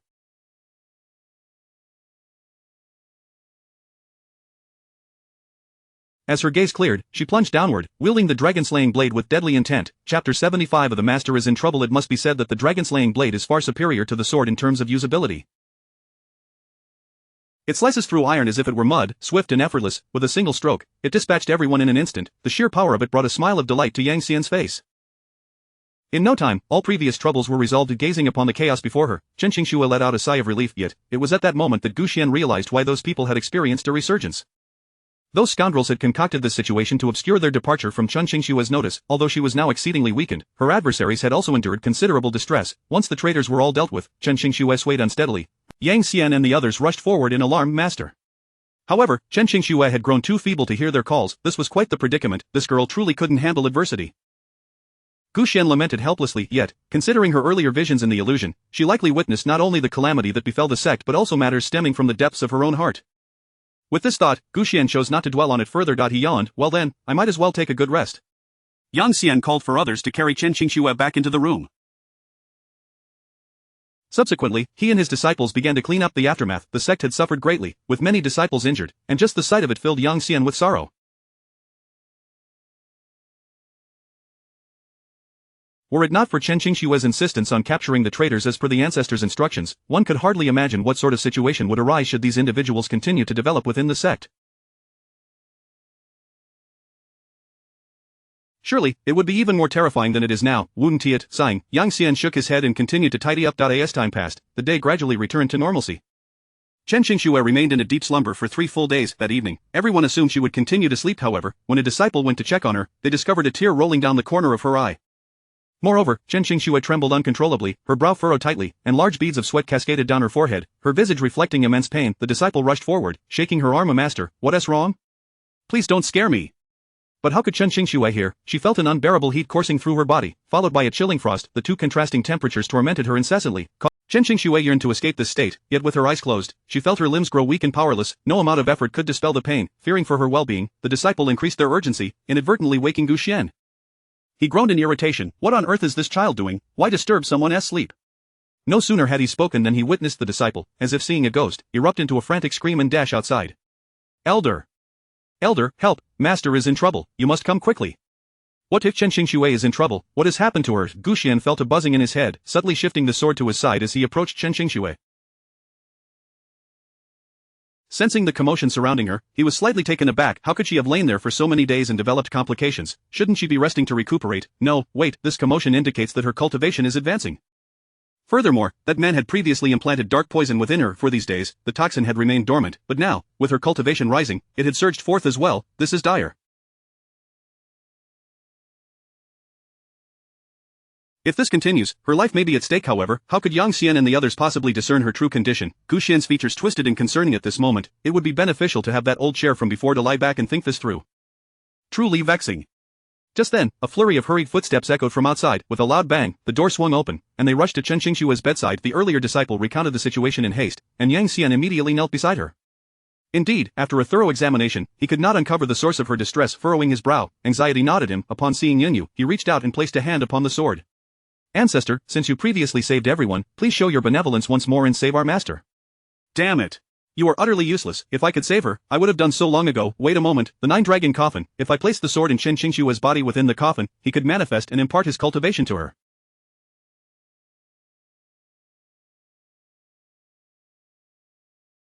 This way, the poison within Chen Qingxue could be expelled, and she might advance further. With this thought, Gu Xian acted swiftly. The sword trembled for a moment before revealing the three characters. Nine-dragon coffin. Yang Xian, understanding his intent, beamed with joy. Quickly, bring in the nine-dragon coffin. In no time, the coffin was enveloped in the collective spiritual energy of the crowd and brought inside. Yang Xian cradled Chen Qingxue and gently laid her within, then placed the sword down, earnestly beseeching, the prison must save our master. We shall step outside now. As the door closed behind them, an invisible barrier enveloped the room. Gu Xian lowered his gaze, ensuring that no one would discover their presence before he finally manifested. The nine-dragon coffin was no ordinary coffin. It contained a vast space, ample enough for two individuals to move about. He helped Chen Qingxue sit up, positioning her back to him, then formed hand seals. Wisps of spiritual energy began to materialize at his fingertips, and he could feel the energy swelling to the brink. Gu Xian swiftly directed the energy into her body. However, Gu Xian felt a flush of embarrassment. This position was rather awkward. Having completed the back, the next step was to focus on her heart meridian.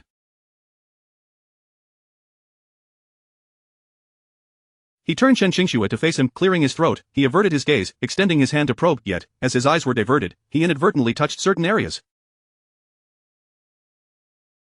Who would have thought this girl would be so well endowed? To stave off his impure thoughts, Gu Xian slapped his own face.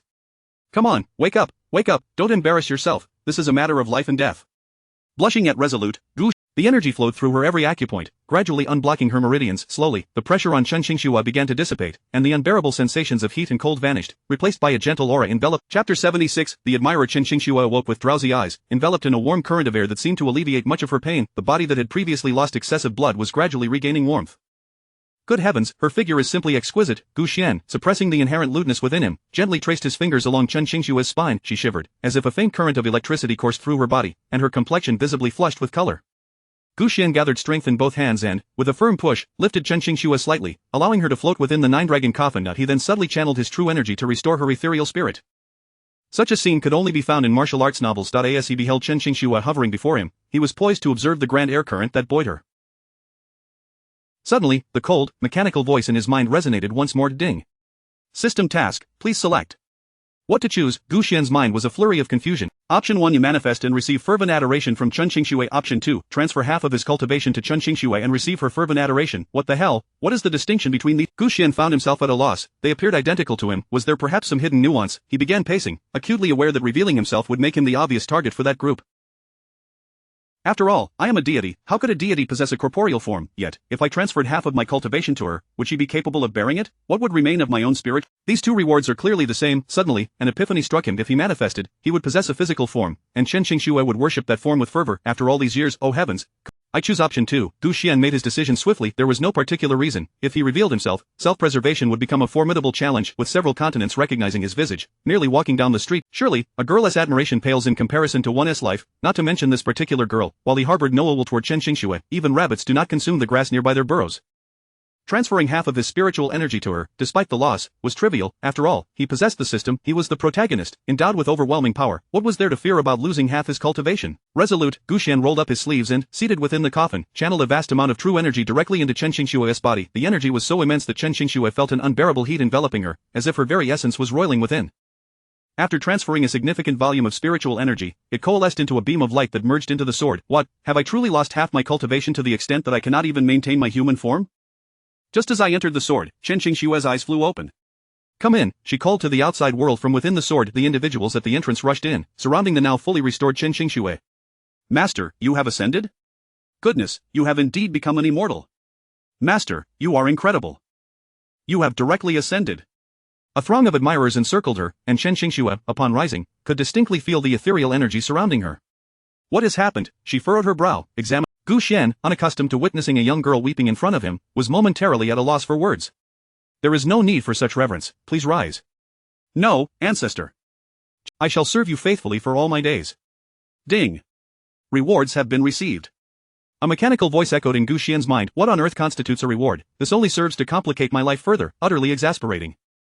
While silently lamenting, Gu Xian nonetheless accepted the situation. He had already attained a certain status. Did he truly require such adoration? His thoughts had yet to settle when Chen Qingxue seized the dragon-slaying blade. The blade's power was indeed formidable, and with a swift motion, she cleaved the door, shattering it entirely. If I, Chen Qingxue, were to meet with any misfortune, the ancestor shall be my spokesperson. I shall assist him at all costs. Ah, so that is the meaning of this worship. Though Gu Xian was still within the sword, he feigned contemplation, realizing he had indeed garnered a devoted follower. However, he remained uncertain of the practical implications of this admiration, yet, observing Chen Qingxue's subservience, he felt a sense of satisfaction. The others, following Chen Qingxue's lead, prostrated themselves before him. We shall forever follow the ancestor. What a delightful experience.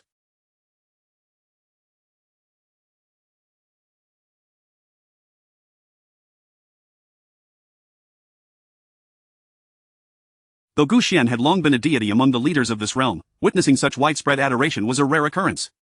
Very well, I shall grant a pardon to your descendants.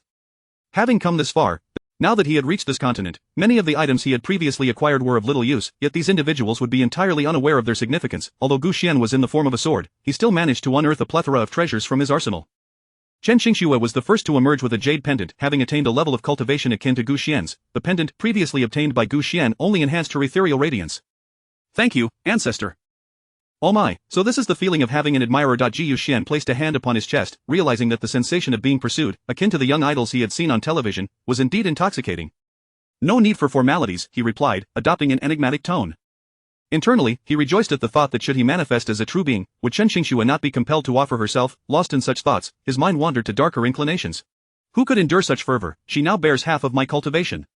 Chapter 77. Erasing all flames with her cultivation bestowed upon her, once the poison within this girl is eradicated, she should be able to enjoy a period of tranquility. Gu Xian mused this to himself, feeling a significant sense of relief. Chen Qingxue returned the Luan Yue's sword to the Nine Dragons coffin. At this moment, he realized that the coffin was indeed a remarkable treasure. After being sealed for over a millennium, it was brimming with spiritual energy. The cultivation he had just expended could be entirely restored in less than a quarter of an hour.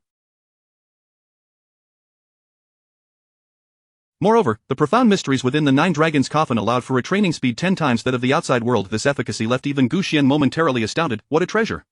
No wonder that group of lunatics would go to such lengths to seize it. Gu Xian chuckled heartily, nearly splitting his face with a grin. He quickly calmed himself and began to absorb the essence within the Nine Dragons coffin. However, under normal circumstances, an unexpected turn of events was bound to occur. Suddenly, a series of explosive sounds erupted from outside, jolting Gu Xian's eyes wide open. What was happening? At that very moment, he noticed caught off guard, Chen Qingxue was unable to evade, and a sword struck her directly in the chest. The impact was so forceful that it caused Gu Xian to tremble within the coffin.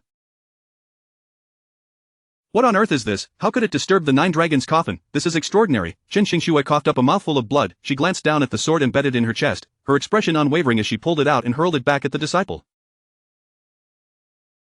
Just as Gu Xian anticipated that the opponent might be a formidable character and prepared to watch the spectacle, this fool could not evade the sword that Chen Qingxue sent flying back. The head and neck were severed in an instant. Goodness, how could they be so weak? It's almost embarrassing to admit this is one of our sect's disciples. Gu Xian grimaced in disdain, muttering incessantly in complaint. Meanwhile, the elders below rushed forward, their faces filled with shock. Sect Master, what is the meaning of this? This disciple possesses exceptional talent. He has merely fallen into a momentary trance while cultivating. With slight guidance, he will undoubtedly become a dragon among men. Indeed, if our sect suffers significant losses in this manner, would we not be self-destructive? Before the elder could finish, what are you talking about? The elder was momentarily at a loss for words, silenced by her sharp gaze. Our ancestors have sacrificed so much for us, should we not sever ties with those who pose a threat to the sect's existence? Furthermore, the person before us is not simple, they must be sent by another sect. This statement left the elder bewildered, and he inquired with puzzlement, haven't we already captured all the traitors? Chen Qingxue, with a heavy heart, as you have said, our sect has suffered severe blows, the other sects will undoubtedly seize this opportunity to strike us down therefore, we cannot afford to overlook any potential sparks that may threaten us. Chen Qingxue's voice rang clear, and everyone present heard her. The elders exchanged glances, ultimately compelled to concede the validity of her words. Yes, the sect master is indeed wise. Gu Xian, observing from the shadows, could not help but feel a surge of joy. Although this girl often acted recklessly, she handled matters with remarkable composure. Well done, truly, she is a reflection of my teachings. As this thought crossed his mind, the nine dragons. Chen Qingxue seemed to sense this, turning to glance at the coffin before addressing the assembly. The ancestor has just saved me and must be recuperating. We shall bolster the barrier and ensure no outsiders dare to intrude. Yes. The crowd responded in unison, each taking their positions accordingly. Chen Qingxue looked upward, gracefully leaping to the rooftop. She extended her delicate hand, her fingertips twirling as a shimmering crystal light danced about her arm as if it possessed a life of its own.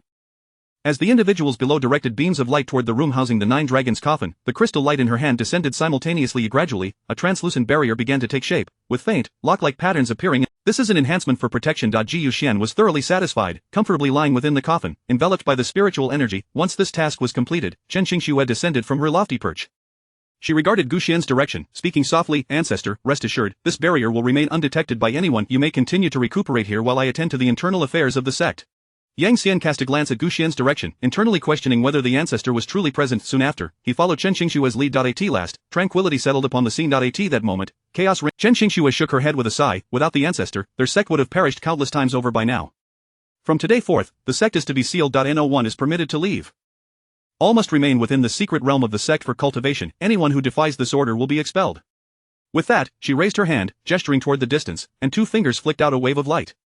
An invisible door was promptly opened. The crowd gazed in awe. Inside lay a pitch-black expanse, its atmosphere unbearably heavy, as though a misstep would result in instant annihilation, like the gaping maw of an abyss. Chen Qingxue turned back to Yang Xian and instructed, lead them inside, but ensure the safety of all disciples. There are numerous monsters within, and death can come swiftly. She produced a sachet from her. At that moment, each disciple could distinctly feel their strength surging upward. This was the protection bestowed by their sect master. All the disciples knelt in unison. Thank you, sect master. Yang Xian regarded the sect. However, this journey may be lengthy. You must take extra care, and upon our return, we shall share the burdens together. Very well, go forth. Chen Qingxue nodded, and the group led by Yang Xian gradually entered the secret realm. This was also a protective measure devised by Chen Qingxue. She gazed far into the horizon, a deep sorrow lingering in her eyes. Meanwhile, the tumultuous sounds grew louder, and the sky morphed into an eerie spectacle, yet they remained untouched by it. This was a tactic employed by those individuals to instill fear within Chen Qingxue, attempting to compel her to negotiate with them. In doing so, those sects could exploit the situation to extort a considerable sum from her. Their scheme was audacious enough that I could hear it from such a distance. Chen Qingxue scoffed in disdain. I shall never allow the ancestor to be disappointed. Chapter 78 Courage Against the Three Sects. The ethereal It was akin to immersing oneself in a hot spring, offering unparalleled comfort and bliss, yet, how could a mere hot spring compare to the immense benefits and restoration provided by the Nine Dragons' coffin? The minor solace of a small hot spring paled in comparison to the profound advantages bestowed by the coffin. Having just endured a chaotic battle and, with a heavy heart, transferred half of his cultivation to Chen Qingxue, Gu Xian seized this rare moment to clear his mind and await his rejuvenation. As Gu Xian's eyes shimmered with a soft golden light, a sudden mechanical sound interrupted his reverie. The persistent noise felt drawn out, indicating it was the system's voice. Wait, what did you say? Could you repeat that? His mind was blank, lost in thought, and he had barely grasped the system's words. Upon regaining his composure, he inquired impatiently. System task, please make your Option 1. Ignore everything outside the coffin and continue to restore spiritual energy in preparation for future matters. Option 2. Activate the Heavenly Eye to assess the situation outside. Heavenly Eye, he had never practiced such a skill in his previous. Could it be that the system was finally showing some mercy, no longer coercing him to make a choice, and even providing him with a truly suitable ability? Observing the two options, Gu Xian noted the absence of any rewards associated with either. Hence, there was no need for hesitation. Acquiring a unique capability was the priority. The Heavenly Eye, which allowed one to survey the surroundings from a stationary position, came at no cost. Why not seize the opportunity? I choose option 2. With an unprecedented resolve in his voice, a projection akin to a screen materialized within the coffin. The scene displayed was exceedingly familiar. As it unfolded within the sect he had established himself, how could it not be familiar? Moreover, the figure that appeared was even more recognizable. It was Chen Qingxue. On her cold, striking visage, a flicker of indescribable vigilance emerged, only to be swiftly suppressed. She gazed upwards at the gathering storm clouds, which churned ominously. This projection even boasted sound, quite impressive, albeit lacking in stereo quality. Yet if that could be rectified, the heavenly eye would indeed be commendable. Gu Xian considered his assessment rather astutely, nodding slightly with regret, hoping the system could enhance this aspect. The imagery on the projection continued to shift, dark clouds rolled rapidly, and a multitude of figures descended into the vacant sect square. Watching them descend with an air of menace, Gu Xian discerned their intentions. Once all had landed and the black clouds dispersed, a throng of disciples from his sect slowly emerged behind Chen Xingxue. She bore a resolute expression, as unyielding as a white plum blossom unafraid of frost in the dead of winter. Despite Chen Xingxue's formidable aura, the visible disparity in numbers between the two sides was evident. She and her disciples appeared woefully outmatched. Should the forces of the three sects take action, they could easily. This girl now faced a profoundly significant dilemma, and if mishandled, she risked being devoured. It was an unmistakable case of bullying. Gu Xian watched with indignation as each movement unfolded on the screen. From the larger group emerged a figure, Yi Daotian, the Grand Elder of the Mountain Support Sect. With an air of arrogance, he approached Chen Xingxue, his gaze condescending. Though he had made his entrance, he refrained from speaking immediately, instead surveying the dilapidated sect before turning his attention to the sect master, Chen Xingxue. What an oppressive display directed at Chen Xingxue! Gu Xian gritted his teeth in fury. The chaos had only just subsided, and before Chen Xingxue had a chance to regroup and recuperate, they had appeared on the scene. Such opportunism was astonishingly swift. After a tense moment of icy silence between the two parties, Yi Daotian finally spoke. Sect Master Chen, it appears you have endured considerable hardship in this ordeal. Chen Xingxue, undaunted, responded with a faint smile. Thank you for your concern, Elder. I am quite well. However, I am curious as to the purpose of your visit today. Yi Daotian feigned a smile. Is it not due to the recent events? However, given the few disciples remaining by your side, it is evident that your sect has suffered quite a. Chen Xingxue was already aware of his ulterior motives, but since he had not directly stated them, she chose to remain circumspect, hoping to avoid confrontation. Thank you for your concern. The circumstances of our sect are as you have observed, and I sincerely hope that you and your esteemed colleagues will assist in allowing my disciples to recuperate fully, so our sect may regain its vitality. Sect Master, we certainly intend to provide such assistance. However, our three sects have also sustained significant losses in this conflict. At this point, the wily old fox continued with deliberate slowness. Your sect possesses a healing sanctuary. We would like to request permission to utilize it, so that we too may share in the recovery. Upon hearing this, Gu Xian was seething with anger. This was not a request to share in recovery, it was an obvious attempt to seize a coveted resource while his sect was vulnerable. The audacity of this demand was astounding. Chen Xingxue, remaining composed and magnanimous, replied, the sanctuary is a closely guarded secret of our sect. Do the three sects not have places for their disciples to recuperate? Indeed, we do, Yi Daotian conceded, but your sect must also bear some responsibility for this incident. Would you not agree, sect? Her brows furrowed, and her gaze sharpened as she surveyed the three sects descending from the storm clouds.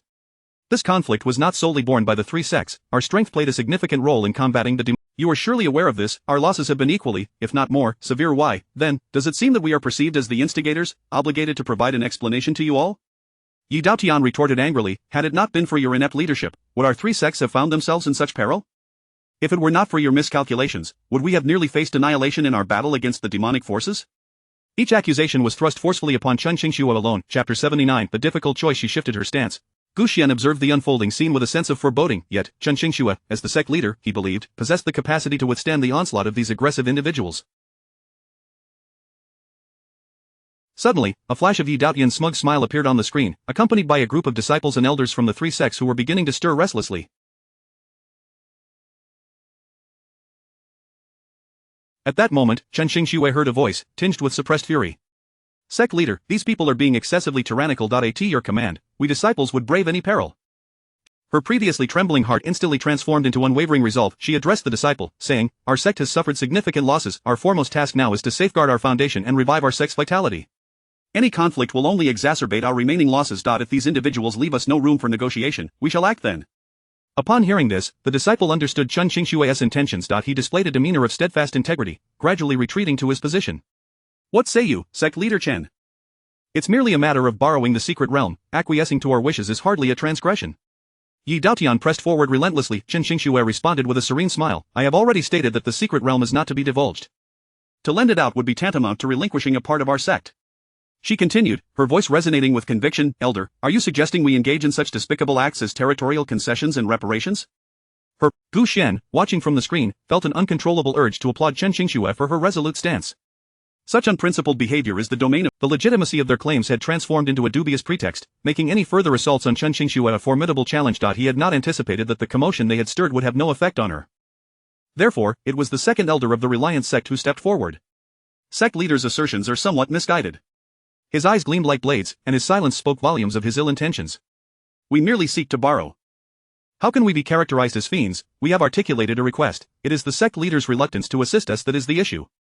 To think that the sect leader could be so selfish as to disregard the bonds of camaraderie. What a grandiloquent pretext. Gu Xian watched the unfolding drama with bated breath, anticipating Chen Qingshue's retort. Chen Qingxue replied, "This is not an act of selfishness but a matter of our sect's regulations. The secret realm is not to be accessed by outsiders. I ask for your understanding." The sect leader's evasion suggests a complete disregard for our camaraderie, Yi Xinghan initiated, followed by a chorus of This situation was perilous. How could one voice contend against the clamor of many? Only the two elders from the Great Leaf sect stood forth, while the rest remained behind them, as though they were their steadfast supporters.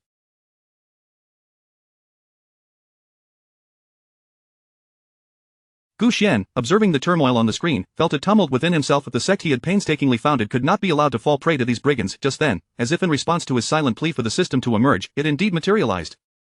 Gu Xian, struck by a sense of synchronicity with the system, felt a rare surge of proactivity. However, he quickly turned his attention to the options the system presented to aid them.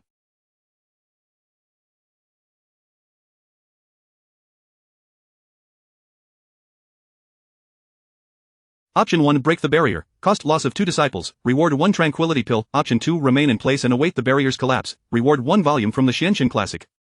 Goodness, what a stark contrast. Gu Xian exclaimed at the prospect of losing 2 disciples alongside such meager recompense felt almost cruel.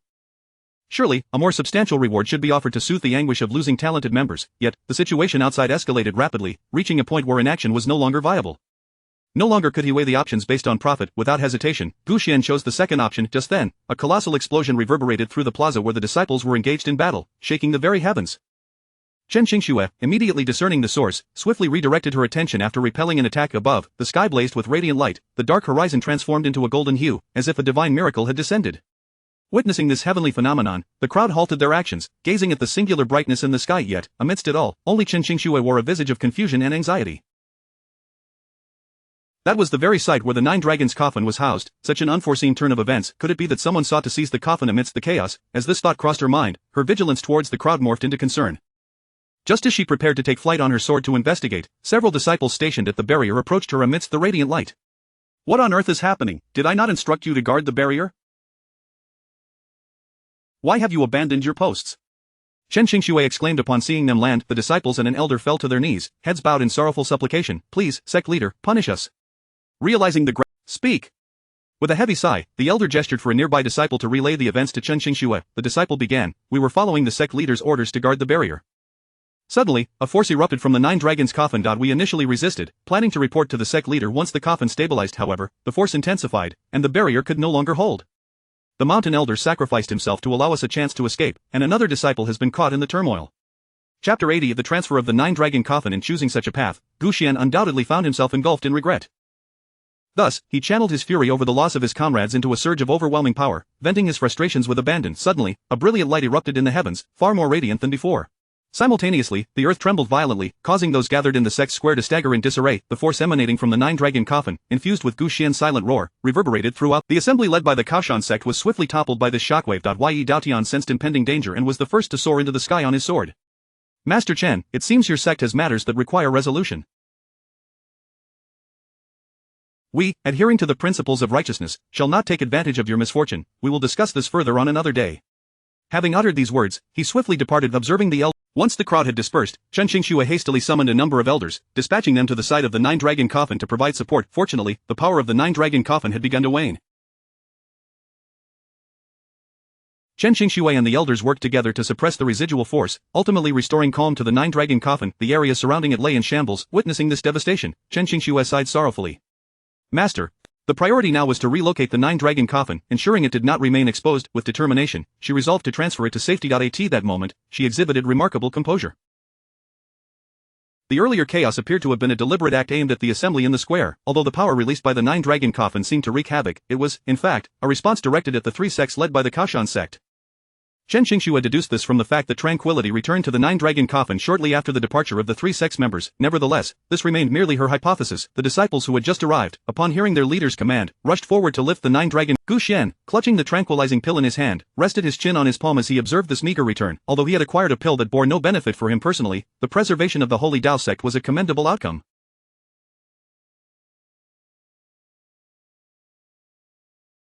Feeling the nine-dragon coffin sway gently, Gu Xian awaited the impending stability of this time. Both he and the nine-dragon coffin were relocated to a more magnificent palace. After dismissing everyone, Chen Qingxue remained alone within the hall, subsequently sending forth a faint surge of energy toward the nine-dragon coffin.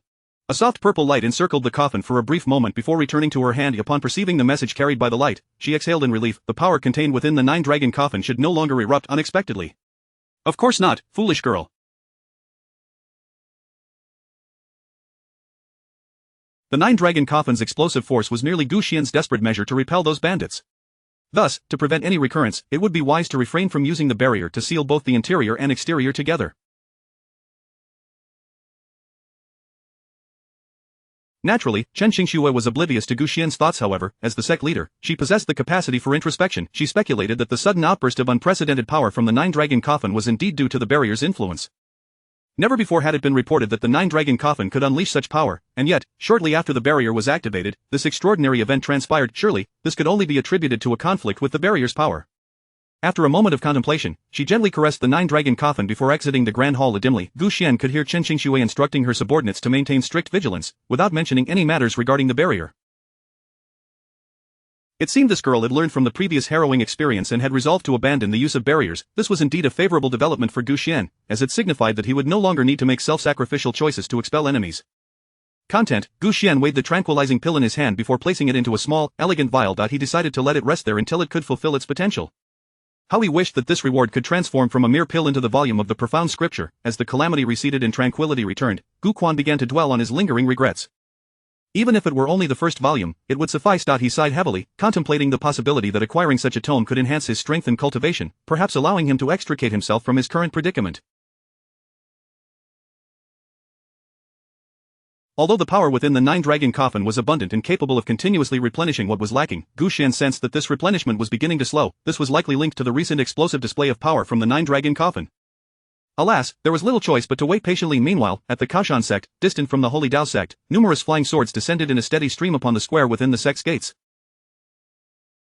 Though numerous, the earlier grandeur of their arrival had dissipated. Yi Xinghe landed beside Yi Daotian, casting a glance at the somewhat disheveled crowd below. Brother, it is a pity that we could not enter the secret realm of the Holy Dao sect this time.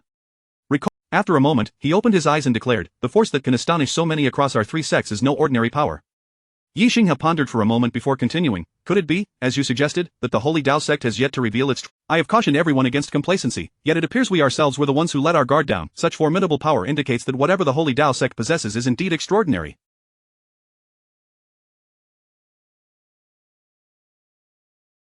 Brother, what do you surmise this item could be? Upon hearing his junior's inquiry, Yi Daotian slowly closed his eyes once more. Yi Xinghe remained silent, awaiting a response. After a long pause, Yi Xinghe hastily pressed, Brother, have you come to a conclusion? However, this inquiry elicited only a heavy sigh in response. This matter affects our future steps. Let us first convene with the three sect leaders to discuss the appropriate course of action. Thus, the two of them walked side by side toward the grand hall of their sect. Chapter 81. An incident in the secret realm. In the adjacent chamber to the hall of the nine dragons coffin, Chen Qingxue sat with her eyes closed, enveloped by a swirling aura of spiritual energy, diligently recuperating. As a knock echoed through the door, a figure entered uninvited. Luo Hai, obedient to Chen Qingxue's instructions, had retrieved a restorative elixir from the alchemy room. Following the arrangement of the nine dragons coffin, Chen Qingxue promptly instructed. To her surprise, Luo Hai had taken it upon himself to present one directly to Chen Qingxue. After consuming the elixir, she felt a wave of relief wash over her as the violet spiritual energy rapidly spiraled back into her being. Had the remaining disciples already received their elixirs? It seemed they had all partaken. That was reassuring. The Sacred Path sect had, at long last, found a temporary respite. Yet, uncertainty lingered. How long would they remain absent? Luo Hai cast a furtive glance at Chen Qingxue, his brow furrowed with concern. Yet, she remained composed, exuding an air of unwavering confidence, as she always did in the face of adversity. The real uncertainty lay within Luo Hai himself. Chen Qingxue was acutely aware of the intentions of the three sections. Their presence was not merely a coincidence. It stemmed from the fact that the Hawan sect could not procure them. As for the absence of the sect leaders, it was merely a fade, an act to prevent public scrutiny. In essence, they were but a disjointed rabble. One of the key vulnerabilities of this disarray was their lack of unity. Rest assured, they would not dare return to the Sacred Path sect until they had forged a flawless cooperative agreement. Now was the time to diligently reorganize the Sacred Path sect. It represented the culmination of the ancestors' efforts, and even amidst its current state of despair, Chen Qingxue, as its leader, would never entertain the thought of surrender. No matter the challenges ahead, she would not falter.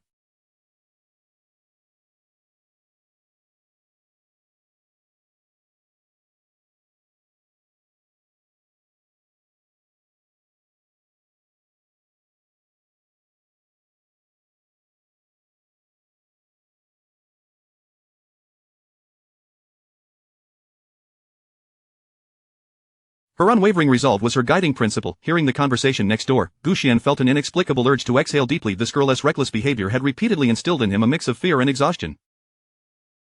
Now, he could finally escape the heart-stopping turmoil alongside her. What a relief! If he had the means, he would certainly choose a clear, sunny day to set off a grand display of firecrackers in celebration. As Chen Qingxue had anticipated, the three sects refrained from instigating trouble for an extended period. However, the ever-changing tides of fate could shift at any moment. Thus, the unpredictable unfolded once more within the Sacred Path sect.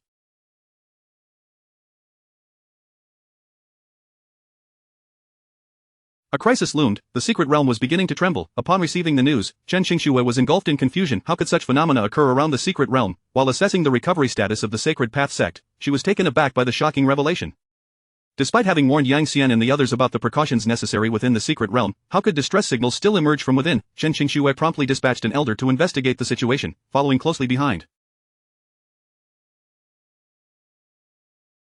Upon reaching the vicinity of the secret realm, her bright, crystalline eyes momentarily displayed a look of bewilderment. The landscape surrounding the secret realm was in utter disarray. Trees within 100-mile radius lay toppled, and the earth itself appeared upended, as if ravaged by a cataclysm. The investigating elder hurriedly approached from the entrance of the secret realm, a look of sheer terror etched upon his face. It's Dyer, sect leader. What transpired within the secret realm? Speak swiftly. After regaining his composure, the elder explained the situation. The chaos outside the secret realm was not due to any inherent change within, but rather a distress signal sent out by the disciples trapped inside.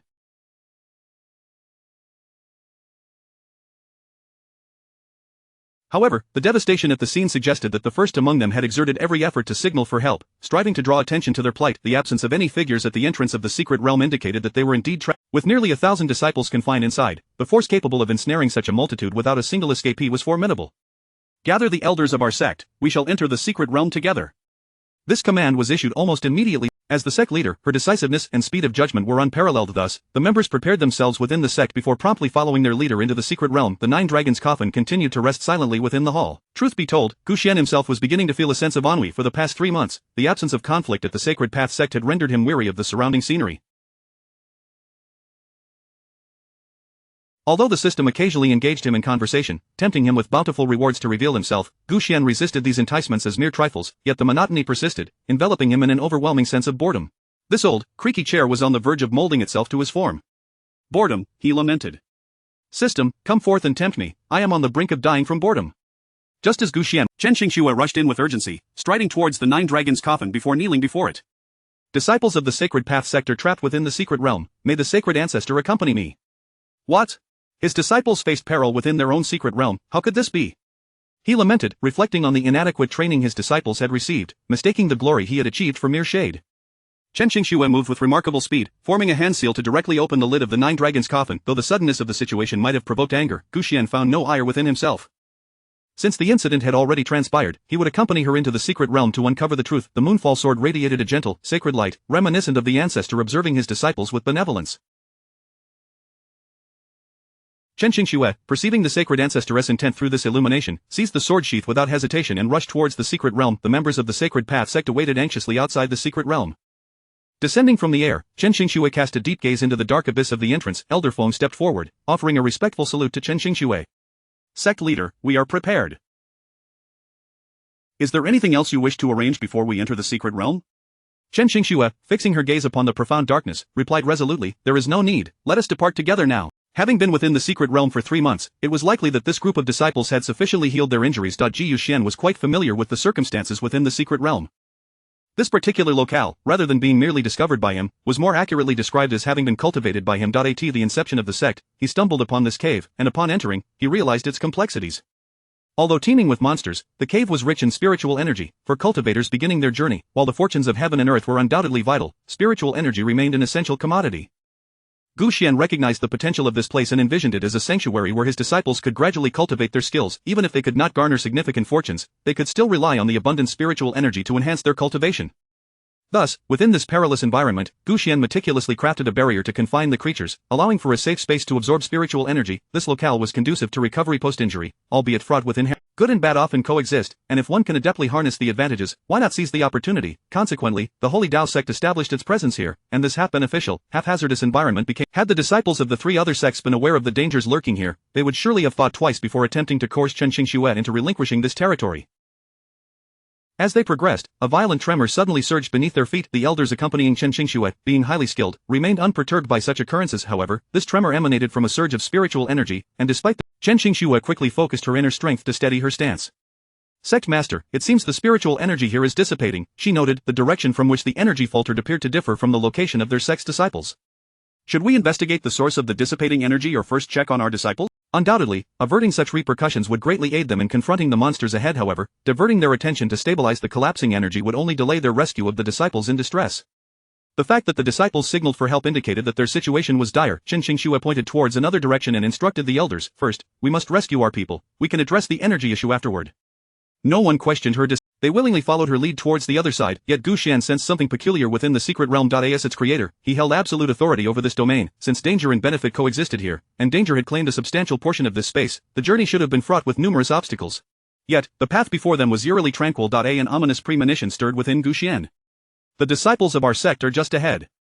Chen Qingxue sensed the location of the trapped individual. However, just as they were about to arrive, peril finally struck. Thin, needle-like arrows shot forth from the darkness, assailing them from all directions. Preoccupied with the plight of their trapped disciples, they were caught off guard by this sudden attack. Chen Qingxue raised her dragon-slaying blade to deflect the incoming arrows. Amidst the chaos of defending, she noticed the elders dispersing to evade the arrows. With a swift thought, she shouted, "This place is not as brightly lit as outside. Elders, do not scatter." Upon hearing her, the elders quickly gathered around her, forming a defensive circle. Suddenly, sinister laughter echoed from the shadows. "Ah, so you are the sect master." It was evident that the adversaries were targeting Chen Qingxue directly. "You vile fiends, release our disciples, otherwise, I shall not spare you." Alas, it seemed this girl was oblivious to the fact that she was the primary target. With an air of righteous indignation, Chen Qingxue stepped forward, placing herself before the elders. "What are you doing stepping out like that? Are you seeking to become a porcupine? Foolish girl, how can you defend against this?" Before long, Chen Qingxue's attention was drawn back from the darkness as the moonfall sword on her back trembled ominously. "Saint Ancestor, are you trying to warn me about—" "Now, in this moment of crisis, you choose to go missing? Is this not a deliberate torment?" This was far from amusing. The web of threads gradually constricted, separating Chen Qingxue from the elders. Chapter 83 The Shadow of the Demon Lord. At this moment, the system remained silent. Was it because this was not an urgent situation? Being unable to break free while being dragged to an unknown location hardly seemed like a trivial matter. "Dog system, show yourself. What do your instructions mean?" Chen Qingxue, trembling violently, was utterly bewildered. Ji Yuxian, upon hearing this, found himself at a loss for words. Truly, there is no greater sorrow than a heart that has lost hope. Shortly after being bound, Chen Qingxue was dragged by the white silk net to a place where a flicker of light revealed an expansive emptiness. This light was not that of the sun, but rather that of a torch. She lifted her gaze to survey her surroundings and beheld a massive dark silhouette. The figure lounged comfortably, propping its head with one hand, seemingly observing the situation before it with a casual demeanor. After this brief moment of observation, she suddenly turned alert, glancing over her shoulder, for the lunar sword behind her had ceased its trembling. Ji Yuxian furrowed his brow within the sword's body, realizing that the situation was far from simple. This familiar sensation unmistakably emanated from one of the 9 revered beings of the Dark Forbidden Zone. Indeed, it was an old foe, and the day of their encounter had finally arrived. It appeared that the number of awakened adversaries would only increase, and the troubles once resolved would inevitably resurface. The current circumstances were decidedly unfavorable for the ensnared Chen Qingxue. Gu Xian could only strive to conceal his presence, endeavoring to avoid inciting the others' wrath.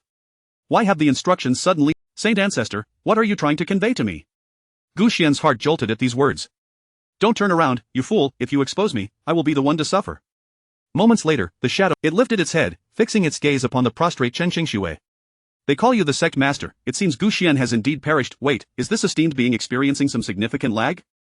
Should we perhaps restart and rectify the delay? If not for the lag, how could such a line from the first episode appear in the 83rd? Chen Qingxue deliberately refrained from speaking, hoping to keep Gu Xian's identity concealed. "Since you have inherited that person's position, it appears the Holy Path sect has fallen into decline, hasn't it? Ah, my era is finally upon us." The shadow, now fully illuminated under the flickering flames, revealed its face. It was the Demon Lord of Shadows. This Demon Lord had once been the easiest of the revered beings to deal with. Though appearing astute, his mind was rather vacant. The system's delay in manifesting was indeed for a reason. Hearing the other's arrogance, Chen Qingxue immediately doused the flames of his "As long as we righteous individuals remain, you denizens of the Dark Forbidden Zone shall not have your way." "Denizens of the Dark Forbidden Zone, these?" The Demon Lord strode down the steps, basking in the torchlight. What do the 8 revered beings of the Dark Forbidden Zone amount to? If it were not for their foolish actions, we would have long since dominated the human realm. Do not conflate me with that foolish rabble. Gu Xian's, were it not for you, the Dark Forbidden Zone would not have suffered the loss of half its revered beings. After all these years and a second death, this fellow has become even more oblivious to his own limitations. It seems he must have pressed the wrong button upon resurrection, losing his intellect in the process. Gu Xian felt a sense of relief, convinced that even without the system's assistance, matters would not spiral out of control. However, he pondered, why had the Demon Lord resurrected in his domain? Gu Xian contemplated, utterly perplexed. They never heeded my plans, casting aside the strategies I painstakingly devised. They deserve to be eradicated by Gu Xian. Now, does it not seem my methods are effective? I have successfully captured the sect master of the Holy Path sect. Everyone, rejoice in my brilliant scheme. In the shadows, countless figures surged, as if reveling in cheer. Gu Xian chuckled again. This time, of course, it was due to Chen Qingxue allowing such a fool to succeed in ambush. These two were truly matched in folly. Chen Qingxue, however, was deeply dissatisfied with the surrounding commotion. Such a sinister plot, and he dares to revel in it? Have the courage to face me one-on-one. Gu Xian gazed skyward. How can you maintain such bravado? A perceptive individual would have discerned that the treacherous voice only mentioned you, indicating the target was solely you. Yet here you are, feigning righteous indignation, still cloaked in darkness. To be so bold in such uncertain shadows, you truly lack self-awareness. I, the sect master, fear ye not, yet I know, you fear me. You fear our Holy Path sect. Suddenly, the Demon Lord erupted into laughter, a sly and sinister smile curling upon his lips. A dignified revered one, afraid of the master of a waning sect? We carry forth the will of the saint ancestor, how could we be in decline? Is that so? Not in decline? Then look at this. The Demon Lord waved his hand, and scenes of the sect disciples entering the secret realm instantly appeared before Chen Qingxue.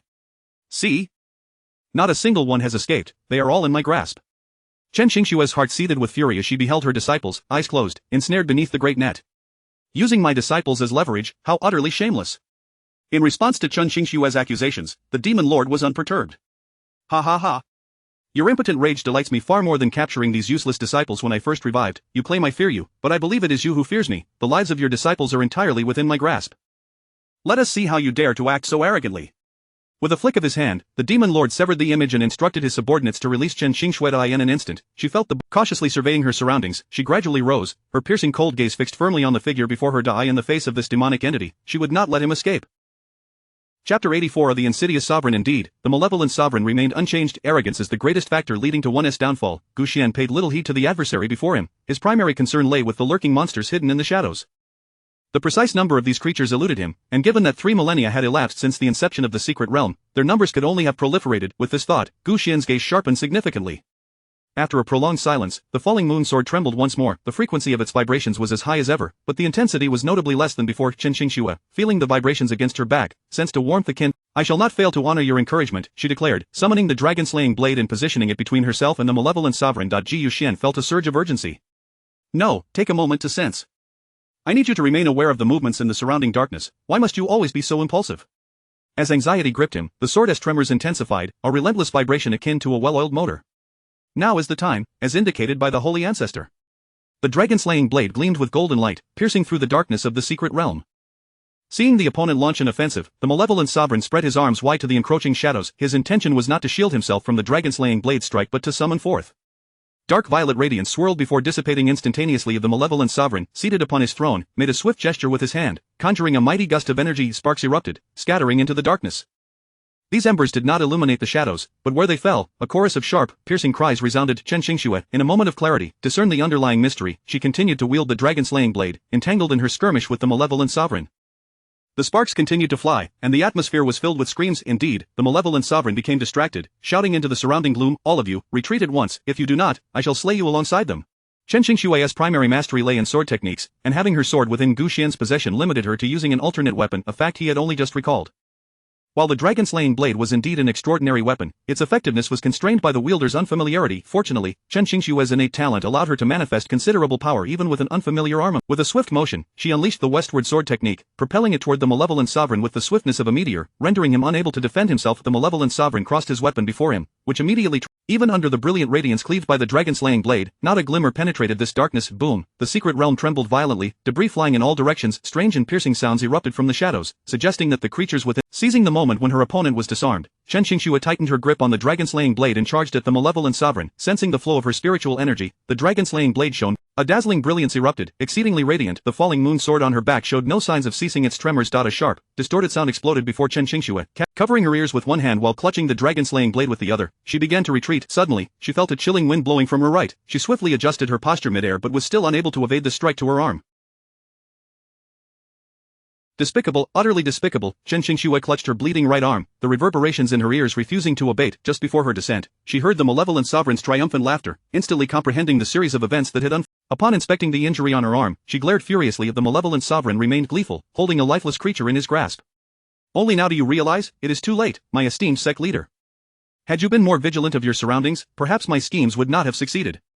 Is this truly the inheritor of the battle-hardened, divine martial sect? After his mockery, the malevolent sovereign did not hesitate to indulge in a fit of triumphant. For one such as him, engaging in a direct confrontation would have the chances of victory. Knowing his underhanded tactics, why persist in a head-on clash? It seemed that Chen Qingshue's judgment was irreparably flawed.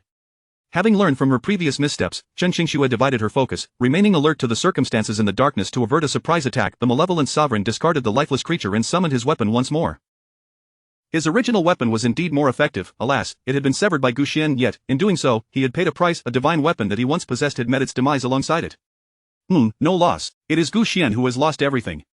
The 9 revered figures who had previously been driven into obscurity by him were re-emerging one by one. The battles of yesteryear seemed futile, requiring a reconquest, while Gu Xian remained unable to restore his former strength, and I am on the brink of collapse. Gu Xian fumed silently, as the sword body responded, emitting a faint ringing. Realizing the sound, Gu Xian immediately quelled his agitation. No, I cannot allow them to notice the falling moon sword. I cannot let them divert attention from the dragon-slaying blade. The deafening roaring Chen Qingshue's ears persisted, rendering her oblivious to the changes in the falling moon sword. Ji Yuxian sighed softly. If she cannot hear it, then so be it. Better that she does not misunderstand upon hearing. However, this situation was decidedly unfavorable for her. The loss of her hearing equated to a loss of judgment. The malevolent sovereign was a formidable figure. Losing a sense of judgment was tantamount to forfeiting an advantage. Alone in this perilous lair, Chen Qingxue was already at a disadvantage, and now, with her hearing impaired, she found herself thoroughly ensnared in a precarious predicament. The adversary now loomed above her, gazing down with disdain. Chapter 85 The Divine Trace of the Golden Warrior. Perhaps it would be wiser to submit beneath my banner. My intent to kill is solely directed at Gu Xian. I have no desire to take your life. Once you yield, I shall also release your insignificant elders and disciples. This is indeed a most advantageous bargain. Though the incessant ringing, as the leader of a sect, I advise you to abandon such foolish notions. Unexpectedly, this girl maintained an admirable composure in the face of 2 life-threatening circumstances, retaining her wits. Perhaps it was because the concept of compromise did not even cross her mind. As Gu Xian had anticipated, Chen Qingxue once again brandished the dragon-slaying blade, channeling her vital energy to strike at the demon tracemaster. Wait, the blood on your arm has yet to staunch. Are you truly willing to risk your life? No one heard Gu Xian's desperate cries. The demon tracemaster, witnessing Chen Qingxue's valor, gripped his long blade. The clash of weapons and the ensuing gusts of energy wreaked havoc upon the battleground. Amidst the chaos, the anguished cries of the demonic creatures echoed. Ji Yuxian, consumed with concern for Chen Qingxue, began analyzing the surroundings. In such perilous circumstances, one could not afford to overlook the lurking threats in the shadows. Why, then, did the creatures of darkness choose to remain, even at the risk of being caught in the crossfire? The answer was singular. This was no grand feast. They would gain no spiritual energy or fortune by lingering here. Their refusal to flee in such a disadvantageous situation could only imply one thing. They were being coerced by a being of greater power. The only entity present with such power was the demon tracemaster, indicating he must have further ambushes hidden away. To warn Chen Qingxue of this predicament, the tremors of the sword intensified exponentially. However, Chen Qingxue was so immersed in battle that she remained oblivious to the condition of the falling moon sword strapped to her back. No, it was not that she was unaware.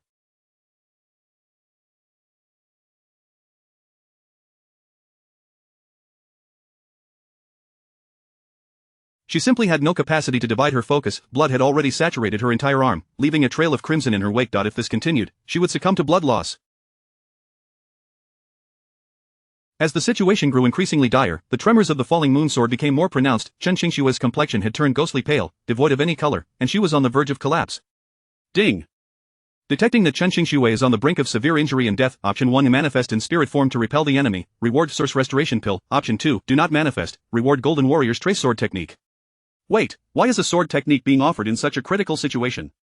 The weapon currently at her disposal is the dragon-slaying blade. Could a more suitable manual not be provided? Yet, how could the system possibly be so benevolent as to grant her a technique that would be significantly advantageous in her current predicament? Thus, how should she choose? She was about to be done in by the demon tracemaster. Gu Xian quickly sifted through his memories. He resolved to take a gamble with Chen Qingxue under these precarious conditions. I choose option 2. Gu Xian resolutely and without regret selected the second option. A divine radiance illuminated before Chen Qingxue. What, the Golden Warrior's Trace Sword Technique? The Golden Warrior's Trace Sword Technique had been lost to time. Who would have thought it lay hidden within a secret? As the sacred light enveloped her, the manual transformed into countless golden characters, gradually permeating Chen Qingxue's consciousness. In an instant, she absorbed the essence of the technique. Suddenly, her eyes flew open. Golden Warrior's Trace. In the darkness, countless golden blades manifested, swirling forth with a holy light, poised to shatter all shadows and obliterate the darkness. Indeed, the surrounding gloom was dispelled, revealing all lurking demons. Among them, several demonic creatures stood at each corner, armed with concealed weapons and white silks, awaiting the opportune moment. Now is the time. Quickly, act as I command. Yet, those prepared demonic beings made no move. The demon Trace Master wore an expression of disbelief as he faced the onslaught of the Golden Warrior's Trace. Wounded and spewing blood, the demon Trace Master was sent hurtling backward, crashing into his throne. The throne shattered beneath his immense weight, crumbling into mere rubble. Clutching his wound, he could no longer rise. I was right, thank heavens. Gu Xian exhaled a sigh of relief after this high-stakes gamble. How could this happen, he gasped, spitting another mouthful of blood. The cold blade of the dragon-slaying blade was pressed against his throat, and the demon Trace Master dared not make a sudden move. Well, how does it feel to lose? Submit, I would never, he retorted, still grinning defiantly. Your victory is, had they not been too cowardly to act, it would be you, not I, who stood with a blade at your neck. Chen Xingxue remained unaware of his covert arrangements. The surrounding brilliance, emanating from the Golden Warrior's trace, rendered the area as bright as day, laying everything. She surveyed the scene, realizing the peril, a myriad of hidden weapons, all taut and poised to claim lives at the slightest provocation, yet the demons controlling them seemed utterly disinterested in battle. Chen Xingxue turned her gaze toward the fallen demon master. You still cling to the hope of defeating me through such despicable means. With so many concealed weapons at play, was this truly an... It was clearly a bid for her life. The demon Trace Master laughed heartily. Despicable, why must you repeatedly label my ingenious stratagem as such? You, they, and Gu Xian are all the same. My original intention was to slay you and present your head as a trophy in the dark forbidden zone, provoking their regret forever dismissing my plans. You all look down upon my strategies, do you? I shall no longer assist the dark forbidden zone. Is this a direct display of resignation? Indeed, his mental defenses were as fragile as they had been 30,000, now, or I will ensure you live to regret it. Despite facing utter defeat and despair, the demon Trace Master glared defiantly at Chen Xingxue, his eyes ablaze with unyielding. A successful capture. The dragon-slaying blade gleamed ominously, emitting a fleeting chill. Ji Yuxian felt an acute sense of tension, as the body of the falling moon sword quivered increasingly. Chen Xingxue glanced behind her and began to analyze the situation. Could it be that the Holy Ancestor desires for me to kill him immediately? The blade edged closer still. How could you misunderstand again? Why does your mind fluctuate so erratically? Wait a moment. Keep your hands still, I have inquiries to make of him. Do not act rashly. As the blade drew nearer, the falling moon sword trembled more violently. Chen Xingxue sensed the gravity of the situation and promptly shifted the dragon-slaying blade back half a step. What is the Holy Ancestor attempting to accomplish? Although she was somewhat perplexed by Gu Xian's intentions, she understood that he did not wish to kill him at this moment. Then, she felt the falling moon sword shudder intermittently, pausing, then trembling once more, and suddenly, after a moment of contemplation, Chen Xingxue averted her gaze. I have heard that 30,000 years ago, you clashed with the Holy Ancestor, who severed your weapon. Is this true? The demon Trace Sovereign's face displayed a look of despair. The weapon that Gu Xian broke is not merely the one in my possession. What purpose does your question serve? I do not seek to torment you, but should you utter a single falsehood, I will be compelled to resort to despicable measures. Do you not find it ironic to utter such a statement? I, of course, act in accordance with righteousness, while it is the wicked and malevolent that is truly ironic. Chen Xingxue surveyed the surroundings, her tone icy. However, your so-called schemes have already become futile, for all the people have fled. Truly a detestable assembly of inferior beings. Chen Xingxue's expression was one of disdain. It is not the beings who are inferior, but rather yourself. Do you comprehend why you have met with defeat? It is not due to a flaw in your plans, but because you have treated them with excessive cruelty. Indeed, Gu Xian's gamble just now hinged upon this very point, betting whether this harsh superior could genuinely inspire their loyalty. The outcome is glaringly evident. Chen Xingxue pivoted the dragon-slaying blade, pressing its edge against his flesh.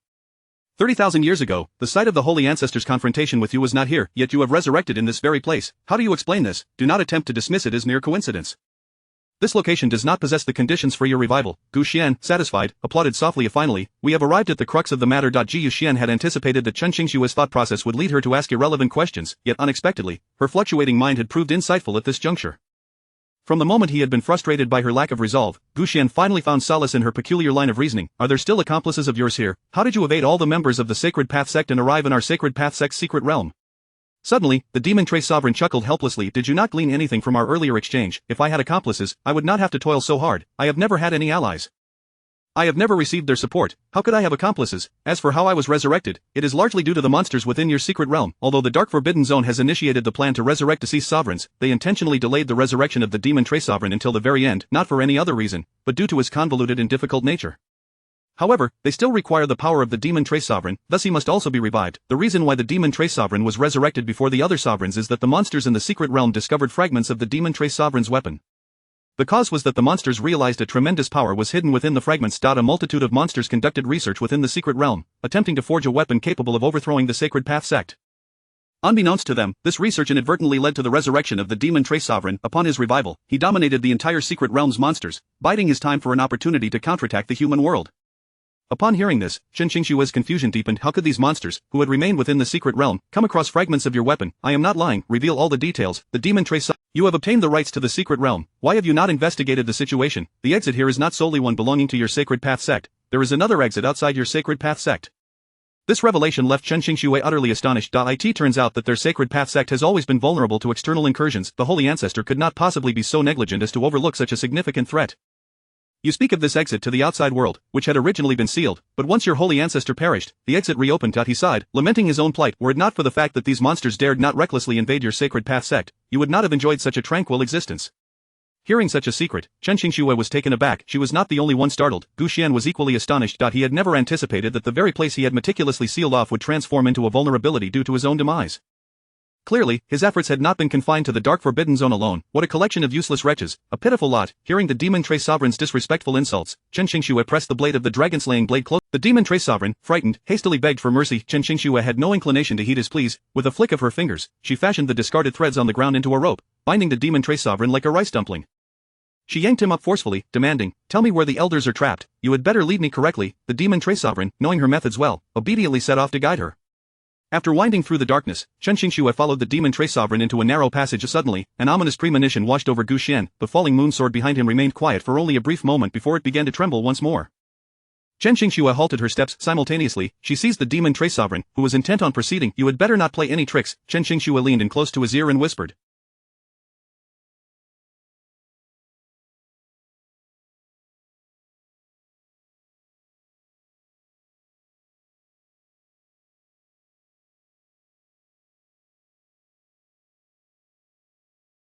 With everyone having fled, even if I had means, they would be of no use. It is best that way. Chen Qingxue pushed him forcefully, and the Demon Trace Sovereign complied, continuing forward. After traversing the narrow passage, Chen Qingxue entered another space. This area was exceptionally bright, with darkness nowhere to hide. Chapter 87 of the Elders Trapped. Before Chen Qingxue ascended to the position of sect leader, she had ventured into secret realms several times, becoming thoroughly acquainted with the passages within.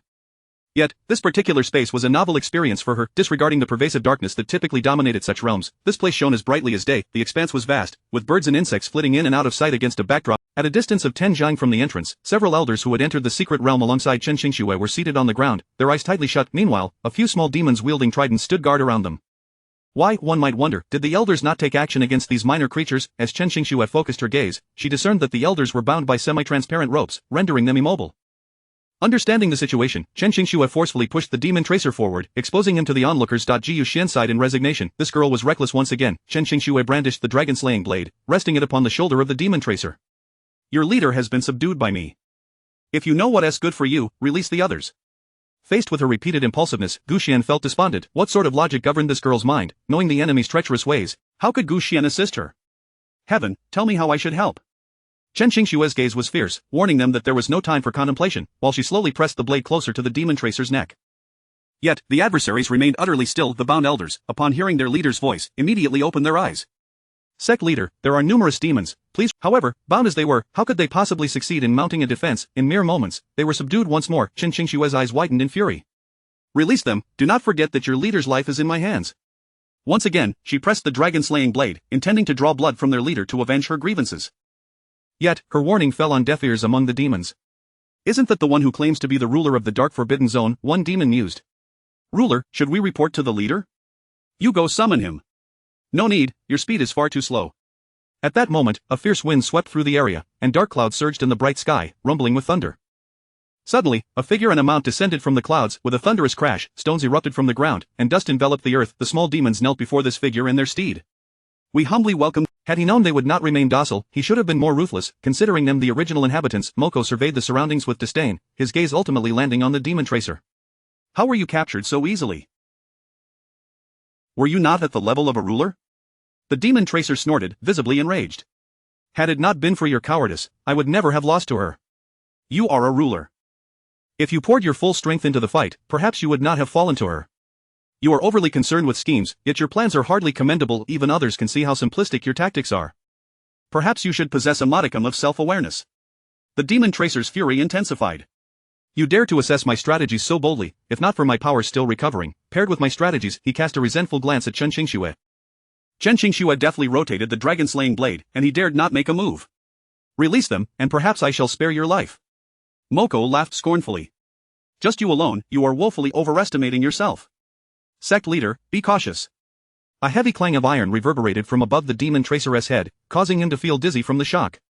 Chen Qingxue intercepted this sudden strike, immediately discarding the burden of the demon tracer to the side. Her opponent was formidable. She could not afford to be careless. The emergence of such a skilled fighter within the secret realm went unnoticed by the entire cultivation world. Had they truly become so negligent since the passing of the holy ancestor? Though the dragon-slaying blade was heavy, Chen Qingxue moved with grace, skillfully countering her opponent's attacks. After a series of exchanges that yielded insight into each other's abilities, Moko channeled his power and sent Chen Qingxue staggering backward. She leapt back, descending lightly like a feather. What a formidable opponent, Moko mused inwardly. As soon as Chen Qingxue touched the ground, she leapt into action once more. Moko noticed Chen Qingxue's fierce gaze remained unwavering, though she wielded a weapon of significant weight. Her movements were light and her strikes ruthless. This was clearly directed at Moko himself. To his surprise, his probing had ignited her desire to fight. The human race was indeed a combative lot. Moko's battle instincts flared to life, and he spun his long trident, summoning a whirlwind as he engaged with the dragon-slaying blade. The surrounding small demons cheered for Moko, escalating the Yet, why did it seem that Chen Qingxue, merely facing a creature at the peak of the Heavenly One realm, struggled to defeat him? Gu Xian suddenly recalled that during her confrontation with the demon tracer, Chen Qingxue had, despite her current appearance, serene and cold, as if nothing had transpired, she was fully devoted to the fight. This was the first time Gu Xian had witnessed such determination from this young girl. It was no wonder she had ascended to the position of sect leader. For the first time, Gu Xian regarded Chen Qingxue with admiration, feeling a profound sense of reassurance that the Sacred Path sect had such a successor at its helm. Chapter 88. The dragon-slaying divine blade. The golden holy light and the black whirlwind clashed in a relentless back and forth, neither side yielding an inch. However, the surrounding area was already in disarray. The might of the dragon-slaying blade was formidable, compensating for Chen Qingxue's waning stamina, yet, under such circumstances, she still failed to gain any advantage. Master, quickly, listen to Elder Feng's words. This time, not only was Chen Qingxue's situation chaotic, but the elders bound on the other side were also thrown into disarray. Had Chen Qingxue's earlier tactic of leveraging the Demon Tracer Sovereign succeeded, the situation would have already stabilized. Just moments ago, as Chen Qingxue had pushed the Demon Tracer Sovereign away, Gu Xian had discerned the underlying tension in the gazes of the lesser demons. This resurrected Demon Tracer Sovereign, who had attained rank midway, posed only a threat to them. Their true leader among the demons was likely the formidable Moko. In such circumstances, the only ones entangled by threats were their own side. Chen Qingxue's countenance remained as frosty as ever, betraying Gu Xian's side, uncertain of how long she could endure. Prolonging this struggle left him at a loss for what to do. Humans, surrender and lay down your weapons at once. This king can grant you a swift end. The black whirlwind swept past, leaving a mark. Though she had taken a hit, she showed no sign of faltering, her gaze resolute as ancient ice, harboring thoughts of shattering her adversary with a single blow, a notion bordering on folly. Holy element sword art. Chen Qingxue, with a downward stroke, the sheer force uprooted the earth, leaving behind a deep scar. Moko furrowed his brow, sensing the gravity of the situation and promptly brandished his halberd. Dark smoke coalesced instantaneously, gathering entirely upon the blade's edge. The blade radiated a relentless chill, disregarding the holiness that lay before it. The collision of power and sanctity erupted violently, obliterating everything in its path. The lesser demons stationed as guards were tossed to the ground, rolling helplessly, while even the bound elders found themselves in disarray. Moko's inner essence trembled from the impact, a trickle of crimson appearing at the corner of his mouth. Chen Qingxue summoned her ultimate move, the exertion nearly causing her to lose her footing. Yet, to intimidate her opponent, she strained to maintain her stance, wiping the blood from his lips. Moko bore a smirk, though his gaze now held a wariness towards this opponent. Your prowess as a sect master is Yet, alas, you still fall a little short. Gu Xian's heart sank at the ominous turn of events. Although Chen Qingxue had successfully depleted her opponent's strength, her own energy expenditure far surpassed that of her adversary. Now, she found herself in a precarious predicament. Alas, your recklessness has led you into a situation even the gods would struggle to remedy. While Gu Xian was concerned, he was also eager to observe how Chen Qingxue. This girl was blessed with extraordinary fortune. He hoped she would find a glimmer of hope amid the darkness. Suddenly, the skies darkened. A tempest brewed, transforming the landscape as shadows enveloped the space.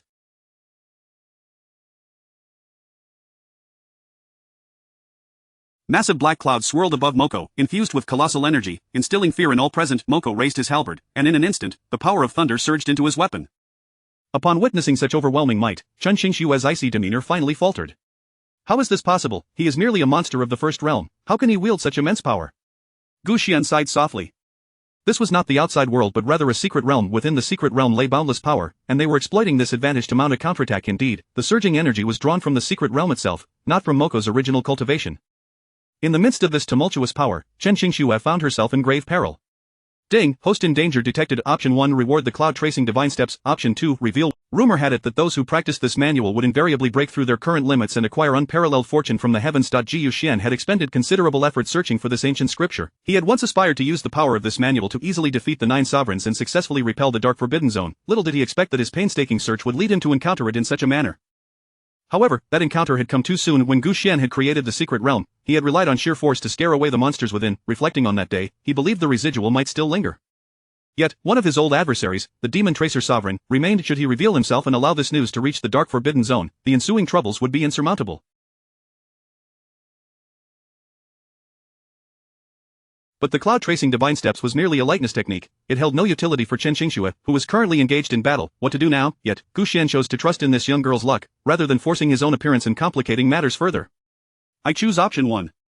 With a melodious chime, golden light descended once more from the heavens. It was the cloud tracing divine steps. Seeing this manual, Chen Qingxue felt a surge of joy, though astonishment outweighed it. Holy Ancestor, do you mean for me to flee immediately? Flee, ha, you must deduce for yourself, but do so swiftly, for your opponent is on the verge of gathering their power. Across the way, Moko's halberd began to shimmer with an extraordinary force. Lightning danced around the blade, poised to unleash cataclysmic power at any moment, yet, Moko greedily continued to absorb the energy of the secret realm. Enough, the power is now brimming. Reveling in the influx of strength, Moko showed no restraint in its application.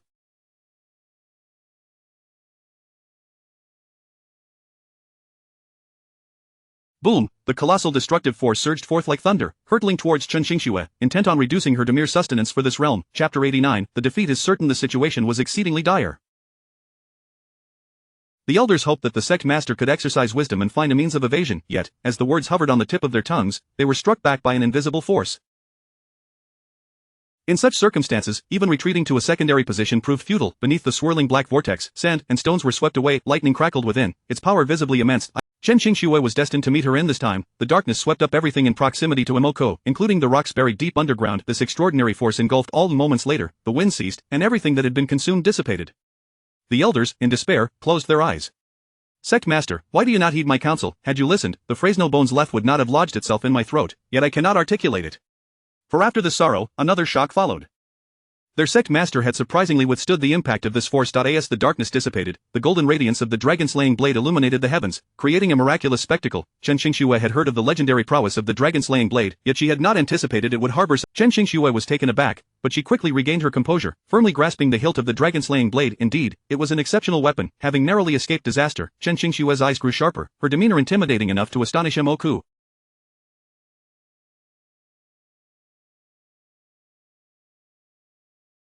Moko raised his hand, only to bring it down swiftly. The minions of monsters promptly materialized from various realms in overwhelming numbers, beyond description. Kill all these old wretches, leave not a single one alive. We must not allow them an opportunity to turn the tide. A resounding response echoed from all directions. Chen Qingxue sensed the impending peril and swiftly employed the recently learned cloud tracking steps. The guarding minions displayed no reaction as she easily defeated them, rendering them incapable of rising again. With a flick of her sword technique, she severed the ropes binding the elders, who immediately regained their ability to move. We shall not hesitate to shatter our very bones. With their support, Chen Qingxue felt a surge of comfort. There is no need for you to shatter yourselves, for I believe in your capabilities.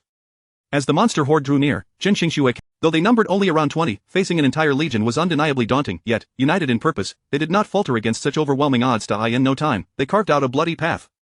With this path, neither too wide nor too narrow, they could seize the moment to escape the secret realm and return to the sacred Dao sect. This was the conclusion drawn by Gu Xian. However, he understood that none of them would retreat to the sect at this moment. Given Chen Qingxue's resolute nature, she would never leave the secret realm without rescuing the disciples trapped within. The elders following her, with minds as antiquated as ever, surely harbored thoughts akin to Chen Qingxue's. Gu Xian let out a wry laugh, continuing to observe the battle in silence. With the dragon-slaying divine blade in hand, Chen Qingxue unleashed unmatched vigor, obliterating a significant portion of the monster soldiers. Seeing the ominous turn of events, Moko, wielding a long spear, approached Chen Qingxue once more. How can you slaughter my kin so mercilessly? If you desire peace, then release my disciples. Humph, what a fool's dream. The power amassed in his spear remained potent, with lightning still crackling around it. The spear's might was formidable, had it not been for the divine power of the dragon. To possess such strength to contend with me despite your hindrances is commendable, yet, you are merely that. What? Chen Qingxue remained unfazed, her expression as frosty as ice, unyielding before her adversary. With my full might, it would take but a few moves to vanquish you. Had it not been for the substantial depletion of power incurred during the skirmish with the esteemed demon Shadow, how could this mere mountain king of the Heavenly One realm hope to challenge Chen Qingxue? The dragon-slaying blade glimmered brightly, blinding Moko, who was forced to shield his eyes. All darkness could find no refuge before the dragon-slaying blade. The golden light enveloped the black power swirling around the spear, and as the two forces clashed, the darkness crumbled into oblivion beneath the overwhelming golden radiance. Moko had failed. After the brilliance passed, the chaos below transformed into an eerie silence. All gazes were lifted to a figure descending slowly. The spear lay shattered into 8 pieces, falling limply to the ground. One person ensnared another, emerging once the golden light had completely faded. Great king, trouble, the king has been captured, the king is in the hands of... The monster minions were thrown into disarray, some running aimlessly in panic, while others dropped their weapons, too terrified to maintain their grip of the uproar was maddening, causing Gu Xian a throbbing headache. Hearing the cacophony of the little monsters, he felt both pained and vexed. Such chaotic cries were utterly maddening, yet, given the scene, it was difficult not to understand why they had chosen to flee when the demon shadow made its move. You all, observing the turmoil, Emolka's heart sank to despair. Silence. The one issuing commands was Chen Qingshui. With her piercing gaze and a countenance as cold as frost, anyone who beheld her exquisite visage and heard her emotionless words would be struck dumb, forgetting all else. Thank the heavens, finally, it is quiet. Emolka forced a bitter smile, which felt more painful than a blow from the dragon-slaying blade. I concede, since I have conceded, then release my captured disciples. Very well, I shall lead you. How could I lose to a woman? I am unwilling. Elder Mei approached Emolka, brandishing the very ropes that had once bound them, ready to secure him once more.